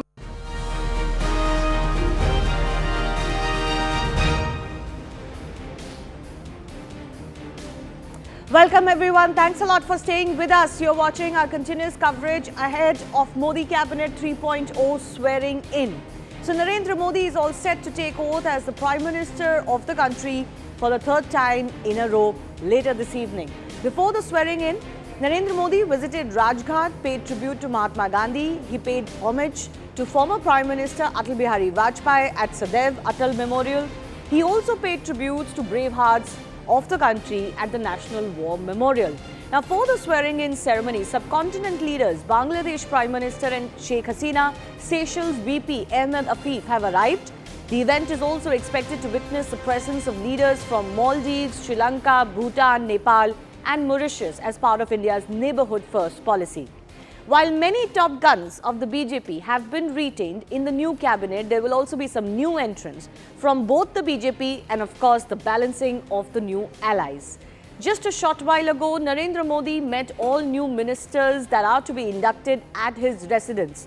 Let's show you the pictures from the Prime Minister's meeting with what the new cabinet is going to look like. So this gives you an idea of what the new cabinet will look like. You've got the likes of H.D. Kumaraswamy, Shivraj Singh Chauhan, Rajnath Singh, Amit Shah, all part of this meeting. So that is already giving you an indication of what the cabinet will be. Jaishankar, Nirmala Sitharaman, Jayant Chaudhary, Ramdas Athavale, Mr. Bittu, all there. So there are going to be new faces plus some of the old.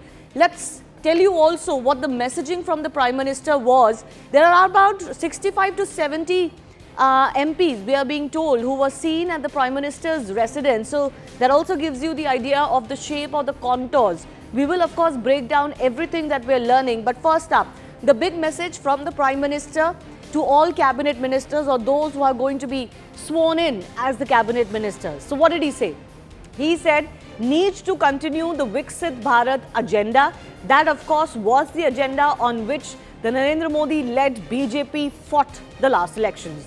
Development work to continue with no halt. He's known for his delivery. He's known for efficiency. He wants to continue that. Finish the unfinished work. So not everything got done in the last 2 terms. They've got a lot more that they want to do and achieve. That's the message. And don't work under anyone's pressure. Important message coming in from the Prime Minister himself to what is going to be his new Sarkar. Implement the 100-day plan is also his message to his new ministers. Remember, before the term ended last time, the Prime Minister had already given these directions to BJP leaders and the sitting ministers that they need to present the next 100 days plan to the government so that they are ready and kick-starting as soon as the new government is sworn in.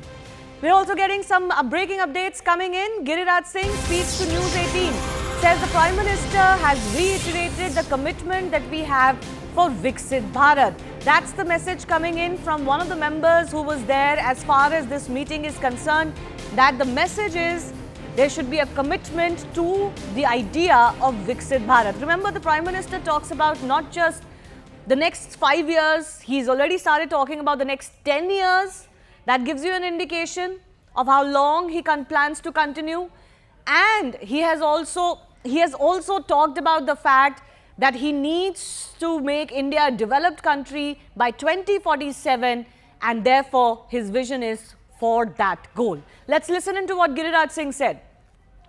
Minister Designate Giriraj Singh here with us. Sir, बहुत-बहुत बधाई आपको. Pressure महसूस हो रहा है या खुशी हो रहा है कि फिर एक बार जनता के लिए कुछ करने का मौका मिल रहा है? देखिए, जिम्मेदारी होती है, ना वो प्रेशर होता है, ना वो खुशी होती है. जिम्मेदारी. प्रधानमंत्री की तरफ से आप लोगों को ऑलरेडी 100 दिन का फ्रेमवर्क दे दिया गया है?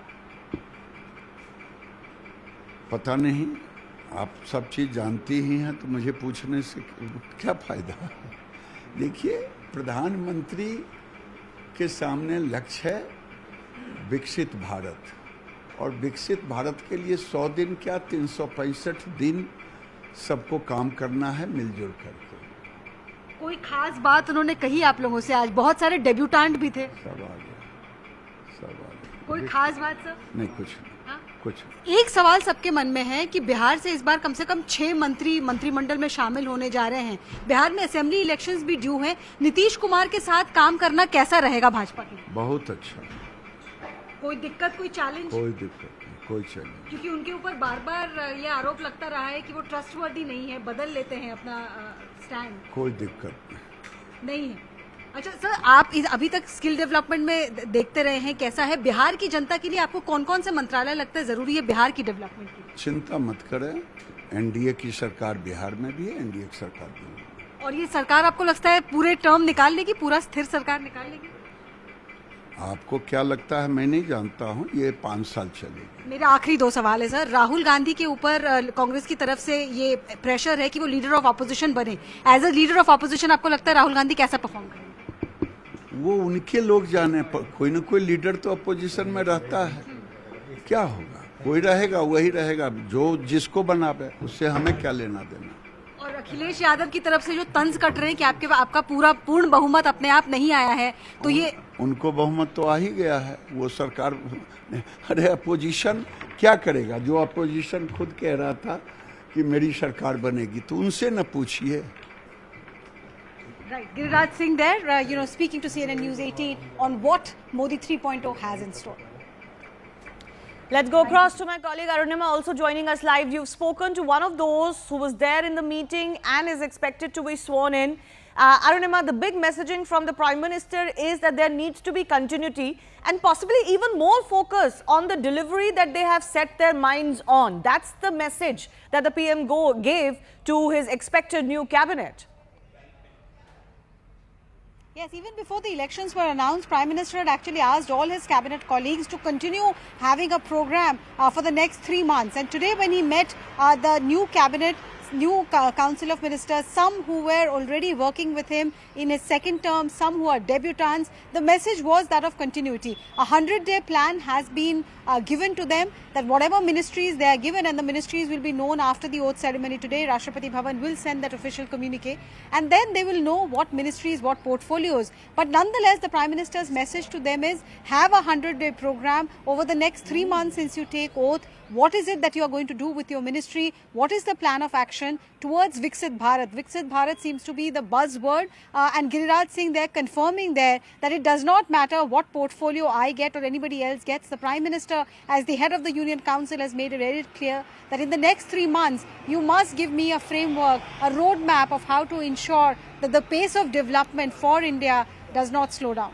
Absolutely. Arunima, stay with me. We're going to go across to Arunima and a lot others of my colleagues who are tracking what is happening right now from various vantage points. But I want to give you a quick check of the new entrants from the BJP that are expected in the new Modi Sarkar. So Modi Sarkar 3.0 is going to have some new faces from the BJP as well. Of course, a lot of the focus has been on the allies, right? Because this is a government now contingent on the allies' support. But it doesn't mean that the BJP's representation is going to be diminished or they're not going to fulfill their plans. In fact, 80% of the cabinet is going to be the BJP cabinet. So let's look at the new entrants as far as the BJP is concerned. Shivraj Singh Chauhan, lot was made out about the fact that he lost his chief ministerial seat before the last Madhya Pradesh elections, but the BJP won those handsomely. This time also the BJP has done very well in Madhya Pradesh, a trend they couldn't quite hold on to in some of the other northwestern states. So he's a former Madhya Pradesh chief minister and of course one from Vidisha. Manohar Lal Khattar is the other chief minister face from Haryana who was removed mid-term last time around. He won from Karnal. A message there from the BJP that we haven't forgotten you or that our stalwarts are now going to function in a different role. Let's go on to Suresh Gopi, the big face of the BJP from Kerala, BJP's first Lok Sabha parliamentarian from Kerala. He, of course, has emerged as the star from the state and was, of course, being tagged as one that could do it for the BJP. Malayalam actor, he won the Thrissur seat and that opened the BJP's account for the very first time. Remember, this has been a long time coming. He has lost the last Lok Sabha elections. He recently lost in the 2021 assembly elections in Kerala as well, but success at last. Another new face could be Ravneet Singh Bittu. Joined the BJP just before the elections. He lost the Ludhiana seat though to Raja Waring. He's grandson of former Punjab Chief Minister Beant Singh and a former 3-time Congress Lok Sabha MP, but a big face from Punjab that the BJP managed to acquire, and he's going to be part of the new cabinet, we are being told. Another big face of the BJP, Bandi Sanjay. Now, again, a lot was made about the fact that in Telangana, he was removed as the state chief. He retained the Karimnagar Lok Sabha seat this time around. Overall, BJP has done very well as far as Telangana is concerned. Former BJP president from the state. Moving on to Uttar Pradesh. Now, Uttar Pradesh wasn't really the bright spark for the BJP this time around. But Jitin Prasada, who's waited his time, is going to get his shot this time around. UP PWD minister, he won from Pilibhit. Remember, Pilibhit is known as the seat that was the gad of the other Gandhis with the BJP. Varun Gandhi had been sitting MP from that seat. Earlier, Menaka Gandhi had fought from that seat as well. He quit the Congress a few years ago and joined the BJP, and since then has been part of the Yogi government at the state level. Now he is going to make the shift to the national capital. C.R. Patil, 4-time MP from Navsari, the BJP Gujarat chief. He is the first non-Gujarati to be the state president. And of course, he's delivered very well for the party at various forums as part of the party member or the organization member. Police constable turned political leader who is going to be part of the new cabinet as well. Arunima, my colleague, continues to be with us. So Arunima, lots of new faces and reward of sorts. The message is that we haven't forgotten your contribution.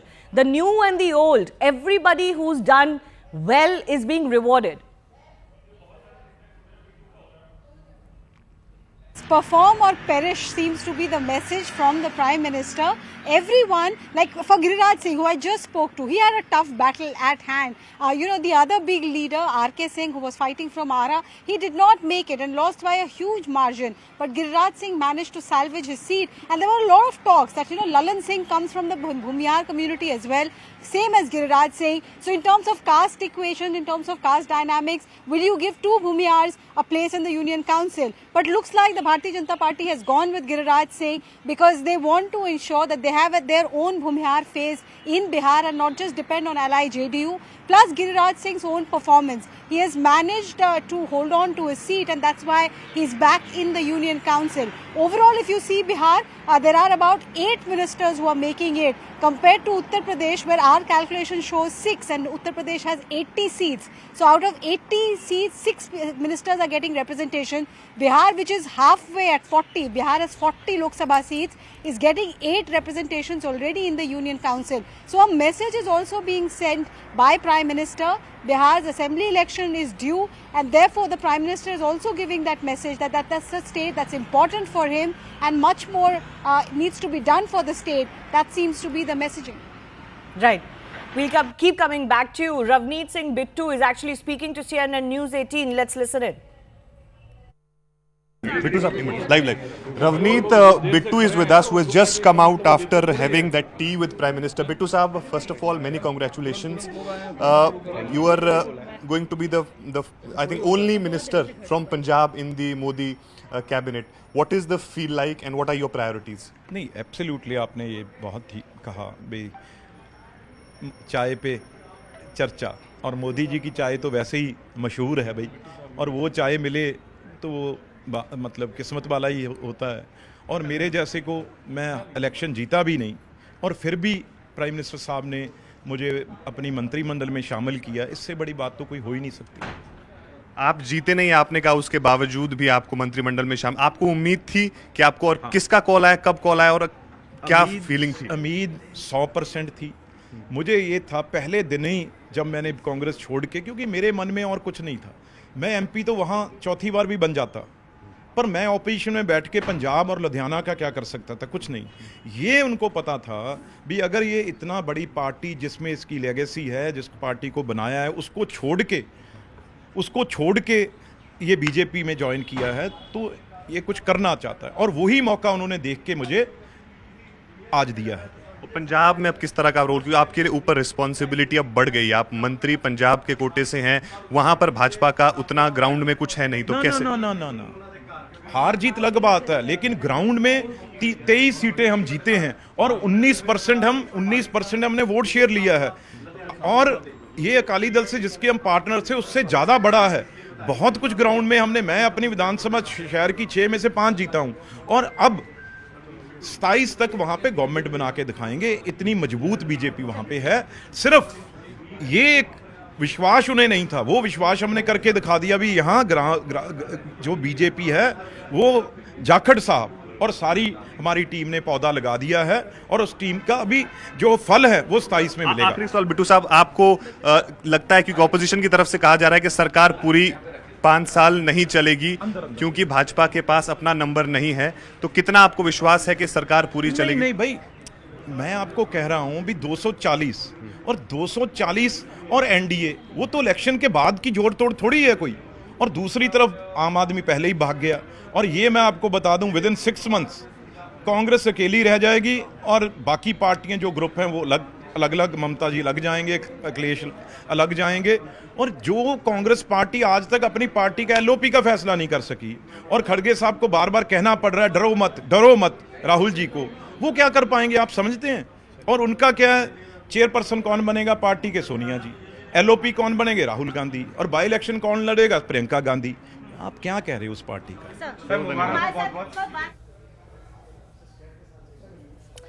Let's also go across to our experts joining us. R. Rajagopalan, senior journalist, George Kurian, political analyst, leans towards the Congress party.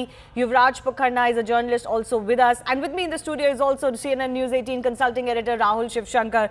Rahul, we just talked about some of the new big faces that could be entrants. So that includes the likes of former chief ministers in Manohar Lal Khattar, Shivraj Singh Chauhan, but of course the likes of Suresh Gopi and others. What do you make of the balancing act the BJP is doing, first within itself, and then, of course, we'll talk about the allies as well.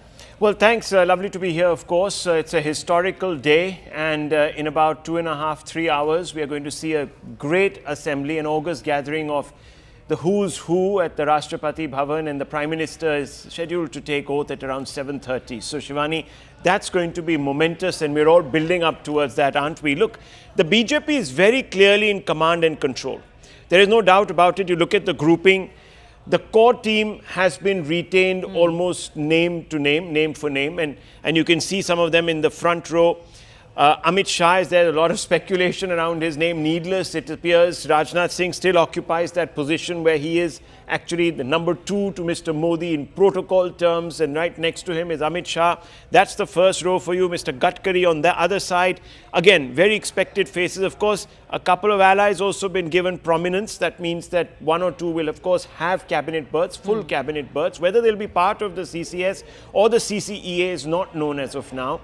We're going to try and get those scoops for you earlier, but it appears that the Prime Minister is sending out a message of continuity, stability. Look, he says, this is not about the fish and loaves of office. This is about serving the people of this country. We are all here to serve India. This is not a unseemly exercise in bargain hunting. So you're seeing an equanimity there. You're seeing an equity there. Jitendra Singh is there. You're seeing Hardeep Singh Puri. You're also seeing the regional satraps from all the important states that the Prime Minister believes is where the BJP fell back a little bit. And remember, in just about 6 to 8 months, there are going to be 3 very crucial elections. Yeah. There's the Delhi election coming up. There's the Maharashtra election coming up, which is very, very singularly important for the BJP to do well in, to send out that message that, look, we are very much there. We are not in any way diminished. And there is Delhi. Delhi has been an odd problem. It's been an anomaly. They've won back-to-back, or now 3, of course, Lok Sabha elections with 7-0. They've swept it, but never at the assembly level. So you'll see a few faces. Maybe Ms. Sherawat, I'm being told, has been picked from that grouping in Delhi and it's been sent Harsh Malhotra's name is also going on. 2 of the new MPs that the BJP fielded. Rahul, just very quickly, I want to go across to our colleagues, Pallavi, who's joining us, and also Aman, and I'll go across to our guests in just a bit. But Aman, coming to you, the whole setup to the next cabinet, it wasn't as strenuous as possibly the opponents of the BJP were hoping it will be, isn't it? How did the negotiations go? Was it all smooth, or were there points of contention that could be a problem? Well, Shivani, I think what I'm hearing is that it was an extremely smooth exercise. You know, if you see the total council also, about 60 plus ministers, only about a dozen from the allies. So clearly the allies have not got the lion's share as the opposition was expecting, or some of us were expecting they would get. I think the main factor in that is that both the TDP and the JDU are more interested in this financial infusion into their respective states of Andhra Pradesh and Bihar, the special package which is being spoken about, because the nomenclature of the special status no longer exists. So both these states, I think their top priority was this financial package for their respective states. Bihar wants it and Andhra Pradesh wants it for Amravati, for the irrigation projects and various promises that Chandrababu Naidu has made to his state. So it's mostly more about helping Andhra Pradesh and Bihar. I think the second priority was getting a respectable representation in the Council of Ministers. So what the BJP has given them is 1 cabinet minister and 1 MOS each. There was earlier talk that the TDP could get maybe 2 MOSs, but no, right now it is 1 cabinet minister, same to JDU as well as the TDP. So the total capping of the allies has been kept to about 12 or 13. Nearly 80% of the portfolios, more than 80%, are with the BJP. So the BJP rightfully saying that we are 240 MPs, we are the largest party, so we will garner the lion's share. And essentially, Shivani, if we see that in the portfolio distribution also, when it comes, the top 4 ministries, the other key ministries which are key to the growth engine of this government would be with the BJP ministers, because the likes of Ashwini Vaishnav, Nitin Gadkari, all these top ministers, be it, Bhupendra Yadav, everybody has been repeated in this particular government, along with the top 4, Rajnath Singh, Amit Shah, S. Jaishankar and Nirmala Sitharaman. So I think the top ministries, the key ministries, will also be with the BJP. It's been a smooth affair. There has been no to and fro here. Exceptionally smooth distribution has happened, and we would see that in the days to come how it goes. All right. Let me also go across to Pallavi. Pallavi, balancing act all complete. Just a sense of the big messaging that you feel the Prime Minister is giving with his new cabinet. that he's going to be very much in control, contrary to the speculation and contrary to the analysis that this is going to be a weak government, that he's going to be buckling under pressure because that's what coalition politics is all about. I think it's a clear-cut message that he's very much sitting on the saddle. From the choice of ministers, that continuity going on, the fact that it is BJP heavy, and even the allies who have been put on board, the factors which they have been taken into account, and the kind of messaging which the Prime Minister gave when he was speaking to his new team a short while back at his homecoming residence at the Lok Kamlyan Marg was very, very clear that we have an unfinished agenda, the 100 days program, and you have to get cracking from tomorrow itself. This messaging was very, very required. This messaging was important, and I think that's the larger message which goes in from the new team. All right. Aman and Pallavi, stay with me. We'll keep coming back to you for more. R. Rajagopalan and Yuvraj Pukharna still with us. R. Rajagopalan, will the, I shouldn't say enemies, but the opponents of Narendra Modi be a little bit, unhappy with the fact that no great drama has played out before the cabinet? Nothing in public, at least. Where is opposition, Shivani? There is no opposition. Only 90 seats, 100 seats. And moreover, Mr. Narendra Modi has given the strongest possible team. My understanding, there are outgoing cabinet of Narendra Modi has got 28 cabinets and 3 MOS independent charge, 44 MOS, total 75. My understanding is there will be one more expansion after he returned from Italy, because he has taken only 60 persons and 15 are there. NCP, Ajit Pawar did not come, and some more faces will be added. And moreover, today, JP Nadda was seen next to Prime Minister in the meeting. He was to be inducted in the ministry because, his term is over. His term is over as BJP president. Who is his successor? Second thing, who is the speaker? From this, 60 persons, no one is going to be the speaker. Therefore, I have, information, either Om Birla continues or Mrituhari Mehtab is the speaker of Lok Sabha. And my surprise, only one surprise is, there are 2 congressmen who were much closer to Rahul Gandhi in last Lok Sabha and the previous Lok Sabha also, Jyotiraditya Scindia and Bittu, and they have crossed over. What did Bittu say just now to your correspondent? He said family. Yeah, but therefore, the family has come back to haunt the Prime Minister. And second, Rajnath Singh is the continuity of Atal Bihari Vajpayee regime to Narendra Modi's regime. So his presence is also well appreciated. Okay. He has importance to the youth, because Sanjay Bandi, Jain Chaudhary, Bittu, Jitin Prasada, Kiran Rijiju, Purandeshwari, these are all some new names. So therefore, Prime Minister has given a focus to that. That's what I could make you do need talent. You do need young talent, especially Rahul. But the 2 big questions, R. Rajagopalan is right, is one, who succeeds JP Nadda as the next BJP president? And what happens to the portfolios, for example, of the top 4 or 5? Are the portfolios going to be switched around at least? Well, that's something that we'll have to look at. The Prime Minister usually keeps his cards very close to his chest. But I agree with Dr. Rajagopalan that if there is going to be suspense, it's always going to be on the Speaker's post right now in the limited short term, because the BJP has made it clear, according to sources, that it would like to retain the Speaker's post. The opposition has been trying to suggest that the Speaker's post is key, said that look at what has happened to other parties in different states in the legislature where they were not in control of the Speaker's post, the parties were broken, things were out of shape there, and they found themselves in a spot of bother. So the advice that came through from the Congress ranks and from certain other political parties like the TMC was retain the Speaker's post at all costs. Now, I also do agree with Mr. Rajagopalan that there might be more people brought in at a later date. We're being told that that is a possibility. How soon that happens, we don't know. But fundamentally, I think this is a message for continuity. You're not seeing in those people who occupied the top 5 or 6 posts in government, including, don't forget, education and HRD, very important posts, INB ministry also, fundamentally important to this government. It appears that the same people are back willy-nilly. Not all of them, of course, were elected members of parliament. 1 or 2 of them were Rajya Sabha members, and seeing them there suggests that they will perhaps continue in the same vein. Now, as I said, everything here, of course, has to be said with a pinch of salt because the Prime Minister can spring surprises. But it'll be interesting to see, as you were saying, power equations changing within the BJP, if at all.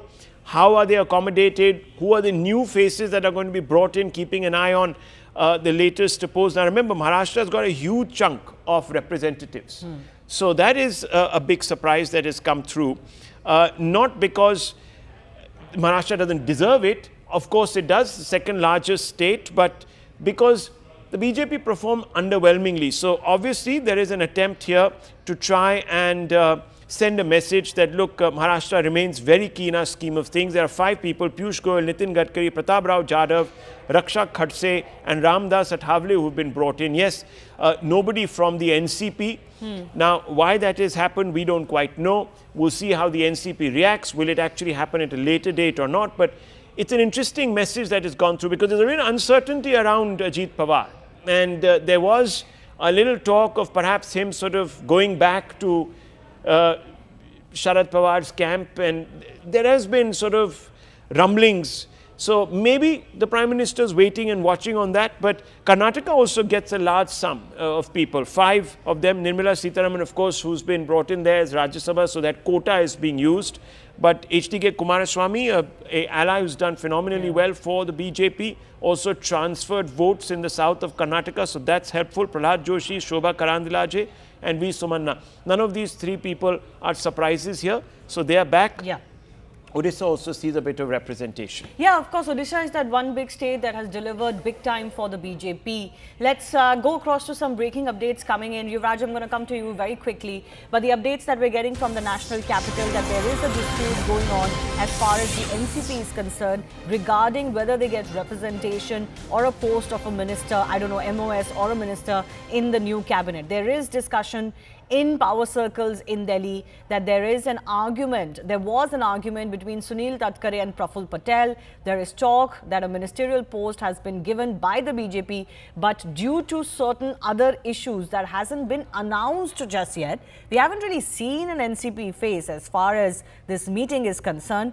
So Rahul, exactly what you were pointing out to earlier, that NCP, what happens to that? Because there are internal rumblings as far as the NCP is concerned, and then there are, of course, issues of wanting to be seen as part of an NDLI, although they haven't really delivered well. But do you think infighting could be the biggest reason that could bring down the NCP, Ajit Pawar faction right now? I think there is jockeying for space there. Don't forget this assembly elections are around the corner, and the BJP will have to really make up its mind as to whether bringing on Ajit Pawar and that faction really help the party. Many people are saying that too many compromises were made in search of seats, and perhaps this was the wrong decision. Remember, a couple of these people in the NCP ranks were singled out for corruption, not by anyone else except for the BJP itself and some of the topmost leaders. Even the Prime Minister had an opinion on some of these individuals, but then they were sort of alloyed with the BJP in this large coalition there. Unwieldy, some people will say, full of contradictions, others have said. So, and the results haven't been good. So the people have not actually rewarded this cynical exercise of, trying to get people to win you an election at any old cost. So I think that's been rejected. And Yuvraj is also there. He knows a little bit about both the states of Gujarat and Maharashtra. Yeah. Maybe we can weave him into this conversation. Yeah, so Yuvraj, how do you see it? Do you think there's infighting going on? The NCP, Ajit Pawar faction cannot get anything more than one post, I would believe, right? Given their results. So could there be infighting within that party faction of who gets that seat? Namaste Shivani and Rahul. First of all, I think it's very unbecoming of us to indulge in speculations. But yes, there is some inter-Senan feud between the Shinde faction and Devendra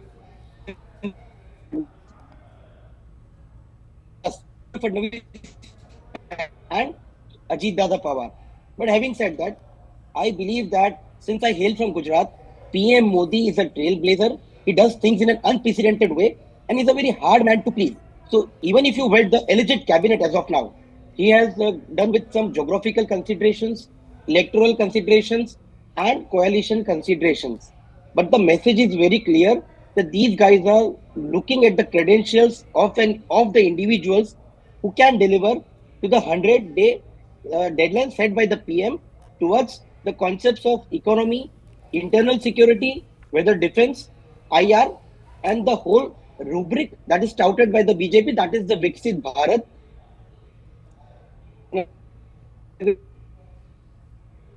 Some kind of common program, because last 10 seconds, there's a difference between this PM and the earlier PMs. PM Narendra Modi has chosen a coalition government. It is not that this coalition government has chosen a PM. So to me, this is PM's coalition, not that he is the coalition's PM.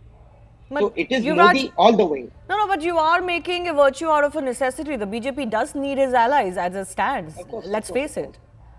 No, but it's a pre-poll alliance, Shivani. It is a pre-poll alliance. It was a pre-poll alliance in 2014 and 2019 also, but they weren't dependent on their allies. That's the difference. See, I'll tell you. If you give me 30 seconds, even after 10 years, BJP has maintained a strike rate of 50%. It has now proven to be a pan-India party with more votes than Congress, even in South India. And it enjoys a mammoth vote share of 37% across India. So, by hook or by crook, he is the only face for any political party who is looking forward to serve the nation. And PM Modi does not have any rival, any competitor. So any party, every party has a but obvious choice, that is to shake hands with PM Modi. And he is the man with the face that BJP touts, Neta, Niti and Niyam. All right. We come back to our studios in just a bit. Prashant Leela Ramdas, my colleague from News 18 Lokmat, is also joining us. Prashant, क्या खबर मिल रही है आपको? क्या अंदर लड़ाई हो रही है ये एनसीपी अजित पवार फैक्शन में कैबिनेट बर्थ को लेके? क्या उनको कैबिनेट बर्थ ऑफर किया गया है और क्या इंटरनल लड़ाई चल रही है? नहीं, जिस तरह से बात उभर के आई है, सुबह से लगातार मीटिंग चल रही थी। एनसीपी के सारे कद्दावर नेता उस मीटिंग में उपस्थित थे, जिसमें तटकरे जी भी थे, साथ में प्रफुल्ल पटेल भी थे, अजित पवार भी थे। लेकिन जो बात आगे आई है कि उसमें प्रफुल्ल पटेल ने कहा है कि मुझे मंत्री बनाना चाहिए। इस पर तटकरे काफी नाराज हुए। उनका कहना है कि मैं लोकसभा से चुन के आया हूं और उसके बाद भी मुझे मंत्री नहीं बनाया। इसीलिए को बात जो झगड़ा चल रहा है, उस झगड़े को सुलझाने के जब देवेंद्र फडणवीस जी वहां पहुंचे थे तो उनको कहा गया कि जब तक आपका दोनों पूरे गुट का एनसीपी की ओर से एक ही नाम नहीं आएगा तब तक हम किसी बात की घोषणा नहीं करेंगे। इसलिए जिस तरह से चर्चा है कि उनका नाम इस कैबिनेट के एक सदस्य से टल गया है, तो अंदरूनी जो झगड़ा है, तो अंदरूनी झगड़े के कारण ही उनका नाम टल गया है। इस जानकारी आगे आ रही है। All right. Prashant Leela Ramdas, thanks a lot for bringing us that update. On that note, we're slipping into a very short break, but on the other side, we'll get you more updates. A lot happening as far as the national capital is concerned as we build up to the swearing-in ceremony this evening. Stay with us.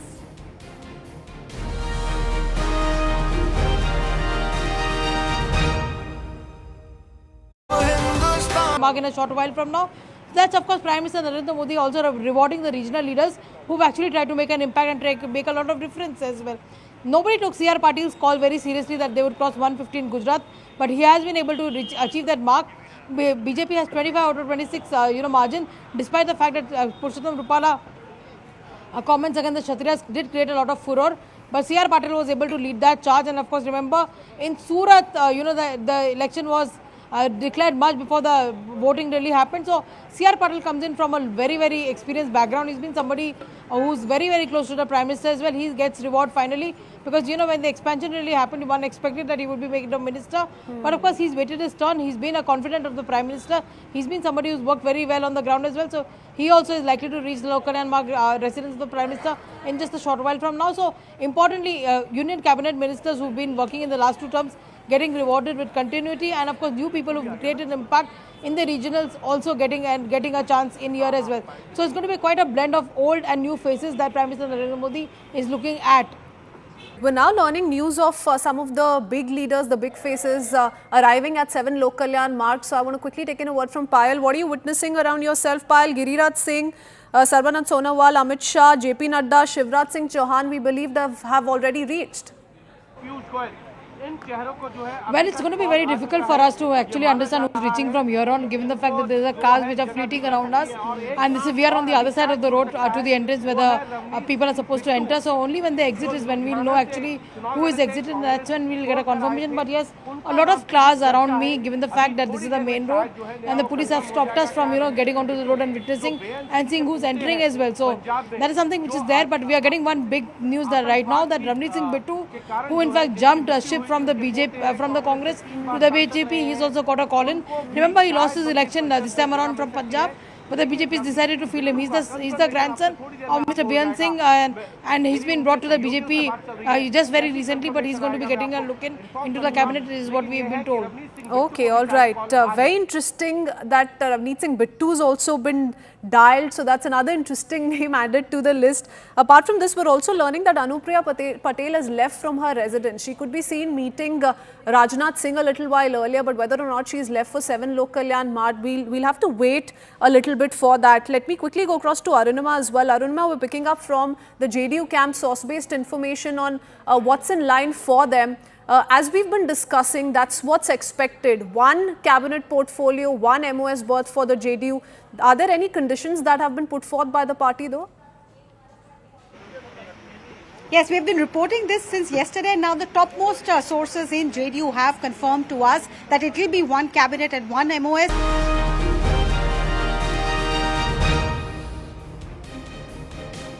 All right, we're building up to the big swearing-in ceremony of Modi Sarkar 3.0. Prime Minister all set to take oath as the Prime Minister yet again for the 3rd consecutive time, and the first one since Jawaharlal Nehru to do so. A quick check of the big faces that could be the new entrants from the faces that continue to be, as far as the top guns are concerned, the ones that have been retained in the new cabinet. Now, a lot of speculation around Amit Shah. Served as the Home Minister in the last cabinet, won the Gandhinagar seat. That was never a doubt really, but there have been some speculations of whether he was going to go back to being a BJP president versus being in the ministry. So the pictures earlier from the Prime Minister's residence making it clear he's very much there. Rajnath Singh served as Defence Minister, won Lucknow, was one of the people who was able to weather the storm that BJP faced in Uttar Pradesh. Nitin Gadkari served as Road Transport Highways Minister. Many said he is the top performer, at least as far as Modi 2.0 is concerned. And he, of course, won from Nagpur very comfortably. Hardeep Singh Puri served as Minister of Petroleum and Natural Gas. He was also Minister of Urban Affairs and Housing. And these are also key deliverables of the Prime Minister Narendra Modi-led 2.0 Sarkar. Arjun Ram Meghwal served as Minister of Law and Justice. Remember, he came in as far as this ministry is concerned when Kiren Rijiju was moved away. Ashwani Vaishnav, another star performer from Modi 2.0. He held as many as 3 key portfolios. The top one, of course, was Railways under him. And Railways is that big ticket infrastructure that Narendra Modi Sarkar has been really focusing on. They would want somebody who can run it efficiently. Communications, electronics and IT were also under him, but railways was the point of contention that was being discussed. With a JDU type ally from Bihar, railways is always big for the state of Bihar, but it looks like the Narendra Modi government will retain railways. Piyush Goyal is entering as an elected member of Lok Sabha this time around. He has held 3 portfolios as far as Modi Cabinet 2.0 is concerned. In many ways on financial issues with all kinds of FTAs, etc. taking precedence and prominence. He's their big face. Commerce and industry, textiles and consumer affairs. Also someone who can come out and present the BJP's point of view and can be the BJP's face from the government towards the media. Remember, he's the one who addressed the press conference when there were allegations made by Rahul Gandhi over the alleged stock market scam. Jyotiraditya Scindia, the one who entered from Congress last time around, he was quickly inducted into the central government. He served as Civil Aviation Minister. He's, of course, one from Guna, his Gad again. Now, civil aviation again is a prime focus. New airports, more delivery, more flights, cheaper flights, and things like that. His tenure was possibly a little bit more rocky than some of his other colleagues. Kiren Rijiju, of course, he served as the law minister and the sports minister in the past. We are being told that he could be, of course, in the cabinet one more time. Jitendra Singh, he served as the Union Minister and, of course, MOS, PMO as well. He won from Udhampur. He is likely to continue. Sarbananda Sonowal, he is, of course, from Assam, big northeast face. Along with Himanta Biswa Sarma and Kiran Rijiju, he served as the Minister of Ports, Shipping and Waterways. Again, a big focus of the government. And remember, Modi Sarkar 2.0 already gave a task to those who will be in 3.0 to present a 100-day program. And a lot of these ministers would have done that. In some of those key deliverable ministries, you do want that there should be some continuity. George Kurian is with us. George Kurian, not many surprises. And certainly no pushes and pulls that maybe the Congress and other parties or the India Alliance members were expecting. This is as smooth as it goes, regardless of the result. Well, Shivani, good afternoon to you, to my co-panelist on your show, and to your audience.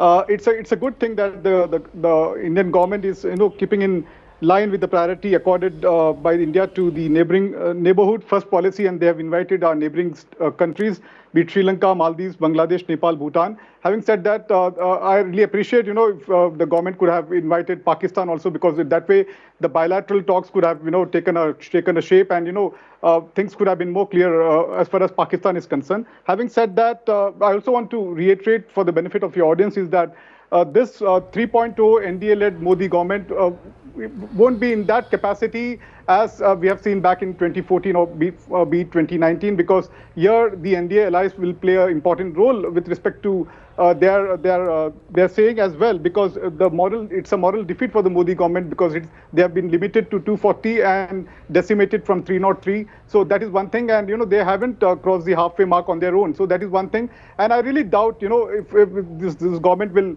complete a full term, because we also understand that Bihar is going to come, the assembly elections in Bihar is next year. Anything, because Nitish Kumar has been very vocal about the special status to Bihar and beat Chandrababu Naidu with respect to Andhra Pradesh. So these are the priorities.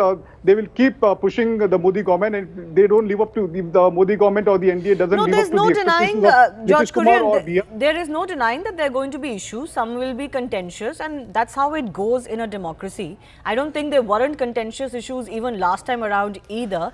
But Rahul, what do you believe? Will those contentious issues derail Modi 3.0?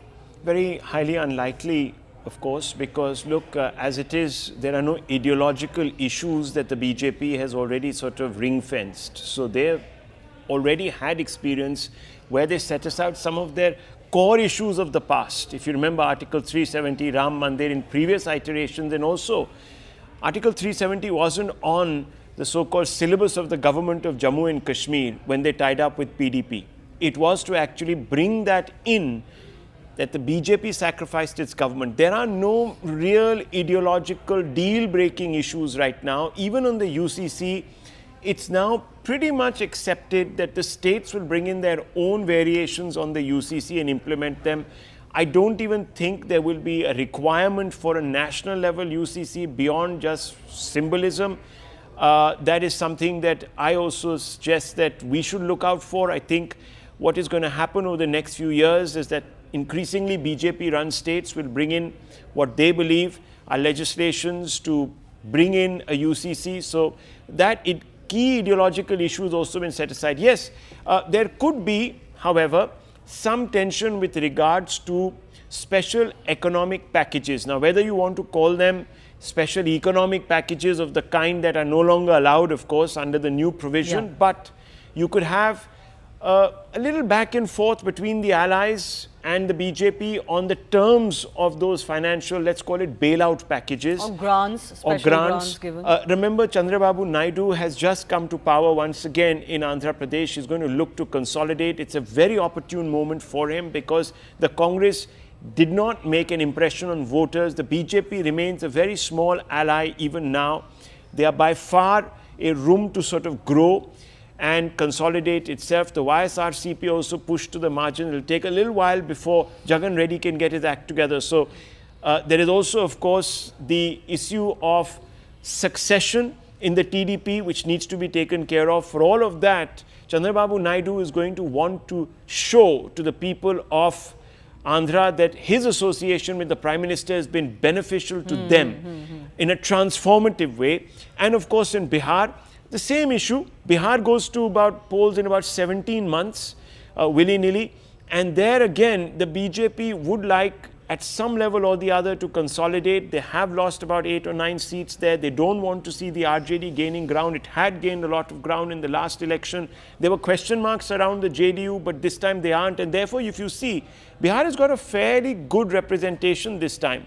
The LJP has been accommodated in at least 5 more leaders. If you just quickly look at the math, I think it's about 5 or 6 people have come in from Bihar. I think it was 5 last time That's and right. 6 this So they've actually increased the number. And again, there the opposition is goading Nitish Kumar to demand a special financial deal from the centre. So that is something that Nitish Kumar will be looking over his shoulder at, because remember, he's the Chief Minister of Bihar.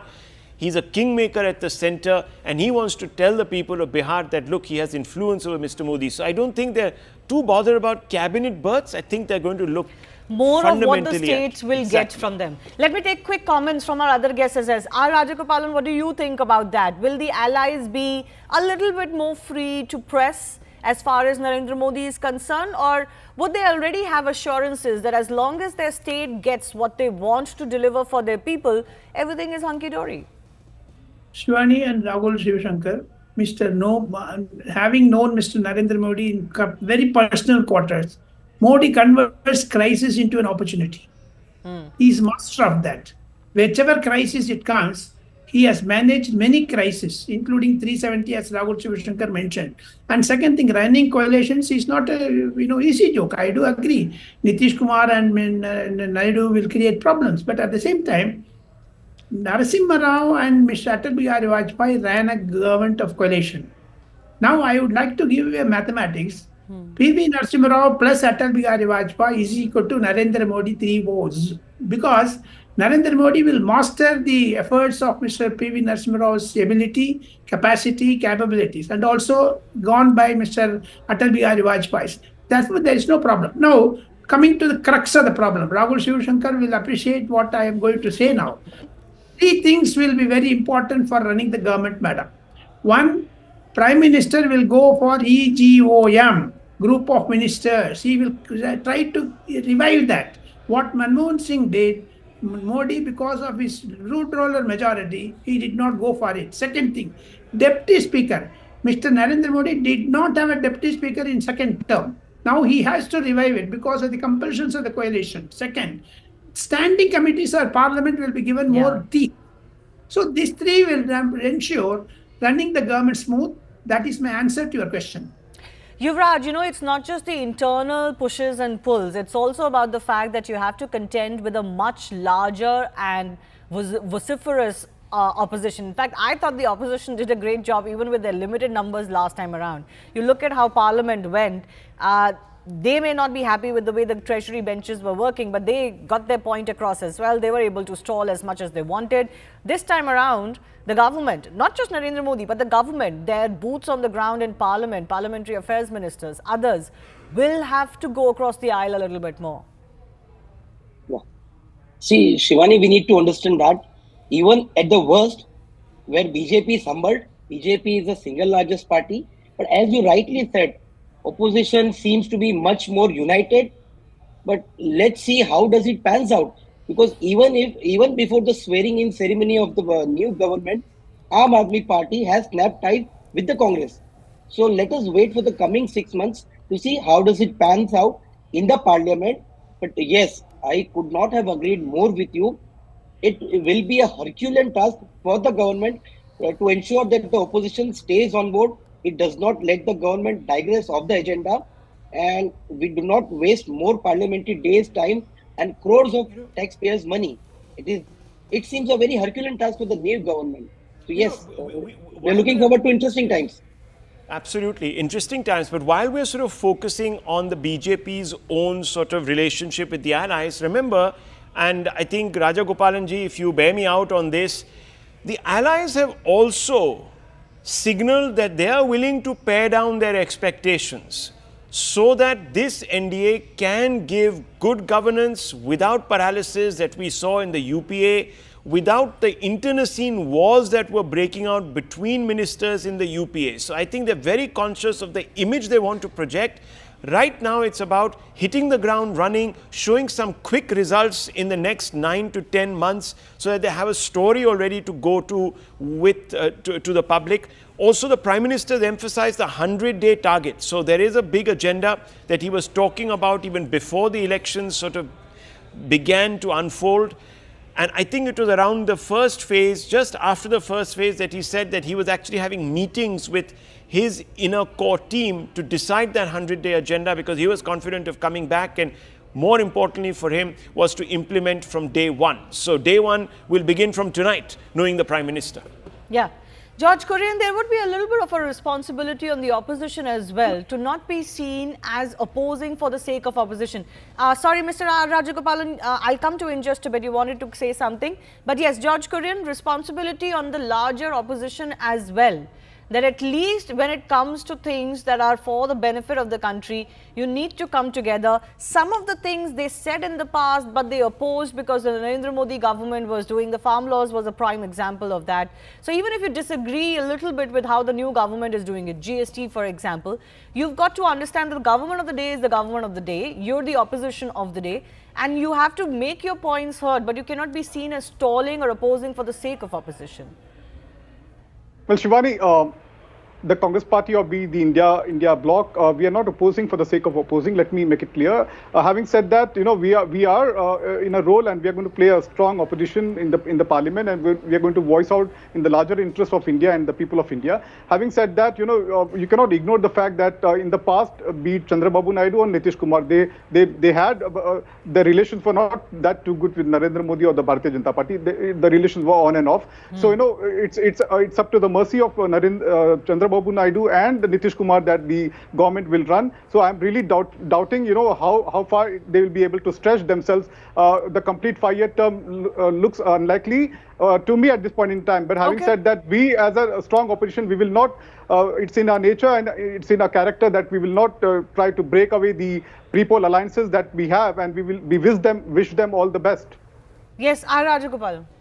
Why did Jairam Ramesh say that special package will be given on the very first day to Chandrababu Naidu and also to Mr. Nitish Kumar? What John Korean said is he may be right in his view, but from yesterday's speech of Mr. Nitish Kumar and Chandrababu Naidu, Sir, have you noticed something? Have you noticed something interesting?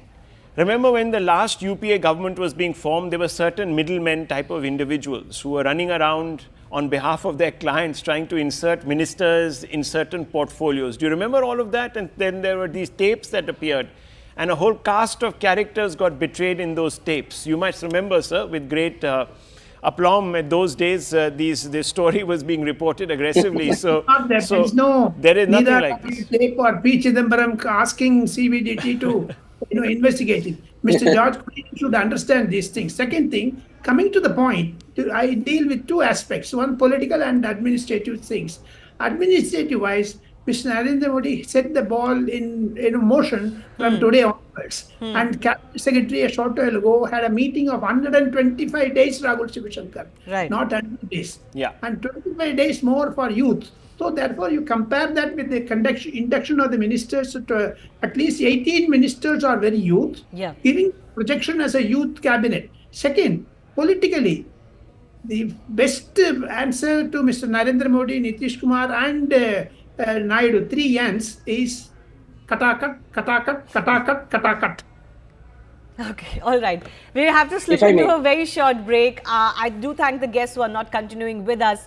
We'll be right back with more and we'll get you some latest updates as well as far as the happenings in the national capital are concerned. Stay with us.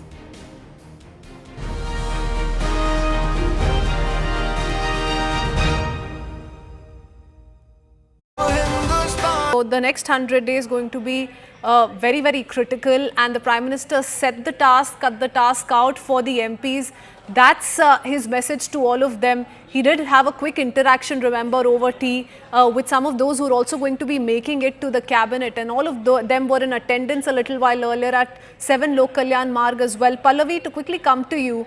Now, remember, every time we talk about the BJP strategy, one is also looking at, whether it's going to be a 100-day plan, whether it's going to be Viksit Bharat by 2047. The Prime Minister always sets these targets, and the opposition, interestingly, tries to use it to its advantage and turns it around and gives a counter slogan to it. So I think a couple of messages I think the Prime Minister has certainly given to the opposition parties, and he's going to be confronting them a lot when a new parliament session meets. See, we are looking at those first pictures, I guess, which are coming out of Team Prime Minister, Team Modi 3.0, and we've been talking about the continuity and the change and the kind of a regional and caste balances.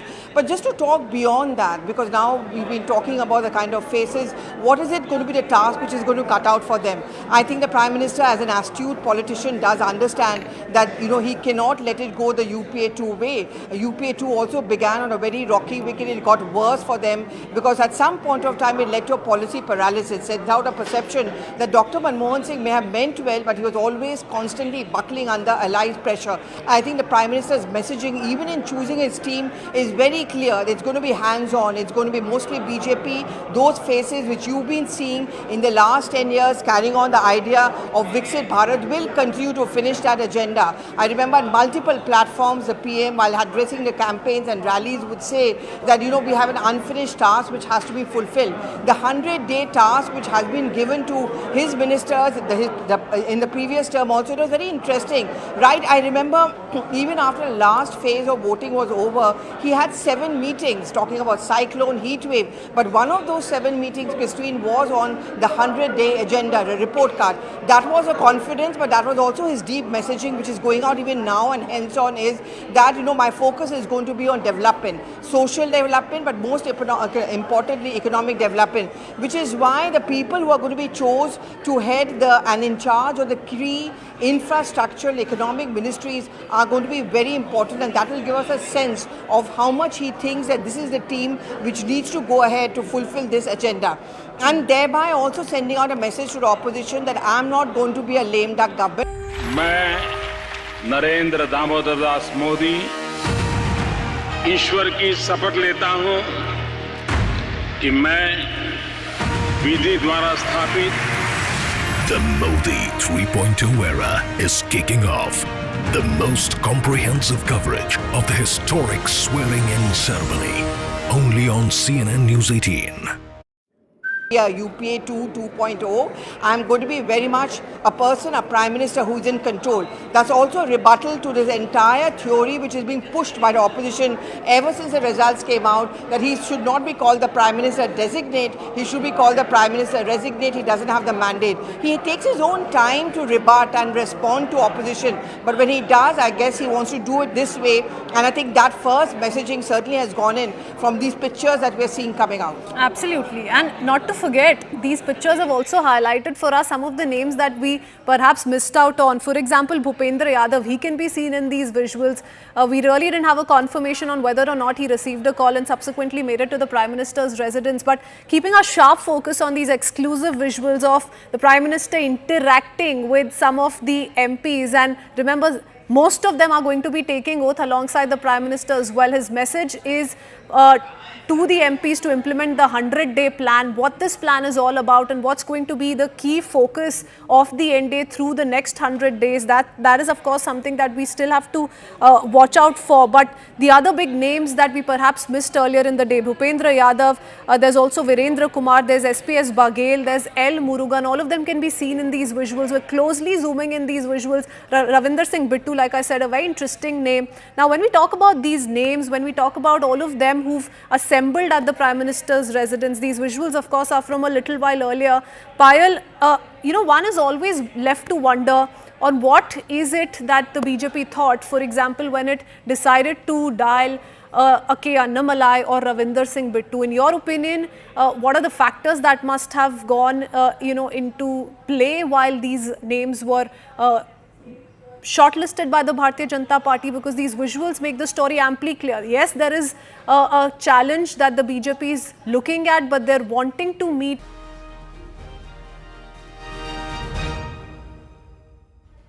Welcome everyone. Thanks a lot for staying with us here on CNN News 18. I'm Shivani Gupta and we're building up to Narendra Modi-led coalition NDA government taking oath later this evening.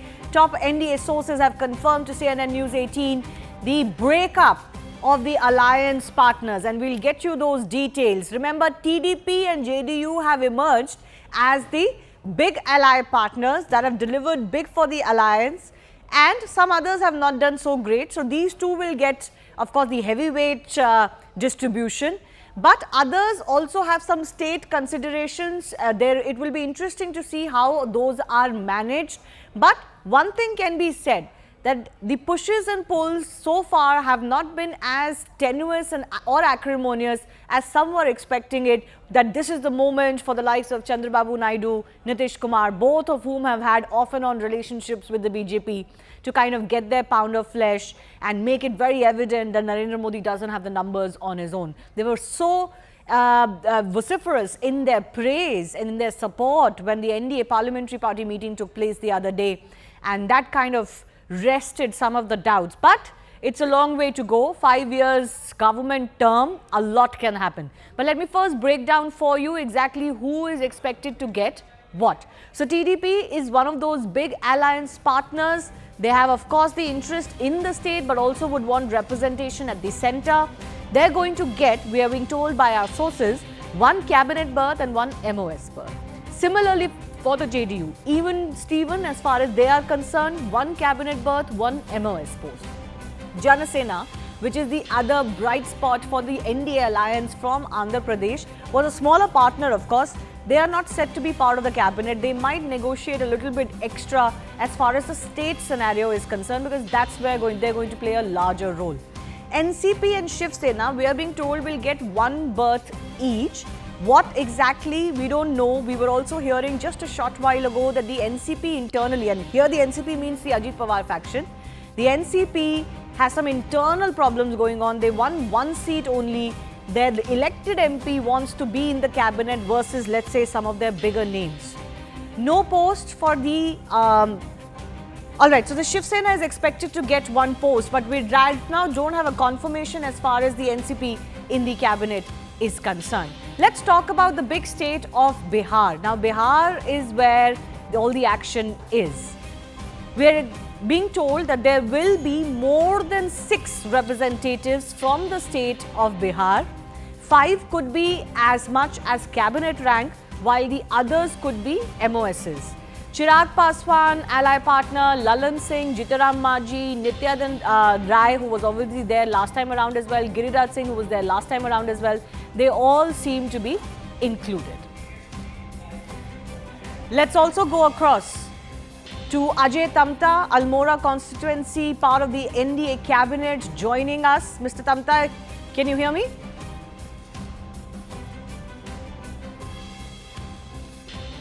Yes, Ajay Tamta from the Almora constituency, part of the NDA cabinet. Ajay ji, आपको मेरी आवाज आ रही है? जी नमस्कार, मेरे को अब थोड़ा आवाज आ रही, मगर कम हल्की आ रही है आवाज, आप बताइए। जी मैं कोशिश करूंगी जितना जोर से बोल सकूं। अभी कैबिनेट की स्वेरिंग इन होने वाली है। काफी कुछ 65-70 जो एमपीज हैं वो प्रधानमंत्री से मिले हैं। आप हमें बताइए, प्रधानमंत्री की मीटिंग में क्या हुआ और किस तरह का माहौल था, क्या मैसेजिंग थी? देखिए, सर्वप्रथम तो मैं आपके चैनल के माध्यम से मैं अपने संसदीय क्षेत्र अल्मोड़ा, पिथौरागढ़, बागेश्वर, चंपावत की जनता का, देवतुल्य मतदाताओं का, बहुत भाइयों बहनों का बहुत धन्यवाद देता हूं, जिनके प्यार और आशीर्वाद से मुझे अपने संसदीय क्षेत्र के कामों को करने का अवसर मिल रहा है। आने वाले समय के अंदर जो भी काम मुझे प्रधानमंत्री जी के मार्गदर्शन में दिया जाएगा, उसको जो पिछले 10 वर्षों से हमारी सरकार काम कर रही है, उस काम को और ताकत के साथ रात दिन लग करके मेहनत करके उस काम को और शक्ति बना करके उस काम को और तेज गति से बढ़ाने का काम किया जाएगा। कुछ बता सकते हैं कि आपको क्या लगा, प्रधानमंत्री ने जो मैसेज दिया है उसमें से सबसे बड़ा मैसेज क्या है?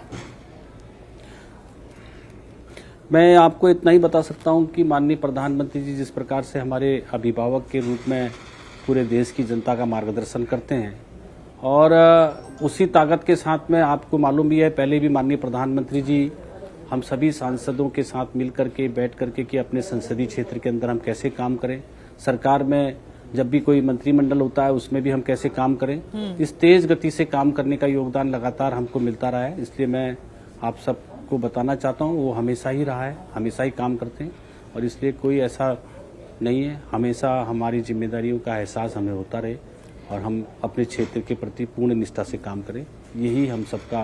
कोई मोदी मंत्र दिया है उन्होंने आपको? कोई मोदी मंत्र कैसे अच्छा काम डिलीवर की जाए? इससे बड़ा मंत्र क्या हो सकता है कि हम सबको अपनी जिम्मेदारियों का एहसास अच्छा हो, हम अच्छे से काम करें। जिस जनता ने हमें चुन करके भेजा है उस जनता के उस क्षेत्र की समस्याओं का समाधान हम पूर्ण मेहनत के साथ, पूर्ण लगन के साथ, पूरा समय लगाकर करें। यही मंत्र हम सब लोग मानते हैं और यही मंत्र होना भी चाहिए। अच्छा, आपको कुछ आइडिया दिया गया है आप किस मिनिस्ट्री में हो सकते हैं? नहीं, ऐसा कोई किसी प्रकार का किसी को भी आइडिया नहीं दिया और मैं सौभाग्यशाली हूँ कि मैं भारतीय जनता पार्टी ने मैं चाहे विधायक के रूप में, प्रदेश सरकार के रूप में जो भी मैंने काम किया और पिछले 19 में भी मैंने माननीय प्रधानमंत्री जी के मार्गदर्शन में काम किया है। इसलिए जो काम मुझे मिला है, चाहे पार्टी का, संगठन का, सरकार का, उन कामों को हमने पूर्ण मेहनत के साथ किया, पूर्ण लगन के साथ किया। उसी लगन के साथ आने वाले समय में जो भी जिम्मेदारी मुझे मिलेगी उसको पूर्ण लगन मेहनत के साथ किया जाएगा। अच्छा अजय जी, एक बात बताइए कि विपक्ष के जो लोग हैं वो बहुत ये कयास लगा रहे हैं कि ये सरकार चल नहीं पाएगी। आप देखें तो जेडीयू और जो टीडीपी के अलायंस पार्टनर्स हैं बहुत स्ट्रांग हैं इस सरकार में, तो उस पे आप क्या कहेंगे? ऐसा मेरे को तो कुछ समझ में नहीं आता। हम पिछले भी गठबंधन की सरकार के साथ काम करते रहे हैं और ऐसा कहीं नहीं है और विपक्ष के बारे में मुझे कुछ कहना भी नहीं है। Thank you. Thank you. Ajay Damta, Mantri designate from the BJP from Almora for joining us. Rahul continues to be with us. I also have Aman joining us from the BJP headquarters. Aman, what activity is there? What anticipation there at the BJP office? Well, a lot of speculation, a lot of discussion over the names which have made it to the Union Council of Ministers, Shivani. Everybody is talking about some people who have missed out, some people surprise names who have made it. As far as I can count about 65 names in the Union Council of Ministers now, about 53 from the BJP, 12 from the allies. So clearly BJP cornering a lion's share of almost 80% of the berths in the Union Council of Ministers. That's the number one headline. The allies have not got a lion's share as everybody was expecting. The allies have been kept under a reasonable limit of about a dozen berths in the Union cabinet. So clearly that is number one headline. Number two, I think the UP Bihar dominance in this list. 9 ministers are from UP and 8 ministers are expected from Bihar.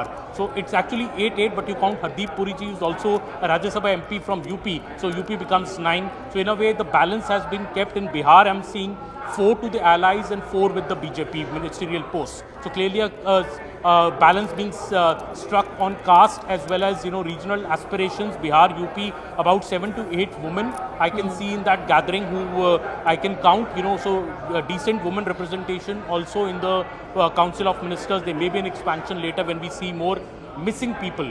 NCP missing from this, that is very interesting. There is said to be a dispute between either Sunil Tadkare or Praful Patel who will make it to the Union Council of Ministers. So that NCP call is still to be taken. I was told that the list of the allies would be 13, but it is 12. Maybe that one position is being kept in abeyance till the NCP decides who from their camp would want to become the union minister in the Union Council of Ministers. Otherwise, all the top ministers, in the BJP are being retained. So I don't see any major changes at the top, especially in the CCS ministries, Home, Finance, External Affairs and Defence. So all the top 4 ministers, Mr. Amit Shah, Mr. Rajnath Singh, S. Jaishankar and Nirmala Sitharaman ji are continuing. So if there is a reshuffle amongst them, we can't say. Nirmala Sitharaman has earlier handled Defence, then she was moved to Finance. Rajnath Singh had earlier handled Home, then he was moved to Defence. So we'll have to see if there is a change of reshuffle. But all the other, I would say, the performing engine of this this government, the second rung ministers, I wouldn't call them, but the real ones, who have come up very strongly in Modi 2.0, Ashwini Vaishnav, Piyush Goyal, Bhupendra Yadav, all these people are continuing. Hardeep Puri, Jyotiraditya Scindia, strong ministers continuing in this government. The message of continuity, bringing in new faces, because 20 ministers, remember, lost in these elections. Obviously, there has been space given to many new faces. Surprises also like Ravneet Singh Bittu, who lost the election in Ludhiana, but the BJP has still brought him into the ministership. So he will get maybe one of the Rajya Sabha posts which is getting empty because 3 of the ministers in the Rajya Sabha have won from the Lok Sabha now. Right. And Rahul, do you believe, last few times there's been some criticism, actually even from BJP supporters, that there is some talent deficit as far as the BJP is concerned, particularly in the cabinet. Do you sense any problems in, inducting new faces, talent? It looks to be like a full room of people who can, deliver and step up to the role. Yeah, there is a combination of people who've even been chief ministers who've come back when asked to contest as members of parliament. I don't think that's the issue here. I think a large number of those who were brought in were supposed greenhorns, etc., have done pretty well by at least the basic yardsticks that the Prime Minister judges them by, because obviously that's why they're back again. I'm not seeing people being dropped because of underperformance. They have been dropped, obviously, or not part of this cabinet because they've lost.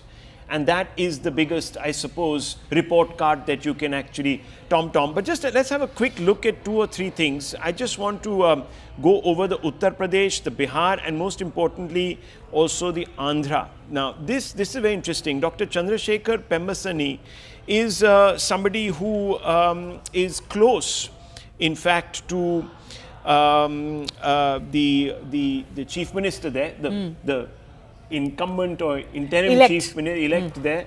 And also, of course, very interesting pick in Ram Mohan Naidu Kinjarapu. Now, this gentleman is only 34, son of former cabinet minister, the late Yaran Naidu, and also the nephew of TDP's AP unit chief, Kinjarapu Acha Naidu. So basically, once again, 2 very critical players who are very trusted by the TDP chief there.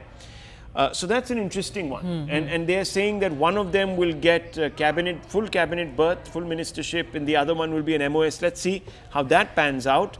And Bihar is very interesting because as we heard Aman speaking, he said the allies have been accommodated, their top draw leaders have been accommodated. So all those caste boxes have been checked. Haryana is also looking very interesting. We just discussed this off air a few moments ago. Shivani, there is, of course, Mr. Khattar representing the Punjabi bloc. The Ahir bloc is also represented and the Gujjar community is also represented. So most of the big communities, the big castes, so to speak, the components there have been reflected. Of course, there is no Jat representation, but that might be something that will be looked at later. I don't know what the reason is. Maybe we can bring in Aman there. Uttar Pradesh looks an interesting deck because there you have Jitin Prasada coming in and Jayant Chaudhary. So there's the nod to the Congress crossover, just like Mr. Scindia. Jitin Prasada very close at one time to Rahul Gandhi, part of his Young Turk brigade that he was cultivating. So I don't think Rahul Gandhi will like that too much.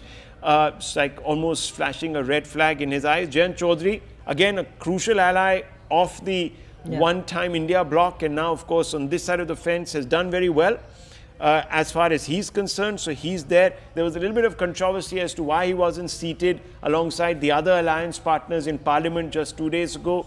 But I think that's been taken care of by this cabinet berth. Now, we don't know if it's going to be something that's in Anupriya Patel back, even though people would be sort of looking closely at that alliance. Purvanchal actually slipped out of the BJP's hands this time. So Anupriya Patel, whether she really carried the day for the BJP or not, is something that will be looked at closely.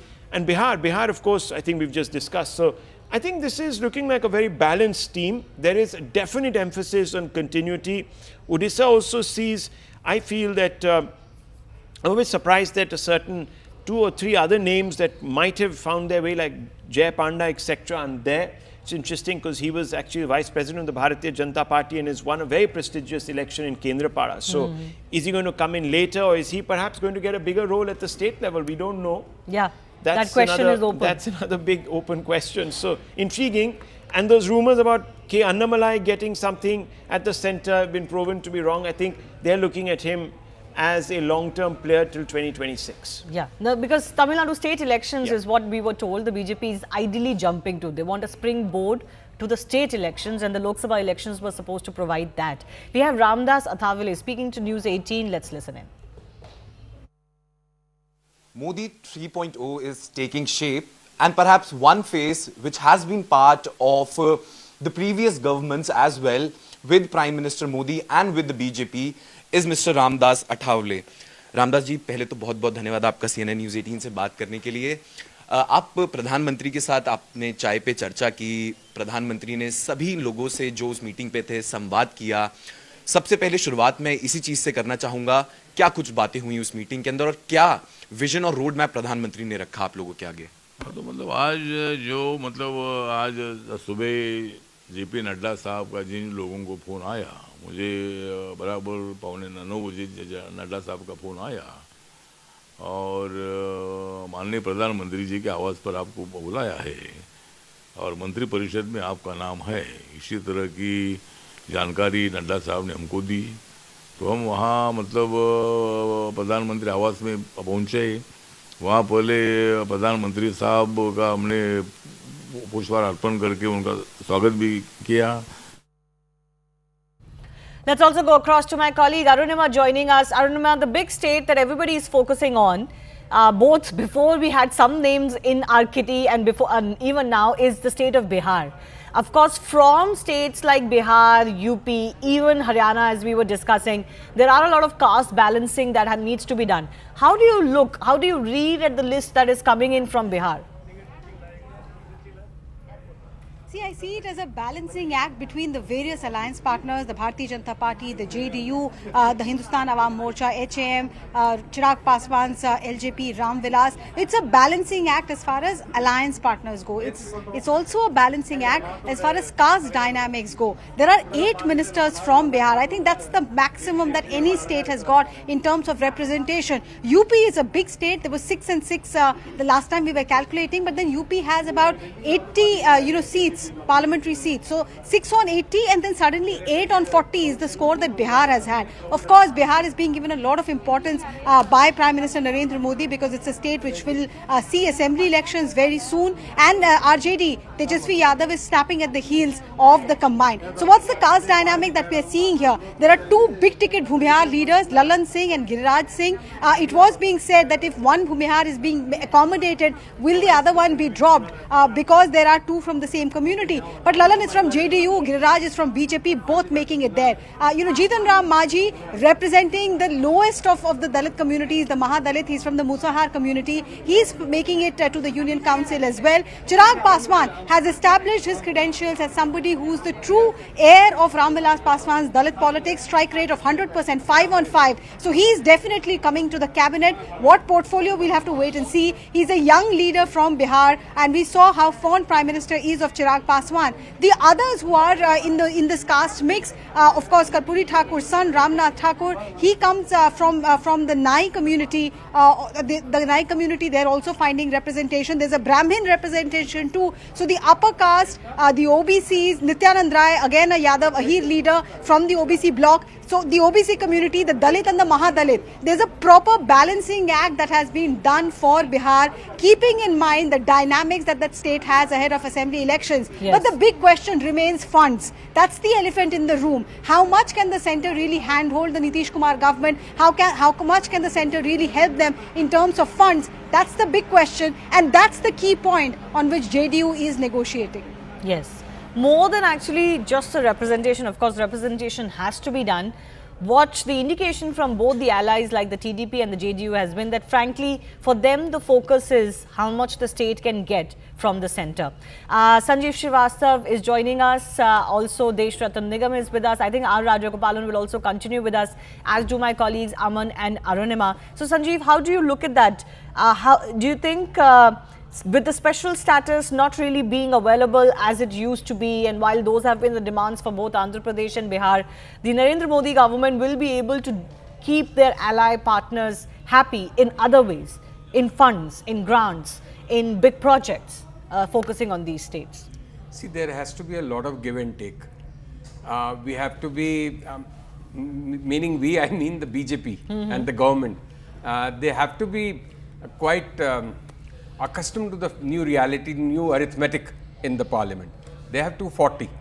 So they have to take on board JDU and Naidu and Nitish Kumar. And both Naidu and Nitish Kumar are such seasoned war horses and politically so experienced that they can really match the Prime Minister and BJP's top leadership. So what seems like a very smooth beginning and I'm sure the government will last.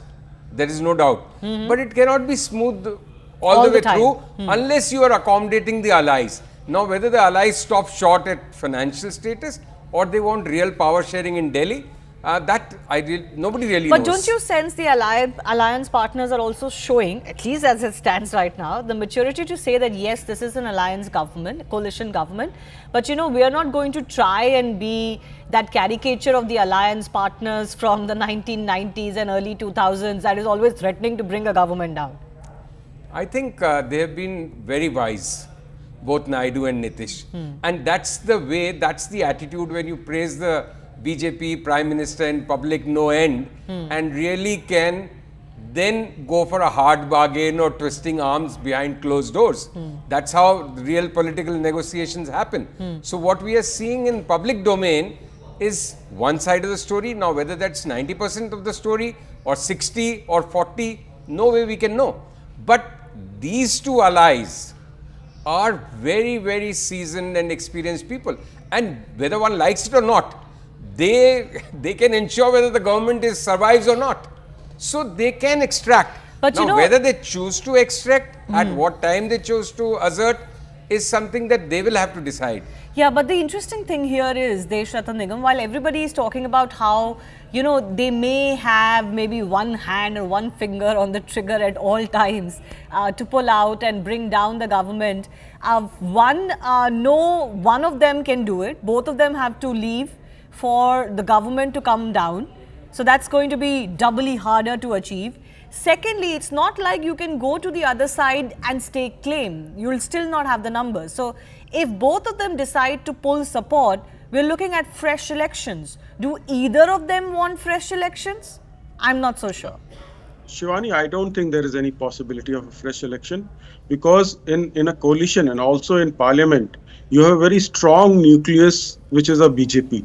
And even within the government also, it's a very strong nucleus with 240 seats. Even the opposition does not have that kind of a nucleus with Congress only at 99.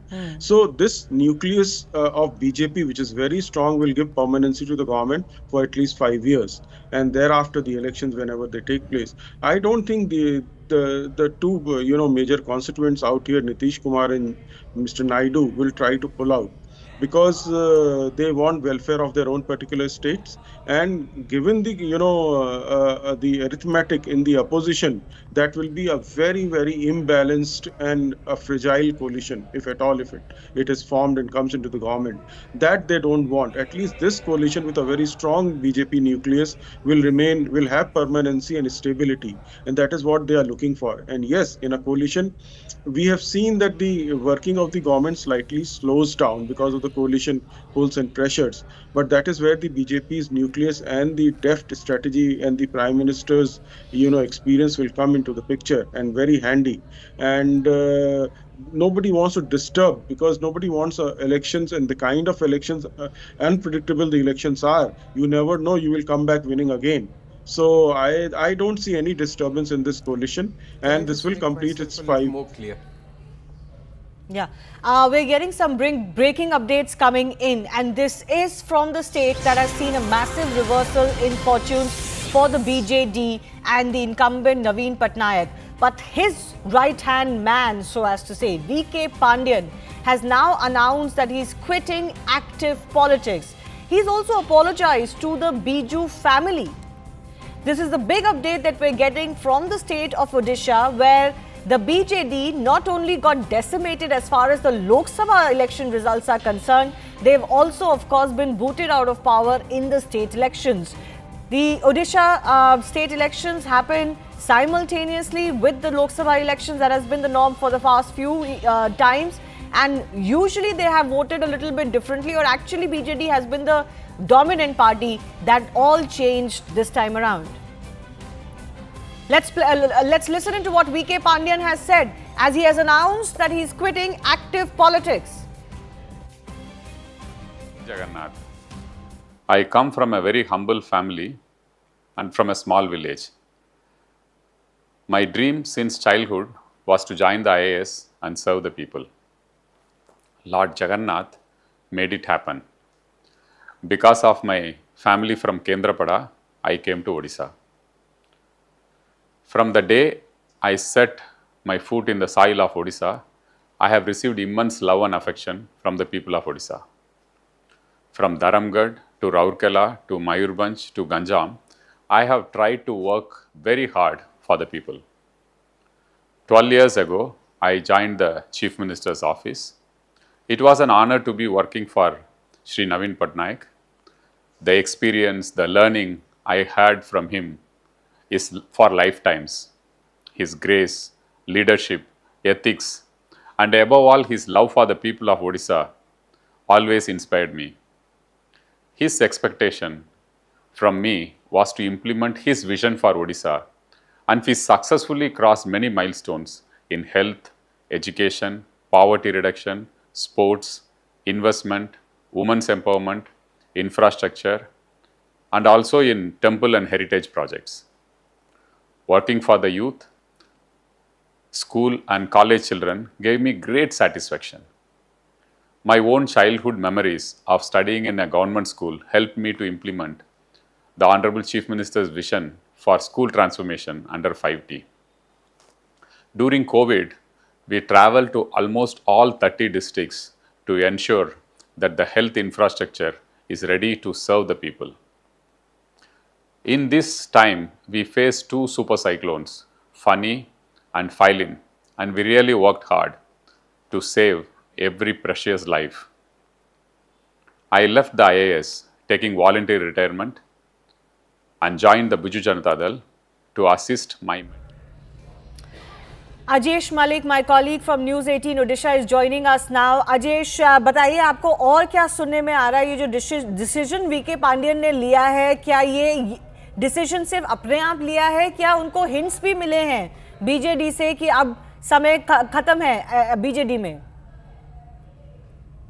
देखिए, जो VK Pandian को लेके बहुत सारा विवाद हुआ था, जो रिजल्ट के बाद असेंबली और लोकसभा पोल के बाद जैसे भी सब जैसे निष्पत्ति हुआ था कि पांडियन के ऊपर भी सब गया था कि पांडियन की वजह से, वीके पांडियन की वजह से इसे रिजल्ट हुआ। इसे भी सुनने को मिला कि बहुत सारे सीनियर लीडर्स है और जो सीएम के पास जो मीटिंग हुआ रिजल्ट के बाद, जो पोल रिजल्ट आने के बाद जो मीटिंग हुआ, कुछ सीनियर लीडर्स भी ऐसे कुछ बताए कि जो बीजेडी का हार के कारण ही वीके पांडियन है, ऐसे कुछ सुनने को मिला। इसलिए अब जो इनके उसके बाद जो पहले बताए थे कि सीएम इस बार सीएम नहीं बनेंगे, नवीन पटनायक इस बार सीएम नहीं बनेंगे, तो मैं राजनीति में संन्यास लूंगा, ऐसे भी पब्लिक मीटिंग में भी वो भी बताए थे कि पब्लिक मीटिंग में बार बार भी ऐसे बताया कि सीएम नवीन पटनायक अगर 6 टाइम सीएम नहीं बनेंगे, इस बार 2024 चुनाव में फिर नहीं जीतेंगे और सीएम नहीं बनेंगे तो मैं संन्यास ले लूंगा, ऐसे भी बताए थे पब्लिक मीटिंग में। इसलिए बता जा रहा है कि ये जो बीजेडी का ये जो हार है, इसको जिम्मेदारी भी वो खुद ले ली है और इसके लिए वो राजनीति में संन्यास लेने के लिए पहले जो घोषणा किए थे, उस घोषणा की वजह से ऐसे कुछ डिसीजन लिए है, ऐसे कुछ बोला जा रहा है। लेकिन देखिए, जो कल सीएम ने भी जो पांडियन को लेके बहुत सारा क्वेश्चन आ रहा था, पांडियन को लेके बहुत सारा जैसे भी उनको ब्लेम कर रहे थे, सोशल मीडिया से लेकर पार्टी से लेकर ऐसे कुछ आ रहा था। सीएम भी क्लैरिफिकेशन दिए थे कि पांडियन साइक्लोन हो या कोविड-19 हो और इंफ्रास्ट्रक्चर डेवलपमेंट हो और ओडिशा के बहुत सारे डेवलपमेंट के लिए वो काम कर रहे थे, उसको ब्लेम नहीं करना चाहिए, ऐसे भी कल सीएम बताए थे। लेकिन वो जो रेस्पॉन्सिबिलिटी लिए थे थोड़ा कैंपेनिंग के भी, वो तो थोड़ा सब रेस्पॉन्सिबिलिटी उन लिए सीएम के साथ घूम रहे थे, वो भी 100 से ज्यादा भी कैंपेन किए थे और पूरा रेस्पॉन्सिबिलिटी उनके ऊपर था। लेकिन वो जो बीजेडी का जो रिजल्ट आया, वो इसलिए वो उसके जिम्मेदारी ले लिए। और देखिए, जो पहले भी वो घोषणा किए थे कि बीजेडी इस बार गवर्नमेंट फॉर्मेशन नहीं किएगा और सीएम इस बार 6 टाइम नहीं बनेंगे, सीएम नहीं बनेंगे, वो संन्यास ले लेंगे। इसे बोला जा रहा है कि ये जो पांडियन पहले जो बोले थे इसे किए और जो यो भी ऐसे क्लैरिफिकेशन दिए है कि उड़ीसा के लिए काम कर रहे थे, इंफ्रास्ट्रक्चर डेवलपमेंट के लिए काम कर रहे थे, साइक्लोन फनी में वो उनका भी बहुत सारा कंट्रीब्यूशन है उसमें। और देखिए, इंफ्रास्ट्रक्चर डेवलपमेंट से लेके कोविड-19 तक ये भी बहुत ये जो भी उड़ीसा के पैंडेमिक है, उनके उसी समय ही उनके रेस्पॉन्सिबिलिटी के साथ काम कर रहे थे। लेकिन और सीएम के साथ Right. My colleague Kamalika Sen Gupta is also joining us over the phone line. Kamalika, what more are you learning? What led to this development? Was it that public dare alone that PK Pandyan had given, that if they don't win this time around, then he'll quit active politics, or is there more? Definitely, Pandyan was not accepted amongst the BJD workers and some of the BJD leaders. And that is a very big thing which I think, which also led to the debacle, because actually nobody thought that in Orissa BJD will lose to BJP. There was this apprehension that BJP will do well in Lok Sabha, but BJP will crush BJD. That was not expected. Now, when the party was doing this analysis, all these murmurs are coming from all these sides that this Pandyan's leadership was not, and the fact that nobody could reach Naveen Patnaik, all these things led to a resentment inside the party. And there is that the reason of actually doing bad in elections, that because this was absolutely not expected. This was a surprise for many, obviously for the Biju family and for Pandyan, that they will lose the assembly polls. So there where, this is somewhat taking that responsibility. Pandyan has quit politics. That is also one analysis which is coming up. And the fact that Pandyan is somebody who is not from Orissa, that thing has been well campaigned by the opposition and also by those people who does not support Pandyan in the party. So all these things, this debacle, this is actually a poll debacle for the BJD. So that is where this resentment inside the party, that resentment had its ramification in the public, resulting in such a horrible results of BJD in Orissa. Right. Nobody expected that this will be the result of Orissa. Everybody thought that BJP will do well in the parliamentary election, but assembly BJP will actually give BJD a challenge, and actually will overthrow BJD. Yeah. That was unexpected. Yeah. Sanjeev Srivastav is also with me. How do you read this? Because it's not just saying that, okay, I'm take responsibility for what happened as far as the election results are concerned. He's quitting active politics. That means he doesn't see his future in the BJD. That's quite obvious, no? He was a Tamilian. The entire story which played out, the narrative which played out in Odisha was that why is a Tamilian being given so much importance by Naveen Patnaik?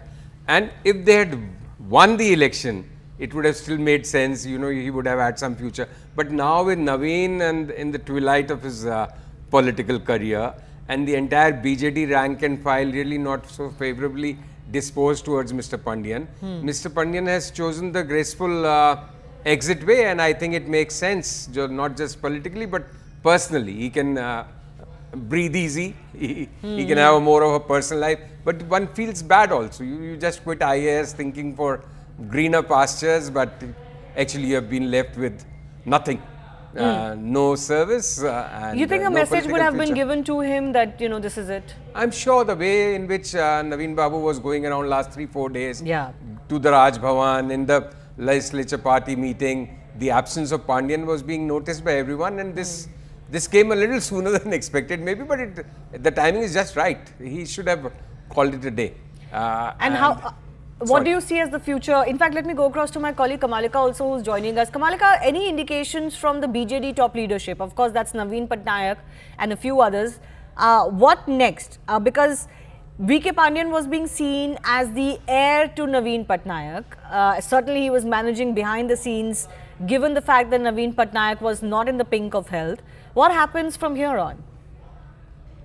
If you see just after the results, we have seen Naveen Patnaik himself coming out, himself talking to the workers, which was generally not seen while the election campaign was on. It was always BK Pandyan who used to take Naveen Patnaik. Even that video which went viral, and that also had an effect, in the mindset of the voters. That's some of the experts say. The Naveen Patnaik's hand that was trembling, and BK Pandyan was making keeping it in the right position. So all these things had a ramification over the voters as well as the workers. But now the big definitely is that who after Naveen Patnaik? There is nobody in the party is there anybody in the party who can actually hold on the fort and carry this? Because this is not a good time. This is a time where such a successful government as what they claim, that has fallen to BJP. So what next? Who is going to be the next? There is a turmoil inside BJP. Right. But if you see, V.K. Pandian also took a very important and very important decision to quit the politics, because it was becoming difficult for him to continue in this way, because all the blames and all the questions were coming to him. At least he could, as Sanjeev Srivastava was saying, at least he could breathe a better life for some time, because the fact that he was into helm of the affairs, everybody is making him responsible for this debacle, and the fact is it was unexpected. BJD top brass, Naveen Patnaik, close people, no one expected that this is going to be a debacle. We have been speaking to the experts of Orissa, the reporters, senior reporters of Orissa. Everybody was having this feel that BJP will do well in parliament, but not in the assembly polls. Right. They'll do well, but not that they'll house the government. So it's a good decision by the Pandians strategically maybe, but it puts a very big question that who after Naveen Patnaik, and also puts a big question on the future of BJP party itself. Well, they certainly have to start from scratch. They'll have to rebuild themselves, because on all parameters that you can really judge performances on, they've been big losers as far as this Odisha state is concerned. Total number of votes, vote share, obviously number of seats both in state and assembly. In assembly, they were wiped. In state, I beg your pardon, in Lok Sabha, they were wiped out. Not even one seat that the BJD could win. So it doesn't really happen normally in politics anywhere, even in India. We've not seen this kind of reversal for a state party that has been so dominant for so many years. We'll slip into a very short break. On the other side, we'll get you more news and updates.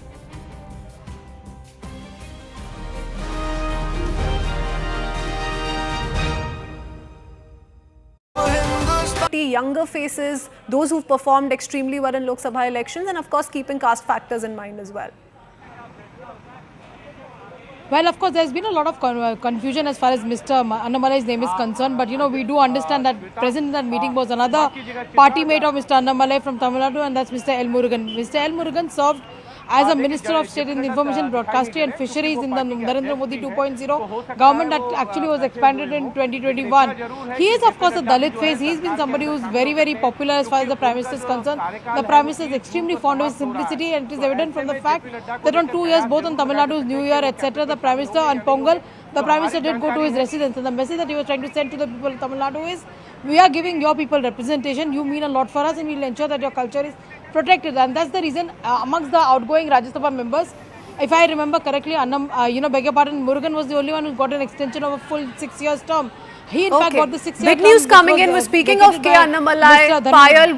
We're learning that he's not seen in these pictures, which means he was not at 7 Lok Kalyan Marg, which means he's going to continue working in Tamil Nadu. And Pallavi is getting us that bit of information as well. Pallavi, you're telling us that K. Annamalai has now conveyed that he's going to continue working in Tamil Nadu, which means he's not going to be seen in the national capital, and he's not going to be seen as part of Modi 3.0. Now, what's really going on at that end? Many were saying that the fact that he's going to be brought to the center may mean a change of equations in Tamil Nadu as far as the AIDMK and the BJP is concerned. Doesn't look like that's happening.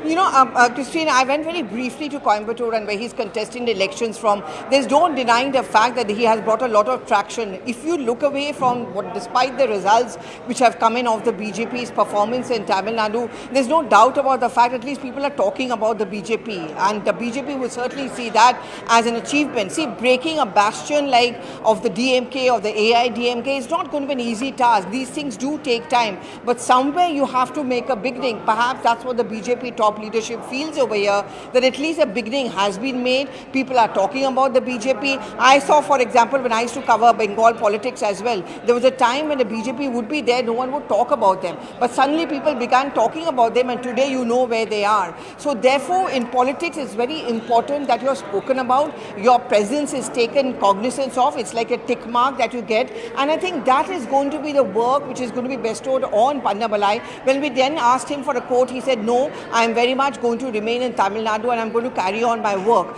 The next big challenge will be to ensure that the cadre remains enthused despite the lack of good performance over there. But more importantly, whenever the state elections are taking place, regardless of whether there's going to be an alliance with the AIADMK or what, the BJP would want to make their inroads. Down south is very much a part of Mission BJP, and that I think is going to be the responsibility on Pannabalai. Absolutely. Now,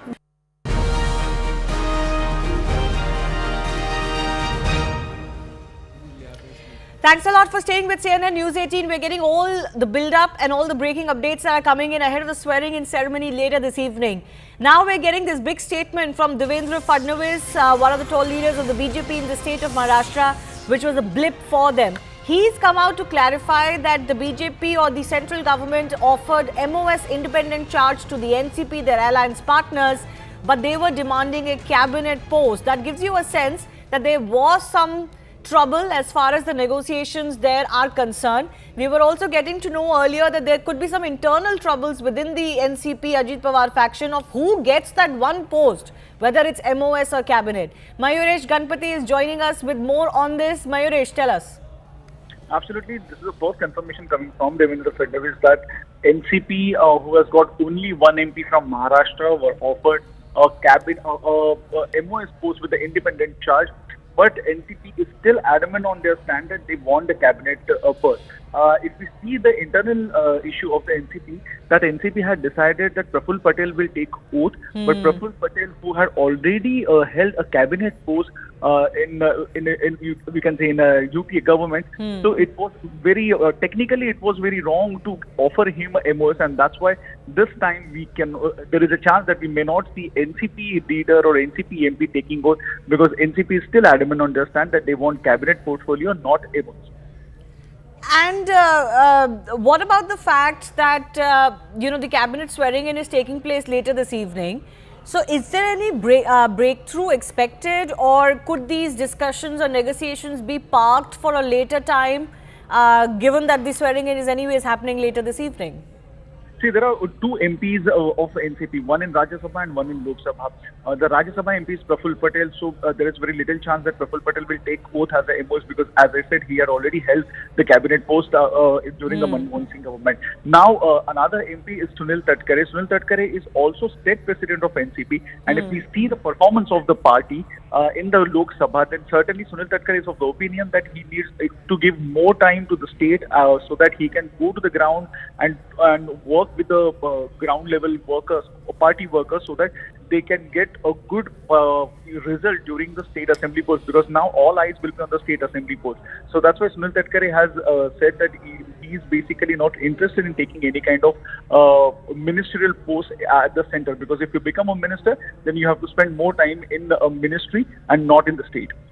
No, but no breakthrough expected in this. Then this is how it stands, that the NCP Ajit Pawar faction will not be part of the new cabinet, at least as of now. It looks like that there will not be any breakthrough, but as we are talking, even the NCP is holding their internal meeting at the Sunil Tadkare's place in Delhi. So we have to wait for some more time for the individual confirmation whether any NCP leader will be taking oath as a MOS independent charge or not. All right, Mayuresh, thanks a lot for joining us with those details. Sanjay Srivastav continues to be with us. This is going to be more internal for the NCP also, as much as it's going to be external. Of course, they're in no position to dictate. They're in no position to demand, given their results. And they're in no position to rock the upcoming Modi Sarkar 3.0. How do you think they should handle this? They should just keep shut and sit tight. I think it's some nerve that they are refusing a MOS independent charge post, because Ajit Pawar not only was reduced himself to one MP, his party, he actually brought the entire NDA down in Maharashtra. because of this entire perception that a corrupt leader was taken in by And Mr. he broke Modi the and party. broke his uncle's party. And you know, the resentment against Ajit Pawar actually also somewhere, as you bask in reflected glory, you basked in the reflected whatever is the opposite of glory. So BJP also suffered because of that. So I am surprised that BJP in the first place offered MOS independent charge, and to have taken Praful Patel with a cabinet post would have been icing on the cake in reverse. That you again a man with so many corruption charges against him, and the whole campaign in Maharashtra was about Ajit Pawar and Praful Patel types. And so I think Ajit Pawar should not right now be punching above his paycheck much. He should just sit tight, plan for the Maharashtra election, which is going to be such a tough election for NDA. It's just 3 months away. The next two elections. We don't even know what NDA participates in the next state elections, right? And also, exactly in what form? Also, you can't, if at all, there is some line open with Sharad Pawar, you cannot upset that possible relationship by giving Ajit Pawar more importance. See, the next two elections, both Maharashtra and Haryana, the big elections in the country, both the dice is really loaded against BJP as of now. Yeah, and they wouldn't really like to do anything that could hurt them further. They would want to, you know, minimize their losses or cut their losses as much as possible. And if you'll allow me, Shivani, I would just like to make one more point about an earlier conversation. That I don't think that TDP, Naidu or Nitish Kumar would be really very trigger happy or keeping their fingers on the trigger. But at the same time, the Mr. Modi and the BJP top leadership will also have to remember all the time that they are not running a single majority government, that they are 240. And their survival depends on allies, not the other way around, or as much other way around. It's a symbiotic relationship. So nobody can take each other for granted. Absolutely. On that note, we have to slip into a very short break. We've got more breaking updates coming in. A lot is happening as far as the national capital is concerned, or across the country actually, but all focusing on the swearing-in ceremony later this evening. So stay with us.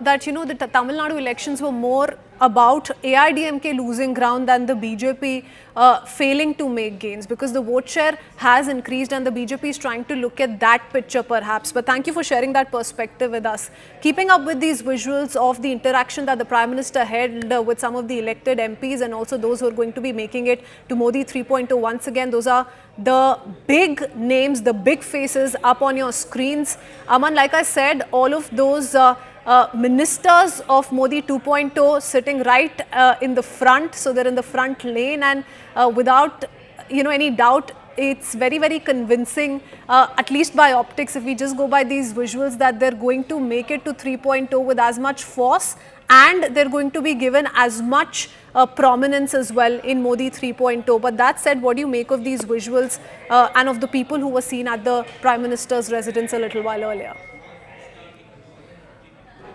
So I would say the new names which we are now seeing in these visuals, which we have not spoken about so far, Bhupendra Yadav.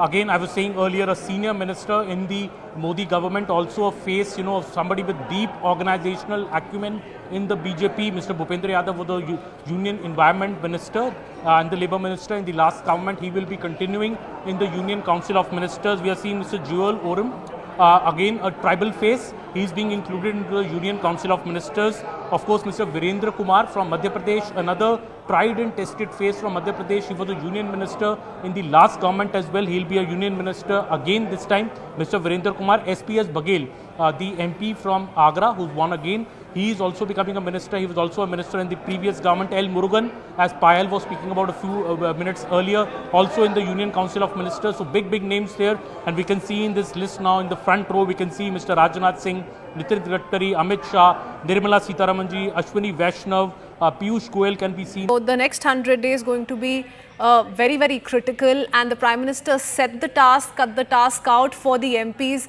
That's his message to all of them. He did have a quick interaction, remember, over tea with some of those who are also going to be making it to the cabinet, and all of them were in attendance a little while earlier at 7 Lok Kalyan Marg as well. Pallavi, to quickly come to you. Now, remember, every time we talk about the BJP strategy, one is also looking at, you know, whether it's going to be a 100-day plan, whether it's going to be Viksit Bharat by 2047. The Prime Minister always sets these targets, and the opposition interest. Welcome back. We're getting some updates as far as the state of Tamil Nadu is concerned. Now, the BJP's big face and state president, Annamalai, has spoken to CNN News 18. Remember, there were speculations that he could be inducted in the new cabinet because of the role that he has played. But that is not to be. But Annamalai has spoken to CNN News 18 saying that Tamil Nadu will get representation in the new government, and that just shows the BJP's focus in the state. Listen in. Just coming in that Mr. Pandyan has announced retirement from active politics in Odisha because Madam, we will comment. Today is an important day where Modi ji is getting swearing in. After that, we will comment, madam. Evening, I'll be here on the same time. Tamil Nadu is finding representation in the Modi cabinet? 100% Modi ji has got a lot of love for Tamil people. Tamil Nadu, of course, will have a representation in the Modi ji's cabinet, madam. You wait and see, madam.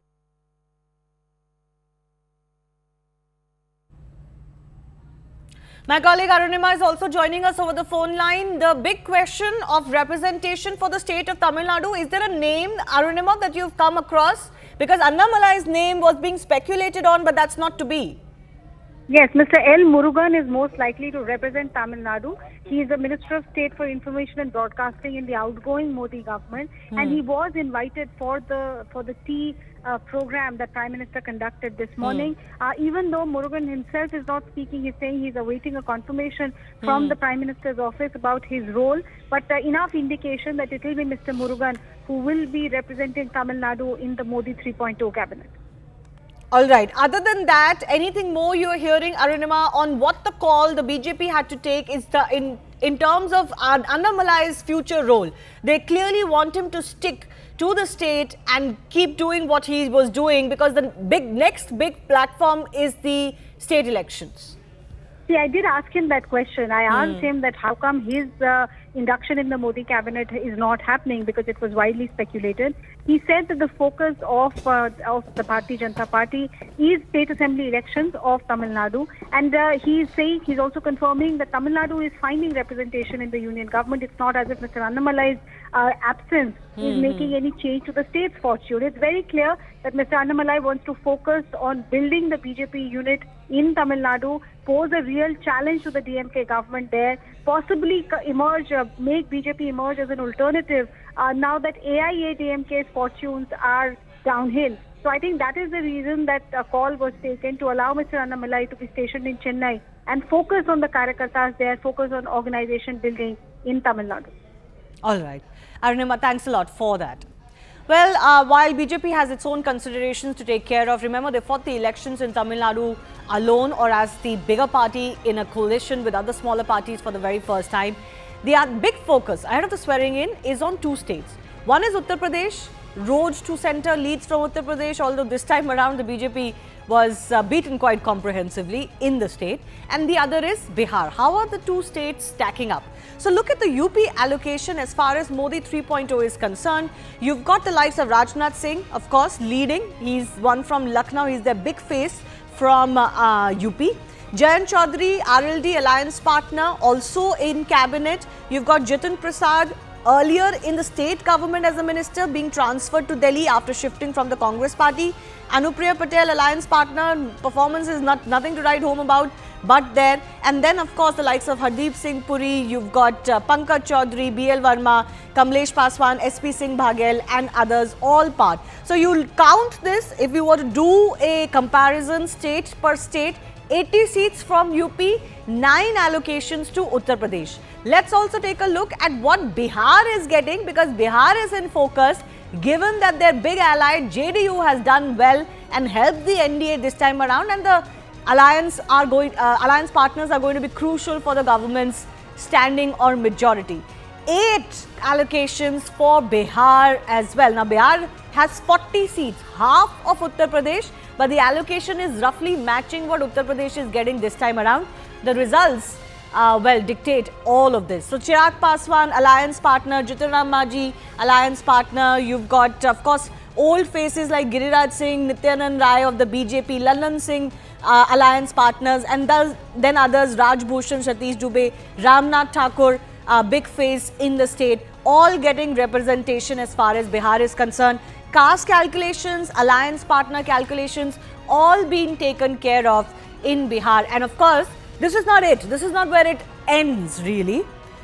Because in Bihar, they will also have to focus a lot on what kind of projects, fund allocations, grants, etc. can be given, because that's the key demand of the big alliance partners, both JDU and the TDP for their states. Let's also listen into some top reactions coming in ahead of the swearing in. स्वाभाविक है कि इस प्रकार की परंपरा प्रधानमंत्री जी हमेशा करते हैं कि अपने काउंसिल ऑफ मिनिस्टर्स के गठन से पहले वो चाय पर बुलाते हैं, उन्हीं को बुलाते हैं जिनको अपने काउंसिल ऑफ मिनिस्टर्स में इंडक्ट करना होता है। सामान्य सूचनाएं थी, कोई बड़ा विषय नहीं था, चाय पी है और सायकाल समय पर सब लोग पहुंचे। इतनी एक सूचना है, कुछ फॉर्मेलिटीज पूरी करनी होती हैं, वो फॉर्मेलिटीज पूरी की हैं। बाकी की जानकारियां उन्होंने ये जरूर कहा कि अभी 24 घंटे इसके बाद भी यहीं रुकना है, ताकि और भी कोई मीटिंग होगी, कुछ होगा तो वो करें। सम्मानीय प्रधानमंत्री जी ने भी लगातार तीसरी बार मुझे अपनी टीम में शामिल करके देश की सेवा का सौभाग्यपूर्ण अवसर दिया है।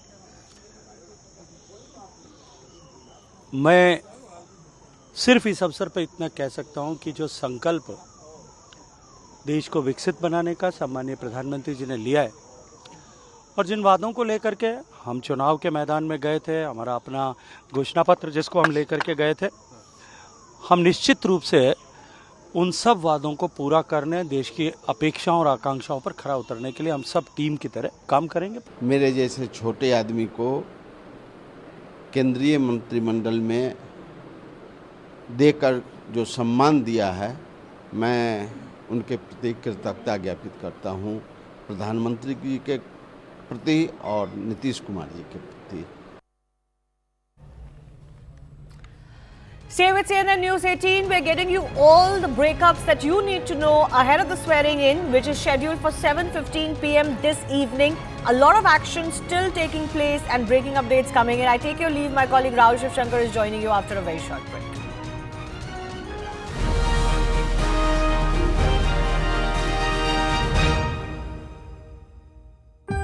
मैं नरेंद्र दामोदर दास मोदी ईश्वर की शपथ लेता हूं कि मैं विधि द्वारा स्थापित The Modi 3.0 era is kicking off.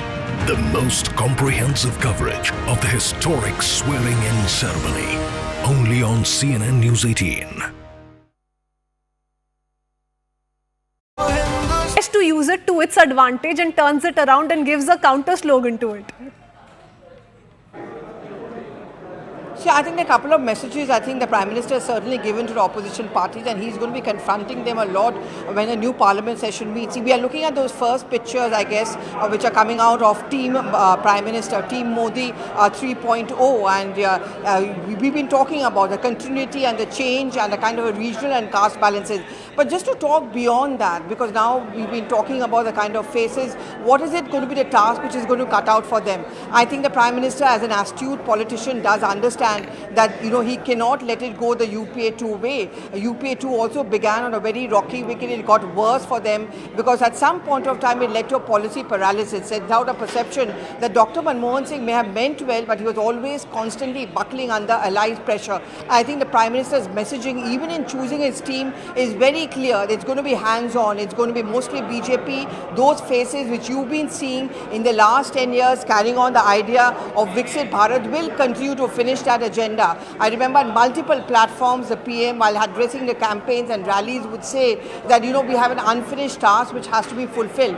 The 100-day task which has been given to his ministers in the previous term also, it was very interesting, right? I remember even after the last phase of voting was over, he had 7 meetings talking about cyclone, heat wave, but one of those 7 meetings, Christine, was on the 100-day agenda, the report card. That was a confidence, but that was also his deep messaging which is going out even now and hence on, is that, you know, my focus is going to be on development, social development, but most importantly economic development, which is why the people who are going to be chose to head and in charge of the key infrastructural economic ministries are going to be very important, and that will give us a sense of how much he thinks that this is the team which needs to go ahead to fulfill this agenda, and thereby also sending out a message to the opposition that I am not going to be a lame duck government, I am not going to be a UPA 2.0, I am going to be very much a person, a Prime Minister who is in control. That's also a rebuttal to this entire theory which is being pushed by the opposition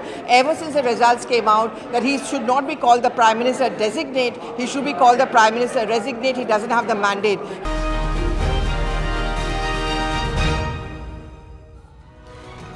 At 7:30 p.m. today, history will be made as Narendra Modi becomes the first Prime Minister to be born in independent India to be sworn in for the 3rd consecutive time, viewers. Over the last 5 years, fate threw everything, almost everything it had to test Modi. A scourge of biblical proportions called COVID-19, 2 wars, one in Ukraine and another in Israel, and a potentially destabilizing axis of malevolence forged between politicians and farmer unions. Most leaders would have buckled under the combined weight of such a set of variegated challenges. Many appear to have. In the UK, as you know, Rishi Sunak is probably going to be elected out, and in the United States, Mr. Biden is going to have a real battle to fight, an uphill task for him. But Modi, battered and bruised he may be, has pulled through, which is why it would be a little unfair to solely rely on time-worn phrases like Hindutva polarization and personality cult to explain the historic outcome we are living through. We'll make sense of the moment by speaking to some of the most insightful commentators. But first, let's get an update on who has made it to Team Modi.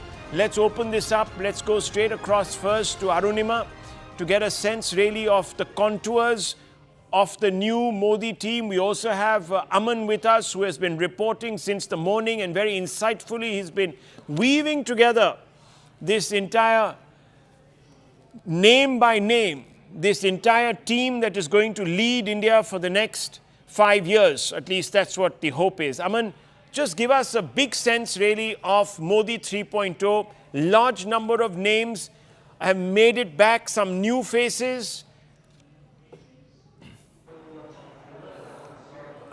Well, yes, Rahul. See, I think 2-3 big points in this. Number one point, the extent of the contours of the Modi 3.0 government. About 65 ministers, 53 almost from the BJP, about a dozen from the allies. So the BJP having about 80% of the ministers in the Council of Ministers, in a way cornering the lion's share, and rightly so, because BJP has about 240 MPs in the Lok Sabha. The next biggest constituent is the TDP at 16 and JDU at 12. Also keeping, I think, the expectations of the allies within reasonable parameters. One cabinet minister, one MOS each to the TDP and the JDU, one cabinet minister to the LJP, to the Shiv Sena, to Jayant Chaudhary. So I think it has been kept under control. You know, many people were saying that the allies will demand a lot and there'll be a lot of back and forth. That has not happened. And in a way, the allies very smoothly, the Council of Ministers ally distribution has been done. Second, I would say the big names in Modi government since the inception, the big four, I would say, Mr. Amit Shah, Mr. Rajnath Singh, Nirmala Sitharaman, and S. Jaishankar.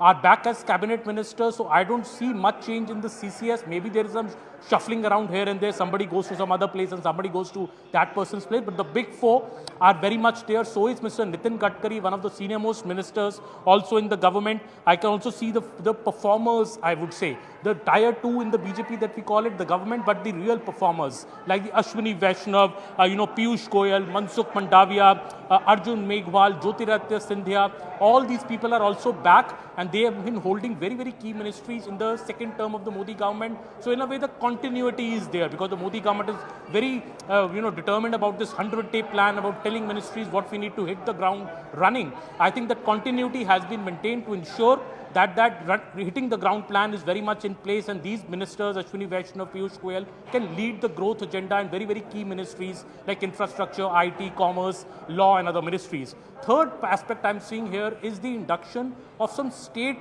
BJP's key talent in the state, some people with key long administrative experience, Shivraj Chauhan, C.R. Patil, M.L. Khattar. These people coming to the union cabinet now, bringing in the wealth of experience they have of being either multiple type CMs or multiple type state party presidents in their respective states. I think that is the additional talent which is coming. Watch out for Shivraj Singh Chauhan. I suspect he will get a very important portfolio in this government because he has delivered Madhya Pradesh both in the assembly as well in the Lok Sabha. He's won his own seat Vidisha by over 8 lakh votes. Woman power, I think almost 8 women ministers I can count in this. So, some big woman faces of the government had lost. Smriti Irani, lost. Menaka Gandhi has lost. So other big ministers, women ministers, we are seeing some new faces come in this time. It would be interesting to see what portfolios they are given. Shobha Karanjale is one name to watch out from coastal Karnataka, Udupi. She's a firebrand leader. It would be interesting to see what is given to her. Also other big names I missed out on. Dharmendra Pradhan, Gajendra Shekhawat, of course.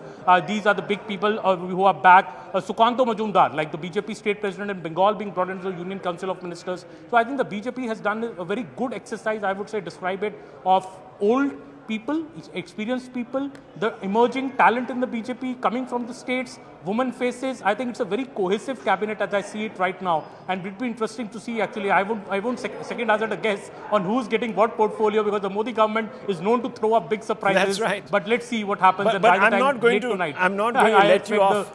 I'm not going to let you off the hook that easily. I'll come back to you, Aman. Just stay on with us. I just want to quickly tap into Arunima. She's also waiting it out there in the heat outside Nitish Kumar's residence. Arunima, great to be talking to you. Look, fundamentally, a lot was expected by the way of hard bargaining from the allies. But I must say that this particular experiment by Mr. Modi in running a coalition is very different from the UPA years when there were certain individuals, influencers, call them what you want to, who were trying to fix positions for ministers, and there was, you know what the parlor games, as you would call them, were going on. So very different. Has Nitish Kumar tamped down expectations, or is he expecting something different? Not so much berths, but maybe packages, etc. What's happening there? See, I think Nitish Kumar is in a wait-and-watch mode. Just as Bharatiya Janata Party, led by Prime Minister Modi, is, a very tightly knit unit, so is JDU. It's a one-man show. Only Nitish Kumar knows and plans what's good for the party. All the party MPs have reposed their faith in him once again. They say that he has not really bargained on any portfolio. Railway Ministry was something that they really wanted. And Lovely Anand, the newly elected JDU MP, did not make any bones about that. She said railway is important for us and we want that. But the other JDU insiders who are close to Nitish Kumar tell me that there was no bargaining, no list was given, 2 cabinet, 3 cabinet, 2 MOS, nothing. It was left to Prime Minister Modi. Why is that? Because Nitish Kumar's focus is Bihar. He wants to allow Prime Minister the elbow room to run the union government the way he wishes to, with support of JDU. But in return, he does want a lot of focus on Bihar. Focus in terms of financial help. He wants a financial package for Bihar. Focus in terms of bringing in industries and employment opportunities to Bihar. Economic, distress, palayan as it is popularly called in Bihar, is a big issue. Laborers from across Bihar will be seen in Kashmir, in Punjab, in Tamil Nadu, in Kerala, but they're not seen in Bihar. I mean, because they have no job opportunities there. So that is the other thing on which he wants centre's help. And third, 2 lakh rupees is what he has promised the below poverty line Bihari. He does want centre's help in implementing that. So now, for now, I think Nitish is, like he said at the Central Hall also, हम आपके साथ हैं, आप जैसे चलाना चाहते हैं चलाएं. I think that is the message for now. Yeah. Over the next 6 months or a year, Nitish Kumar is going to allow Modi government to run the course, but in return expect full backing as he runs for another term as Bihar's Chief Minister. Yeah, it's very interesting. It's very fascinating. We also have with us, we'll just go to him in a few moments, Pavan Verma. But before that, I want to go to Arun Dhata, who is there at, I'm told, 7 LKM. Now, Arun, very hot, so I'm not going to keep you too long. But the Prime Minister, how much of an imprint really on the cabinet is the Prime Minister's imprint on this? We're seeing a lot of familiar faces, so it's presumable that he trusts a core team to continue. But there are also different players. Now, we know that the RSS has had a bit of a say. We also know this time the allies to deal with. So put it into perspective for us here.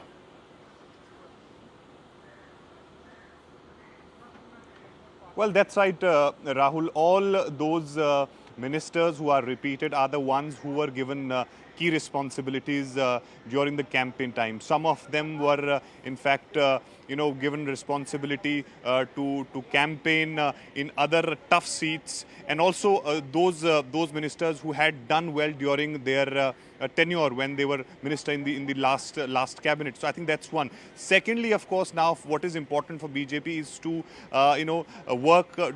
work on the organization. I think that is the reason why you see some of the people like Smriti Irani, Anurag Thakur have not been able to make it. Perhaps they will be given some sort of responsibility in the organization, because in last couple of days when BJP's meeting happened with the RSS, it was because of course that was the post-mortem of the election, where they felt some sort of gaps, where they missed the important things. So perhaps I think they would want to have some energetic, youthful faces in the organization. What sort of role they are going to give to them, we'll have to find out. And also thirdly, because JP Nadda's tenure is getting over in this month itself.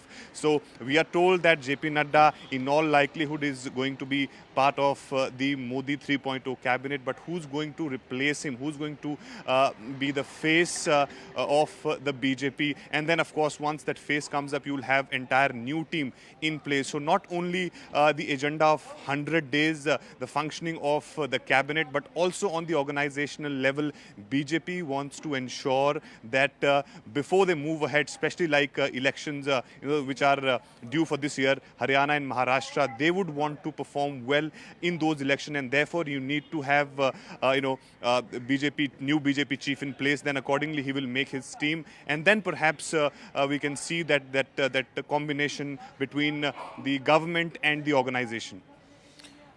Thank you, Arun. That was very well put for our viewers. Let me bring in Mr. Pavan Verma as well as let me go back to Aman for 30 seconds. There's also, of course, with us Mr. Ram Madhav. Nalin Mehta also joins the panel. Very quickly to you, Aman, are you surprised that while you have someone like Navneet Bittu who's made it, who lost actually, but has made it, Smriti Irani, Rajiv Chandrasekhar, who played critical roles in government last time, are not back. Anurag Thakur, who's carried the state really for the NDA, that is Himachal Pradesh, is also not back. So the very pivotal, very important Ministry of INB now remains a bit of a fill in the blank, so to speak. Are you surprised?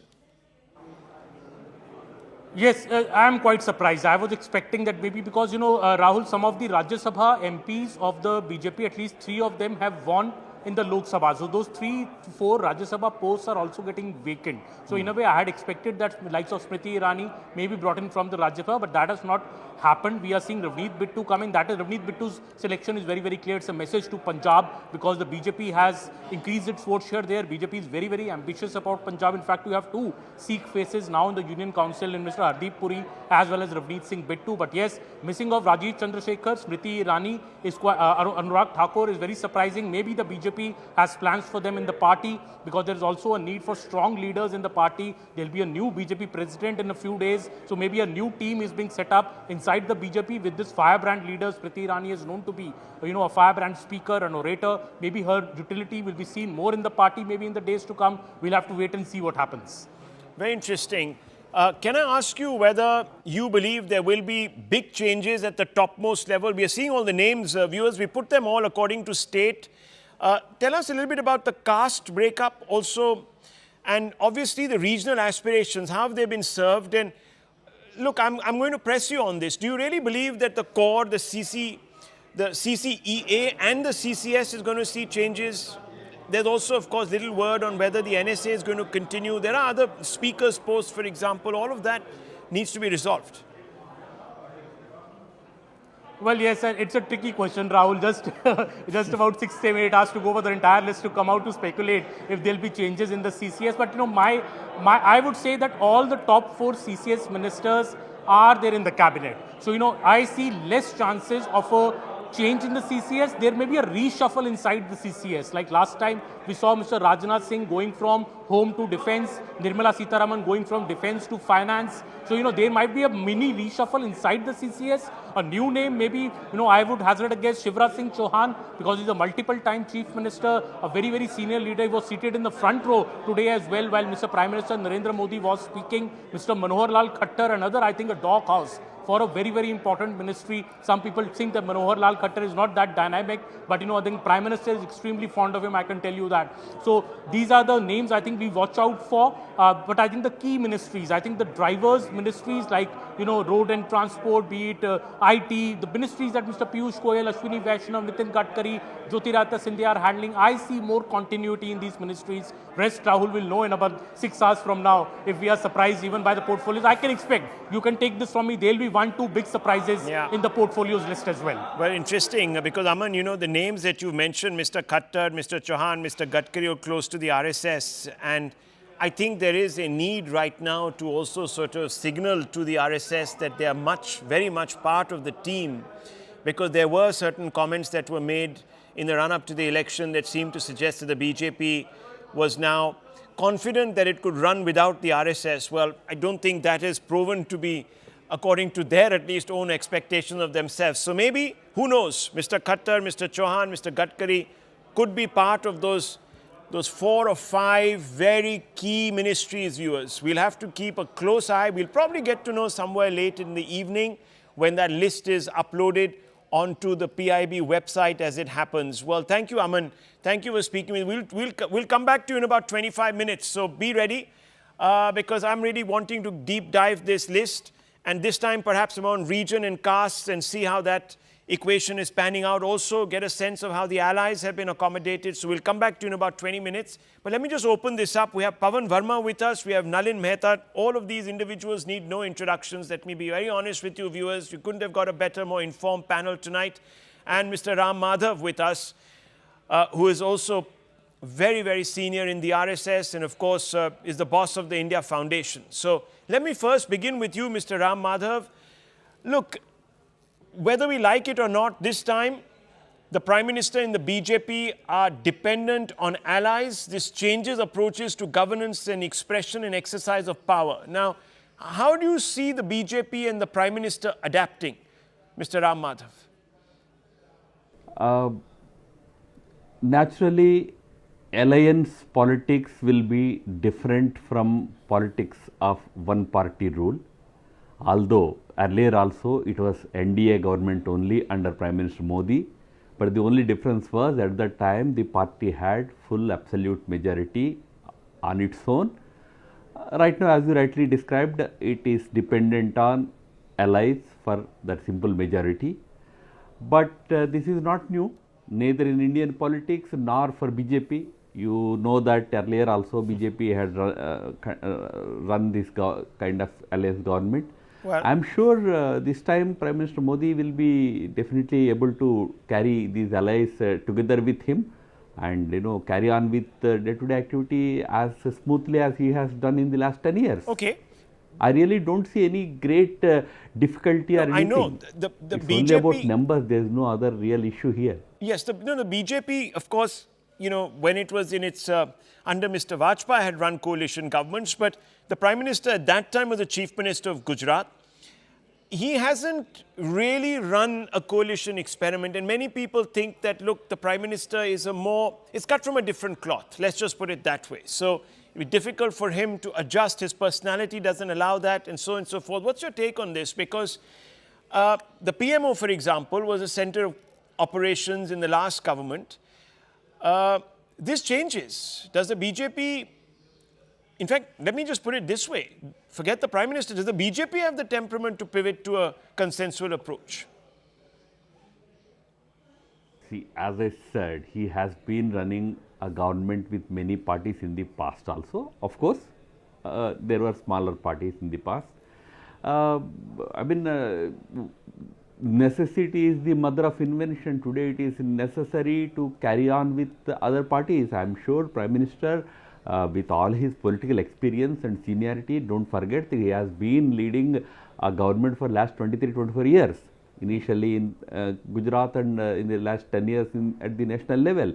So I am sure he has enough maturity, enough political acumen and skill to carry on with his senior colleagues. And let me tell you, just as for the running of the government, BJP needs the support of the allies. For the smooth functioning of this government, allies also need to work with BJP. I am sure the leaders of these parties which are supporting BJP understand that it is together that they run this government. Yeah, of course. And if that spirit is there, I am sure this government will happily run but you would agree, full term smoothly. You would agree, Mr. Madhav, that the BJP actually has to prove its credentials. Because many former allies have said they weren't treated with respect. I mean, Chandrababu Naidu and Mr. Nitish Kumar, as well as the Akalis, we don't know if they're going to be accommodated. There's some talk that the Akalis might get one particular post in this government also. We don't know. There are talks about that. Maybe there'll be another expansion down the line. But there is this apprehension amongst some of your partners about the same treatment being meted out now. How will BJP earn their trust, Mr. Ram Madhav? I can tell you my experience. We also ran coalition government in Jammu and Kashmir for 3 years. Yeah. Coalitions have their own dynamic. Both parties understand, like the major party and also the junior party, both understand that together they run the government. So I am not really, I don't really foresee any such situation of BJP trying to do something that will go against the interest of its alliance partners and all. Because we have run alliance governments, we have been running them like in Assam, in other states. Today we have alliance governments, we are a part of those governments. Maharashtra, we are a part of an alliance government today. So alliances are not new to BJP. Okay. Under Modi also, there are a number of places, number of states where governments are alliance governments. True. Are we not performing our alliance dharma in those places? Oh, that's a good point. I don't think why these questions come up now. Okay. But let me just take you back to that experiment with the PDP before I bring in Mr. Pavan Verma as well as Nalin. Many compromises had to be made on core issues, if you remember, with the PDP. Now also ideological issues like the UCC, the One Nation, One Poll, Muslim quota, caste census will have to be parked. Some are central to your vote mobilization strategy. Oh, of course. That's why I said that coalition politics is different from the politics of one party's majority government. Coalition has its own dynamic. One has to understand and carry on with the given, given mandate. You can't change the mandate, right? You have a particular type of mandate for you. You have to run a coalition within the limitations of the available coalition. Whatever agenda is there, it has to be taken forward. And remember, whatever agenda will be drawn up now, I'm sure it will be an agenda that will be acceptable to all the alliance partners.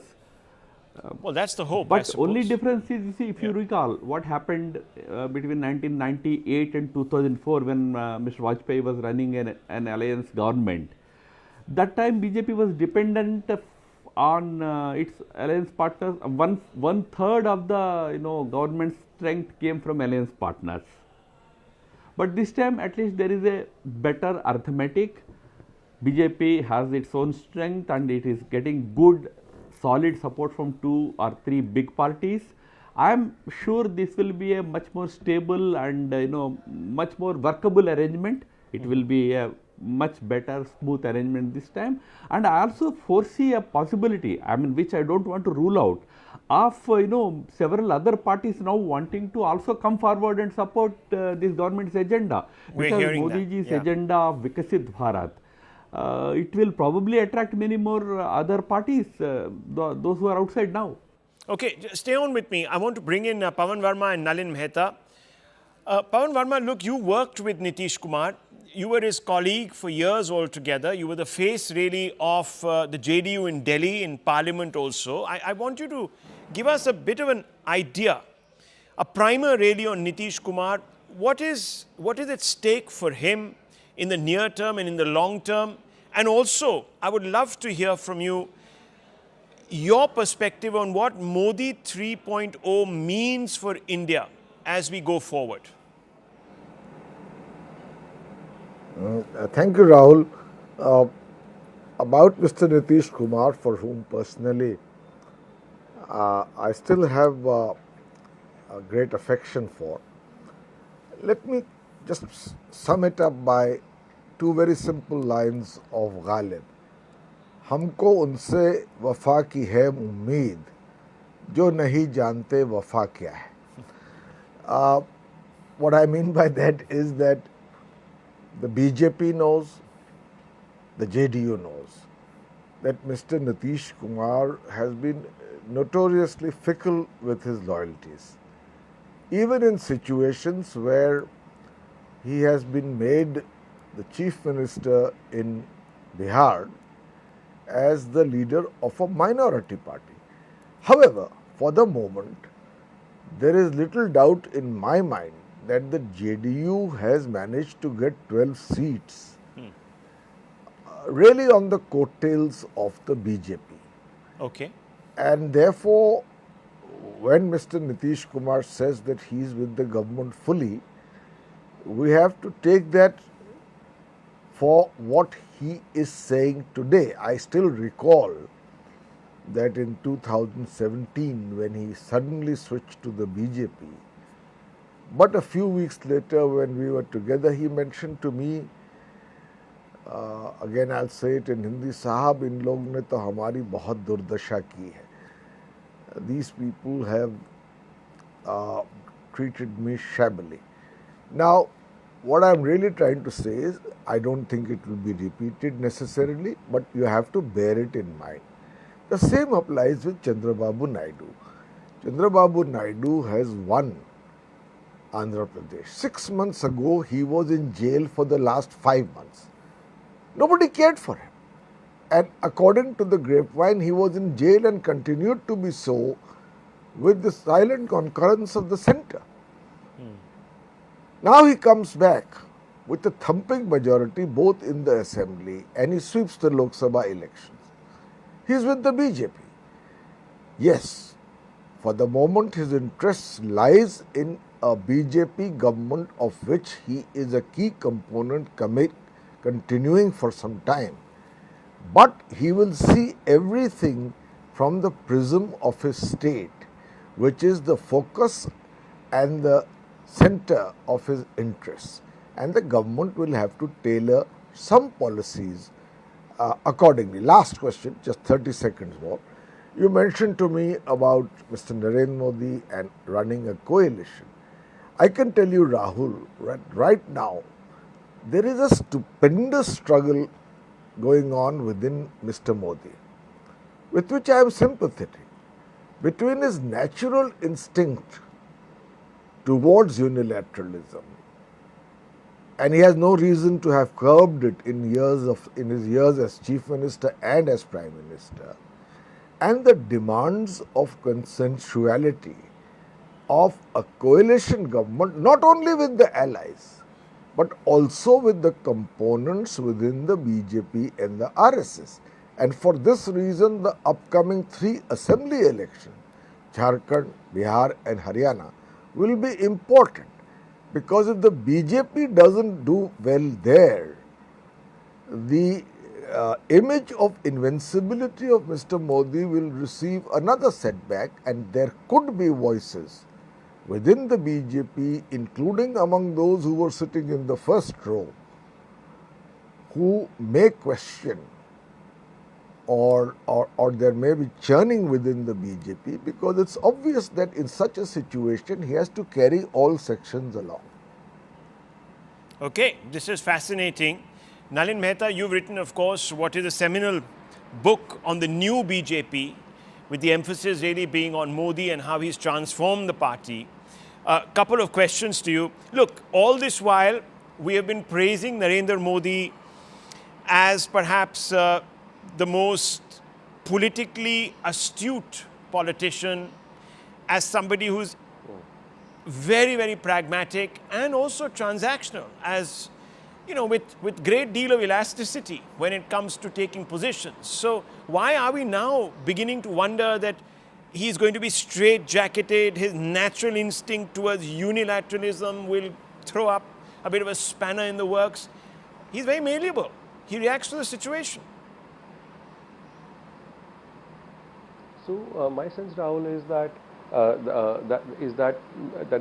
that the Prime Minister is a far more traditional politician than a lot more than a lot of people give him credit for. Before he came to power as an apparatchik within the BJP, both in Gujarat and later at the centre in Delhi, he has had a long experience of coalition politics and so on and so forth. Of course, while in power, he has never had the experience of dealing with a coalition government or being in a position where he's not had absolute control, political control of his government. But the message we are getting at the moment and the signals we've got, judging by the Prime Minister's actions, his body language and what he's been saying for the last, since the results came out, the message is one of continuity. I think the message is the message that he wants to put out is one of reassurance. There's been a lot of talk about, the allies will demand their pound of flesh, which is to be expected in a coalition government. That's been the experience of coalition governments in India since the time they started, from 1977 onwards, really.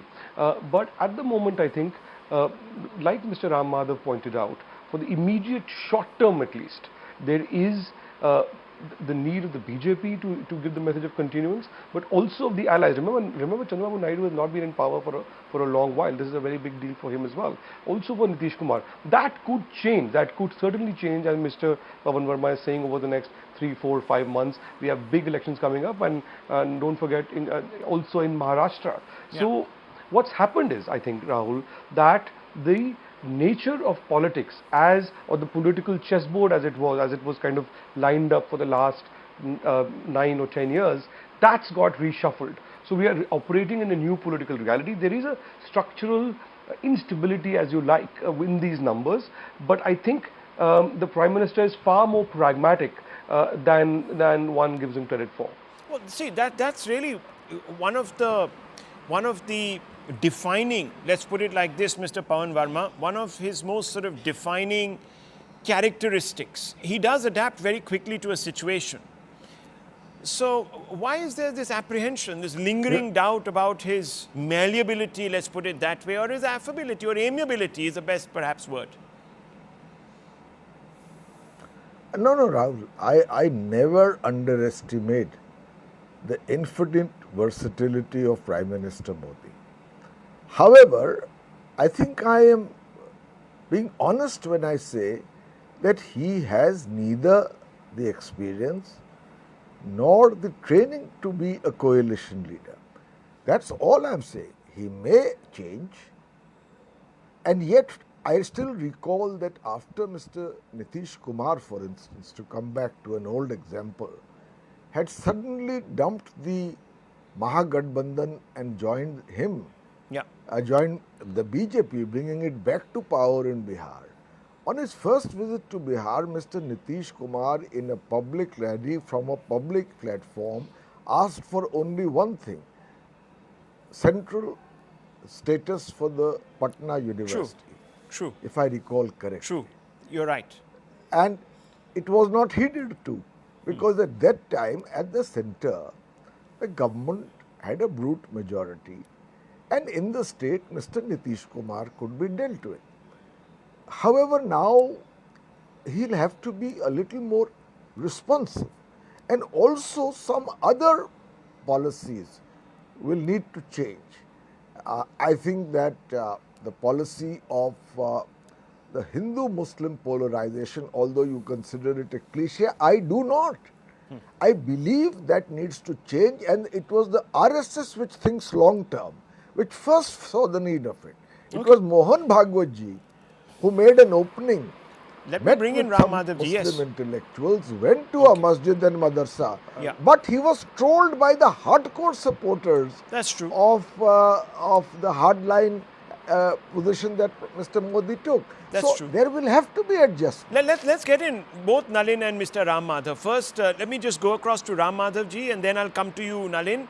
Hindutva, Mr. Ram Madhav, is central to the BJP's electoral expansion. You cannot divorce Hindutva from the BJP's electoral strategies. Yes, there is Vikas, but there is always, it's always packaged as Moditva. Can BJP afford to sort of sheathe Hindutva for long under coalition compulsion? Remember, we are not going to polls any time now immediately. One major election is over. Secondly, please remember, we always say this, Hindutva is not an electoral agenda issue. It is an issue of certain emotional and to a great extent ideological commitment. That is for BJP. When it is a coalition government, it will have its agenda. Doesn't mean BJP should give up its coalition, its emotional and ideological agenda. Nor do the alliance partners be asked to give up their own ideological commitments and all. But you are all working together. You are together on a common agenda, common understanding. That will be for the government. Parties, when they go to polls with their own agendas. Okay, well, look, I don't know if it's all going to be as simple as that, Nalin Mehta. Hindutva is a very important mobilizing principle. So there will be a few obstacles now for the BJP for sure. One of them is the Uniform Civil Code. I think before the results came out, the signal that the noises we were hearing from the core of the BJP were that the next thing now is the UCC. All the other core agendas have been done.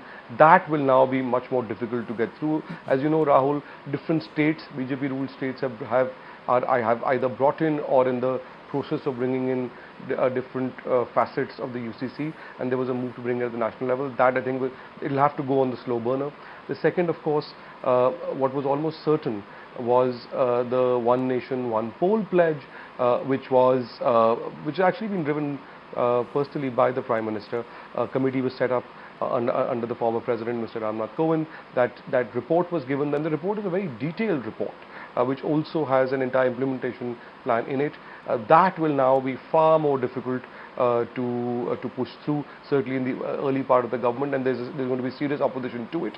The third, I think, is that because you now have a far more stronger opposition in Parliament, not just the allies, not just that you have more powerful parties in the alliance, yes, and the BJP doesn't have its own majority.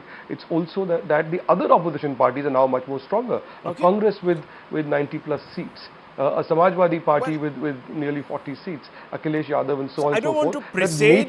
I don't want to give and take in Parliament will also change. Fair, I understand. I don't want to presage the next topic, that what will change under NDA 3.0. I think we can discuss that. Let's take a very quick break. We're right back with Pawan Verma, Gurcharan Das joining the panel.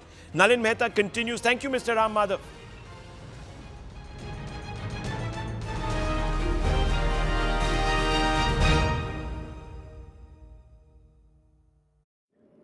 time to rebut and respond to opposition. But when he does, I guess he wants to do it this way. And I think that first messaging certainly has gone in from these pictures that we're seeing coming out. Absolutely. And not to forget, these pictures have also highlighted for us some of the names that we perhaps missed out on. For example, Bhupendra Yadav, he can be seen in these visuals. We really didn't have a confirmation on whether or not he received a call and subsequently made it to the Prime Minister's residence. But keeping a sharp focus on these exclusive visuals of the Prime Minister interacting with some of the MPs. And remember, most of them are going to be taking oath alongside the Prime Minister as well. His message is to the MPs to implement the 100-day plan, what this plan is all about and what's going to be the key focus of the NDA through the next 100 days. That is, of course, something that we still have to watch out for. But the other big names that we perhaps missed earlier in the day, Bhupendra Yadav, there's also Virendra Kumar, there's SPS Baghel, there's L. Murugan. All of them can be seen in these visuals. We're closely zooming in these visuals. Ravinder Singh Bittu, like I said, a very interesting name. Now, when we talk about these names, when we talk about all of them who've assembled at the Prime Minister's residence, these visuals, of course, are from a little while earlier. Payal, one is always left to wonder on what is it that the BJP thought, for example, when it decided to dial a K. Annamalai or Ravinder Singh Bittu. In your opinion, what are the factors that must have gone, into play while these names were shortlisted by the Bharatiya Janata Party? Because these visuals make the story amply clear. Yes, there is a challenge that the BJP is looking at, but they're wanting to meet it with continuity, younger faces, those who've performed extremely well in Lok Sabha elections, and of course keeping caste factors in mind as well. Well, of course, there's been a lot of confusion as far as Mr. Annamalai's name is concerned. But, we do understand that present in that meeting was another party mate of Mr. Annamalai from Tamil Nadu, and that's Mr. L. Murugan. Mr. L. Murugan served as a Minister of State in Information Broadcasting and Fisheries in the Narendra Modi 2.0 government that actually was expanded in 2021. He is, of course, a Dalit face. He's been somebody who's very, very popular as far as the Prime Minister is concerned. The Prime Minister is extremely fond of his simplicity, and it is evident from the fact that on 2 years, both on Tamil Nadu's New Year, etc., the Prime Minister on Pongal, the Prime Minister did go to his residence. And the message that he was trying to send to the people of Tamil Nadu is, we are giving your people representation. You mean a lot for us, and we'll ensure that your culture is protected. And that's the reason amongst the outgoing Rajya Sabha members, if I remember correctly, beg your pardon, Murugan was the only one who got an extension of a full 6 years term. He in fact got the 6 year Big term. news coming in. We're speaking of K. Annamalai. Payal, we're learning that he's not seen in these pictures, which means he was not at 7 Lok Kalyan Marg, which means...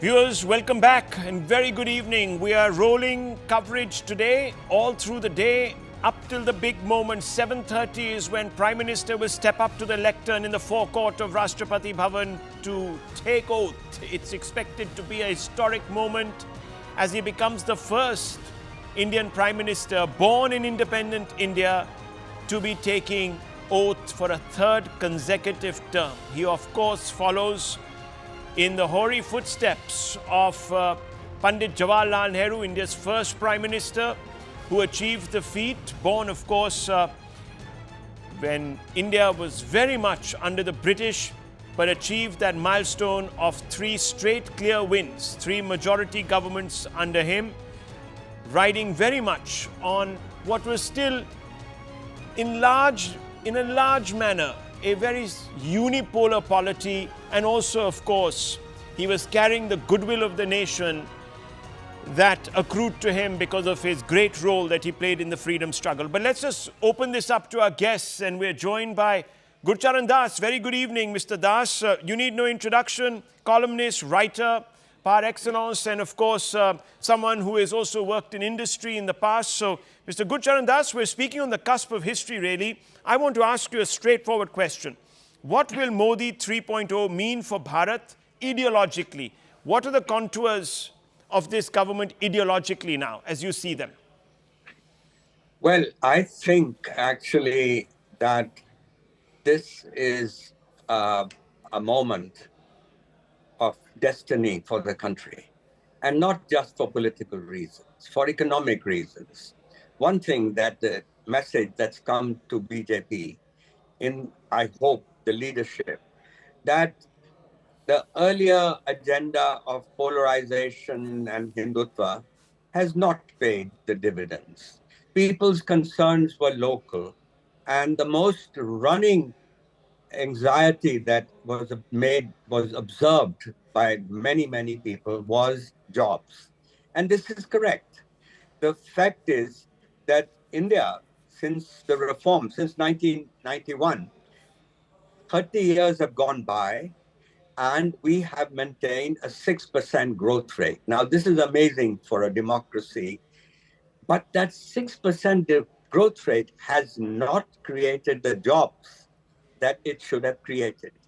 And the reason is that we have not created an industrial revolution. And I think that one positive thing about this coalition is that while other observers have talked about the fickleness of Chandrababu Naidu and Nitish Kumar, but actually there are very few instinctive reformers in among our politicians, and Chandrababu Naidu is one of them. Now, to create that industrial revolution, we will need to do reforms, and this will require heavy lifting. And I believe that Chandrababu Naidu can really, I mean, he has a stellar record of what he achieved in Hyderabad as the chief minister of the earlier undivided state. And I think I hope at least, that he will lend that moral weight, and not only lend it, but actually help the NDA to achieve it. Because if Mr. Modi wants to achieve his 2047 Viksit Bharat, we have to do this. Not only right now to create jobs over the next in the near future, but we have to think of the whole generation from now. And frankly, the preconditions for that are now the best that we've ever had. One, we have far better infrastructure. We have doubled the road mileage since 2011. We have quadrupled the port handling capacity. We are now one country thanks to GST. So all the local sales tax inspectors are part of history. And so I would say that plus the digital revolution has taken away much of the friction out of the system. And so what you need, there are the three major laws that did not pass in the last two governments. I hope now the BJP has learned its lesson that you have to sell the reforms. Right. Margaret Thatcher used to say that she used to spend 80% selling the reform, 80% of her time, and 20% doing the reforms. Well, I hope now with the coalition government plus a more aggressive opposition, the government has learned to reach out and sell the reforms to the people, but also to our political leaders. And so the point I'm trying to make is that there should be a chastening effect, but also there should be a vision now to move ahead. This should become the single agenda, single one-pointed pursuit. If we can achieve this, I think the country, I mean, we will also, like the East Asian tigers, and the latest being China, the export of labor-intensive manufacturers, meaning incentivizing the PLI scheme, not for production, but for exports and labor intensity. These are there are ways to do it, but you'll require a will. Well, I'm sure, Mr. Gurcharan Das, if the economic agenda is put center stage, I don't think there'll be a problem amongst the allies at all. I think there'll be support for it because the spillover effect is obviously beneficial for everybody. But I just want to come back to Pawan Verma, who wrote a brilliant book called The Great Hindu Civilization, on the point that I think Mr. Gurcharan Das began with. Now, your book differentiated the ugly cut and thrust of communal prejudicial politics as it is practiced, and it has been practiced, from the pivot to civilizational dharmic Hindutva. Let's differentiate between these two issues first. So do you really feel that Hindutva is going to be set aside? I don't think in the manner in which you and I perhaps interpret it, and a large, the RSS interprets it, I don't think that's going to be set aside. Yes, maybe the cut and thrust, the ugliness, and why is it, Mr. Pawan Verma, that the communalism which is centered around caste somehow goes unreported in this country? Yeah.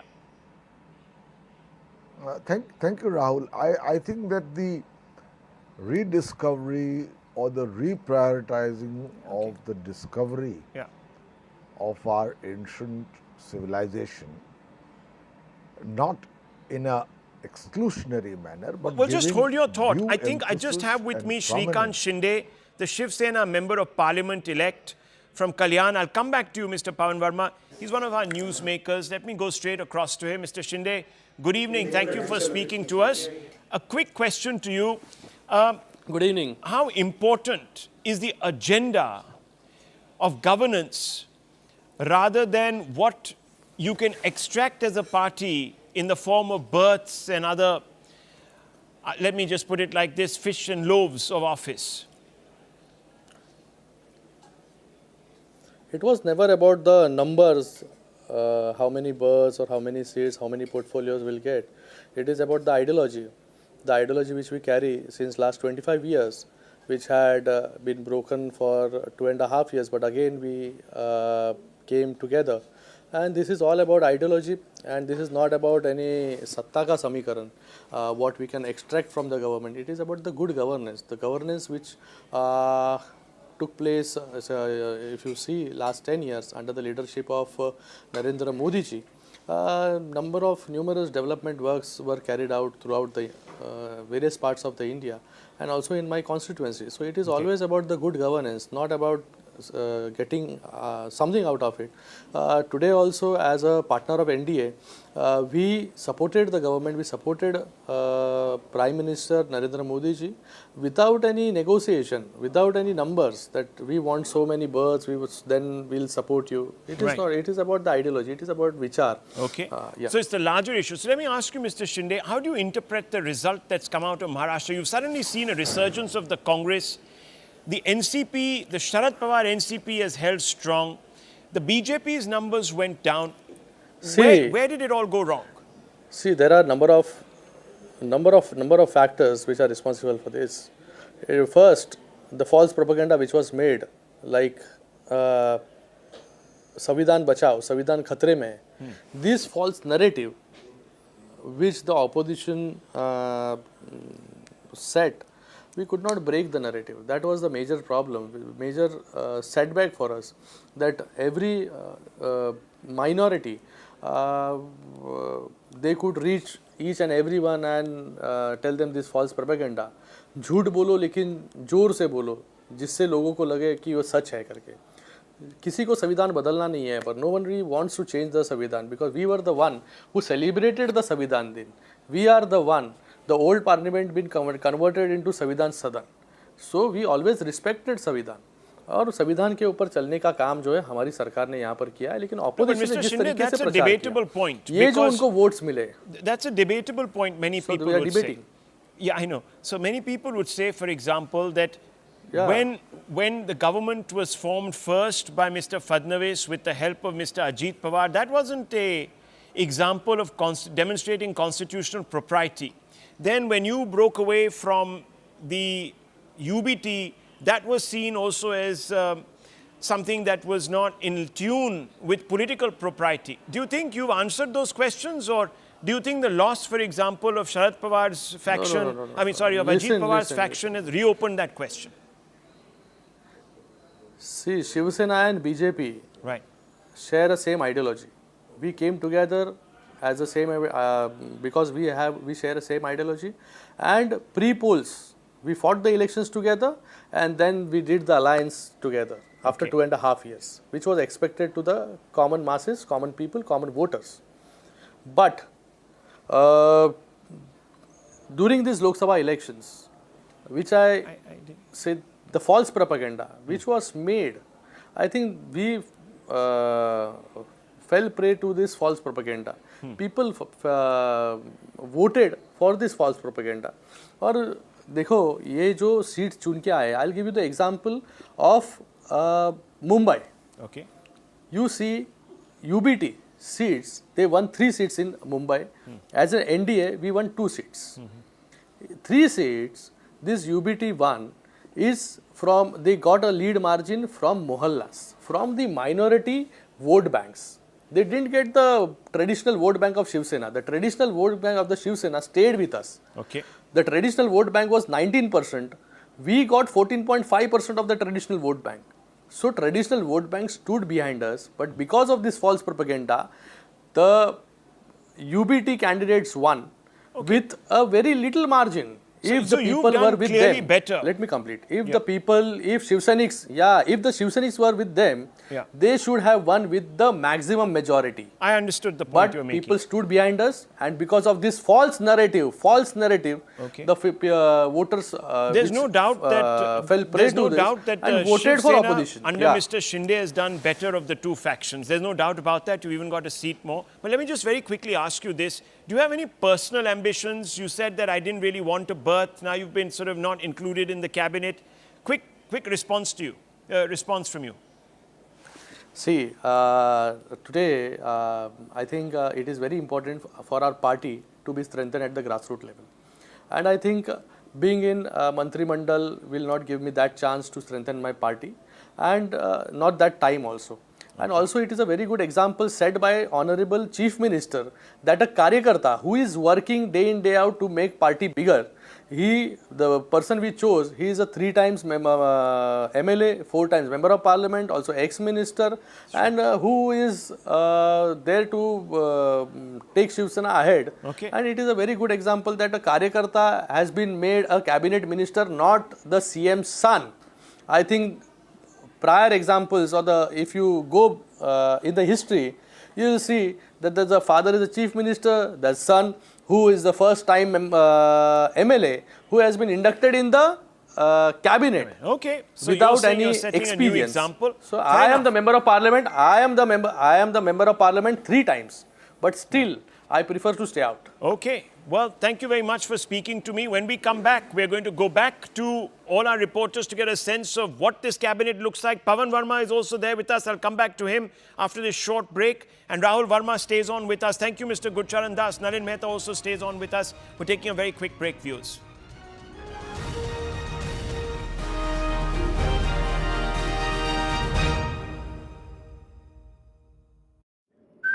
Continue working in Tamil Nadu, and Pallavi is getting us that bit of information as well. Pallavi, you're telling us that K.Annamalai has now conveyed that he is going to continue working in Tamil Nadu, which means he's not going to be seen in the national capital, and he's not going to be seen as part of Modi 3.0. Now, what's really going on at that end? You know, many were saying that the fact that he's going to be brought to the center may mean a change of equations in Tamil Nadu as far as the AIDMK and the BJP is concerned. Doesn't look like that's happening.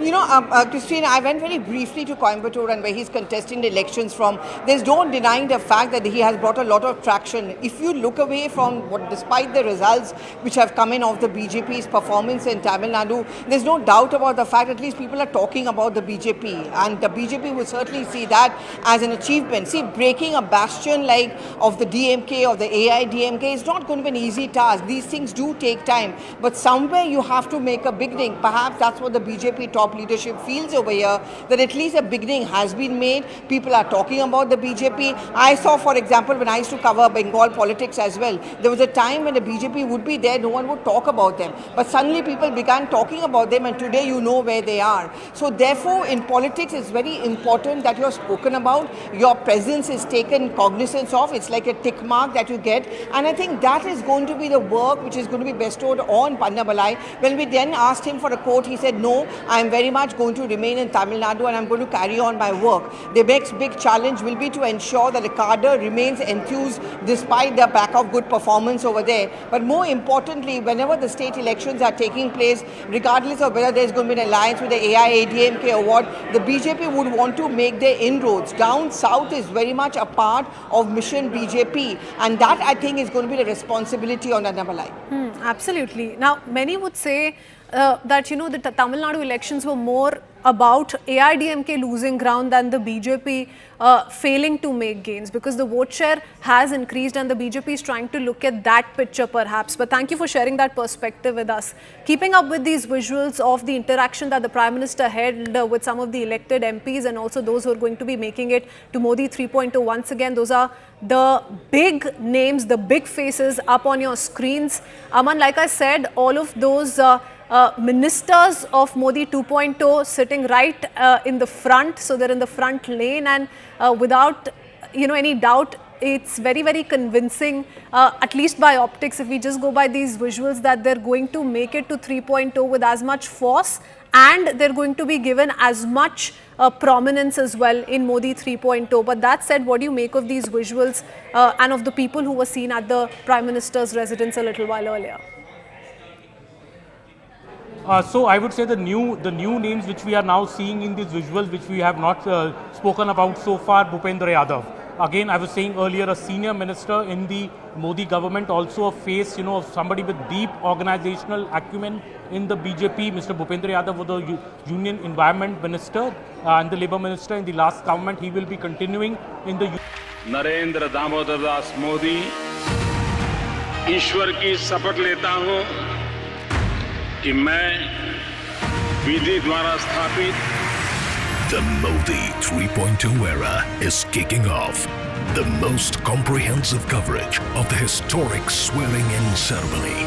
Only on CNN News 18.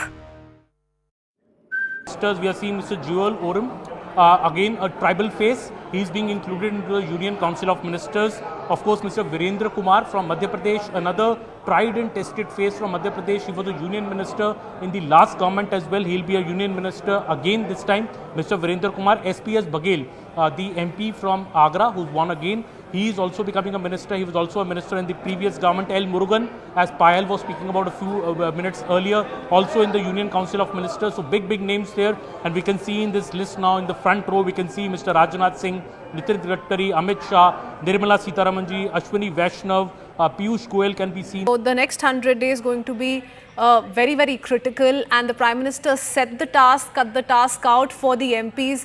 That's his message to all of them. He did have a quick interaction, remember, over tea with some of those who are also going to be making it to the cabinet, and all of them were in attendance a little while earlier at 7 Lok Kalyan Marg as well. Pallavi, to quickly come to you.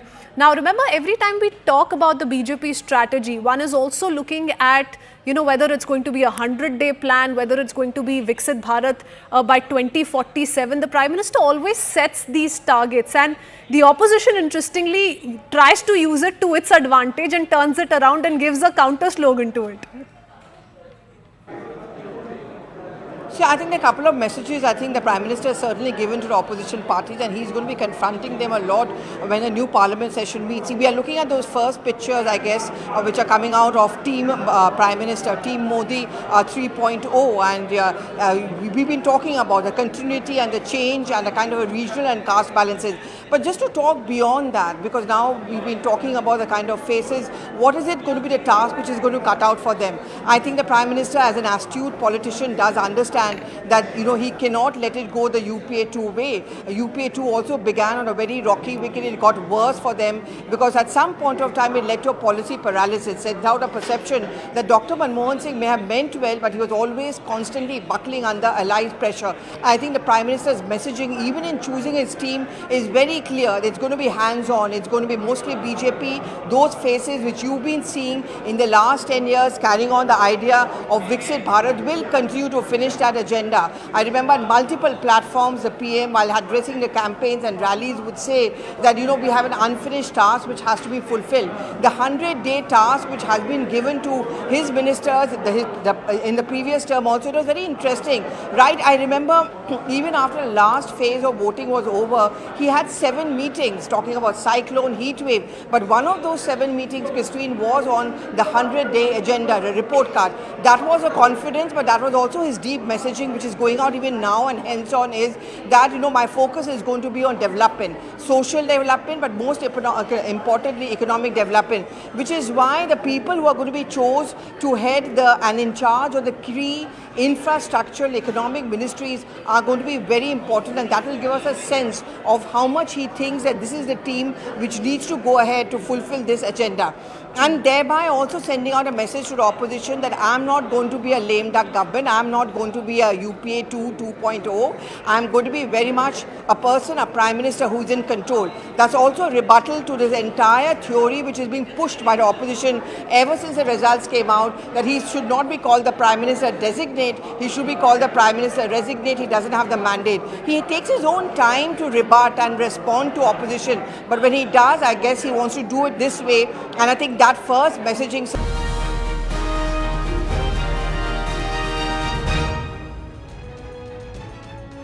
Viewers, in just about 2 hours, 15 minutes, the Prime Minister will take oath. We will witness history. History in near political terms, viewers, because the last time, 62 years ago in 1962, is when a Prime Minister was sworn in for the 3rd time on the back of an election result. 3rd consecutive time specifically, and that was Pandit Jawaharlal Nehru. Now, of course, viewers, 62 years later, it's going to be Prime Minister Narendra Modi. Those pictures that you see are from earlier in the evening when at his residence he held a meeting with those that are going to become his new team in this 3rd iteration of the NDA under him. He addressed them and he said that, look, we have to hit the ground running. We have a 100-day agenda, and you can see, viewers, a large number of his team already assembled there. There's a great emphasis on continuity, some new faces, some very senior leaders. Rajnath Singh, Amit Shah, right there in the front row. So is, very importantly, Mr. Khattar and Mr. Shivraj Chauhan. There are people, of course, from other political parties, the Congress, for example, who've joined, who have been given berths, for example, Mr. Bittu, and there is also, of course, Jitin Prasada, who's been there, of course, with the BJP now for about 5.5 years. But viewers, allies also accommodated. Many people will look at the cabinet and say, not many big surprises. A few people who've been left out, of course, there are already conversations going on about how they will be accommodated. Some big surprises there. Smriti Irani didn't make it. Though she did lose, but she did make it. People were expecting her to be injected in some way. Anurag Thakur not making it this time, at least as of now. Mr. Rajiv Chandrasekhar also overlooked. Jay Panda, another name. But remember, viewers, there's government formation going on. Very limited news coming out of what is happening in Odisha, because that's where you have a race for forming a state government on the back of a very successful assembly election campaign. Jitin Prasada, big name, returns to a cabinet position after 10 years in the wilderness, really, because if you remember, viewers, under the UPA, he held at least 3 MOS positions which were quite influential. Mr. Pradhan sitting there, Nirmala Sitharaman, HDK Kumaraswamy, Mr. Khattar, surprise Nitin Gadkari, Amit Shah, Rajnath Singh. That's Jitanram Manji is been brought to the center. He was, of course, once a chief ministerial claimant in Bihar. Shivraj Chauhan rewarded for great showing both in Madhya Pradesh at the Lok Sabha level and the assembly level. Let's try to go across now to Aman Sharma to get a firmer handle on the math behind this cabinet, the choices, and of course the political calculations, as we see Sarbadan Sonowal and of course the others. Yes, Aman, give us a quick overview of what we are seeing here. Yes, Rahul. So I am at Rashtrapati Bhavan. Just behind me, you can see the Rashtrapati Bhavan. I am about to go in for the swearing-in ceremony of Prime Minister Narendra Modi, and the Council of Ministers contours. If I see, I can now count, Rahul, about 67 ministers. This is the big Council of Ministers. In 2019, I remember the first oath when it was taken, about 57 ministers plus Mr. Modi. Today I'm counting already about 67 ministers, 67 out of 67, about 55 from the BJP, about 12 from the allies. So the allies, we are seeing the big names from the ally camp coming up in the name of K. Ram Mohan Naidu, of course, a senior member of the TDP, Mr. Lallan Singh. From the JDU, there is Jayant Chaudhary, there is Chirag Paswan, there is Jitin Ram Manjhi, there is Anupriya Patel, S.T. Kumaraswamy. So big names from the ally camps making it to the Council of Ministers list. But I think the bigger news here is in the BJP list, a big message of continuity. All the senior ministers of the BJP, Mr. Rajnath Singh, Mr. Amit Shah, Nirmala Sitharaman, Ashwini Vaishnav, Nitin Gadkari, Piyush Goyal, Mansukh Mandavia, Arjun Meghwal, Bhupendra Yadav, Mr. JP Nadda is also expected to be a part of the Union Council of Ministers. JP Nadda, the outgoing BJP president, is also expected to be inducted in the Union Council of Ministers.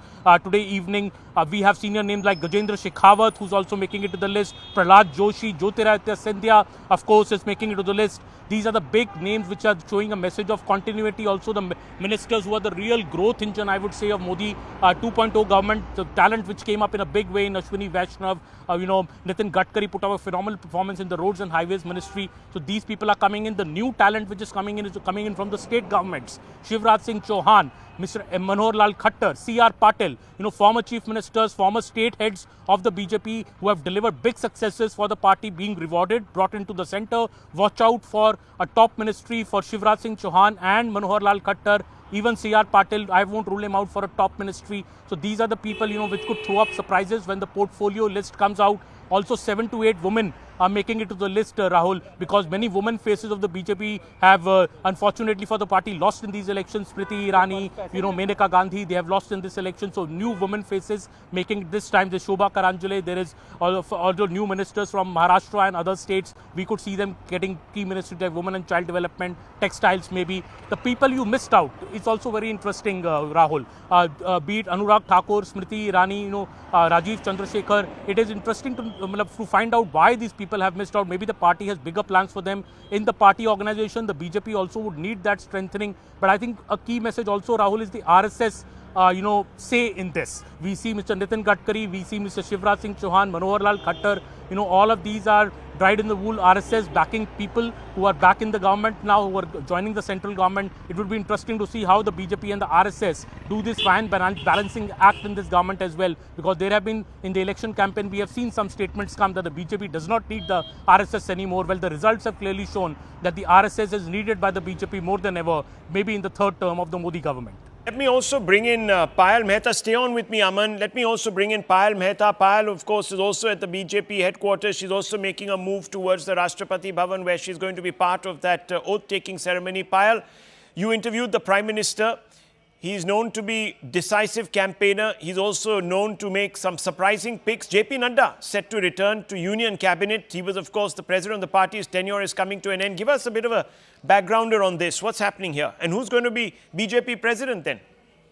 Rahul, I'm not going to second guess as to who's going to become the BJP president, because there are several names that were doing the rounds, whether it was Shivraj Singh Chauhan or Manohar Lal Khattar. All of these people are now part of Narendra Modi's cabinet to be sworn in this evening. But JP Nadda has a long record of being with the party. He started in the party as a Yuva Morcha worker. He's been in the party for a very long time. Has held multiple terms as the party president. His term is going to come to an end this June itself, which means that there's somebody else who's going to replace him. But JP Nadda was also part of Narendra Modi's cabinet in the first tenure when he was the health minister of the country, and now he's set back to return as well. So there is a very important position which is vacant, Rahul, in the Rajya Sabha, because Piyush Goyal is now in the Lok Sabha, which essentially means the leader of the House position is vacant. It will be important to see if Mr. Nadda is made the leader of the House. He's somebody who's said to be very soft-spoken, at the same time a hard taskmaster. And in the Rajya Sabha, the BJP does not have majority, so they obviously need a leader who can actually coordinate and cooperate with all the opposition parties and, bring everybody on the same page. That's very interesting. Payal, we've done a bit of a caste math on this. 42% upper caste, 33% OBCs, 15% SC, 6% ST, others 4%, which could be the minorities, Sikh, Buddhist, Christian. How do you put this number? And of course, there is the women component also. Well, of course, Narendra Modi has always spoken about the fact that there has to be Sabka Saath, Sabka Vikas and Sabka Vishwas, and that's the reason representation has come for all castes possible as well. Given the fact that the Prime Minister himself, Rahul, is the biggest OBC leader that you have in this country as far as politicians are concerned. He's been somebody whose image has been unblemished as well. The BJP also known to promote people from the lower strata of society and also people who had humble backgrounds. So a lot of combination of that is to be seen as well. The Prime Minister has promised the country that by 2047 he will be a developed country, which essentially means that he feels that garibi hi sabse badi jati hai, so the poor you have to work towards. And also women and youth have to be empowered. So quite a bit of these messages that the Prime Minister has tried to send through his cabinet. Payal, you have very close ear to the ground. I want to ask you, are the big portfolios, the core 4 or 5, let's say 6 portfolios, are they going to see a reshuffle? I really doubt it, Rahul, given the fact that when you have an Amit Shah who's already been the Home Minister of the country, you can't take him any lower. Rajnath Singh has been the Defence Minister of the country and the Home Minister of the country in the past. Where will you put him next? Nirmala Sitharaman has occupied the chair of the Defence Minister and Finance Minister. Where would you put them? So obviously it's going to be quite a bit to watch out for if at all there are any changes. And of course, Mr. Jaishankar continues to be the External Affairs Minister. The Prime Minister is going on an overseas tour. Next week he's going to be going to Italy for the G7, and obviously Mr. Jaishankar is very much preparing for the tour. So I really have my doubts if there will be a change as far as the top 4 portfolios are concerned. And that's why it was conveyed to the alliances that, these 4 portfolios will stay with the BJP. Payal, final question before I let you go. I know you have to go into that big ceremony and the gathering, etc. I wish I could be there. I was supposed to be, but we're rolling here. Just wanted to quickly ask you, Payal, simply this, and straightforward question. What about the speaker? Is the BJP going to get its speaker, or is that going to be a bit of a spanner in the work situation? It's going to be a little bit of a thing in the work to see because, obviously MPs will have to take oath and they'll have to appoint a pro-term speaker because within the ranks you have Juwal is a multiple time, but Juwal is going to be a part of the cabinet because he was there in the meeting yesterday, in fact today. And you also have the likes of Mr. Virendra Kumar, who is also one of the oldest MPs, about 8 times MP. He's also in the cabinet. And we never know with Prime Minister Narendra Modi. Nobody would have thought that, Om Birla, who's a 2-time MP, would be made a speaker. So let's see what he comes up with.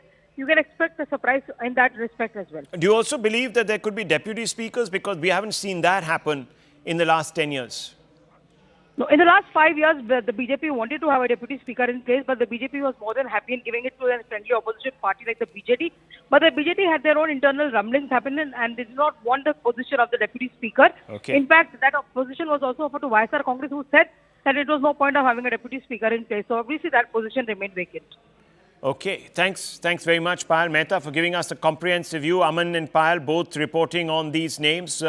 Viewers, it's all going to explode onto our screens in wondrous scenes in about 2 hours and 2 minutes. So do stay tuned for that magical moment. But let's open this up and have a quick conversation. We're hoping to also get Rahul Verma back with us. We missed him. We couldn't go to him in the earlier broadcast. That's the live picture coming in from the forecourt, viewers, of Rashtrapati Bhavan. What a glorious scene that is. The red carpet's laid out. We're going to have foreign dignitaries. But very quickly, Nalin, first of all, what do you make of this team that has been put together? Continuity, the message, or is BJP telling us desperately that, look, we might not have all the numbers, but we certainly have all our people? No, I think the message is continuity. That's certainly the message the Prime Minister wants to put out. If you look at the size of the list that's been put out in terms of the number of ministers from the BJP and the allies, which you've been reporting, Rahul, Aman has been reporting, and reporters across the network, that shows a pretty decent balance. In fact, we've just had Mr. Fadnavis releasing a statement saying that the NCP had asked for one more berth and that's not been given, and Praful Patel is already an MOS in that. So I think at the moment the message that's been given out is that is not a complete free for all. There is a strong there is a continuity, there is a balance, and so on. Now that may or may not last, but that's the message for the moment for sure, Rahul. Okay, that's very interesting. I think it's about soothing nerves at this point. That's what the PMO wants to put out, I think. Soothing nerves and continuity. Shekhar Iyer, glance your eye across the pics. Now, you know that we have, of course, all these names, and there is a caste combination that we put out. The data is out there, state composition. The 2 leading states are Uttar Pradesh and Bihar. Between them, they have 9 and 8 cabinet berths. I've done a quick back of the envelope calculation there too and put it out and tweeted it. The other big states that are big gainers are, of course, Maharashtra that comes in. Gujarat also gains quite a bit. Now, are you surprised at the sort of preponderance towards UP and Bihar? No, I'm not surprised because the priorities for BJP will remain in these two states. And apart from the states that are going to polls end of this year as well as next year. But this is not the final cabinet as such because there could be further expansion as things settle down. But one thing is clear, some of the key ministries, key portfolios are with the BJP and they are going to remain so because these are part of the Prime Minister's plan for the third term. Yes, even today the pep talk he gave to all the new entrants was very clear that they have to work on those 100 days goal, which is a part of that Prime Minister's Viksit Bharat. So things are rather clear as to what the Prime Minister wants. Prime Minister is looking at his Viksit Bharat plan and what he wished to show is, despite the fall in numbers, his government is going full steam on what has already been thought out, planned and even timelined. So that is the big message that is coming. That is the reason why you don't see changes or you are not going to see changes as far as the major portfolios are concerned. Okay, let me bring in Mr. Ansari. Mr. Ansari, good evening. Very quickly, you know, obviously the opposition was expecting a little more drama. They thought that this would be a protracted exercise, that perhaps it would be prolonged because of bickering and fights over who gets what. But the allies seem to have taken that message down that, look, we are going to put governance first. It's a united front here. Very different, very distinctly different from the fracas we saw in 2009 when the UPA was bogged down by a large number of, well, the Congress allies who were really gymming up their positions to get berths. And then you had this unseemly scandal that broke out where influencers were trying to get this berth for that person, fit him in here, fit him in there, to get certain favors done for big corporates, etc. All of that missing. What a change, Mr. Ansari. How do we know? We got to know of the influencers' role 6 months, 7 months or a year after the government was formed. So wait, let's not pass judgment too early. As far as the fracas is concerned, it's explainable, the lack of it. They're basically two major allies and the rest are all also ran. So they're not in a position to do too much. We already seen that Mr. Praful Patel's name is missing. One notable omission is Ravi Shankar Prasad. There doesn't seem to be a way in for him as yet. Why, we do not know this, despite the fact that he's won once again against odds in Patna. They brought in Mr. Ravneet Singh Bittu, who had joined from the Congress recently and lost the election. Yet a place for him has been found. And of course, there is no place. Everybody has got representation, but there is no place for anybody from the Muslim community, which obviously, given the circumstances, is not surprising at all. Well, I don't even know if there were any Muslim candidates that came through for the NDA. There has been, of course, people taken from other denominations that have won. But Mr. Ansari, very quickly, coming back to you on this point, fundamentally speaking, the opposition seemed to suggest that Modi would have a very difficult time accommodating his allies. That hasn't happened. You'll have to concede. This has been done within the time frame that was supposed to have been set by the Prime Minister himself. He said that, look, we're going to have a swearing in on Sunday, June 9th. It's happening. Yes, the timeline was set by the Prime Minister. And what does one... I mean, do you really expect that the opposition would have said, no, Prime Minister Modi, everything will be hunky-dory, everything will go on seamlessly? They will try and even find faults where none exist. That has given the nature of the current nature of politics. It's so there's so much of bitterness on both sides that every inch of turf will be fought for. Okay, Karan Verma, let me ask you this. Let me spin this question around. Is it because the Prime Minister does command authority and respect that we have people willing to listen to him and work in a manner that is in step with his vision, his pace perhaps, because he's done this for 2 terms now and got the BJP results? Oh, absolutely. Rahul, we saw that at full display during the parliamentary meeting where we saw Nitish Kumar speak, Chirag Paswan and all others speak. let's understand this, Rahul. If we just separate, I mean, let's not miss the forest for the trees. Okay. Prime Minister Modi is a once in a century political phenomenon. I mean, he will go down in history as perhaps the biggest political phenomena alongside Nehru. In the last 60 years, he's the man who has been elected for the third time, and people were awestruck in his presence also. They want to be a part of this great Indian story. They want to, at the end of the day, what are they in politics for? They do want to hold portfolios, help this machine move forward, and they understand that the central fulcrum of the NDA is strong. BJP on its own has 89% of the seats that are required for the majority, 240 out of 272. So they know this is the alliance that's going to last. So let's come together and work. Yes, we can bargain a little, we can negotiate a little. And look at the cabinet picks also. We have 5 former chief ministers in this round. This shows you that, this is a well-oiled machine which has stalwarts in it, which has people who have credible hands and who've delivered in the past also. Heading states hasn't been easy. We have 5 CMs here: H.D. Kumaraswamy, Sarbanand Sonowal, across party lines.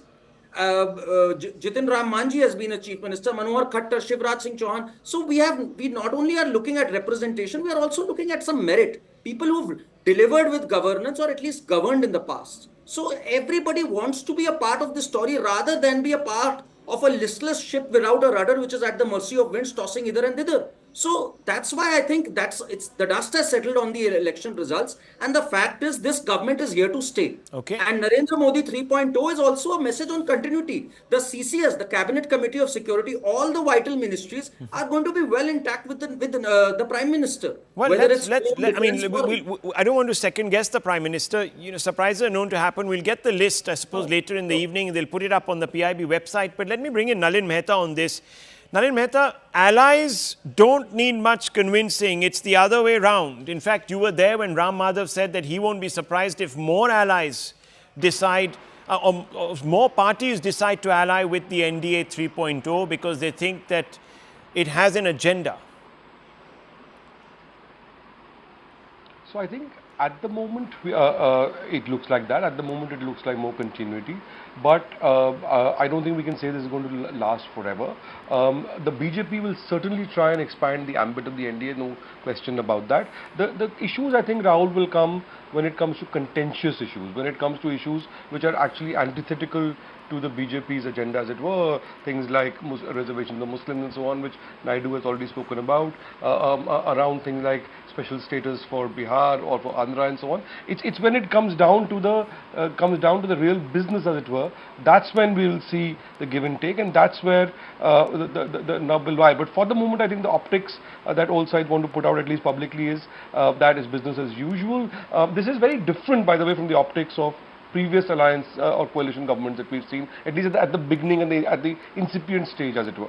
Right. So why is it different, Mr. Shekhar Iyer? How is it that the UPA was such a scrappy, messy coming together, especially in 2009? And of course, we then know what happened behind the scenes.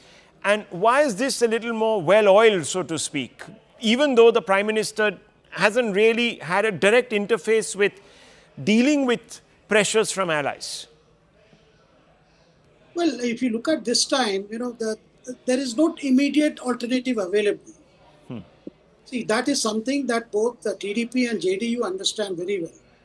That is why all those signals that emanated from the opposition side to Chandrababu Naidu as well as to Nitish Kumar, and you saw their responses also, and they came out and said, no, we are with the NDA. There is no need for any speculation. That was in effect saying that at the moment they don't see an alternative.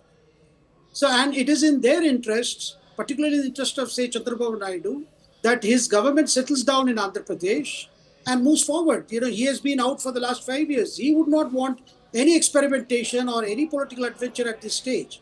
And similarly with Nitish Kumar. Nitish Kumar has just left the old alliance and come here. So the room for maneuverability is very limited this time.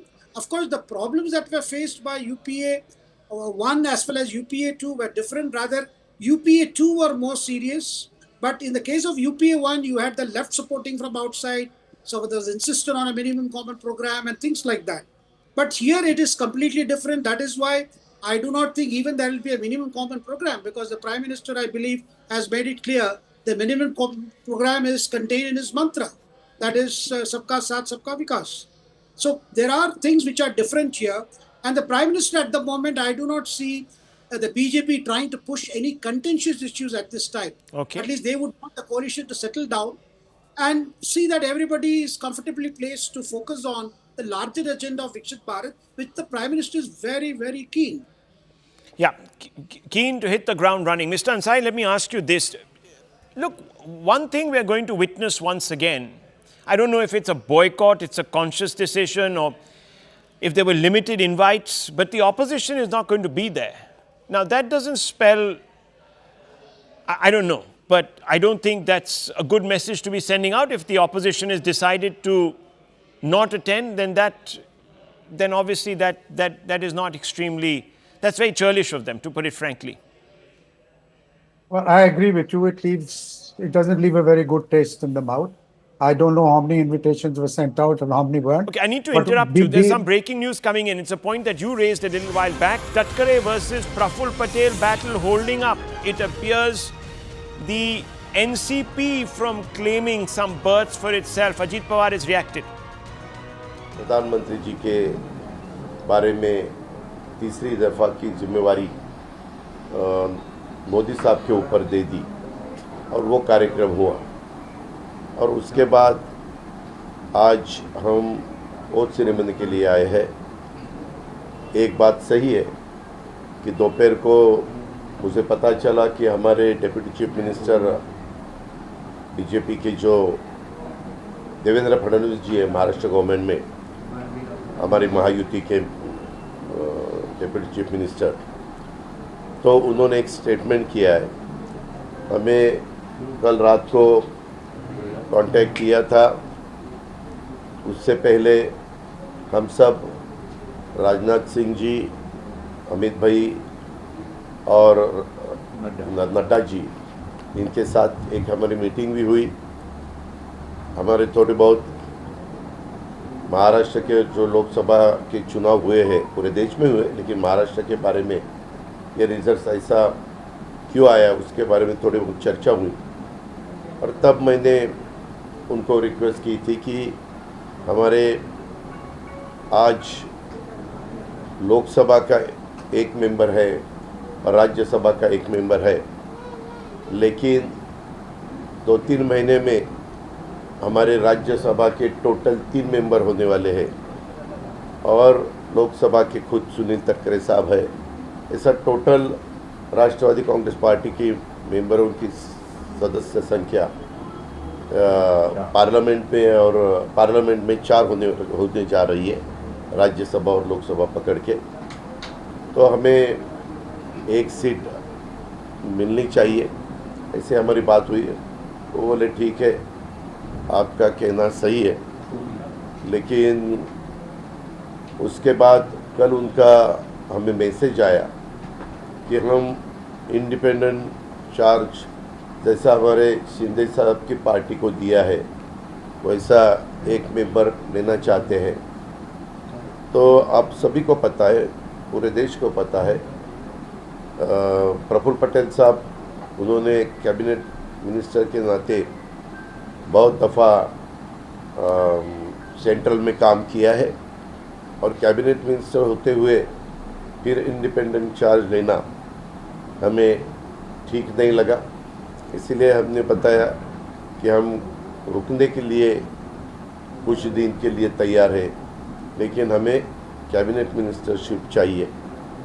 तो ये सुनने के बाद वो बोले ठीक है, और फिर उन्होंने जो ऑफ़र की थी इंडिपेंडेंट चार्ज की वो हमने नकार दी। ऐसा जो भी कल से बात हुई उसके बारे में ये सब हुआ है।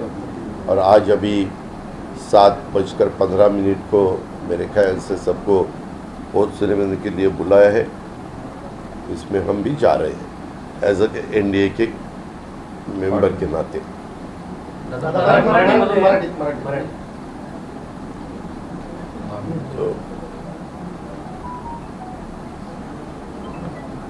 लोकसभेचा निकाल ज्यावेळेस लागला, लोकसभेचा निकाल लागल्यानंतर आपल्याला सगळ्यांना माहिती आहे की एनडीएची लगेचच मीटिंग बोलवलेली होती म्हणजे 4 लाख लागत होता. Well, let's listen into Praful Patel next, viewers. देखिए, बात सही है कि हमको राज्य मंत्री स्वतंत्र प्रभार के बारे में सूचना मिली, लेकिन मैं स्वयं भारत सरकार का कैबिनेट मंत्री पहले रह चुका हूं और इसलिए हमने उनको यही कहा कि भाई देखिए, ये आपने जो ऑफ़र दी है, हमें खुशी है कि आपने हमको एक सूचना भेजी, लेकिन मेरे लिए थोड़ा ये कठिन है कि हम ये पोस्ट को हम पूर्वी में मैं कैबिनेट मंत्री रहे कारण मैं नहीं स्वीकार कर सकता. इसमें कोई ऐसा मतभेद नहीं है, कोई मतलब जो भी कोई अटकलें लगाई जा रही, ऐसी कोई भी बात नहीं है. सब कुशल है, सब ठीक है और हमको ये भी कहा गया है कि कुछ दिनों की आप राह देखिए, हम इसको हम दुरुस्त करेंगे. Well, a mismatch in expectations there, viewers, though both Mr. Pawar and Praful Patel say that, look, we'll work and we'll resolve this. That's what we've been assured. He wants a full cabinet berth, but the government, or at least the Prime Minister or whoever it is that is negotiating on his behalf, has promised an MOS independent charge. So let's just open this up and go back to some of our guests. Shekhar Iyer, there was, of course, competition between Sunil Tatkare as well as Praful Patel for that lone berth that they're expected to get. But beyond that, there is also a denomination issue. What should we be? Should we be full cabinet, which is what Praful Patel wants, or MOS independent berth, which they've sort of rejected? How do you see this? Well, a lot has been happening in NCP Ajit Pawar since the Lok Sabha results. We have been hearing that within the party, Ajit Pawar is facing a big problem of sorts, where some of them feel that they should return to the parent party, headed by Shapath Pawar. A lot is happening there. And for the NCP, it is Maharashtra elections which are important rather than a berth in the Modi government. But nevertheless, from the pronouncements that are being made, perhaps, as I said earlier, there could be a second expansion where some accommodation will be made. But you can see that both Ajit Pawar as well as Praful Patel being very careful as to say that this is not some kind of a make or break situation. There is room for possibilities. But I think the BJP would rather want things within the NCP to settle down first, because a lot is happening there. And it has been a big disappointment. And also the fact that many NCP leaders feel that if they don't start flexing from now on, they will not be able to get enough number of assembly seats to contest if this Mahayukti were to last till then. Rahul. Now, that's an interesting point. That's a very interesting point. Everyone's really looking at the real prize, which is the Maharashtra Assembly. That election will take place in the next 6-8 months. Are you surprised at all, Karan Verma? Not at all. You know, Rahul, success is the only thing that acts as a glue in keeping a flock together in politics. And it was a drubbing that Ajit Pawar got in the recently concluded. And in fact, 5 MLAs were not present when he had called for an assessment meeting. Yes. So the reason why the 39 MLAs with which Ajit Pawar shifted to the Mahayuti to form the government, I think all of them thought that they had a better bet with Ajit Pawar. They would gain a lot. They would have greater opportunities. Now that has deserted them. So they are also rethinking their prospects. And I think Ajit Dada, all said and done, he doesn't have that much of a muscle or bargaining power at this point of time. So he'd also let this wear away. Okay, let me go across to Aman Sharma on this story as it's unfolding. He's in the forecourt of Rashtrapati Bhavan. What a lovely sight, Aman. You're a distance from the main dais, but close enough to see all the action, to get a bird's eye view. What's happening? Not that close enough. If I was very close enough, I might be taking oath here. But we are near the forecourt, and I can see a huge crowd. Rahul, already if you can see behind me, already people in thousands have seen them run. There was a long queue outside Rashtrapati Bhavan, 2 to 3 gates from where I came in, and there are people from all walks of life. There are people from various states. BJP workers, BJP leaders who are in to see this historic occasion for Mr. Narendra Modi taking an oath for the 3rd time. This is a historic occasion also for the BJP. I was speaking to a few BJP Karyakartas here who are here from UP and other parts. They say it's a moment of pride for us that the Prime Minister of the BJP is taking oath for the 3rd time. Yes, it is a coalition government. It was a bit of a setback. The election results, down their spirits a bit on that day when they saw BJP at 240 seats. But today, when they are here, it's a moment of pride. They are very, very happy that they have been called there, and a special token of thanks from people here. The small karyakartas, I'm seeing Mandal Adhyakshas, MLCs, booth adhyakshas of the BJP here. So people also thanking the Modi government for thinking about the karyakarta on the ground, for inviting them to this grand function. Many people here, Rahul, in fact, here at the Rashtrapati Bhavan for the first time ever. So they are enjoying the moment here. It is still 5:30, about a couple of hours to go. The sun is brightly out here. And in an hour or so, we'll see the ministers here coming one by one. And Mr. Narendra Modi will, of course, be leading them for the oath ceremony. And the president will be delivering the oath of secrecy to nearly 67 ministers, Rahul. So that is going to take a while. I think it will be at least a 1.5 hour long function. There are no speeches on this occasion. It's an occasion only to take oath. And Mr. Modi will be followed by senior BJP leaders, Mr. Rajnath Singh, Mr. Nitin Gadkari, Mr. Amit Shah, Nirmala Sitaraman, S. Shankar. There will be a order which will be followed as per the precedence, as per the seniority. We'll also see senior leaders from the opposition, from the allies taking oath here today. Chirag Paswan, Jayant Chaudhary, senior leaders of the TDP who are joining here. Everybody will be here, and you can see the huge crowd behind me. Rahul already building up. Nearly 2,500 people already here. We're expecting about 7,000 people in all by around 7 p.m. when the function will finally begin. Well, viewers, let's not forget, and we're going to come back to that because we'll have Kamal Sibal with us and Sushant Sareen to break down another very important aspect. There are going to be foreign dignitaries from India's neighborhood, the 6 or 7 countries, the Asian countries minus Pakistan. We're going to come out to that for perspective on the global view, how the world is going to look at a Modi 3.0 with a diminished mandate, and of course, how India is going to interact with the world. We come right back. Don't go away.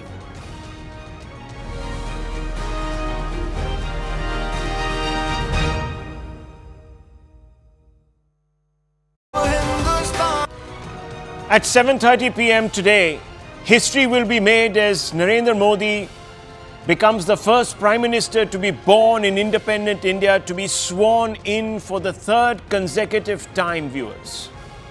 Over the last 5 years, fate threw everything, almost everything it had to test Modi. A scourge of biblical proportions called COVID-19, 2 wars, one in Ukraine and another in Israel, and a potentially destabilizing axis of malevolence forged between politicians and farmer unions. Most leaders would have buckled under the combined weight of such a set of variegated challenges. Many appear to have. In the UK, as you know, Rishi Sunak is probably going to be elected out, and in the United States, Mr. Biden is going to have a real battle to fight, an uphill task for him. But Modi, battered and bruised he may be, has pulled through, which is why it would be a little unfair to solely rely on time-worn phrases like Hindutva polarization and personality cult to explain the historic outcome we are living through. We'll make sense of the moment by speaking to some of the most insightful commentators. But first, let's get an update on who has made it to Team Modi. Let's open this up. Let's go straight across first to Arunima to get a sense really of the contours of the new Modi team. We also have Aman with us, who has been reporting since the morning, and very insightfully he's been weaving together this entire name by name, this entire team that is going to lead India for the next 5 years. At least that's what the hope is. Aman, just give us a big sense really of Modi 3.0. Large number of names have made it back, some new faces.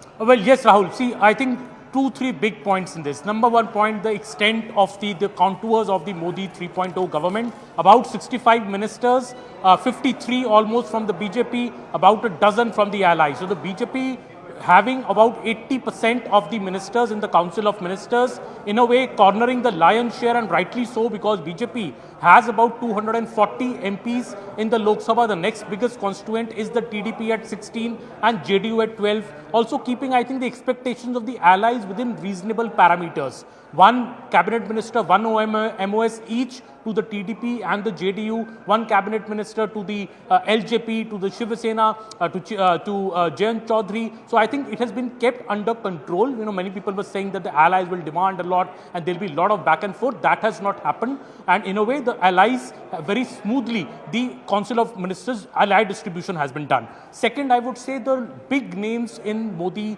government since the inception, the big four, I would say, Mr. Amit Shah, Mr. Rajnath Singh, Nirmala Sitaraman, and S. Jaishankar are back as cabinet ministers. So I don't see much change in the CCS. Maybe there is some shuffling around here and there. Somebody goes to some other place and somebody goes to that person's place. But the big four are very much there. So is Mr. Nitin Gadkari, one of the senior most ministers also in the government. I can also see the performers, I would say, the tier 2 in the BJP that we call it, the government, but the real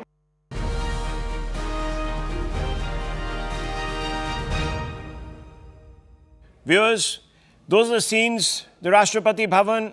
At about 7:15, the Prime Minister is going to take oath. It will be a historic moment. There are also foreign dignitaries that have been invited. The heads of state of India's neighbors, barring Pakistan, are going to be there. And we're going to be discussing now for the next 10 minutes or so, viewers, the global view.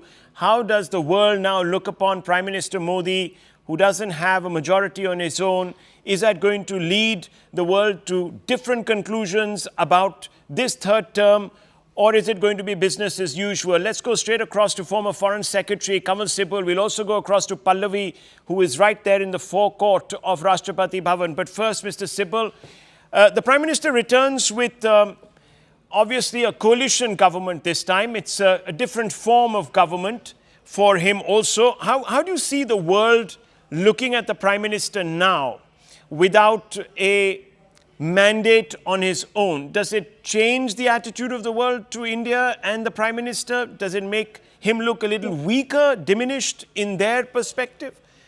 I don't think so. Because when Prime Minister had absolute majority in the last two terms, it was not smooth sailing with every relationship. We had difficulties with the United States, but a lot of positive developments. Our relationship with China has remained very difficult. We've not been able to find a solution to our problems. Look at what has happened in our neighborhood, whether it is Maldives or in Nepal. Despite the fact that the Prime Minister had absolute majority, they continue to play their own diplomatic games in the light of their understanding of their national interests. Sri Lanka has not been very easy. Myanmar has been a challenge. In Afghanistan, we were left out in the cold. So I don't think this is material. I think what is material for the foreign countries is that Prime Minister is back in power. Whether he has 240 seats or 280 or 300 really doesn't matter, because the Western countries themselves, many of the most important ones, either have leaders who have lost a lot of popularity in the polls. They're really down in the polls. At the moment, I'm in Paris and I can see what Macron's poll numbers are. Look at Biden. He's embattled on all sides. Nobody's sure whether he's going to win or not win, and yet he's pursuing America's national interests abroad as best as he can. Germany has a coalition government. Many European governments could not form a government for a long time because they were not able to find a compromise within their own polity. But yet their external actions, their foreign policy, their relationship with others continued as before. I think the most important thing would be an assessment of how stable the government would be in terms of long-term investments in India. And here, the economic news from India remains very good. And everybody agrees that the fundamentals of the economy are very good. The census has bounced back, after crashing. So they will look at India's growth rates, whether we succeed in signing all these FTAs and everything else and open up our market, introduce the reforms which the Prime Minister has in mind to make India the third largest economy by 2027. I think we are on track. They will deal with Modi as the Prime Minister of India, and they will not be too bothered by the fact that he is heading a coalition government. And as regards the coalition government, this is a much stronger coalition government than the one Vajpayee had or one Manmohan Singh had. Because an important thing is this: on foreign policy, there are no differences within the coalition government where, let's say, the two major partners have visions of India's foreign policy like the communists had during Manmohan Singh's time, which is not in alignment with that of the principal party. The two principal partners are focused on domestic issues, and there the Prime Minister has to handle them. But on foreign policy, he'll have a free hand. So I don't think that this diminishes him in any way. But yes, the last point is the press, the Western press, which has done everything possible to join up with forces within India, to deny him majority. And now, of course, they're crowing, feeling very happy, some of them, that he has been humbled. Now, that kind of attacks will continue. And forces in India who have been actually trying to leverage these forces abroad to create problems for Prime Minister Modi will continue to do the same. And this is the problem that Prime Minister will have to address. But beyond that, I think in real, concrete, substantial, long-term issues, I don't think it makes much of a difference, frankly. Okay, let me just bring in Sushant Sareen, a quick pivot to him. Sushant Sareen, when the consensus breaks down between opposition and governments over two countries, usually, and the treatment of those two countries, Pakistan and China. Pakistan's leader is not here this evening. He's not been invited. There's already some people saying, oh, it's a pity, this, that, the other. We've lost an opportunity to reach out. There's a new government. We could have taken this forward. And of course, China. The biggest point, even in the Congress manifesto, is that the Congress party or whoever else it was who was thinking of forming the government instead of Mr. Modi would approach China differently. Now, with the Prime Minister not having a majority on his own, do you think the opposition has an upper hand to influence policy? No, Rahul, I don't think they have an upper hand, but let me just take off from where Ambassador Sibbal left off. And I think that last point, although he doesn't seem to make too much of it, I think that is something of a worry. Because look, our enemies are our enemies, they are identifiable, we know who they are, Pakistan and China. But the people who are supposed to be our friends, it's not just the Western media. The Western media is not doing it on its own. Anybody who thinks that the Western media is an independent agent and they do things on their own, I don't agree with it, right? There has been a kind of an ideological aversion to anything to do with Hinduism in India. Any Hindu assertion in India is looked down upon by the West and the Indian coolies working for the West. And that we have clearly seen from around 2021, right? And the crescendo came at the time of the election. So there has been clear interference and meddling in the election. And it's happened from our so-called friends in the West, and it's happened from our enemies. Pakistan and the Chinese have also put in their share. I personally, I hope I'm wrong, but I see major headwinds going forward, because remember Rahul Gandhi going to Oxford University or Cambridge or somewhere, where he said that why is the West quiet about what's happening in India? So the West will certainly see certain vulnerabilities in a coalition government. They'll try and press certain plugs, not because they want to destabilize India, but because they want to get India to do something more than maybe what India is ready to do. So, for example, the Indians dug in their heels on the issue of Ukraine. That, yeah, we will not take any major sides. We don't necessarily agree with the war, but we are not going to go against the Russians. So we dug in our heels. I don't think anybody in the West took it very nicely. On a range of other issues, we have dug in our heels, and nobody wants you to do that. They want you to be completely in their side. So if they start, pressing certain pressure points to make you do what they want you to do, they will certainly try and do it. On the China and Pakistan thing, look, I think it's excellent that we did not extend an invitation to the Pakistanis, simply because I don't see any change coming in Pakistan, regardless of that odd remark which will come out from a Pakistani. Anybody who says that there is a new government in Pakistan and maybe we can do business with them, this new government is an old government in Pakistan, number one. Number two, this new government, I don't know how long it is going to last, because again, they are also facing major headwinds. There are huge political churn taking place. Why would you want to expend your political capital talking to these guys when they have nothing to offer to you? Is the army even ready to talk to you? Even if the army in Pakistan makes certain placatory statements, that does not mean that their strategic orientation towards India has changed. Right. On the China side again, I don't think we have seen any real change on the Chinese side.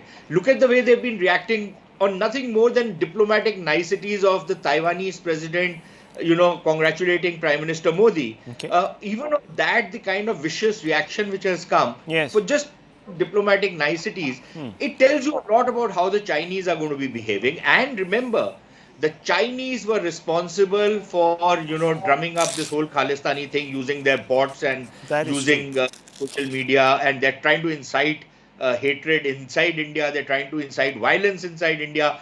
And you have Western countries doing the same thing. If you are telling me that Western countries like the US or Canada or some of these other guys are just letting the Khalistanis run amok because this is freedom of speech and expression, then frankly, I think, we we're are naive. Okay. like an ostrich buried its head in the sand. Let me It's quickly bring in. really inciting problems inside India. Okay, and very that interesting. vulnerabilities to make India much more amenable to what their demands are. Okay, let me just bring in Mr. Sibal. Mr. Sibal, the first diplomatic assignment, really, for a lack of a better word, engagement with the West is going to take place at G7 in Italy in just a few days. The Prime Minister will be there. What do you expect him to say there, and how does he pick up the threads now in third term? Well, I think he's got a lot of experience for dealing with the G7 countries and the G7 agenda. And he used this occasion to interact, obviously, with his G7,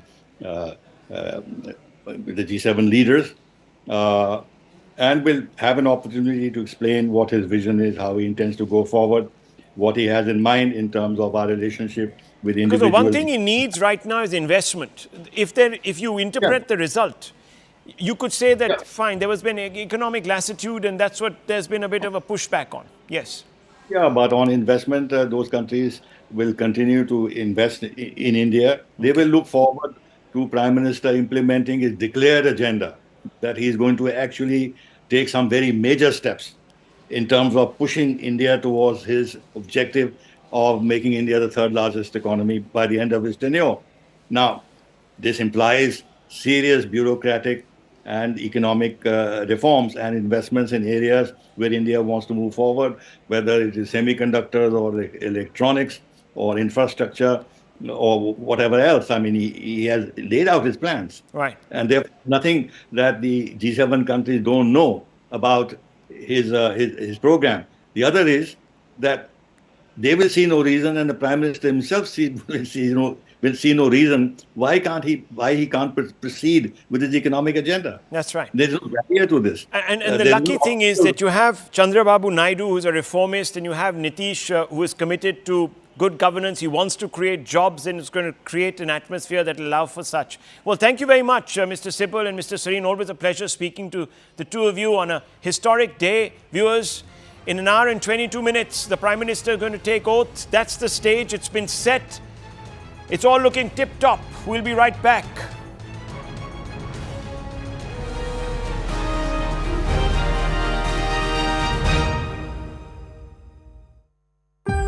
मैं नरेंद्र दामोदर दास मोदी ईश्वर की शपथ लेता हूं कि मैं विधि द्वारा स्थापित The Modi 3.2 era is kicking off. The most comprehensive coverage of the historic swearing-in ceremony. Only on CNN News 18. Ashwini Vaishnav, Piyush Goyal, Mansukh Mandaviya, Arjun Meghwal, Jyotiraditya Scindia, all these people are also back, and they have been holding very, very key ministries in the second term of the Modi government. So in a way, the continuity is there because the Modi government is very, determined about this 100-day plan, about telling ministries what we need to hit the ground running. I think that continuity has been maintained to ensure that hitting the ground plan is very much in place, and these ministers, Ashwini Vaishnav, Piyush Goyal, can lead the growth agenda in very, very key ministries like infrastructure, IT, commerce, law and other ministries. Third aspect I'm seeing here is the induction of some state BJP's key talent in the state, some people with key long administrative experience, Shivraj Chauhan, C.R. Patil, M.L. Khattar.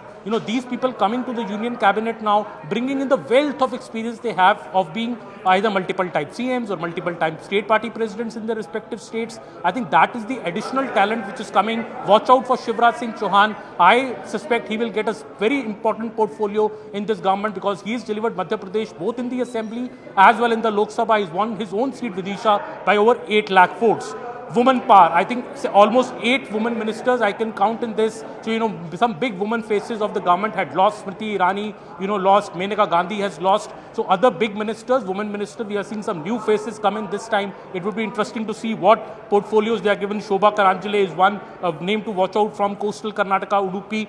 She's a firebrand leader. It would be interesting to see what is given to her. Also other big names I missed out on. Dharmendra Pradhan, Gajendra Shekhawat, of course.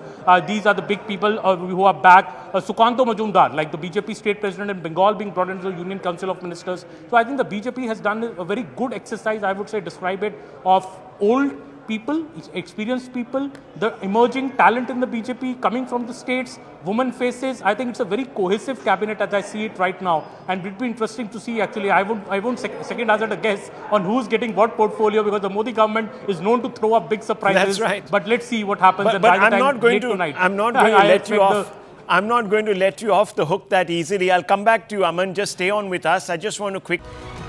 At 7:30 p.m. today, history will be made as Narendra Modi becomes the first Prime Minister to be born in independent India to be sworn in for the 3rd consecutive time, viewers. Over the last 5 years, fate threw everything, almost everything it had to test Modi. A scourge of biblical proportions called COVID-19, 2 wars, one in Ukraine and another in Israel, and a potentially destabilizing axis of malevolence forged between politicians and farmer unions. Most leaders would have buckled under the combined weight of such a set of variegated challenges. Many appear to have. In the UK, as you know, Rishi Sunak is probably going to be elected out, and in the United States, Mr. Biden is going to have a real battle to fight, an uphill task for him. But Modi, battered and bruised he may be, has pulled through, which is why it would be a little unfair to solely rely on time-worn phrases like Hindutva polarization and personality cult to explain the historic outcome we are living through. We'll make sense of the moment by speaking to some of the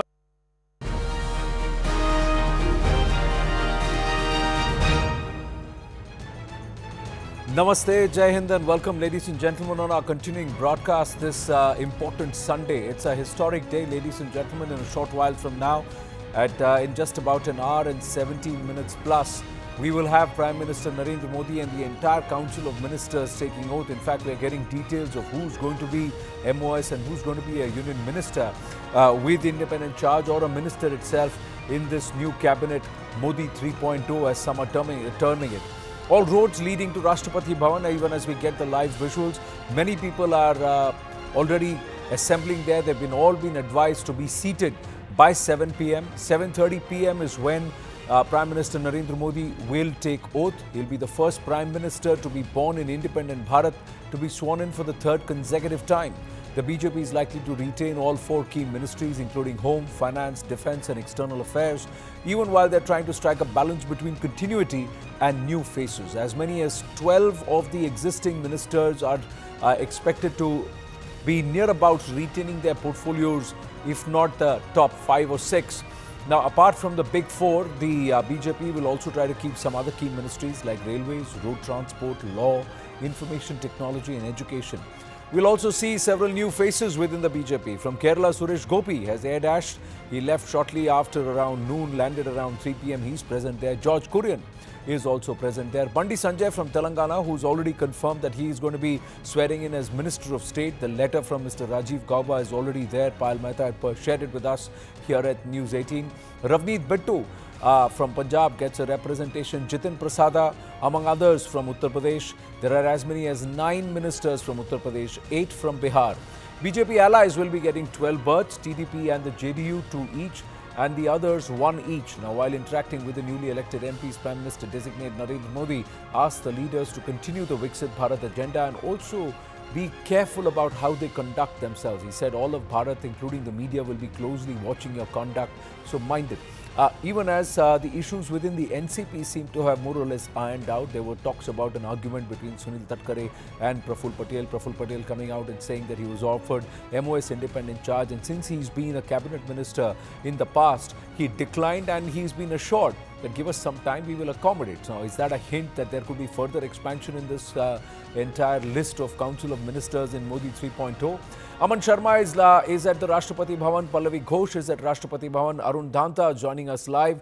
Well, let's go across to them. Aman and Pallavi, good evening. Pallavi, starting with you. Now, when a Praful Patel says that they will be accommodated later, how big is this Council of Ministers already, and does that mean there could be future expansions too? Well, I'm just going to try and give you a peek of what is really happening at the Rashtrapati Bhavan. Right behind me, I'm sure you're able to see the forecourt, but just behind me, you can see all the chief ministers are coming in. There are a couple of union ministers. I saw, for example, S. Jaishankar has already come in. We're going to try and see some more of these ministers slowly who are going to be taking oath in a short while from now. I'm just going to stay with the pictures right behind me, Anand. If you can just see me, there is a kiosk where the fisting is being done, and just right behind me are all the ministers who are going to start, and so you're going to figure it out. So you're going to talk about what I really noticed over here. It's called the People's Oath-taking Ceremony. A large number of people who are not entitled, the rat miners from Uttarakhand, they are Paralympic gold medalists very much over here. They are tribal women, the Padma awardees, the People's Padma as it is called. That's the entire idea of this oath-taking ceremony. Of course, they are the ministers, the VVIPs, and people coming in from abroad. But just you can see a large number of people right over here. So it's going to start at 7:15. All the ministers, in fact, have been asked to get seated by 6 p.m. So they're just about kind of walking in. If you see those pictures behind me, the SPG, of course, is in full force right over here. And well, I mean, grand preparations, grand occasion, over 8,000 people in this beautiful skyline, which you can see from the forecourt right behind. You can see all of the dignitaries have begun to kind of pour in from there. Right. Something brewing between the NCP and the BJP. We'll try and get Yesha for some more update. It looks like both Sunil Tatkare and Praful Patel were eyeing for a cabinet position. Ajit Pawar has also declined an MOS with independent charge. They want a cabinet berth for Praful Patel. So they're going to wait and watch. No consensus was built. So are there still some rumblings, some creases that need to be ironed out? Aman, what's happening behind you? Well, Anand, yes, you can see the Rashtrapati Bhavan forecourt behind me, and this is where, in about an hour's time from now, Mr. Narendra Modi and his Council of Ministers, which I've counted, is about 67 ministers so far, about 55 from the BJP, about a dozen from the allies, big name from the BJP, of course, Mr. JP Nadda, the BJP president, is set to become a union cabinet minister. Apart from him, the top four are still very much there in the Union Council of Ministers. Mr. Rajnath Singh, Mr. Amit Shah, Nirmala Sitharaman, S. Shankar, Nitin Gadkari, Ashwini Vaishnav, Piyush Goyal, Dharmendra Pradhan, all the top sons of the Modi government are very much there in the Council of Ministers, set to become Union Cabinet Minister, Mansukh Mandavia as well, Bhupendra Yadav as well. So all the top ministers, the top talent, I would say, of the Modi government is going to take oath behind me very, very soon. Also new, I think, Anand, we have to really look out for the top state satraps who are coming to the center for the first time. Shivraj Singh Chauhan, Manohar Lal Khattar, C.R. Patil. Watch out for what ministries they are given, because these are people with lot of administrative, organizational acumen in their respective states. They have been brought to the center to bring this new infusion of administrative experience into the center. I would watch out for what portfolios the Modi government gives these three particular ministers, Shivraj Singh Chauhan, C.R. Patil, and Mr. Manohar Lal Khattar, because these are also people. Shivraj Singh Chauhan has delivered not just the state, even all Lok Sabha seats of Madhya Pradesh to the BJP. Here I'm joined by a crowd of almost 5,000 to 6,000 people, Anand. If I can show you maybe behind me, you can see the huge crowd here which has assembled, and these are ordinary BJP workers, Anand. These are people who are, BJP Mandal Adhyakshas, BJP booth workers, BJP MLCs, They are very, very thankful to the Modi government for thinking about them while calling them here. Many of them are here, but the Rashtrapati Bhavan, in fact, for the first time, and this historic occasion, they are very, very proud, Anand, that Right. BJP Prime Minister is taking oath for a third successive time. There was a bit of a setback, BJP dropping at 240 seats, but I think now the people here are very, very proud, very, very happy at this historic occasion, Anand. True, Mansukh Mandviya are part of the Gujarat group that's being represented, but there are a lot of people who've been dropped and some very, very significant names who had the cabinet rank and also MOS rank in the previous government. A lot of them now are not part of the current scheme of things in Modi 3.0. Is there a greater role for them in the Sangathan or some other ways where they will be used, where faculties will be used? We'll have to wait and watch. Some changes also with JP Nadda going to be part of this Modi 3.0. So what does that mean for the organization? Are there going to be sweeping changes within the organization? Multiple questions being asked. The Rashtrapati Bhavan, a beautiful site. Uday Mahurkar, author, is with us. We should have Gajendra Chauhan, Vice Chancellor, DLC Supwa, joining us in a bit. Sumantri Raman also joining us this evening in a bit. Thank you very much, Udayji, for coming to the studio. Big moment this. He's the first Prime Minister in independent Bharat to swear in 3 consecutive times. Very big moment, and especially so because Pandit Nehru had the advantage of independence. That excitement was there for more than a decade. Yeah. Here he has done it in a politics which is highly competitive. Lots of challenges, political challenges, So I think while we cannot compare two great people, it would not be proper, Right. But I think this third innings of Narendra Modi is very, very, very significant in the history of this country. Because last 10 years have been years of good governance. Not that everything was hunky-dory, but there is no field where India has not registered manifold increase, in terms of output. So I call it this last 10 years as an era of national reawakening. Culturally and also in terms of administration, So I think it's a great achievement. Nobody can deny that. But at the same time, there is a need for self-introspection because the number of seats which BJP was angling, it has got less. And I think it has to ponder. And especially when Nadda ji is now in the cabinet, I think it will have to concentrate on rather building the right kind of party, You see, even Amit Shah, when he became the president, he inherited a much weaker structure than before. Because Nirmala, all this, Arun Jaitley ji, everybody went to the cabinet, Right. So thereafter, after Amit Shah ji left, it became more weak. Correct. So I think the challenge for the Prime Minister and for the BJP leadership, if there is a challenge in running the government, I think there is a bigger challenge in meeting the requirements of the party structure. The party is also the aspirations of the people. The party is also the biggest political party in the world. You've got more than 11 crore members, so it's not going to be easy to manage this, and you have to manage expectations. So a strong Sangathan organization person is important. That's Nirmala Sitharaman. Nirmala Sitharaman live visuals coming through, going across to meet some of the members. And to acknowledge their presence, that's Mrs. Piyush Goyal who's present there. So a lot of meeting, greeting, engagement happening there. Jitan Ram Manji is already there. Ashwini Vaishnav has arrived. So those are pictures of Ashwini Vaishnav present there with some of the other officials and members, people within the Sangathan, within the party, and is also some of his core team members who are all present there. Each one gets a representation. Gajendra Chauhan ji is also with us. Gajendra Chauhan ji, namaste. How would you see Modi 3.0? Is there a change or is there an indication of the intent based on the people who now currently are going to be sworn in as part of Modi 3.0? How would you see this? Yeah, I would like to start with that today is a very historic day, having two big events in the country. One is the India-Pak match and second is the Modi 3.0 swearing-in ceremony. I congratulate him. I congratulate all the Council of Ministers. See, for the last 2 terms, it was one-way traffic. But now, there will be multiple ways of doing the things. The entire film industry is looking up to the Council of Ministers, especially to the INB minister, whoever is going to sworn in. There are pending issues for the last so many years in the film industry, and now uh, looking up to the government and to solve them out. Sushma ji, when she was the INB minister, she has declared it as a industry, but till date no benefits has been drawn from the. Second is housing problem in Mumbai.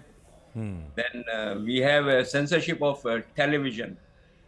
SOP was drawn, but they were not implemented properly. And then we have a daily wages worker, their wages issues, which is very, very big. And film industry is the one industry which gives maximum economy to Maharashtra government. I mean, जो tax और GST के रूप में देती है वो बहुत बड़ा अमाउंट है। तो मुझे लगता है कि इस बार जो भी आईएनबी मिनिस्टर आएंगे और गवर्नमेंट जो है एक नज़र जो है फिल्म इंडस्ट्री की तरफ ज़रूर देखेगी। और मुझे लगता है कि इस वक्त जो मोदी साहब के सामने चैलेंज है जो सबको साथ लेके चलने का, और मोदी साहब उसमें हर तरह के ऑर्गेनाइजेशन को उन्होंने जिंदगी में किया है। मुझे लगता है बहुत सक्सेसफुल थर्ड टर्म होगी उनकी। So, Kiran Rijiju has just tweeted saying he will be taking oath, and he's sworn in twice as Minister of State, once as Cabinet Minister. So, this time around, what his role will be, a hint at perhaps he will get not just MOS but a Cabinet rank. We'll have to wait and watch, subject to confirmation. Kamaljeet Sehrawat gets a call in. There are other netas also coming through. The ally representation, does that enthuse you? Or are you focused, Udayji, on what's happening in Maharashtra? There is already some rumblings with NCP, Sunil Tatkare, Praful Patel, both going away saying, and Ajit Pawar saying, we want a cabinet rank, we don't want MOS independent charge. I don't think it's a not a very big thing, because NCP Pawar had suffered a setback in Maharashtra. You have to keep the Maharashtra elections in mind in the next, which are coming in the next few months, So I think BJP has done a good sizing up, and on the basis of that they have offered them. Of course, Mr. Praful Patel's demand that he was already a cabinet minister and should get cabinet rank is justified to a great extent, But then other pros and cons have also to be weighed by the BJP, And right now, the sympathy factor has been with Pawar NCP, The way politics took shape in Maharashtra in the last 1 year. I think the sympathy factor swung from Devendra Fadnavis to NCP and Uddhav Thackeray, You get my point? Got it. So all those things have been considered before making an offer. Even if they make more than expected noise, it should not make much difference. Now we're getting some more updates coming through, and who's going to get what. We'll try and put that out. Arunima is telling us that Dr. Jitendra Singh will continue to retain the MOS rank. Kiran Rijiju will get a cabinet rank. Giriraj Singh, cabinet rank again. Mansukh Mandviya there on the pictures. Nityanand Rai could continue as MOS. Lalan Singh, possible cabinet rank for him. Chirag Paswan, MOS with an independent charge is possible. Shivraj Singh Chauhan, right now he's not yet inside that's Giriraj Singh, their cabinet rank possibility for him. They're all coming in. Giriraj Singh Shivraj Singh Chauhan has gone to a temple very close to Rashtrapati Bhavan before coming here. He's gone ahead with this family. We've got pictures of him offering puja also coming through in our news feed. There is an advisory that that the PMO has actually now sent across. The Shukanto Majumdar has got a letter, and that we've accessed here at CNN News 18, which says, Kamalika has shared that letter, which says that he will also get a Minister of State. So Shukanto Majumdar will be a Minister of State in the Union Council of Ministers. An advisory has been sent across by Mr. Rajiv Gauba to all the members of the Council of Ministers of the Modi cabinet, whatever their rank and position, in terms of what they need to do as a code of conduct for the Council of Ministers. And the code prescribes a ministers shall, and there is a copy that's been sent, and what they need to do before 31st of August and within 2 months of taking charge. So these are details that have just come through at this point. Gajendra Chauhan, I want to understand, कई लोग कह रहे हैं कि थोड़ा सा अस्थिर रहेगा. आपके हिसाब से जो भी डाउट्स थे वो क्या क्लियर हो गए हैं? जिस तरह से गठन हुआ है, जिस तरह से मंत्रिपरिषद हुआ है और जिस तेजी से हुआ है, एक एनसीपी को छोड़ के और कहीं से कोई भी नाराजगी या खलल नहीं सामने आई। मोदी साहब को ऑर्गेनाइजेशनल एक्सपीरियंस बहुत है and he knows how to run a गठबंधन की सरकार। सो मुझे नहीं लगता कि कोई डिस्टर्बेंस आएगा। देखिए, आज 5 घंटे का मैच है और ये सरकार 5 साल के लिए है, तो दोनों में ही सक्सेस होंगे हम लोग, मुझे ऐसा लगता है। और जिस तरह से जो भी डिफरेंसेस होंगे वो मोदी साहब बैठ के हमेशा सॉल्व करते हैं। और मोदी साहब का जो मेन इशू होता है वो होता है development base plus performance based. तो आपने देखा होगा पिछले दिनों में जो बड़े बड़े मिनिस्टर्स थे जिन्होंने परफॉर्मेंस ठीक नहीं की थी, उनको हटा दिया गया। तो मोदी साहब इस ऑर्गेनाइजेशनल सिस्टम को चलाने में बहुत एक्सपर्ट हैं और मुझे लगता है कि कोई दिक्कत नहीं आएगी और इन सब को लेके साथ चलेंगे और एक अच्छी सरकार जो है अच्छे कामों की तरफ बढ़ेगी और देश में तरक्की का मामला जो है, डेवलपमेंट का इश्यू जो है, उसको लेके आगे बढ़ेगी। There seems to be a certain quiet confidence from the early days compared to the early days. Jitin Prasad are there, Shivraj Singh Chauhan present there, some nice smiling faces, conversations which are being conducted, meeting people. Bhupendra Yadav is also present there. That is the head of Prasar Bharati who's present. So many people being invited who's also there. Some members of the News 18 family also, reporters there. We'll try and go across to Aman and Pallavi in just a bit.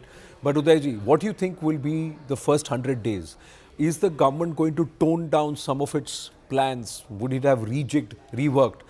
And there is a huge hint of an organizational restructuring. You see, anything related to Hindutva and having an impact on the minority factor, that might have to take a back seat. But I'm still confident that on UCC, the Prime Minister will try to convince both the key allies, that UCC is a secular issue, it is not a Hindutva issue. Yeah. But then otherwise, I think there should not be any difference because Mr. Modi, having known him for so many years, I know that there will be no let-up. I think if other ministries are concerned, if the day-to-day governance is concerned, I think he will go start with a bang, first 3 months. I don't think there will be any change. Right, most of the ministers are already in. It's a packed to the rafters. Do you see this crowd that's come through? Do you see this assuring the world? There are foreign dignitaries who have also come, including the neighboring friends, minus Pakistan. A lot of them have come through. They've all accepted the invitation. The Prime Minister's message to the neighborhood, how significant is that, given the fact that he's invited all around the subcontinent? He is doing it for the second time. He had done it in 2014 also. Yes, so but this time it's minus Pakistan.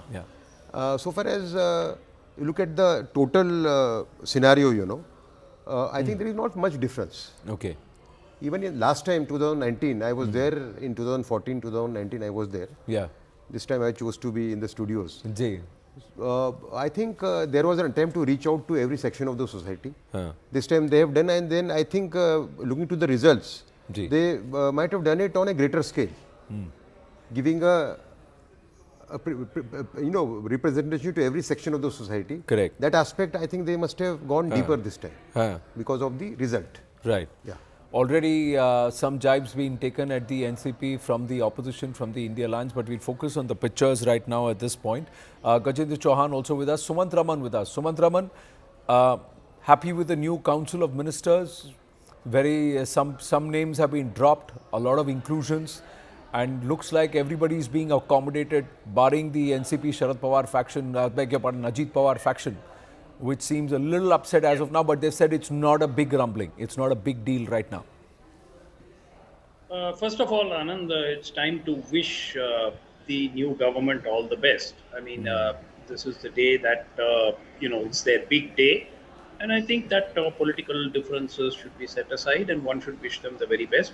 I think the important sign that I see is that the allies have settled for a lot lesser than one had thought that they would bargain for.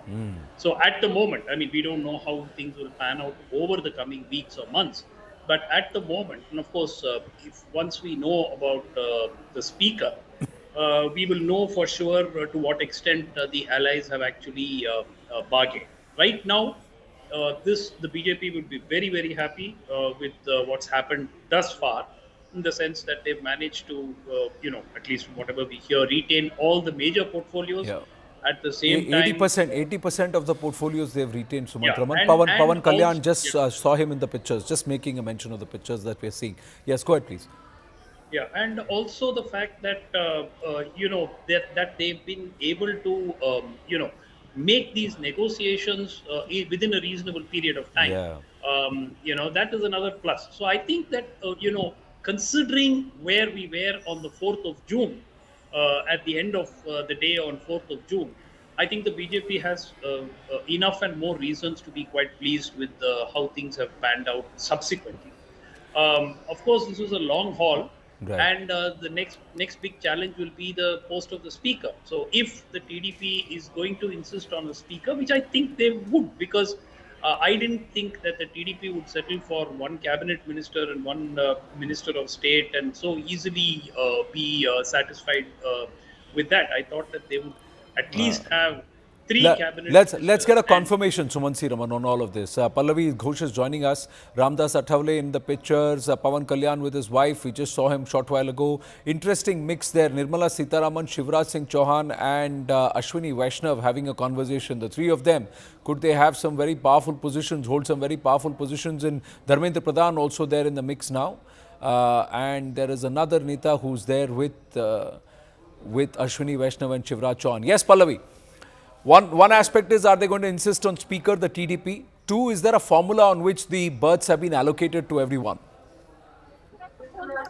Okay, I'm standing at a point where the security, of course, is not going to start creating a problem, because I'm just at the gate where all the ministers have begun to go in. And basically, the point is that, just to go through very quickly of what's really happening over here. 6 o'clock was the time which was given. We're really left with a little less than an hour now. So all arrangements are being finalized. Ambassadors are going to come in, and you can see the pictures right behind me.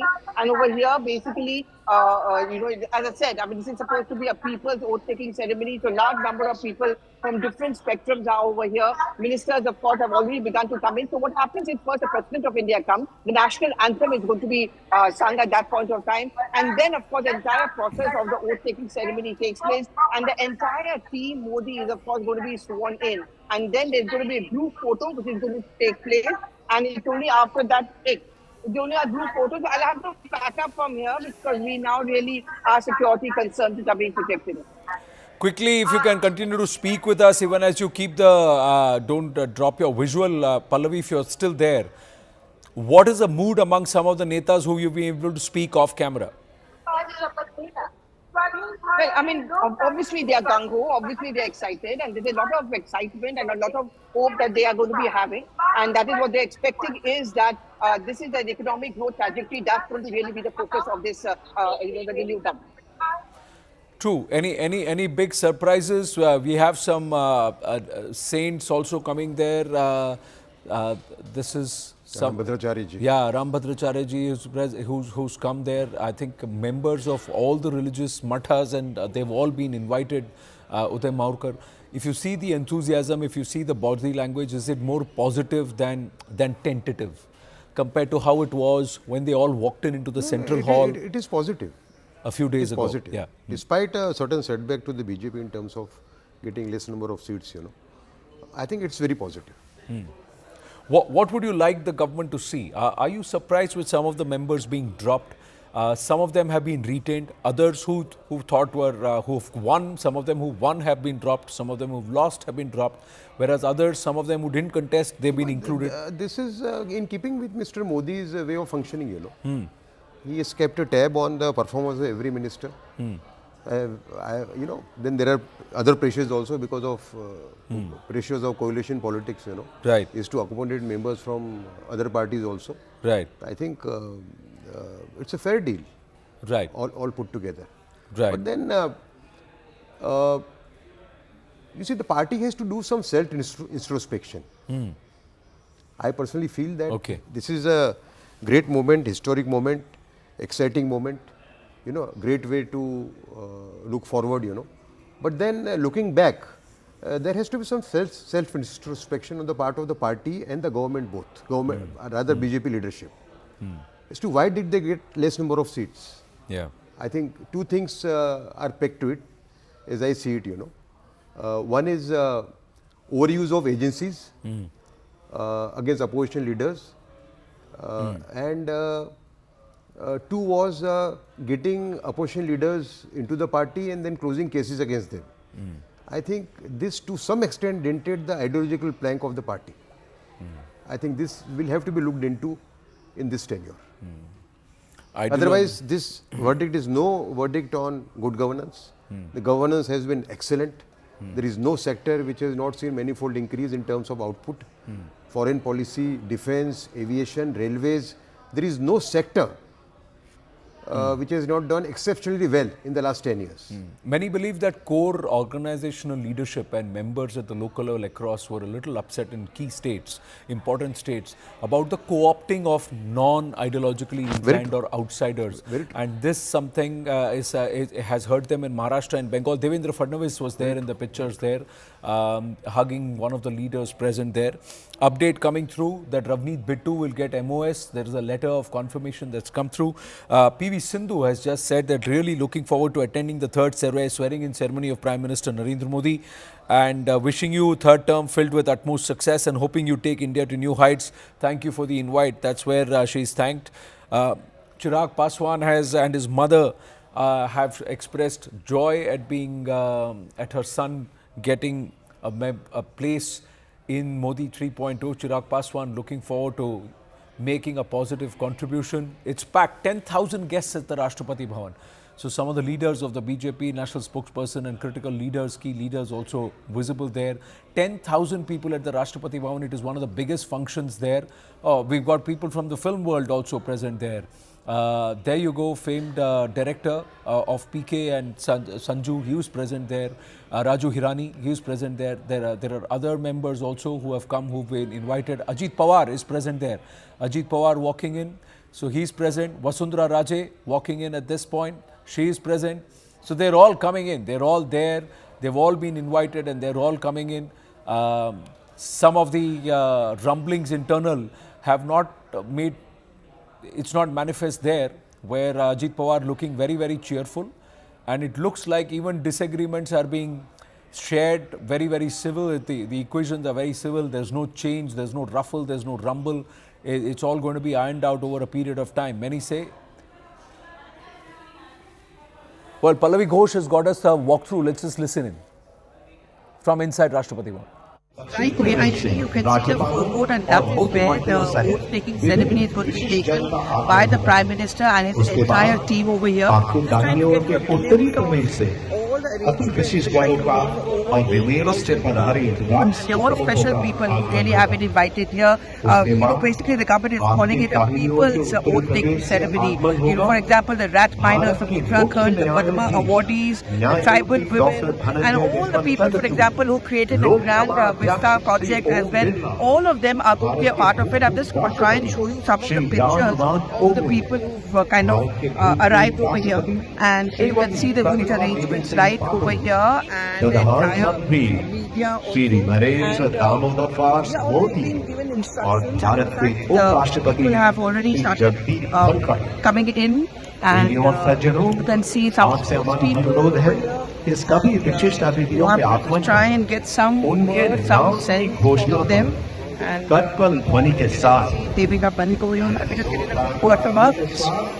can I just have one quick word with you? How do you feel about the fact that you're here at the Oh, it's absolutely an honor to be here to witness history in making, to see our beloved Prime Minister Honorable Modi ji to be swearing in for the third time. And me, as personally, I feel this is the perfect moment to celebrate for me as a person who's a Divyang, to see my sports flourish further.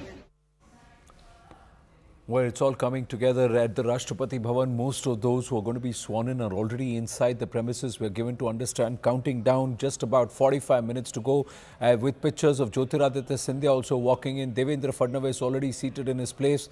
We're going to take a very, very short break. Stay with us.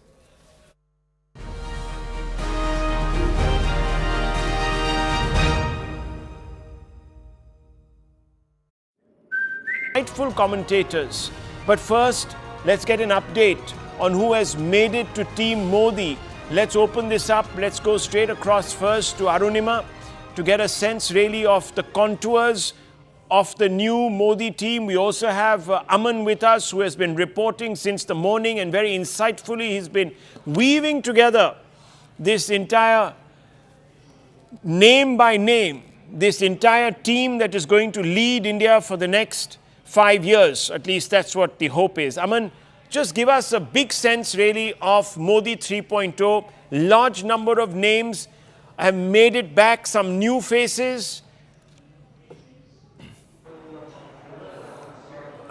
Well, yes, Rahul. See, I think 2-3 big points in this. Number one point, the extent of the contours of the Modi 3.0 government. About 65 ministers, 53 almost from the BJP, about a dozen from the allies. So the BJP having about 80% of the ministers in the Council of Ministers, in a way cornering the lion's share, and rightly so, because BJP has about 240 MPs in the Lok Sabha. The next biggest constituent is the TDP at 16 and JDU at 12. Also keeping, I think, the expectations of the allies within reasonable parameters. One cabinet minister, one MOS each to the TDP and the JDU, one cabinet minister to the LJP, to the Shiv Sena, to Jayant Chaudhary. So I think it has been kept under control. You know, many people were saying that the allies will demand a lot and there will be a lot of back and forth. That has not happened. And in a way, the allies very smoothly, the Council of Ministers ally distribution has been done. Second, I would say the big names in Modi government since the inception, the big four, I would say, Mr. Amit Shah, Mr. Rajnath Singh, Nirmala Sitaraman, and S. Jaishankar are back as cabinet ministers. So I don't see much change in the CCS. Maybe there is some shuffling around here and there. Somebody goes to some other place and somebody goes to that person's place. But the big four are very much there. So is Mr. Nitin Gadkari, one of the senior most ministers also in the government. I can also see the performers, I would say. The tier 2 in the BJP that we call it, the government, but the real performers like the Ashwini Vaishnav, Piyush Goyal, Mansukh Mandavia, Arjun Meghwal, Jyotiraditya Scindia. All these people are also back and they have been holding very, very key ministries in the second term of the Modi government. So in a way, the continuity is there because the Modi government is very, determined about this 100-day plan, about telling ministries what we need to hit the ground running. I think that continuity has been maintained to ensure that hitting the ground plan is very much in place, and these ministers, Ashwini Vaishnav, Piyush Goyal, can lead the growth agenda in very, very key ministries like infrastructure, IT, commerce, law and other ministries. Third aspect I'm seeing here is the induction of some state BJP's key talent in the state, some people with key long administration.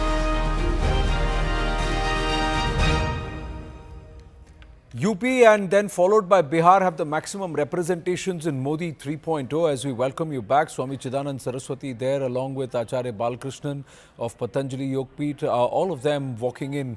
They're all special invitees. You see Pushkar Dhami, the Uttarakhand Chief Minister, they're meeting with some of the people of waiting media, special invitees, and also News 18 colleagues of mine who are all present there at this very big event. 10,000 people at the forecourt of the Rashtrapati Bhavan who are all seated there waiting for the entire proceedings to get underway. Mansukh Mandavia, the former health minister, the former external affairs minister Subramanian Jaishankar, they're all present, they're all having conversation. Bhupendra Yadav standing there, behind him in that pink topi, that's Jyotiraditya Scindia, and the colourful saffron pagdi is Arjun Ram Meghwal. So they're all already there on the dais. We'll try and go across to Payal Mehta, Aman Sharma or Pallavi Ghosh, who are all there at different portions, different areas. Payal Mehta with us. Yes, Payal, what's the mood in the forecourts of the Rashtrapati Bhavan? Well, the mood is extremely electrifying, Anand, because they are coming in, even though we have like close to an hour or so left before Prime Minister Narendra Modi comes in and the oath ceremony takes place. My video journalist Rakesh is showing you that there is scores of people are standing over, scores of people would have come from far and wide. Let me see if I can try and get in a word with a couple of people who've just come, a couple of guests who've come, and let me just see if they can. Right. The security doesn't want us to go that route, but yes, a lot of people are here, a lot of people have come to see this ceremony. It's history in the making, Anand, as Prime Minister Narendra Modi will take oath for the third time in a row, and not only that, he's going to have a government in place for the third time in a row, a record only held by Pandit Jawaharlal Nehru in the past. And fortunately, people like us are also there to witness history in its making, Anand. what's the arrangement in terms of deciding the cabinet berths? BJP retains about 80% of in the Council of Ministers. Is there a formula there? And is the TDP going to insist on the Speaker's position, or is the BJP going to hold on to that too? Even as we get pictures of Amit Shah and then followed by Yogi Adityanath coming in. Yes, Payal. Well, of course, the cabinet and its positioning is something which is going to be decided by the Prime Minister. But as far as the Speaker's chapter is concerned, the chapter is completely closed because neither did the TDP nor did the JDU ask for that position. They understand the BJP did not want to compromise as far as the position is concerned. The BJP had said that these positions are not givable like the top 4 ministries in the government. So the TDP has been more than happy with getting one cabinet in the form of Ram Mohan Naidu and Mr. Chandrasekhar in the form of the MOS as well. That's the same composition that they had in Modi 1.0 government when they were in power. Ashok Raju was the Union Minister and Vayesh Chaudhary was the MOS as well. But more than anything, as you know, Anand, given the situation in Andhra Pradesh, the TDP is extremely precarious of what really has been left behind by Jagan Mohan Reddy. They feel that a debt-ridden state has been left by Jagan Mohan Reddy, and that's why they want packages. They want money for the state to build its projects which have been pending for decades together. The Polavaram project is one classic example, and probably the BJP will be able to help them as far as that is concerned. They were also asking for financial packages in particular because they've been saying that no packages have come their way. But one must remember that last year around itself, the government had given a package worth 10,000 crores to the government as a package to work on the economic situation in the state. Well, but Jagan Mohan Reddy's borrowing over the last 5 years has actually put the state economy in a doldrum, and that has been the biggest worry for Chandrababu Naidu. And with the fact that the economy is reeling, no jobs were created, no infrastructure was happening, that's the reason Jagan Mohan Reddy's bastion has been breached by Chandrababu Naidu, and how he's got 163 out of 175 MLAs and probably the largest chunk of MLAs ever in Andhra's history. Well, Piyush Goyal should be coming in a bit. There was somebody who resembled him, but it's not him. But Nitin Gadkari is present there. Arun Kumar from the RSS, who moved to becoming the political advisor within the and has been largely in the shadows recently. He was there from the RSS. The equations between the RSS and the BJP, there's been a lot of conversation. Sumant Raman is with us. We'll see if Gajendra Chauhan is still with us. We'll go back to Payal Mehta in just a bit. But Uday Mahurkar with us in the studio. I think the statement which Mr. Nadda gave was not well received in the RSS, as I think. At least in the, the leadership. Get my point? Okay. Doesn't mean that RSS is not worked, Okay. I mean, there is always an understanding at the local level between the BJP Shukanto and the Majumdar RSS. walks in. He is going to be sworn in as an MOS. We've got the confirmation on that. Yes, please continue. Ji. So, you see, RSS is the mother organization of BJP, So, the statement, maybe there was some lack of understanding on his part or some language which was... No, I beg your pardon, that was Shantanu Thakur. Shantanu Thakur was the one who walked in, not Shukanto Majumdar. Shantanu Thakur had walked in, the Matua leader. Yeah, please go ahead. So what I am saying is that the statement which gave as part of his interview, Mr. Nadda, I don't think it went well with the leadership as well as a section of the RSS workforce at the lower level, But that doesn't mean that they did not work at the ground level during the elections, because there is always an understanding between the candidate, between the local BJP leaders and the RSS. Correct. So not to say that they have not worked, but that statement was seen as something of, disowning a mother organization, So I think they did not go well with the party leader, with the RSS leadership as well as the workforce. Right. Suresh Gopi enters. Suresh Gopi comes in, the BJP MLA from Thrissur. Big story there. Suresh Gopi and George Kurian both have been included from Kerala. There were talks that he may not actually be coming in, but he then air dashed from Thrissur after he got a call early in the morning. And then sometime around noon, he flew in and landed around 3 p.m. He was not there at the tea party because the call went late to him. But he is there in the thick of it all. So Kerala representation continues, and Suresh Gopi is a story in itself, because a huge amount of not just the Hindu but also the Christian vote transferred and came to him in Thrissur.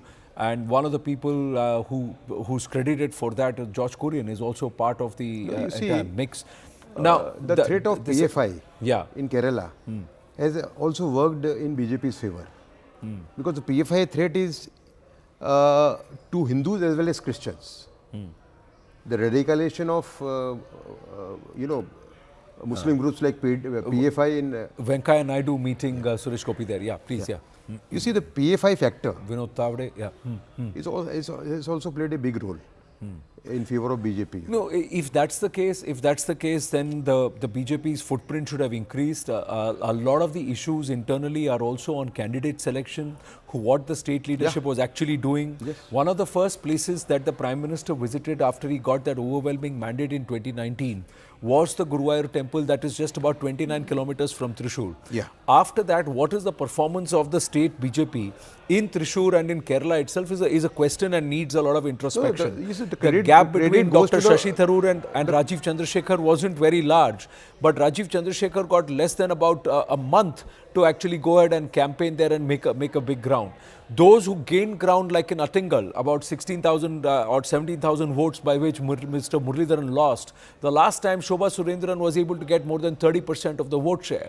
So in a lot of places, if you were to ask, look at Uttar Pradesh. Then Yogi Adityanath is present there, but what went wrong in Uttar Pradesh? If there is this Upayogi combination. If we talk about Kerala, yeah, I think full marks to the Prime Minister, who despite, unlike Rajiv Gandhi, Rahul Gandhi, he stopped focusing on Rai Bareli, and Amethi after he went to Wayanad. Here is a Prime Minister who is going to Tamil Nadu, who is going to Kerala, knowing very well that he will make some gains, but very little. Yeah. Narayan Rane present there. He's not part of the cabinet this time. The full credit goes to the Prime Minister. BJP may have increased its spread. It's present across 22 states and union territories across the country today as a party, and it's truly a national party now with presence in Tamil Nadu, presence in Kerala, presence in Odisha, presence in Andhra Pradesh, so, Telangana. So it's got presence, pan-India presence it can claim, and it's truly a national party. But there are critical areas where they have actually they've lost ground. What went wrong in Uttar Pradesh? What could they have done better in Kerala? Could they have done much better in Maharashtra, your own home state? Look at what the state of affairs there is in Maharashtra. Sumant Raman wanted to say something. Yes, Sumant Raman. Yeah, two things. One is that the relationship with the RSS. I think it will be interesting to see the approach of the new government and the BJP, to what extent they are going to try and repair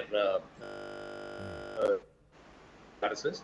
I think that statement of Mr. Nadda was inopportune. I think at some stage they genuinely started to believe that this was probably going to be the Chars Par kind of election, and that really that they possibly did not need the RSS, which I think was a major mistake.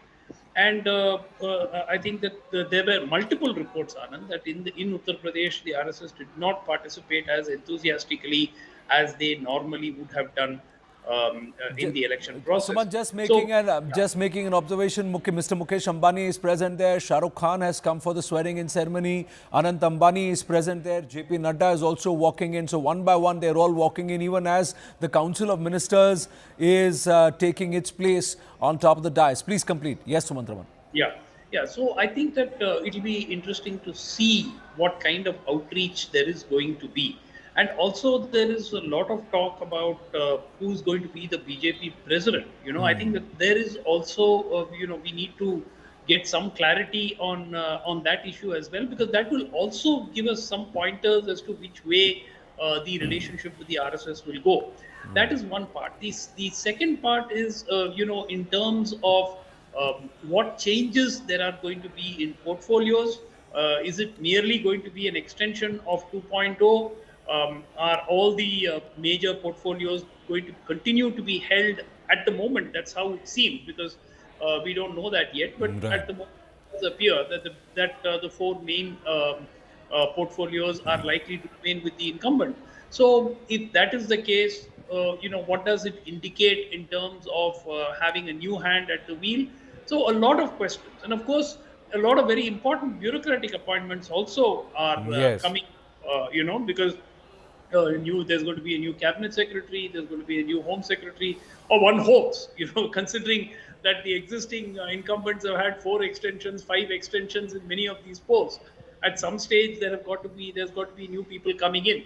So all of these will give us more pointers. So like I said, we need to wait for the next few weeks, at least, a couple of months, to see which way this government is going to head. Well, we did spot Akshay Kumar there. Before that, Sudha Murthy present there. This is Rajnath Singh, most likely to retain the Raksha Mantri or the Defence Ministry, the Defence portfolio. Amit Shah likely to retain the Home portfolio.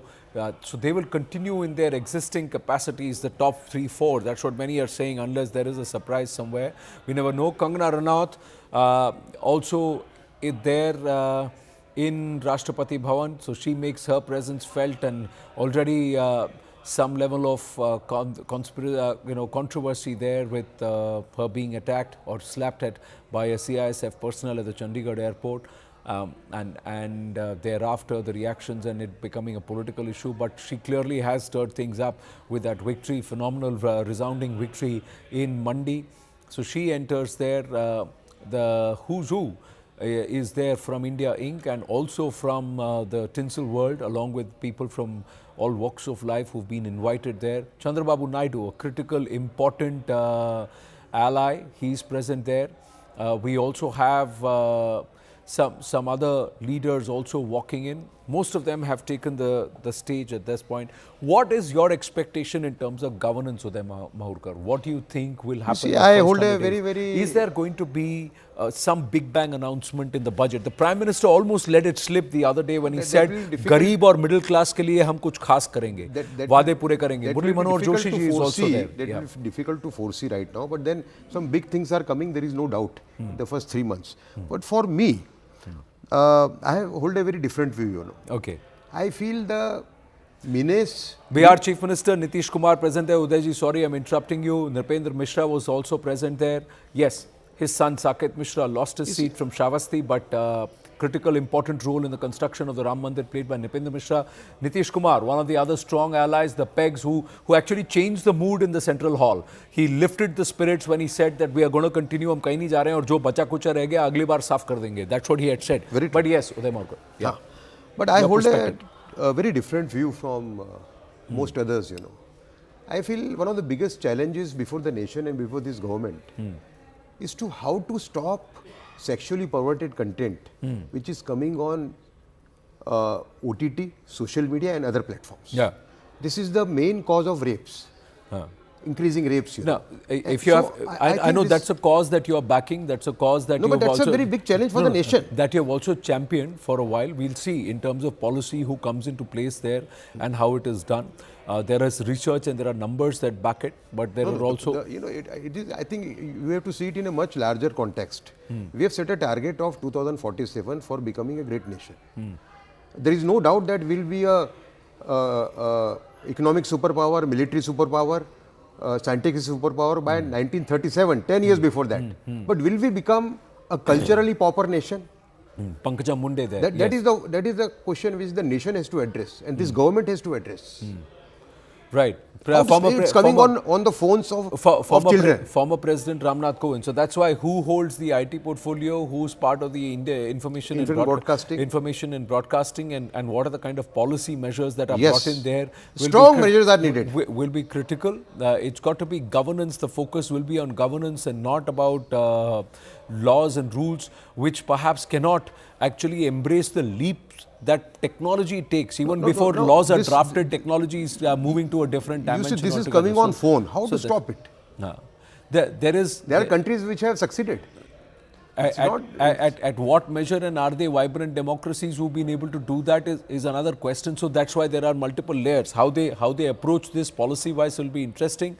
Some of the Nyaya Sanhitas also will come into play from the 1st of July. So how they are implemented on ground. Education is a big sector, a big hole or a void where a lot of gaps are there which need to be filled. I think that's the Nepal Prime Minister Prachand who's also there. There you go. Who doesn't recognize him? He's also here. The Talaivar also makes his appearance and his entry into Rashtrapati Bhavan for the swearing-in ceremony along with Mrs. Rajnikant. So both of them present. So the dignitaries are also walking in, the celebrities are walking in, they're all trying to be there at the appointed time. We're counting down less than about half an hour before the proceedings formally get underway. Once these dignitaries, the delegates are all seated, they're all present. We will have the Prime Minister coming, then also the President coming, and then the formal proceedings will get underway. Sumant Raman, in terms of governance, first 100 days or even the budget, the special session of Parliament, and when they will announce the budget, are you expecting something big bang? I keep hearing this, that there will be big bang announcements in the first 100 days. Quite frankly, it scares me. What we need is to some extent continuity, and we need a steady hand because the economy, despite whatever numbers are being put out there are two problems with the economy. One is the fact that the growth is quite uneven. There is a lot of inequality, and that needs to be addressed. Second, of course, is this also seems to be, a lot of it seems to be relatively jobless growth, because unemployment numbers are still very, very high. So I think that a lot of attention would be focused on the economy, and also a few other issues. I think you mentioned about the various curbs on social media and on the media and so on. Right. I think that it's going to be very difficult to push anything new through Parliament now. Right. Because of the obvious concerns on the numbers.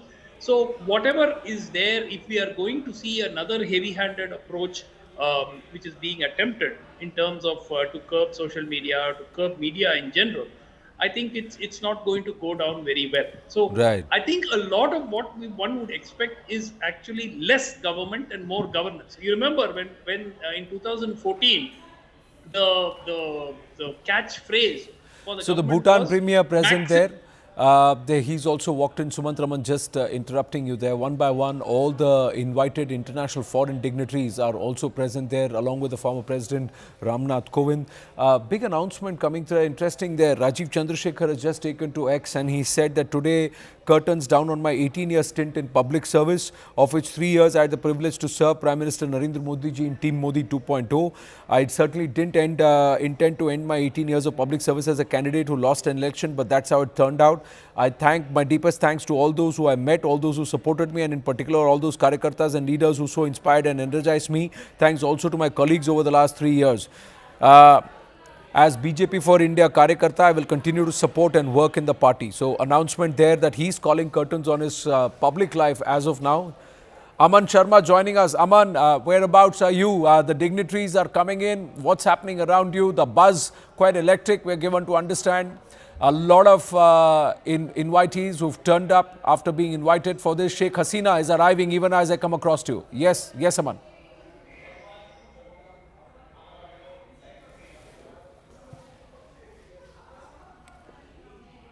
Okay, we'll try and connect with Aman in just a bit. Okay, that's Sheikh Hasina who's coming in. So one by one now it's the foreign dignitaries. So once the foreign dignitaries arrive, after that it will be the Prime Minister, we are given to understand, and then we will have the President coming in. We'll have the President coming in after that.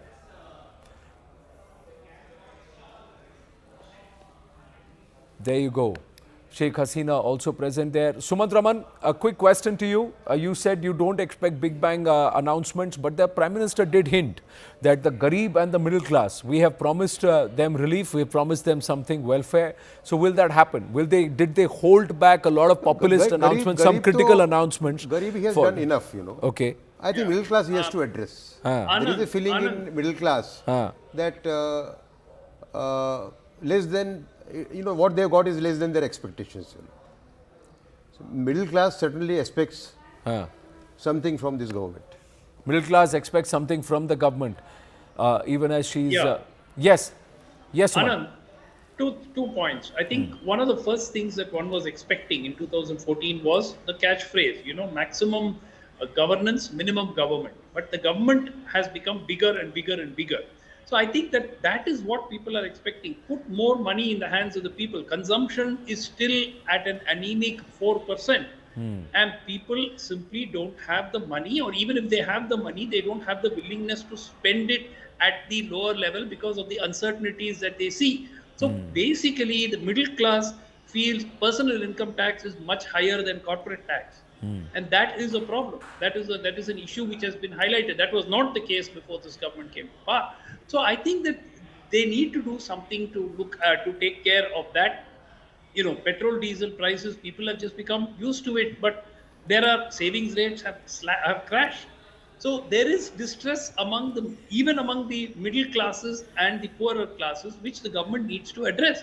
I mean, Right. merely giving 80 crore people free rations is not the solution. People need more than free rations, and they are aspirational. So please put more money in the hands of the people. They will spend, and that will boost the economy, rather than